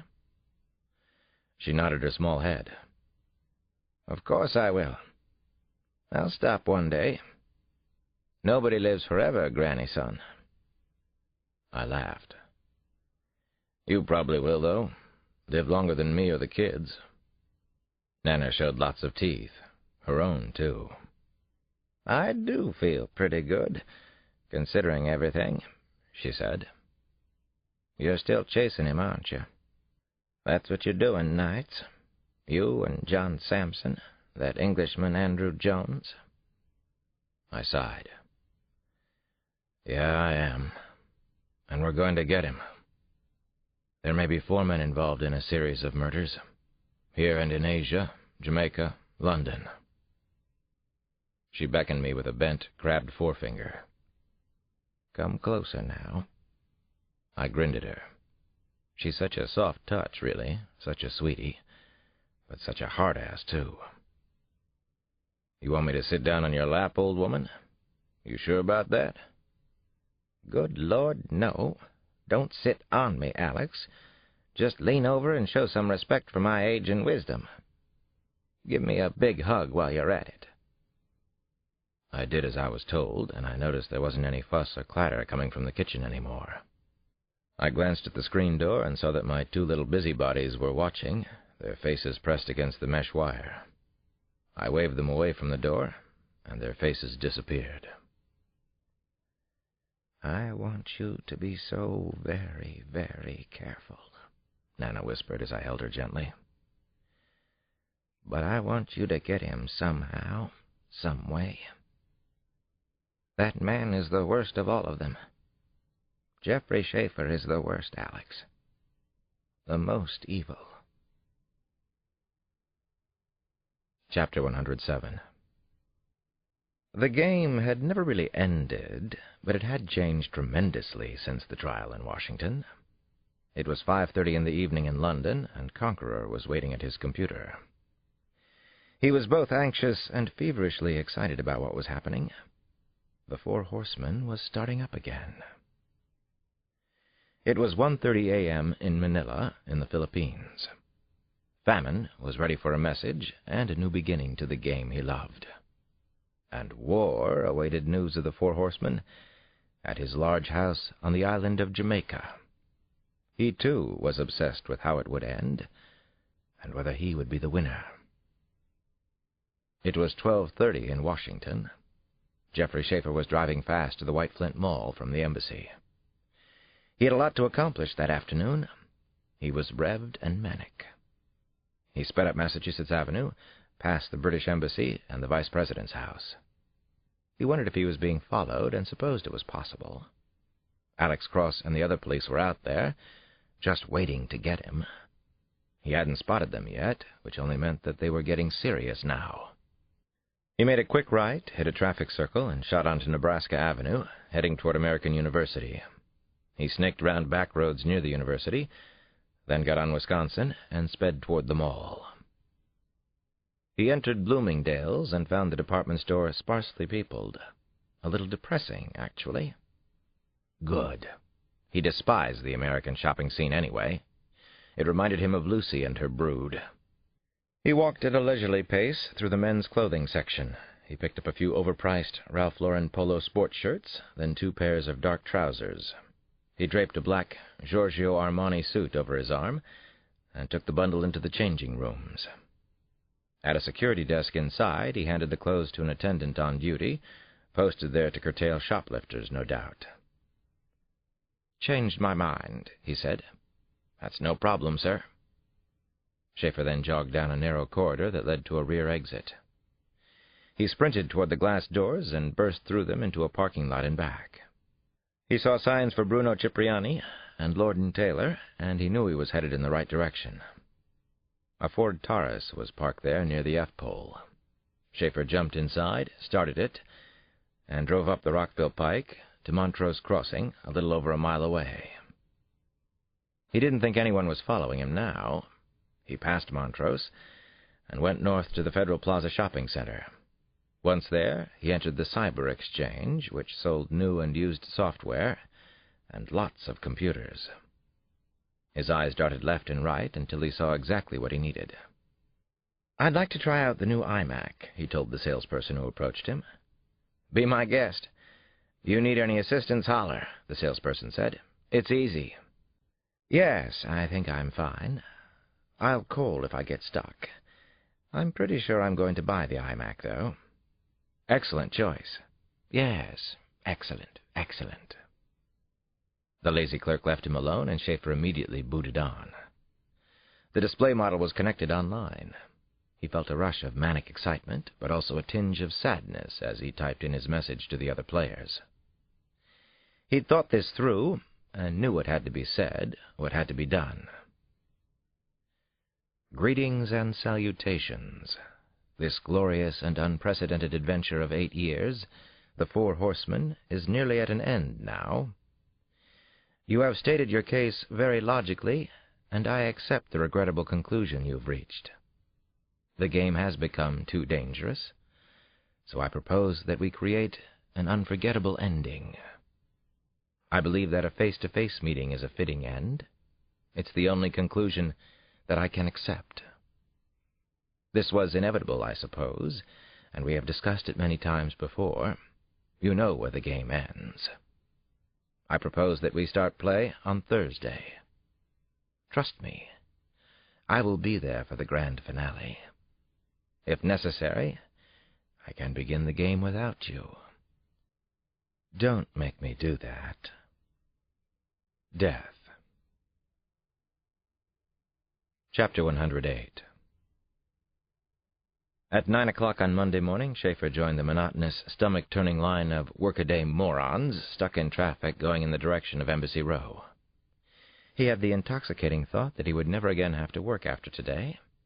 Everything in his life was about to change. He couldn't go back. His heart was pounding as he stopped and waited at the green light on Massachusetts Avenue near the Embassy. Car horns beeped behind him, and he was reminded of his suicide run a year ago. Those were the days, damn it. Then he blasted through on the red. He ran. He had rehearsed his escape. This was for keeps. He saw 2 blocks of clear roadway ahead, and he floored the gas pedal. The Jaguar leaped forward with raw, phallic power, as it were. The sports car rocketed toward the puzzle of side streets around American University. 10 minutes later, he was turning into the White Flint Mall at 50, gunning the Jag up to 55, 60, 65, as he sped across the mostly empty lot. He was sure no one had followed him. He drove toward a large Borders Books and Music store, turned right, then zoomed up a narrow side lane between buildings. There were 5 exits out of the mall that he knew of. He accelerated again, tires squealing. The surrounding neighborhood was a warren of narrow streets. Still no one was behind him, not a single car. He knew of a little-used one-way entrance onto the Rockville Pike. He got on the road, heading out against the barrage of traffic streaming to work in the city.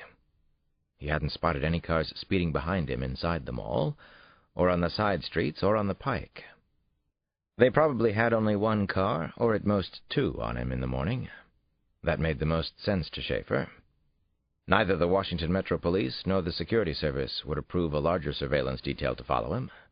He didn't think they would, anyway. He'd probably lost them. He whooped loudly and started blaring the Jag's horn at all the pathetic suckers and fools stuck in the oncoming lanes, headed for work.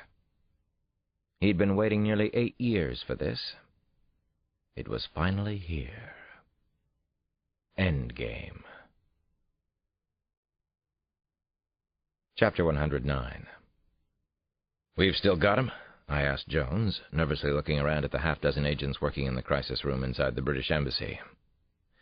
The room was filled with state-of-the-art electrical equipment, including half a dozen video monitors. "Still got him. He won't get away that easily, Alex. Besides, we think we know where he and the others are going now." We had a tiny, sophisticated homing device on the Jaguar, but there was a reasonable chance that Schaefer would discover it. So far, he hadn't. And now he was running in the Jag, running with the bait. At least, that was what we thought was happening. The horsemen were all on the move. Oliver Highsmith had been followed from his home in Surrey to Gatwick Airport, outside London. Agents at the airport made sure that Conqueror got on the British Air flight to New York, then called Washington to report he was en route. A couple of hours later, an agent phoned from the Philippines. George Bayer was at Ninoy Aquino Airport in Manila. Famine had purchased a ticket to Jamaica with a stopover in New York. We already knew that James Whitehead had retired to Jamaica, and that he was on the island now. War was waiting for the others to arrive. "I'm trying to get a fixed pattern for the Four Horsemen game, but there are several points of view at work. That's what they like about the game, what makes it so addictive," I said to Jones as we waited for more information to come in. "We know that at least 3 of them have been playing the game since they were stationed in Thailand in '91. Around that time, bar girls and prostitutes began to disappear in Bangkok. The local police didn't spend much time on the investigations. Girls in Patpol had disappeared before. The police have somewhat the same attitude here in Washington with respect to the Jane Doe killings. These girls didn't mean much. They were written off. Murders and disappearances in Southeast certainly aren't investigated like ones in Georgetown or on Capitol Hill. It's one of Washington's dirty little secrets." Jones lit a new cigarette off the butt of his last one. He puffed, then said, "It might be just Schaefer who's involved in the actual murders, Alex. Either that or the others are much more careful than he is." I shrugged my shoulders. I didn't think so, but I didn't have enough concrete evidence to argue my case effectively with Jones, who was himself no slouch as a detective. "The end of the Four Horsemen is coming, right? Can they really end their little fantasy game?" Sampson asked. "It sure looks like they're getting together," I said. 4 former British agents, 4 grown men who love to play diabolical games. In my opinion, 4 murderers. "Possibly." Andrew Jones finally admitted that the unthinkable could be true. "Alex, I'm afraid you could be right." Chapter 110. Jamaica must have been chosen because it was relatively private and because James Whitehead owned a large beach house there. But perhaps there were other angles attached to the game of the 4 horsemen. I hoped that we would know soon enough. Oliver Highsmith and George Bayer arrived on the island within minutes of each other. They met at the baggage claim inside Donald Sangster Airport, then drove for about an hour to the posh Jamaica Inn in Ocho Rios. We were on the move, too. Samson and I had gotten there on an early morning flight from D.C. The weather was glorious. Blue skies, warm breezes. We heard strains of English and Jamaican Creole at the airport, reggae and ska. The rustle of the banana trees as the sea breeze rushed through them was like a soft chorus. The hotel in Ocho Rios was very private and old-fashioned, just 45 rooms overlooking the sea. We arrived there simultaneously with 4 English teams. There were also 2 teams of detectives from Kingston. The English High Commission office in Kingston had been alerted about our presence and our purpose here. This book is continued on Disc 9.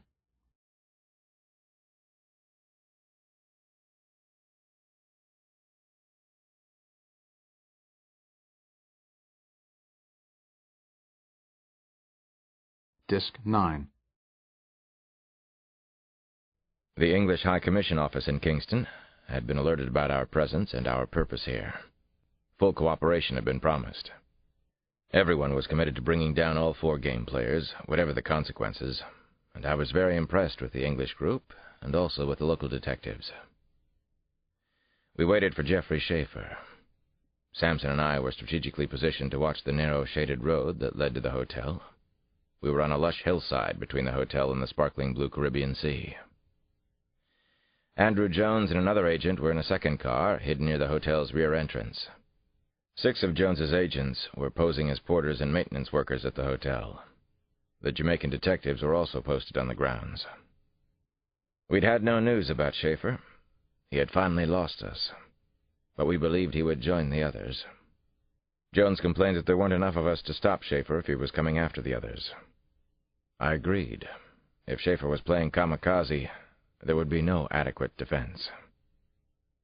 So we waited and waited.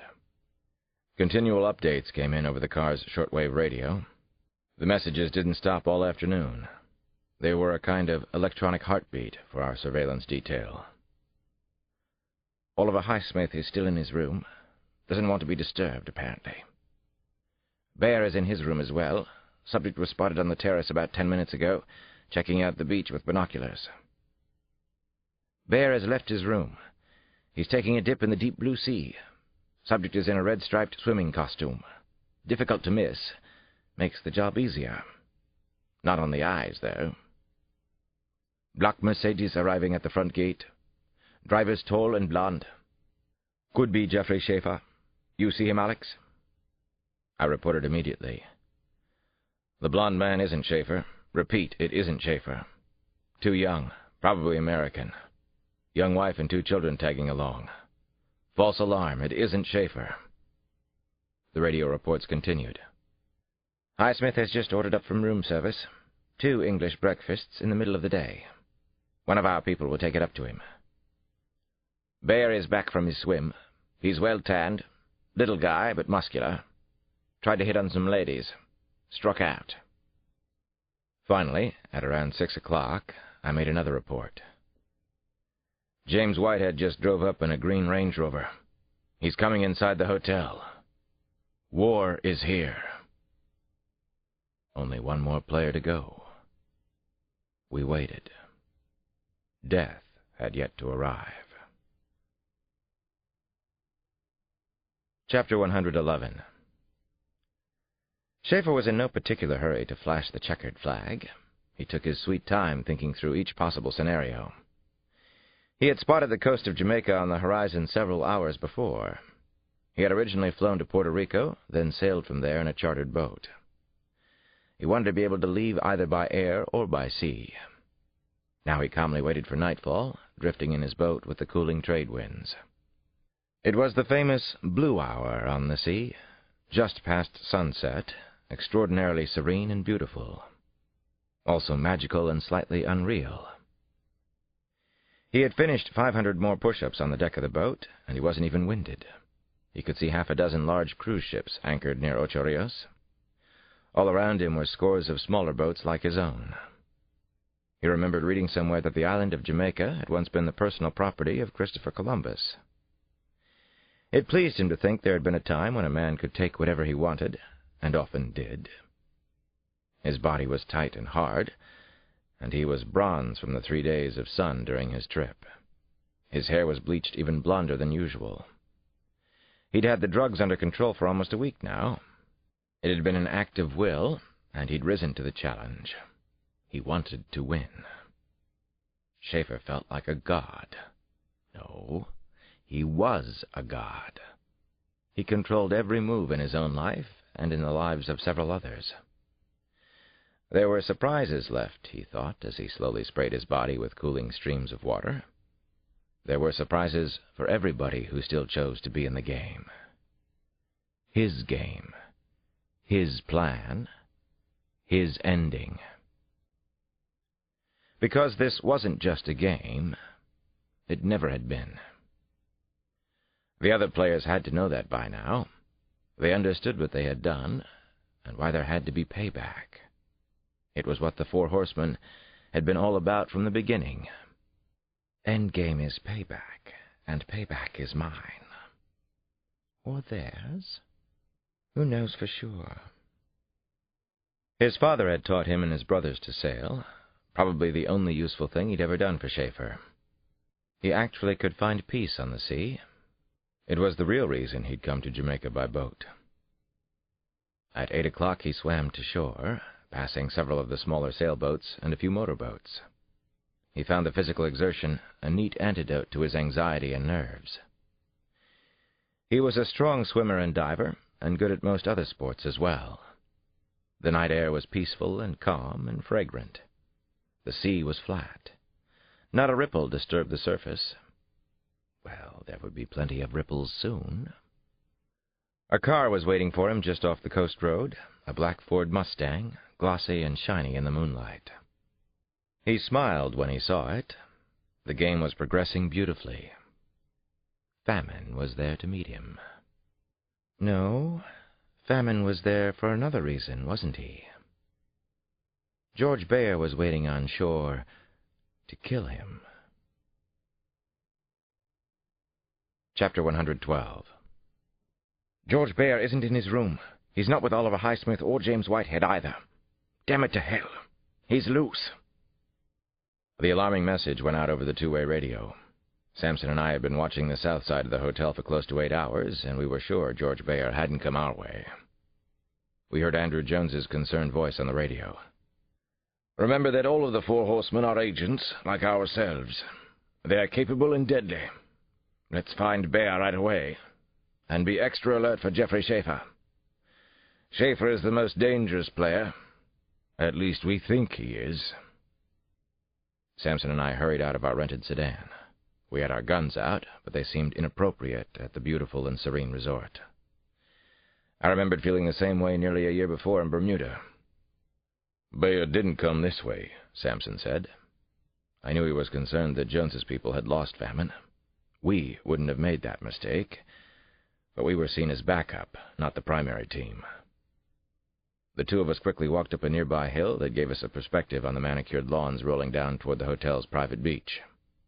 It was getting dark, but the grounds near the hotel were relatively well lit. A couple in bathing suits and robes slowly walked toward us.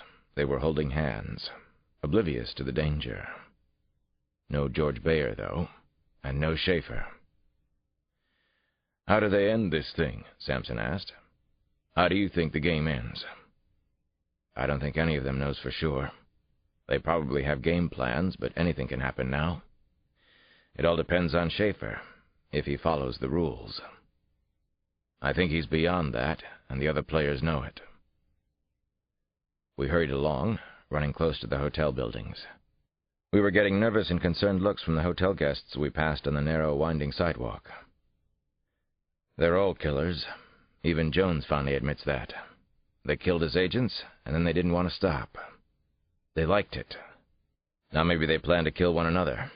Winner takes all. And Jeffrey Schaefer hates to lose, said Sampson. Schaefer doesn't ever lose. We've seen that already. That's his pattern, John. It's what we missed from the start. He doesn't get away this time, Sugar. No matter what, Schaefer doesn't walk. I didn't answer, Sampson. Chapter 113. Schaefer wasn't even breathing hard as he made it to the white sand shoreline. George Bayer stepped out of the black Ford Mustang, and Schaefer watched for a weapon to appear. He continued to walk forward, playing the game of games for the highest stakes of all, his life. "You bloody swam?" Bayer asked, his voice jovial yet taunting. "Well, actually, it's a fantastic night for it," Schaefer said, and casually shook water off his body. He waited for Bayer to move on him. He observed the way he tensed and untensed his right hand, watched the slight forward slant of his shoulders. Schaefer took off a waterproof backpack and pulled out fresh, dry clothes and shoes. Now he had access to his weapons. "Let me guess. Oliver suggested that you all gang up on me," he said. 3 against 1. Bayer smiled slyly.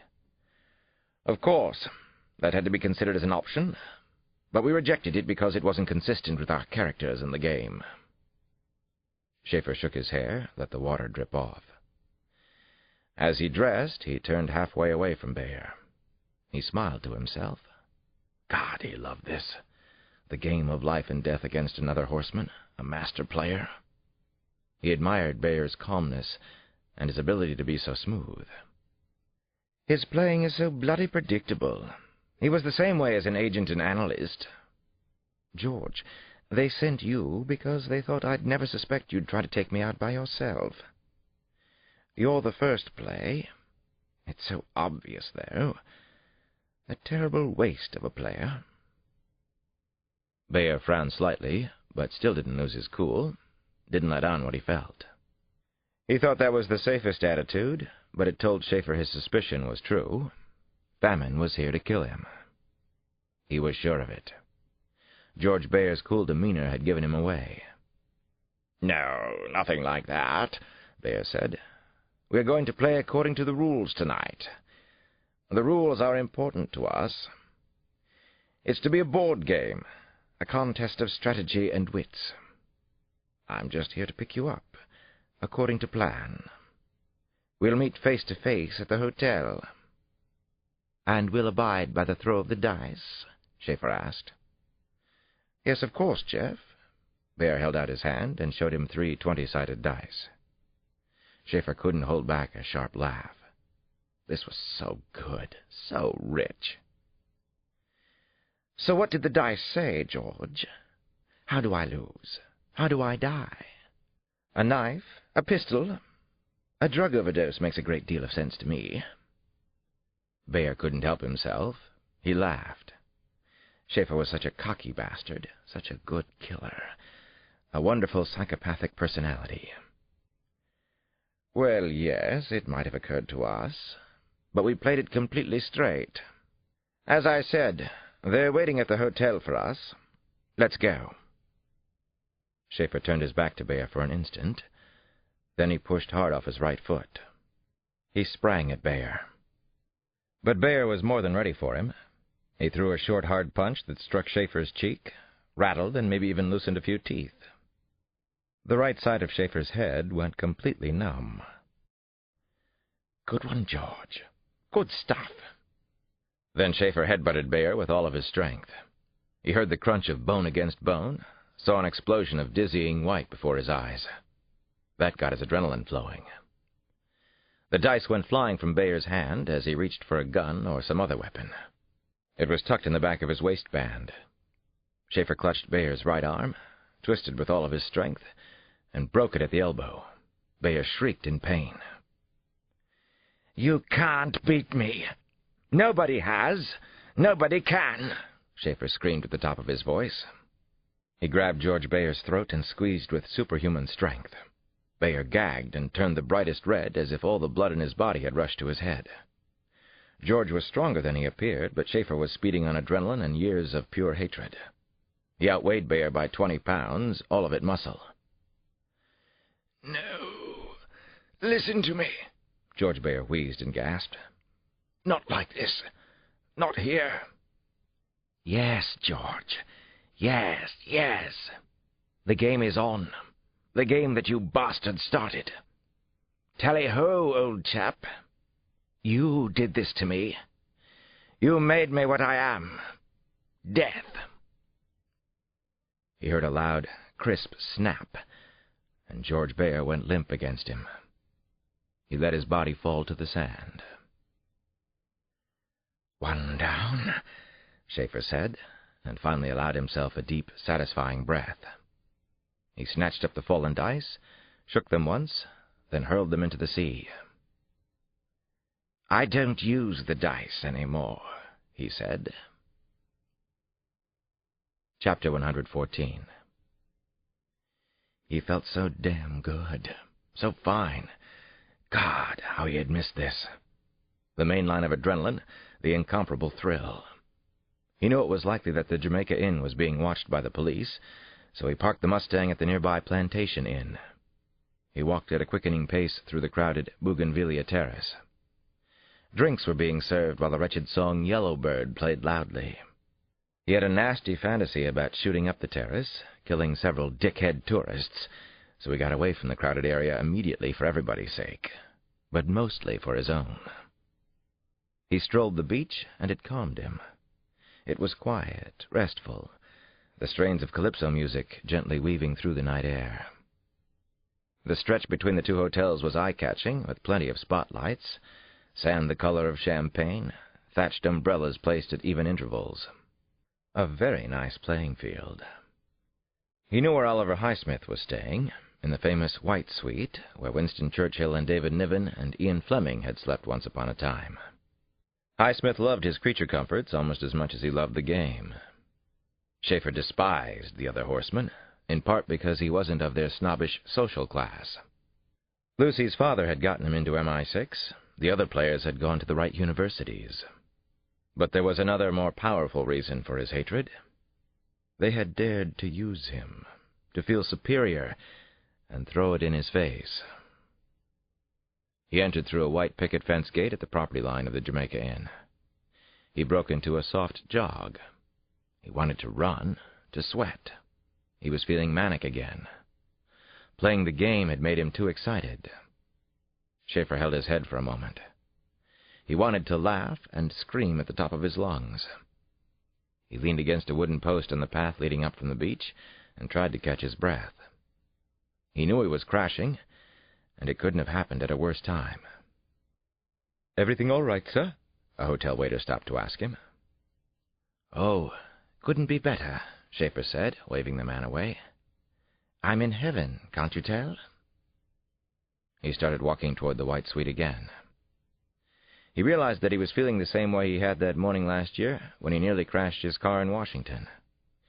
He was in serious trouble again. He could lose the game right now, lose everything. That required a change of strategy, didn't it? He had to be more daring, even more aggressive. He had to act, not think too much. The odds against him were still 2-1. At the far end of the courtyard, he spotted a man and a woman in evening clothes. They were loitering near a white stucco portico strewn with flowers. He decided they were Jones's people. They had staked out the hotel, after all. They were here for him, and he was honored. The man glanced his way, and Schaefer abruptly lowered his head. There was nothing they could do to stop or detain him. He'd committed no crime they could prove. He wasn't wanted by the police. No, he was a free man. So Schaefer walked toward them at a leisurely pace, as if he hadn't seen them. He whistled Yellowbird. He looked up when he was a few yards away from the pair. "I'm the one you're waiting for. I'm Geoffrey Schaefer. Welcome to the game." He pulled out his Smith & Wesson 9mm semi-automatic and fired twice. The woman cried out and grabbed the left side of her chest. Bright red blood was already staining her sea-green dress. Her eyes showed confusion and shock before rolling back into her forehead. The male agent had a dark hole where his left eye had been. Schaefer knew the man was dead even before his head struck the courtyard floor with a loud, satisfying smack. He hadn't lost anything over the years. Schaefer hurried toward the White Suite and Conqueror. The gunshots certainly would have been heard. They wouldn't expect him to run straight into the trap they'd set, but here he was. 2 maids were pushing a squeaking cleanup cart out of the White Suite. Had they just turned down Conqueror's bed? Left the fat man a box of chocolate mints to nibble? "Get the hell out of here!" he yelled, and raised his gun. "Go on now! Run for your lives!" The Jamaican maids took off as if they had just seen the devil himself, and later they would tell their children they had. Schaefer burst in the front door of the suite, and there was Oliver Highsmith, freewheeling his chair across the freshly scrubbed floor. "Oliver, it's you," Schaefer said. "I do believe I've caught the dreaded Covent Garden killer. You did those killings, didn't you? Fancy that. Game's over, Oliver." At the same time, Schaefer thought, watch him closely. Be careful with Conqueror. Oliver Highsmith stopped moving, then slowly, but rather nimbly, turned his wheelchair to face Schaefer. A face-to-face meeting. This was good. The best. Highsmith had controlled Bayer and Whitehead from London when they were all agents. The original game, the Four Horsemen, had been his idea, a diversion as he eased into retirement. "Our silly little fantasy game," he always called it. He studied Schaefer, cold-eyed and measuring. He was bright, an egghead but a genius, or so Bayer and Whitehead claimed. "My dear fellow, we're your friends, the only ones you have now. We understand your problem. Let's talk things through, Geoffrey." Schaefer laughed at the fat man's pathetic lies, his superior and condescending attitude, his nerve. "That's not what Georgie Bayer told me. Why, he said you were going to murder me. Hell of a way to treat a friend." Highsmith didn't blink, didn't falter. "We're not alone here, Jeff. They're at the hotel. The security service team is on the grounds. They must have followed you.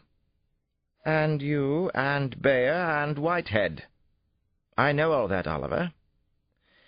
I met a couple of crackerjack agents down the hall. Shot 'em dead. That's why I have to hurry up. Can't tarry. The game's on a clock now. Lots of ways to lose. We have to talk, Jeff." "Talk, talk, talk." Schaefer shook his head, frowned, then barked out a laugh. "No, there's nothing for us to talk about. Talk is such an overrated bore. I learned to kill in the field, and I like it much more than talking. No, I actually love it to death." "You are mad," Highsmith exclaimed, his grayish-blue eyes widening with fear. Finally he understood who Schaefer was. He wasn't intellectualizing anymore. He felt it in his gut. "No, actually, I'm not insane. I know precisely what I'm doing. Always have, always will. I know the difference between good and evil. Anyway, look who's talking. The rider on the white horse." Schaefer moved swiftly toward Highsmith. "This isn't much of a fight. Just the way I was taught to perform in Asia. You're going to die, Oliver. Isn't that a stunning thought? Still think this is a bloody fantasy game?" Suddenly Highsmith jumped to his feet. Schaefer wasn't surprised. He knew he couldn't have committed the murders in London from a wheelchair. Highsmith was close to 6 feet and obese, but surprisingly quick for his size. His arms and hands were massive. Schaefer was faster. He struck Highsmith with the butt of his gun, and Conqueror went crashing down on one knee. Schaefer bludgeoned him a second time, then a third, and Highsmith dropped flat on the floor. He groaned loudly and slobbered blood and spit. Schaefer kicked the small of his back. kicked a knee, kicked his face. Then he bent and put the gun barrel against Highsmith's broad forehead. He could hear the distant sound of running footsteps slapping down the hall. Too bad. They were coming for him. Hurry, hurry. They're too late, he said to Conqueror. No one can save you. Except me, Conqueror. What's the play? Counsel me. Should I save the whale? Please, Jeff. No. You can't just kill me. We can still help each other. I'd love to stretch this out, but I really have to dash. I'm throwing the dice. In my mind. Oh, bad news, Oliver. The jig is up. You just lost the game.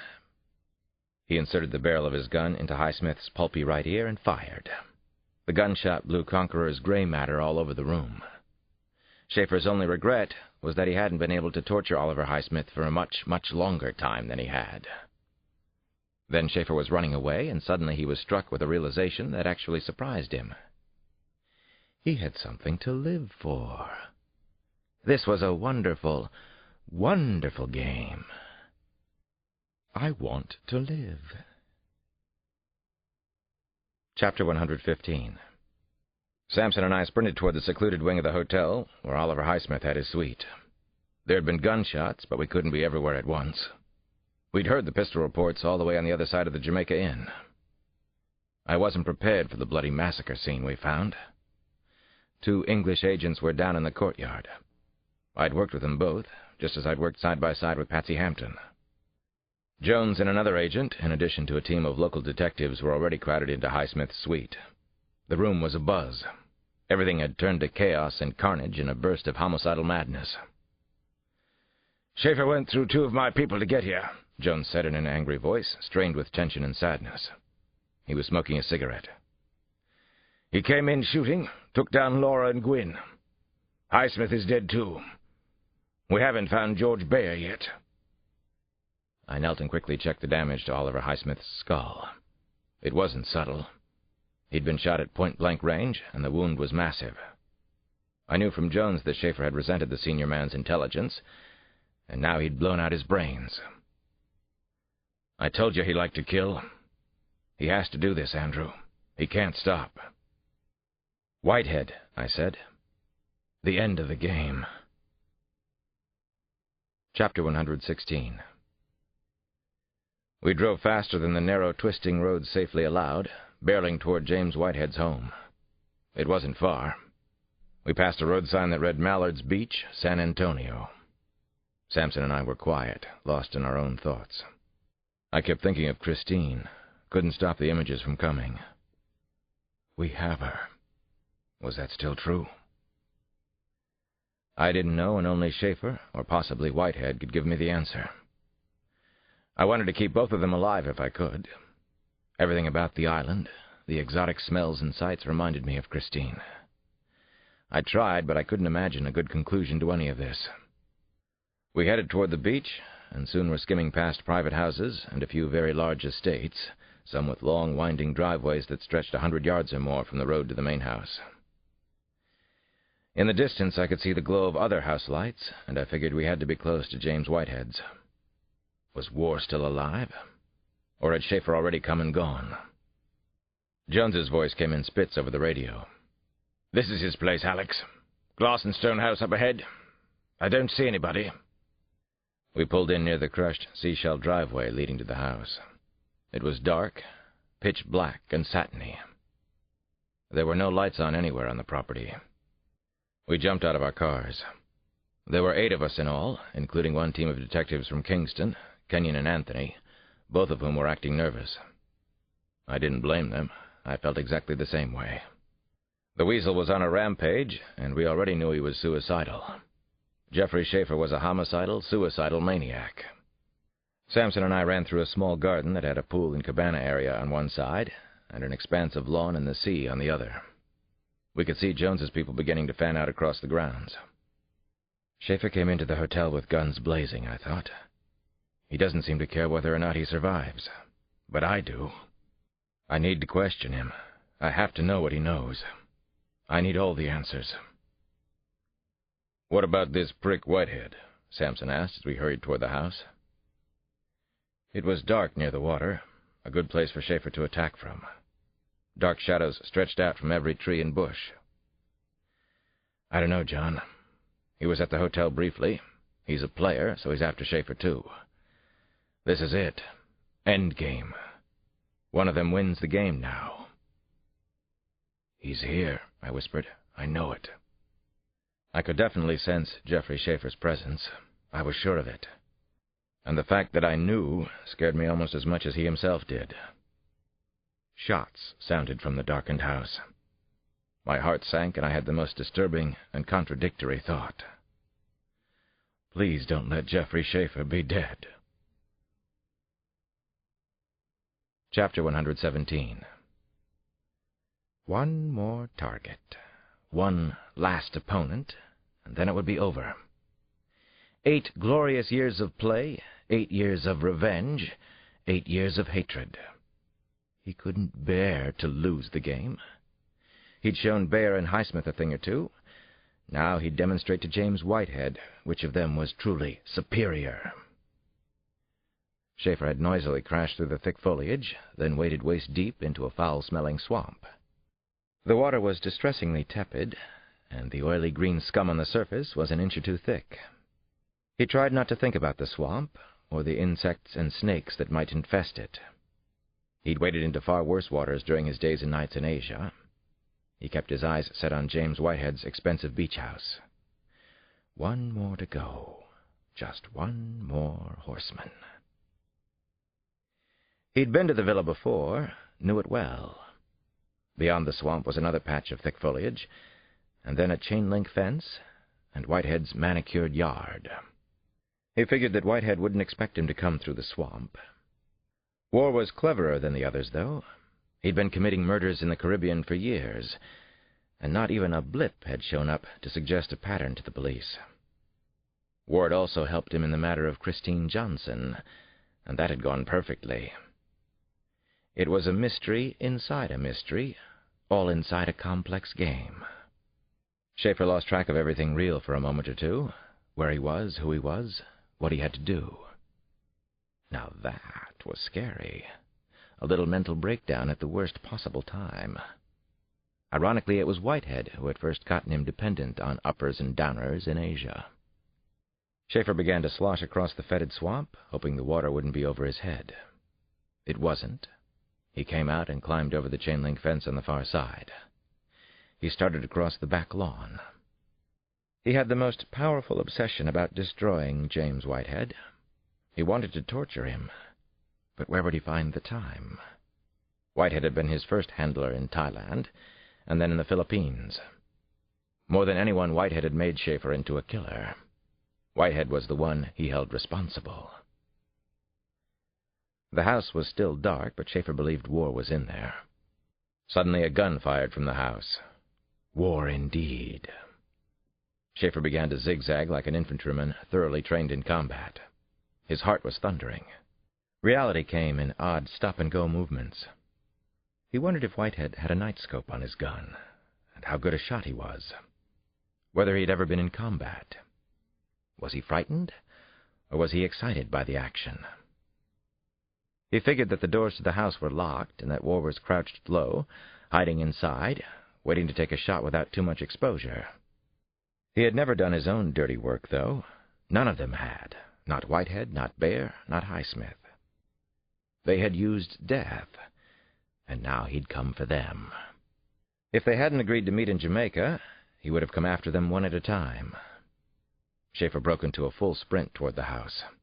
Gunshots exploded from inside. Bullets whizzed past him. He hadn't been hit. Because he was so good, or because War wasn't? Schaefer threw up both arms in front of his face. This was it. He dived through the large picture window in the loggia. Glass exploded everywhere as the window blew into 1,000 small pieces. He was inside. War was here, close by. Where was his enemy? How good was James Whitehead? His mind was filled with important questions. A dog was barking somewhere in the house. Schaefer tumbled across the tile floor and hit the leg of a heavy table, but came up firing anyway. Nothing. No one was in the room. He heard voices outside, in front. The police were here, always trying to spoil his fun. Then he saw War trying to run. Tall, gangly, with longish black hair, War had blinked first. He was heading toward the front door, looking for help from the police, of all people. "You can't make it, Whitehead. Stop! I won't let you get out. Stay in the game." Whitehead apparently realized he couldn't get out the front door. He turned toward a stairway, and Schaefer followed, only a few steps behind. War turned sharply and fired again. Schaefer flicked his hand at a wall switch, and the hall lights flashed on. "Death has come for you. It's your time. Look at me. Look at death!" he screamed. Whitehead kept moving, and Schaefer calmly shot him in the buttocks. The wound was large, gaping, and Whitehead screamed like a stuck pig. He whirled and fell halfway down the stairs. His face slammed against the metal railing as he fell. He finally lay writhing at the foot of the stairs, where Schaefer shot him again, this time between the legs. War screamed again. Then he began to moan and to sob. Schaefer stood over him, triumphant, his heart bursting. "You think sanctions are a game? Is this still a game to you?" he asked in the softest voice. "I believe it's great fun, but do you?" Whitehead was sobbing as he tried to speak. "No, Geoffrey, it's not a game. Please stop. That's enough." Schaefer began to smile. He showed his enormous teeth. "Oh, you're so wrong. It's lovely. It is the most amazing mind game you could imagine. You should feel what I feel right now, the power over life and death." He had a thought, and it changed everything. Changed the game for him and Whitehead. This switch was so much better than what he'd originally planned. "I've decided to let you live. Not very well, but you will live." He fired the semi-automatic again, this time into the base of Whitehead's spine. "You will never forget me, and the game will continue for the rest of your life. Play well. I know I shall." Chapter 118. The moment we heard the gunshots, we ran toward the main house. I raced ahead of the others. I had to get Schaefer before they did. I had to take him myself. I had to talk to him, to know the truth once and for all. I saw Schaefer slip out of the side door of the house. Whitehead must be dead. Schaefer had won the game. He was running toward the sea, moving fast and purposefully. He disappeared behind a small sand dune shaped like a turtle. Where was he going? What was next for him? Then I saw him again. He was kicking off his shoes and getting out of his trousers. What was he doing? I heard Samson come running up behind me. "Don't kill him, John. Not unless we have to," I yelled. I know, he called. I plunged ahead. Schaefer turned and fired off a shot at me.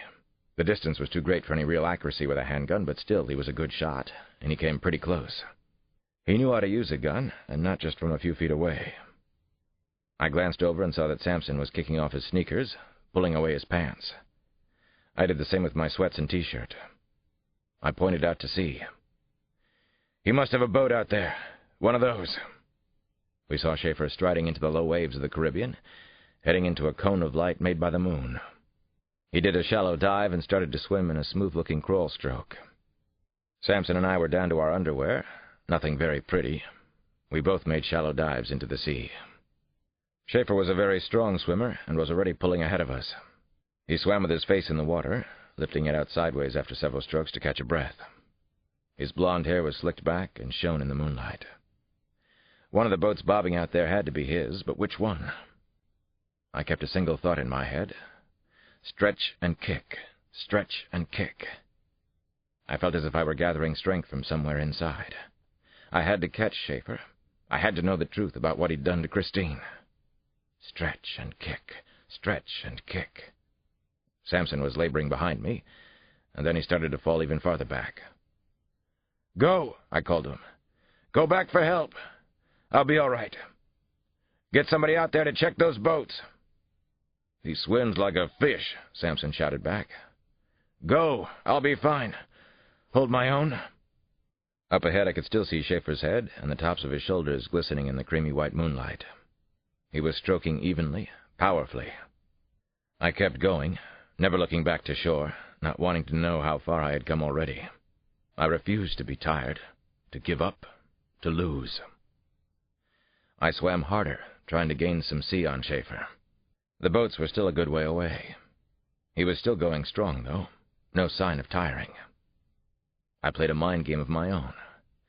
I stopped looking to see where he was. I concentrated only on my own stroke.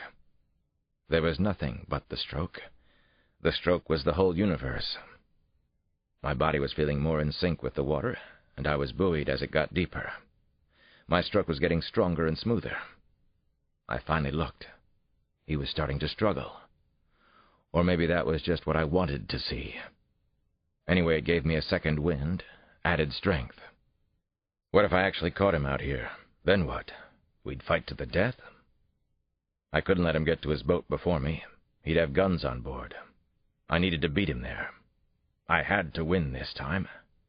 Which boat was his? I swam harder. I told myself that I was in good shape, too. And I was. I'd been to the gym every day for almost a year, ever since Christine disappeared. I looked up again and was shocked at what I saw. Schaefer was there, only a few yards away. A few more strokes. Had he lost it? Or was he waiting for me, gathering strength? The closest boat was no more than 150 yards away. "Cramp!" he called out. "Bad one." Then Schaefer went under. Chapter 119. I didn't know what to think or exactly what to do next. The pain on Schaefer's face looked real. He looked afraid. But he was also a good actor. I felt something underneath me. He grabbed hard between my legs. I yelled and managed to twist away, though he'd hurt me. Then we were grabbing at each other, struggling like underwater wrestlers. Suddenly he pulled me under with him. He was strong. His long arms were like powerful vices, and he held me tightly. We went down, and I started to feel the coldest, most serious fear of my life. I didn't want to drown. Schaefer was winning. He always found a way. Schaefer stared into my eyes. His eyes were incredibly intense and manic and crazed. His mouth was closed, but it was twisted and evil-looking. He had me. He would win again. I pushed forward as hard as I could. When I felt him straining against me, I reversed directions. I kicked out with my leg and caught Schaefer under the jaw, maybe in the throat. I hit him with all of my strength, and he began to sink. His long blonde hair floated up around his face. His arms and legs went limp. He began to sink, and I followed him. It was even darker under the surface. I grabbed one of his arms. I barely caught him. His weight was pulling me with him, toward the bottom. I couldn't let him go. I had to know the truth about Christine. I couldn't go on with my life unless I knew. I had no idea how deep the water was here. Schaefer's eyes had been wide open, and so had his mouth. His lungs must be filling with water by now. I wondered if I'd broken his neck with my kick. Was he dead or just unconscious? I took some satisfaction in the idea that I might have broken the Weasel's neck. Then it really didn't matter. Nothing did. I had no more breath. My chest felt as if it would collapse. There was a fire spreading wildly inside me. Then a severe ringing started in both ears. I was dizzy and starting to lose consciousness. I let Schaefer go, let him sink to the bottom. I didn't have a choice. I couldn't think about him anymore. I had to get to the surface. I couldn't hold my breath any longer.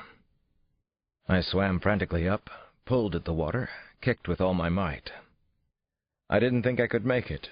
It was too far to the surface. I had no more breath. Then I saw Samson's face looming above me. Close, very close. It gave me strength. His head was framed against a few stars and the blue-black of the sky. "Sugar," he called as I finally came up for air.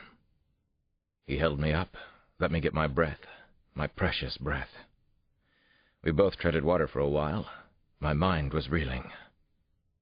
I let my eyes explore the surface for some sign of Schaefer. My vision was blurred, but I didn't see him. I was certain he'd drowned. Samson and I slowly paddled back to shore. I hadn't gotten what I needed out there. I hadn't been able to learn the truth from Schaefer before he drowned. Once or twice I glanced back to make sure that Schaefer wasn't following us, that he was gone. There was no sign of him. There was only the sound of our own tired strokes cutting into the tide. Chapter 120. It took 2 more exhausting days and nights to finish with a local police investigation, but it was good to keep focused and busy. I no longer had any hope of finding Christine, or even discovering what had happened to her.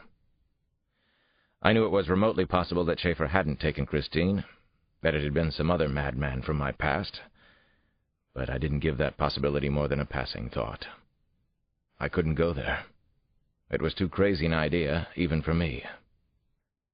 I'd been unable to grieve from the start, but now the monstrous finality of Christine's fate struck me with all of its brutal force.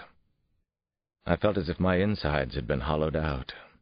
The constant, dull ache I had known for so long now became a sharp stab of pain that pierced my heart every waking moment. I couldn't sleep, yet I felt as if I were never fully awake. Samson knew what was happening to me. There was nothing he could say, but he made comforting small talk anyway. Nana called me at the hotel, and I knew it was Samson's doing, though both of them denied it. Janny and Damon got on the phone, and they were both sweet and kind and full of life and hopefulness. They even put Rosie the cat on for a friendly, long-distance meow. They didn't mention Christine, but I knew she was always in their thoughts. On our final night on the island, Samson and I had dinner with Jones. We had become friendly with him, and he finally told me some facts he had previously withheld for security reasons. He wanted me to have some closure. He felt I deserved that much. Back in 1989, after joining MI6, Schaefer had been recruited by James Whitehead. Whitehead in turn reported to Oliver Highsmith, as did George Bayer. Schaefer performed at least 4 sanctions in Asia over the next 3 years. It was suspected, but never proved, that he, Whitehead, and Bayer had also murdered prostitutes in Manila and Bangkok. These murders were obviously the precursors to the Jane Does, and to the game itself. All in all, it had been one of the worst scandals in the history of the security service. And it had effectively been covered up. That was how Jones wanted to keep it, and I had no worthwhile objection. There were already more than enough unfortunate stories to keep people cynical about their governments. Our dinner broke up at around 11, and Jones and I promised to keep in touch. There was one bit of disturbing news, though no one wanted to overstate the significance of it. Jeffrey Schaefer's body still hadn't been found. Somehow that seemed a fitting end. Samson and I were due to catch the first flight to Washington on Tuesday morning. It was scheduled to leave at 9:10. That morning the skies were swirling with black clouds. Heavy rain pounded on our car's roof, all the way from the hotel to Donald Sangster Airport. Schoolchildren ran along the side of the road, shielding themselves from the rain with flopping banana tree leaves. The downpour caught us good as we tried to dash out from under the cover of the tin overhang outside the rent-a-car depot. The rain was cool, though, and it felt good on my face and head, and on the shirt plastered to my back. "It'll be real good to be home," Samson said as we finally made it to a shelter under the metal roof painted a bright yellow. "I'm ready to go," I agreed. "I miss Damon and Janny and Nana. I miss being home." "They'll find the body," Samson said. "Schaefer's." I knew who you meant. The rain hammered the airport's roof without mercy, and I was thinking how much I hated to fly on days like this. But it would be good to be home, to be able to end this nightmare. It had invaded my soul, taken over my life. In a way, I supposed it was as much a game as any that Schaefer had played. The murder case had obsessed me for over a year, and that was enough. Christine had asked me to give it up, Nana had asked too, but I hadn't listened. Maybe I hadn't been able to see my life and actions as clearly then as I did now. I was the dragon slayer, and all that meant, the good and the bad. In the end, I held myself responsible for Christine's kidnapping and murder. Samson and I walked past the colorful concession stands without any real interest, barely a passing nod. Street hawkers, called higglers, were selling wooden jewelry and other carvings, but also Jamaican coffee and cocoa. Each of us carried a black duffel bag. We didn't exactly look like vacationers, I was thinking. We still looked like policemen. I heard a voice calling loudly from behind, and I turned back to look at the commotion coming up from the rear. It was one of the Jamaican detectives, John Anthony, shouting out my name in the noisy terminal, running our way. He was several steps ahead of Andrew Jones, who looked powerfully dismayed. Jones and Anthony at the airport? What in God's name was happening now? What could possibly have gone wrong? "The Weasel," I said, and it came out like a curse. Samson and I stopped to let them catch up with us. I almost didn't want to hear what they had to tell us. "You have to come back with us, Alex. Come with me," Jones said, slightly out of breath. "It's about Christine Johnson. Something's turned up. Come." "What is it? What's happened?" I asked Jones, and then turned to Detective Anthony when the Englishman was slow in answering. Anthony hesitated, but then he said, "We don't know for sure. It could be nothing at all. Someone claims to have seen her, though. She may be here in Jamaica after all. Come with us." I couldn't believe what he had just told me. I felt Samson's arm wrapped tightly around me, but everything else seemed unreal, as in a dream. It wasn't over yet. Chapter 121.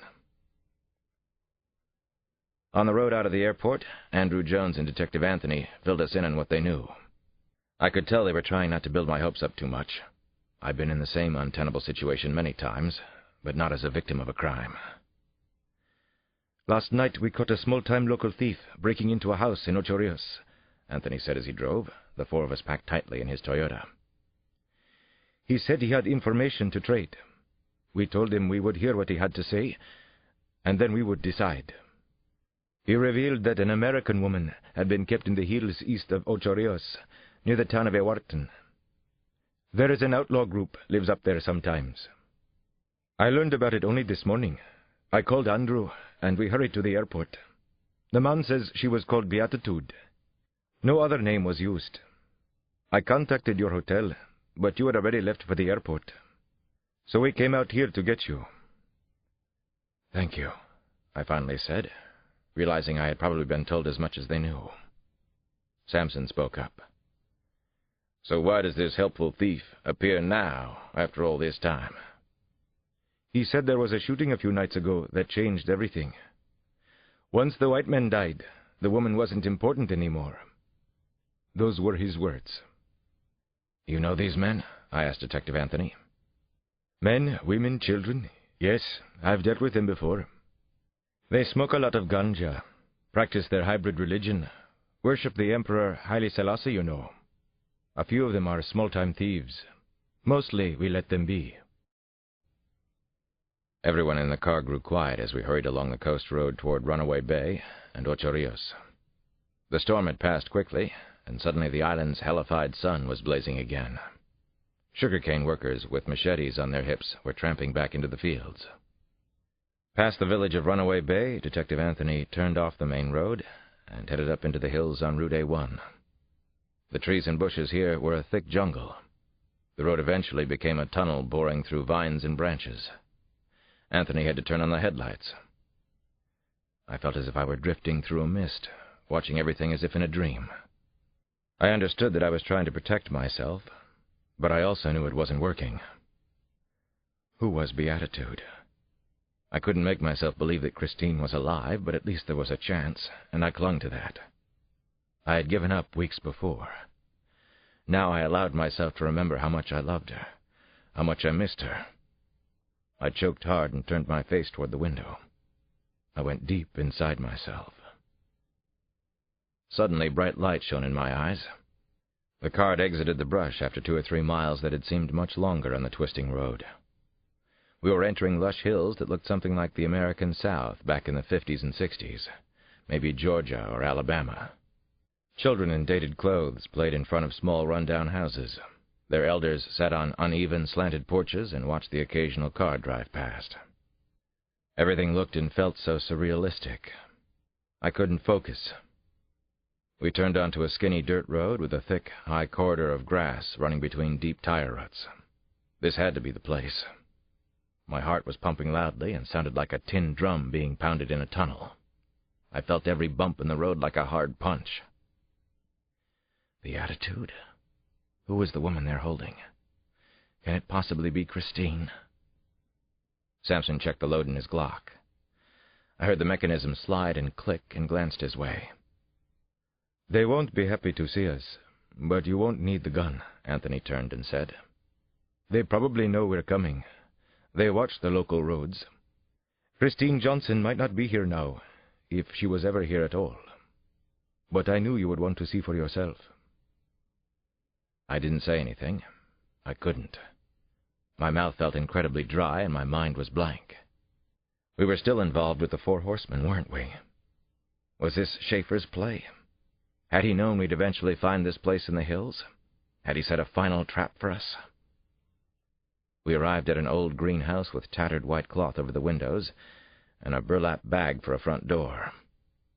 4 men immediately came outside, all of them sporting dreadlocks. They walked toward us, their mouths set hard, their eyes blazing with distrust. Samson and I were used to the look from the streets of Washington. 2 of the men carried heavy field machetes.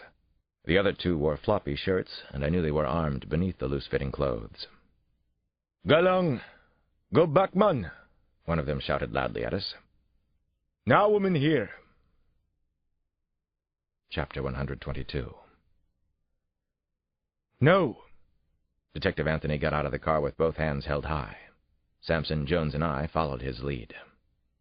We could hear the beat of traditional drums coming from the woods directly behind the main house. A pair of lounging dogs raised their lazy heads to look at us and barked a few times. My heart was thundering faster now. I didn't like the way this was going down. Another one of the men called to us, I would like you to leave."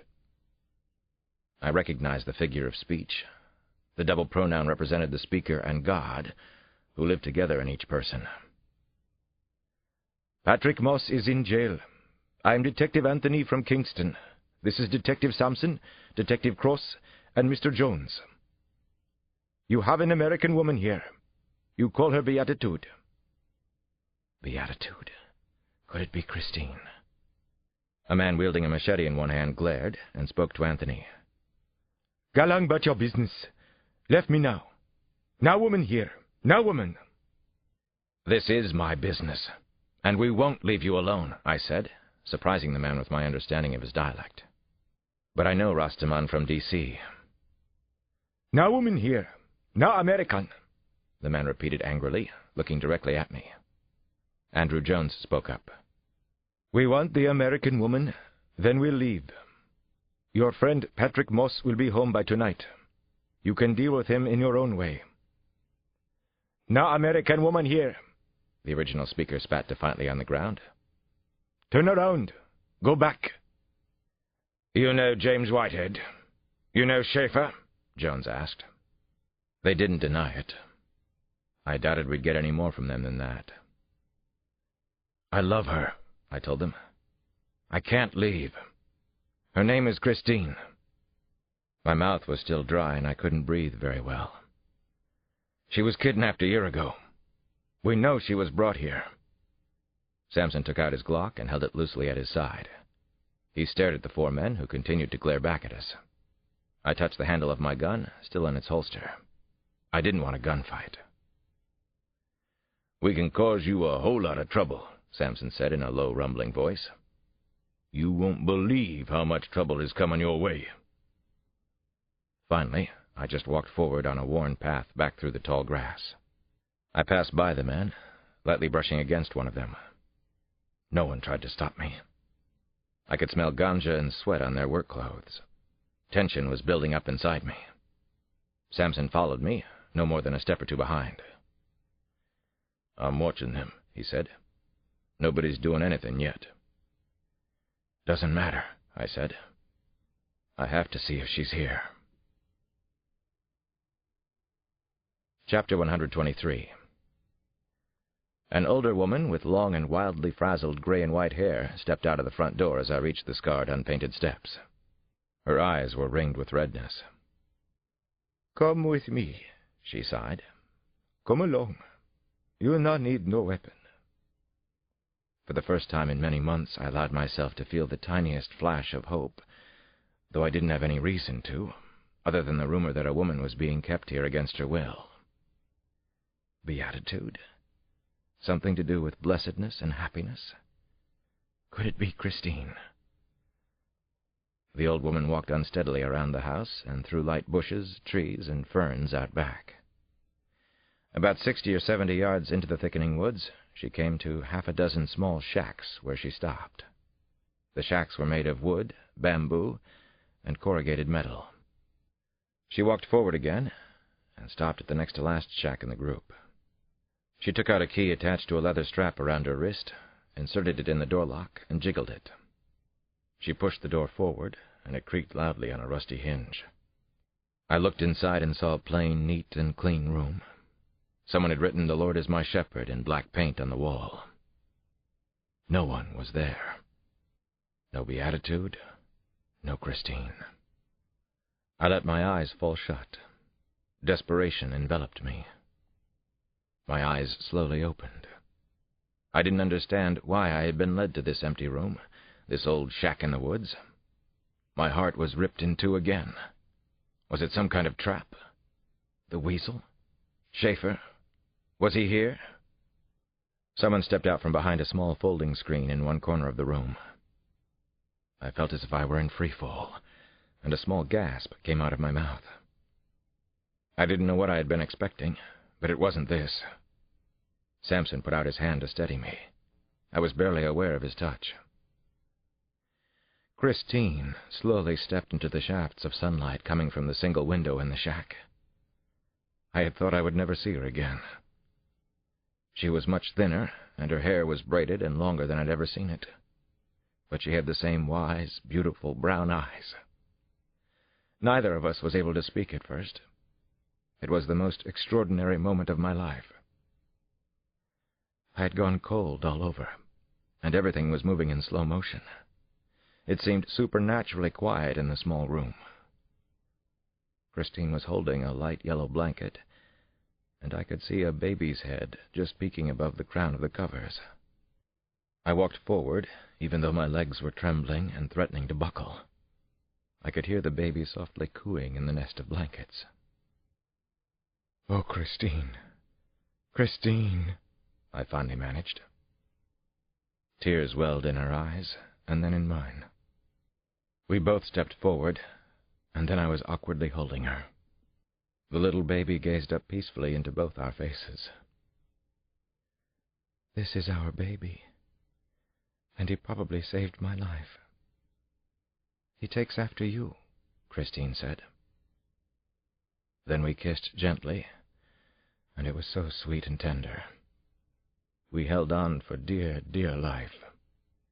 We melted into each other. Neither of us could believe this was actually happening. "I call him Alex.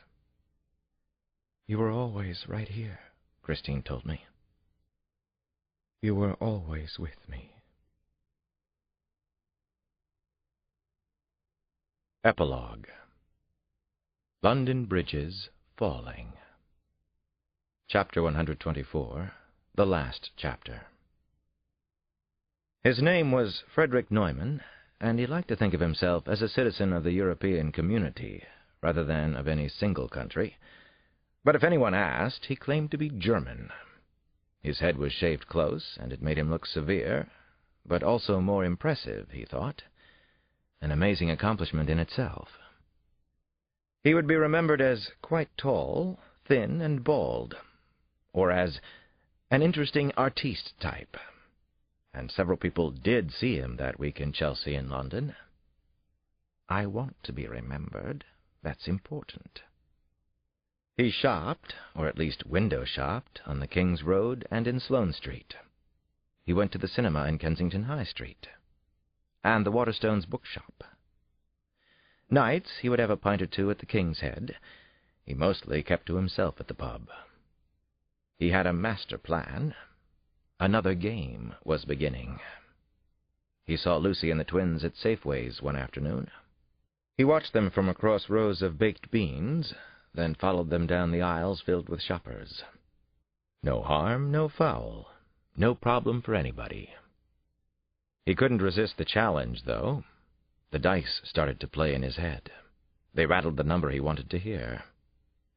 He kept walking closer and closer to the family, careful to keep his face slightly averted, just in case, but still watching Lucy out of the corner of his eye, watching the twins, who were perhaps more dangerous. Lucy was examining some wild Scottish salmon. She finally noticed him, he was sure, but she didn't recognize him, obviously. Neither did the twins. Dumb, silly little girls, mirrors of their mother.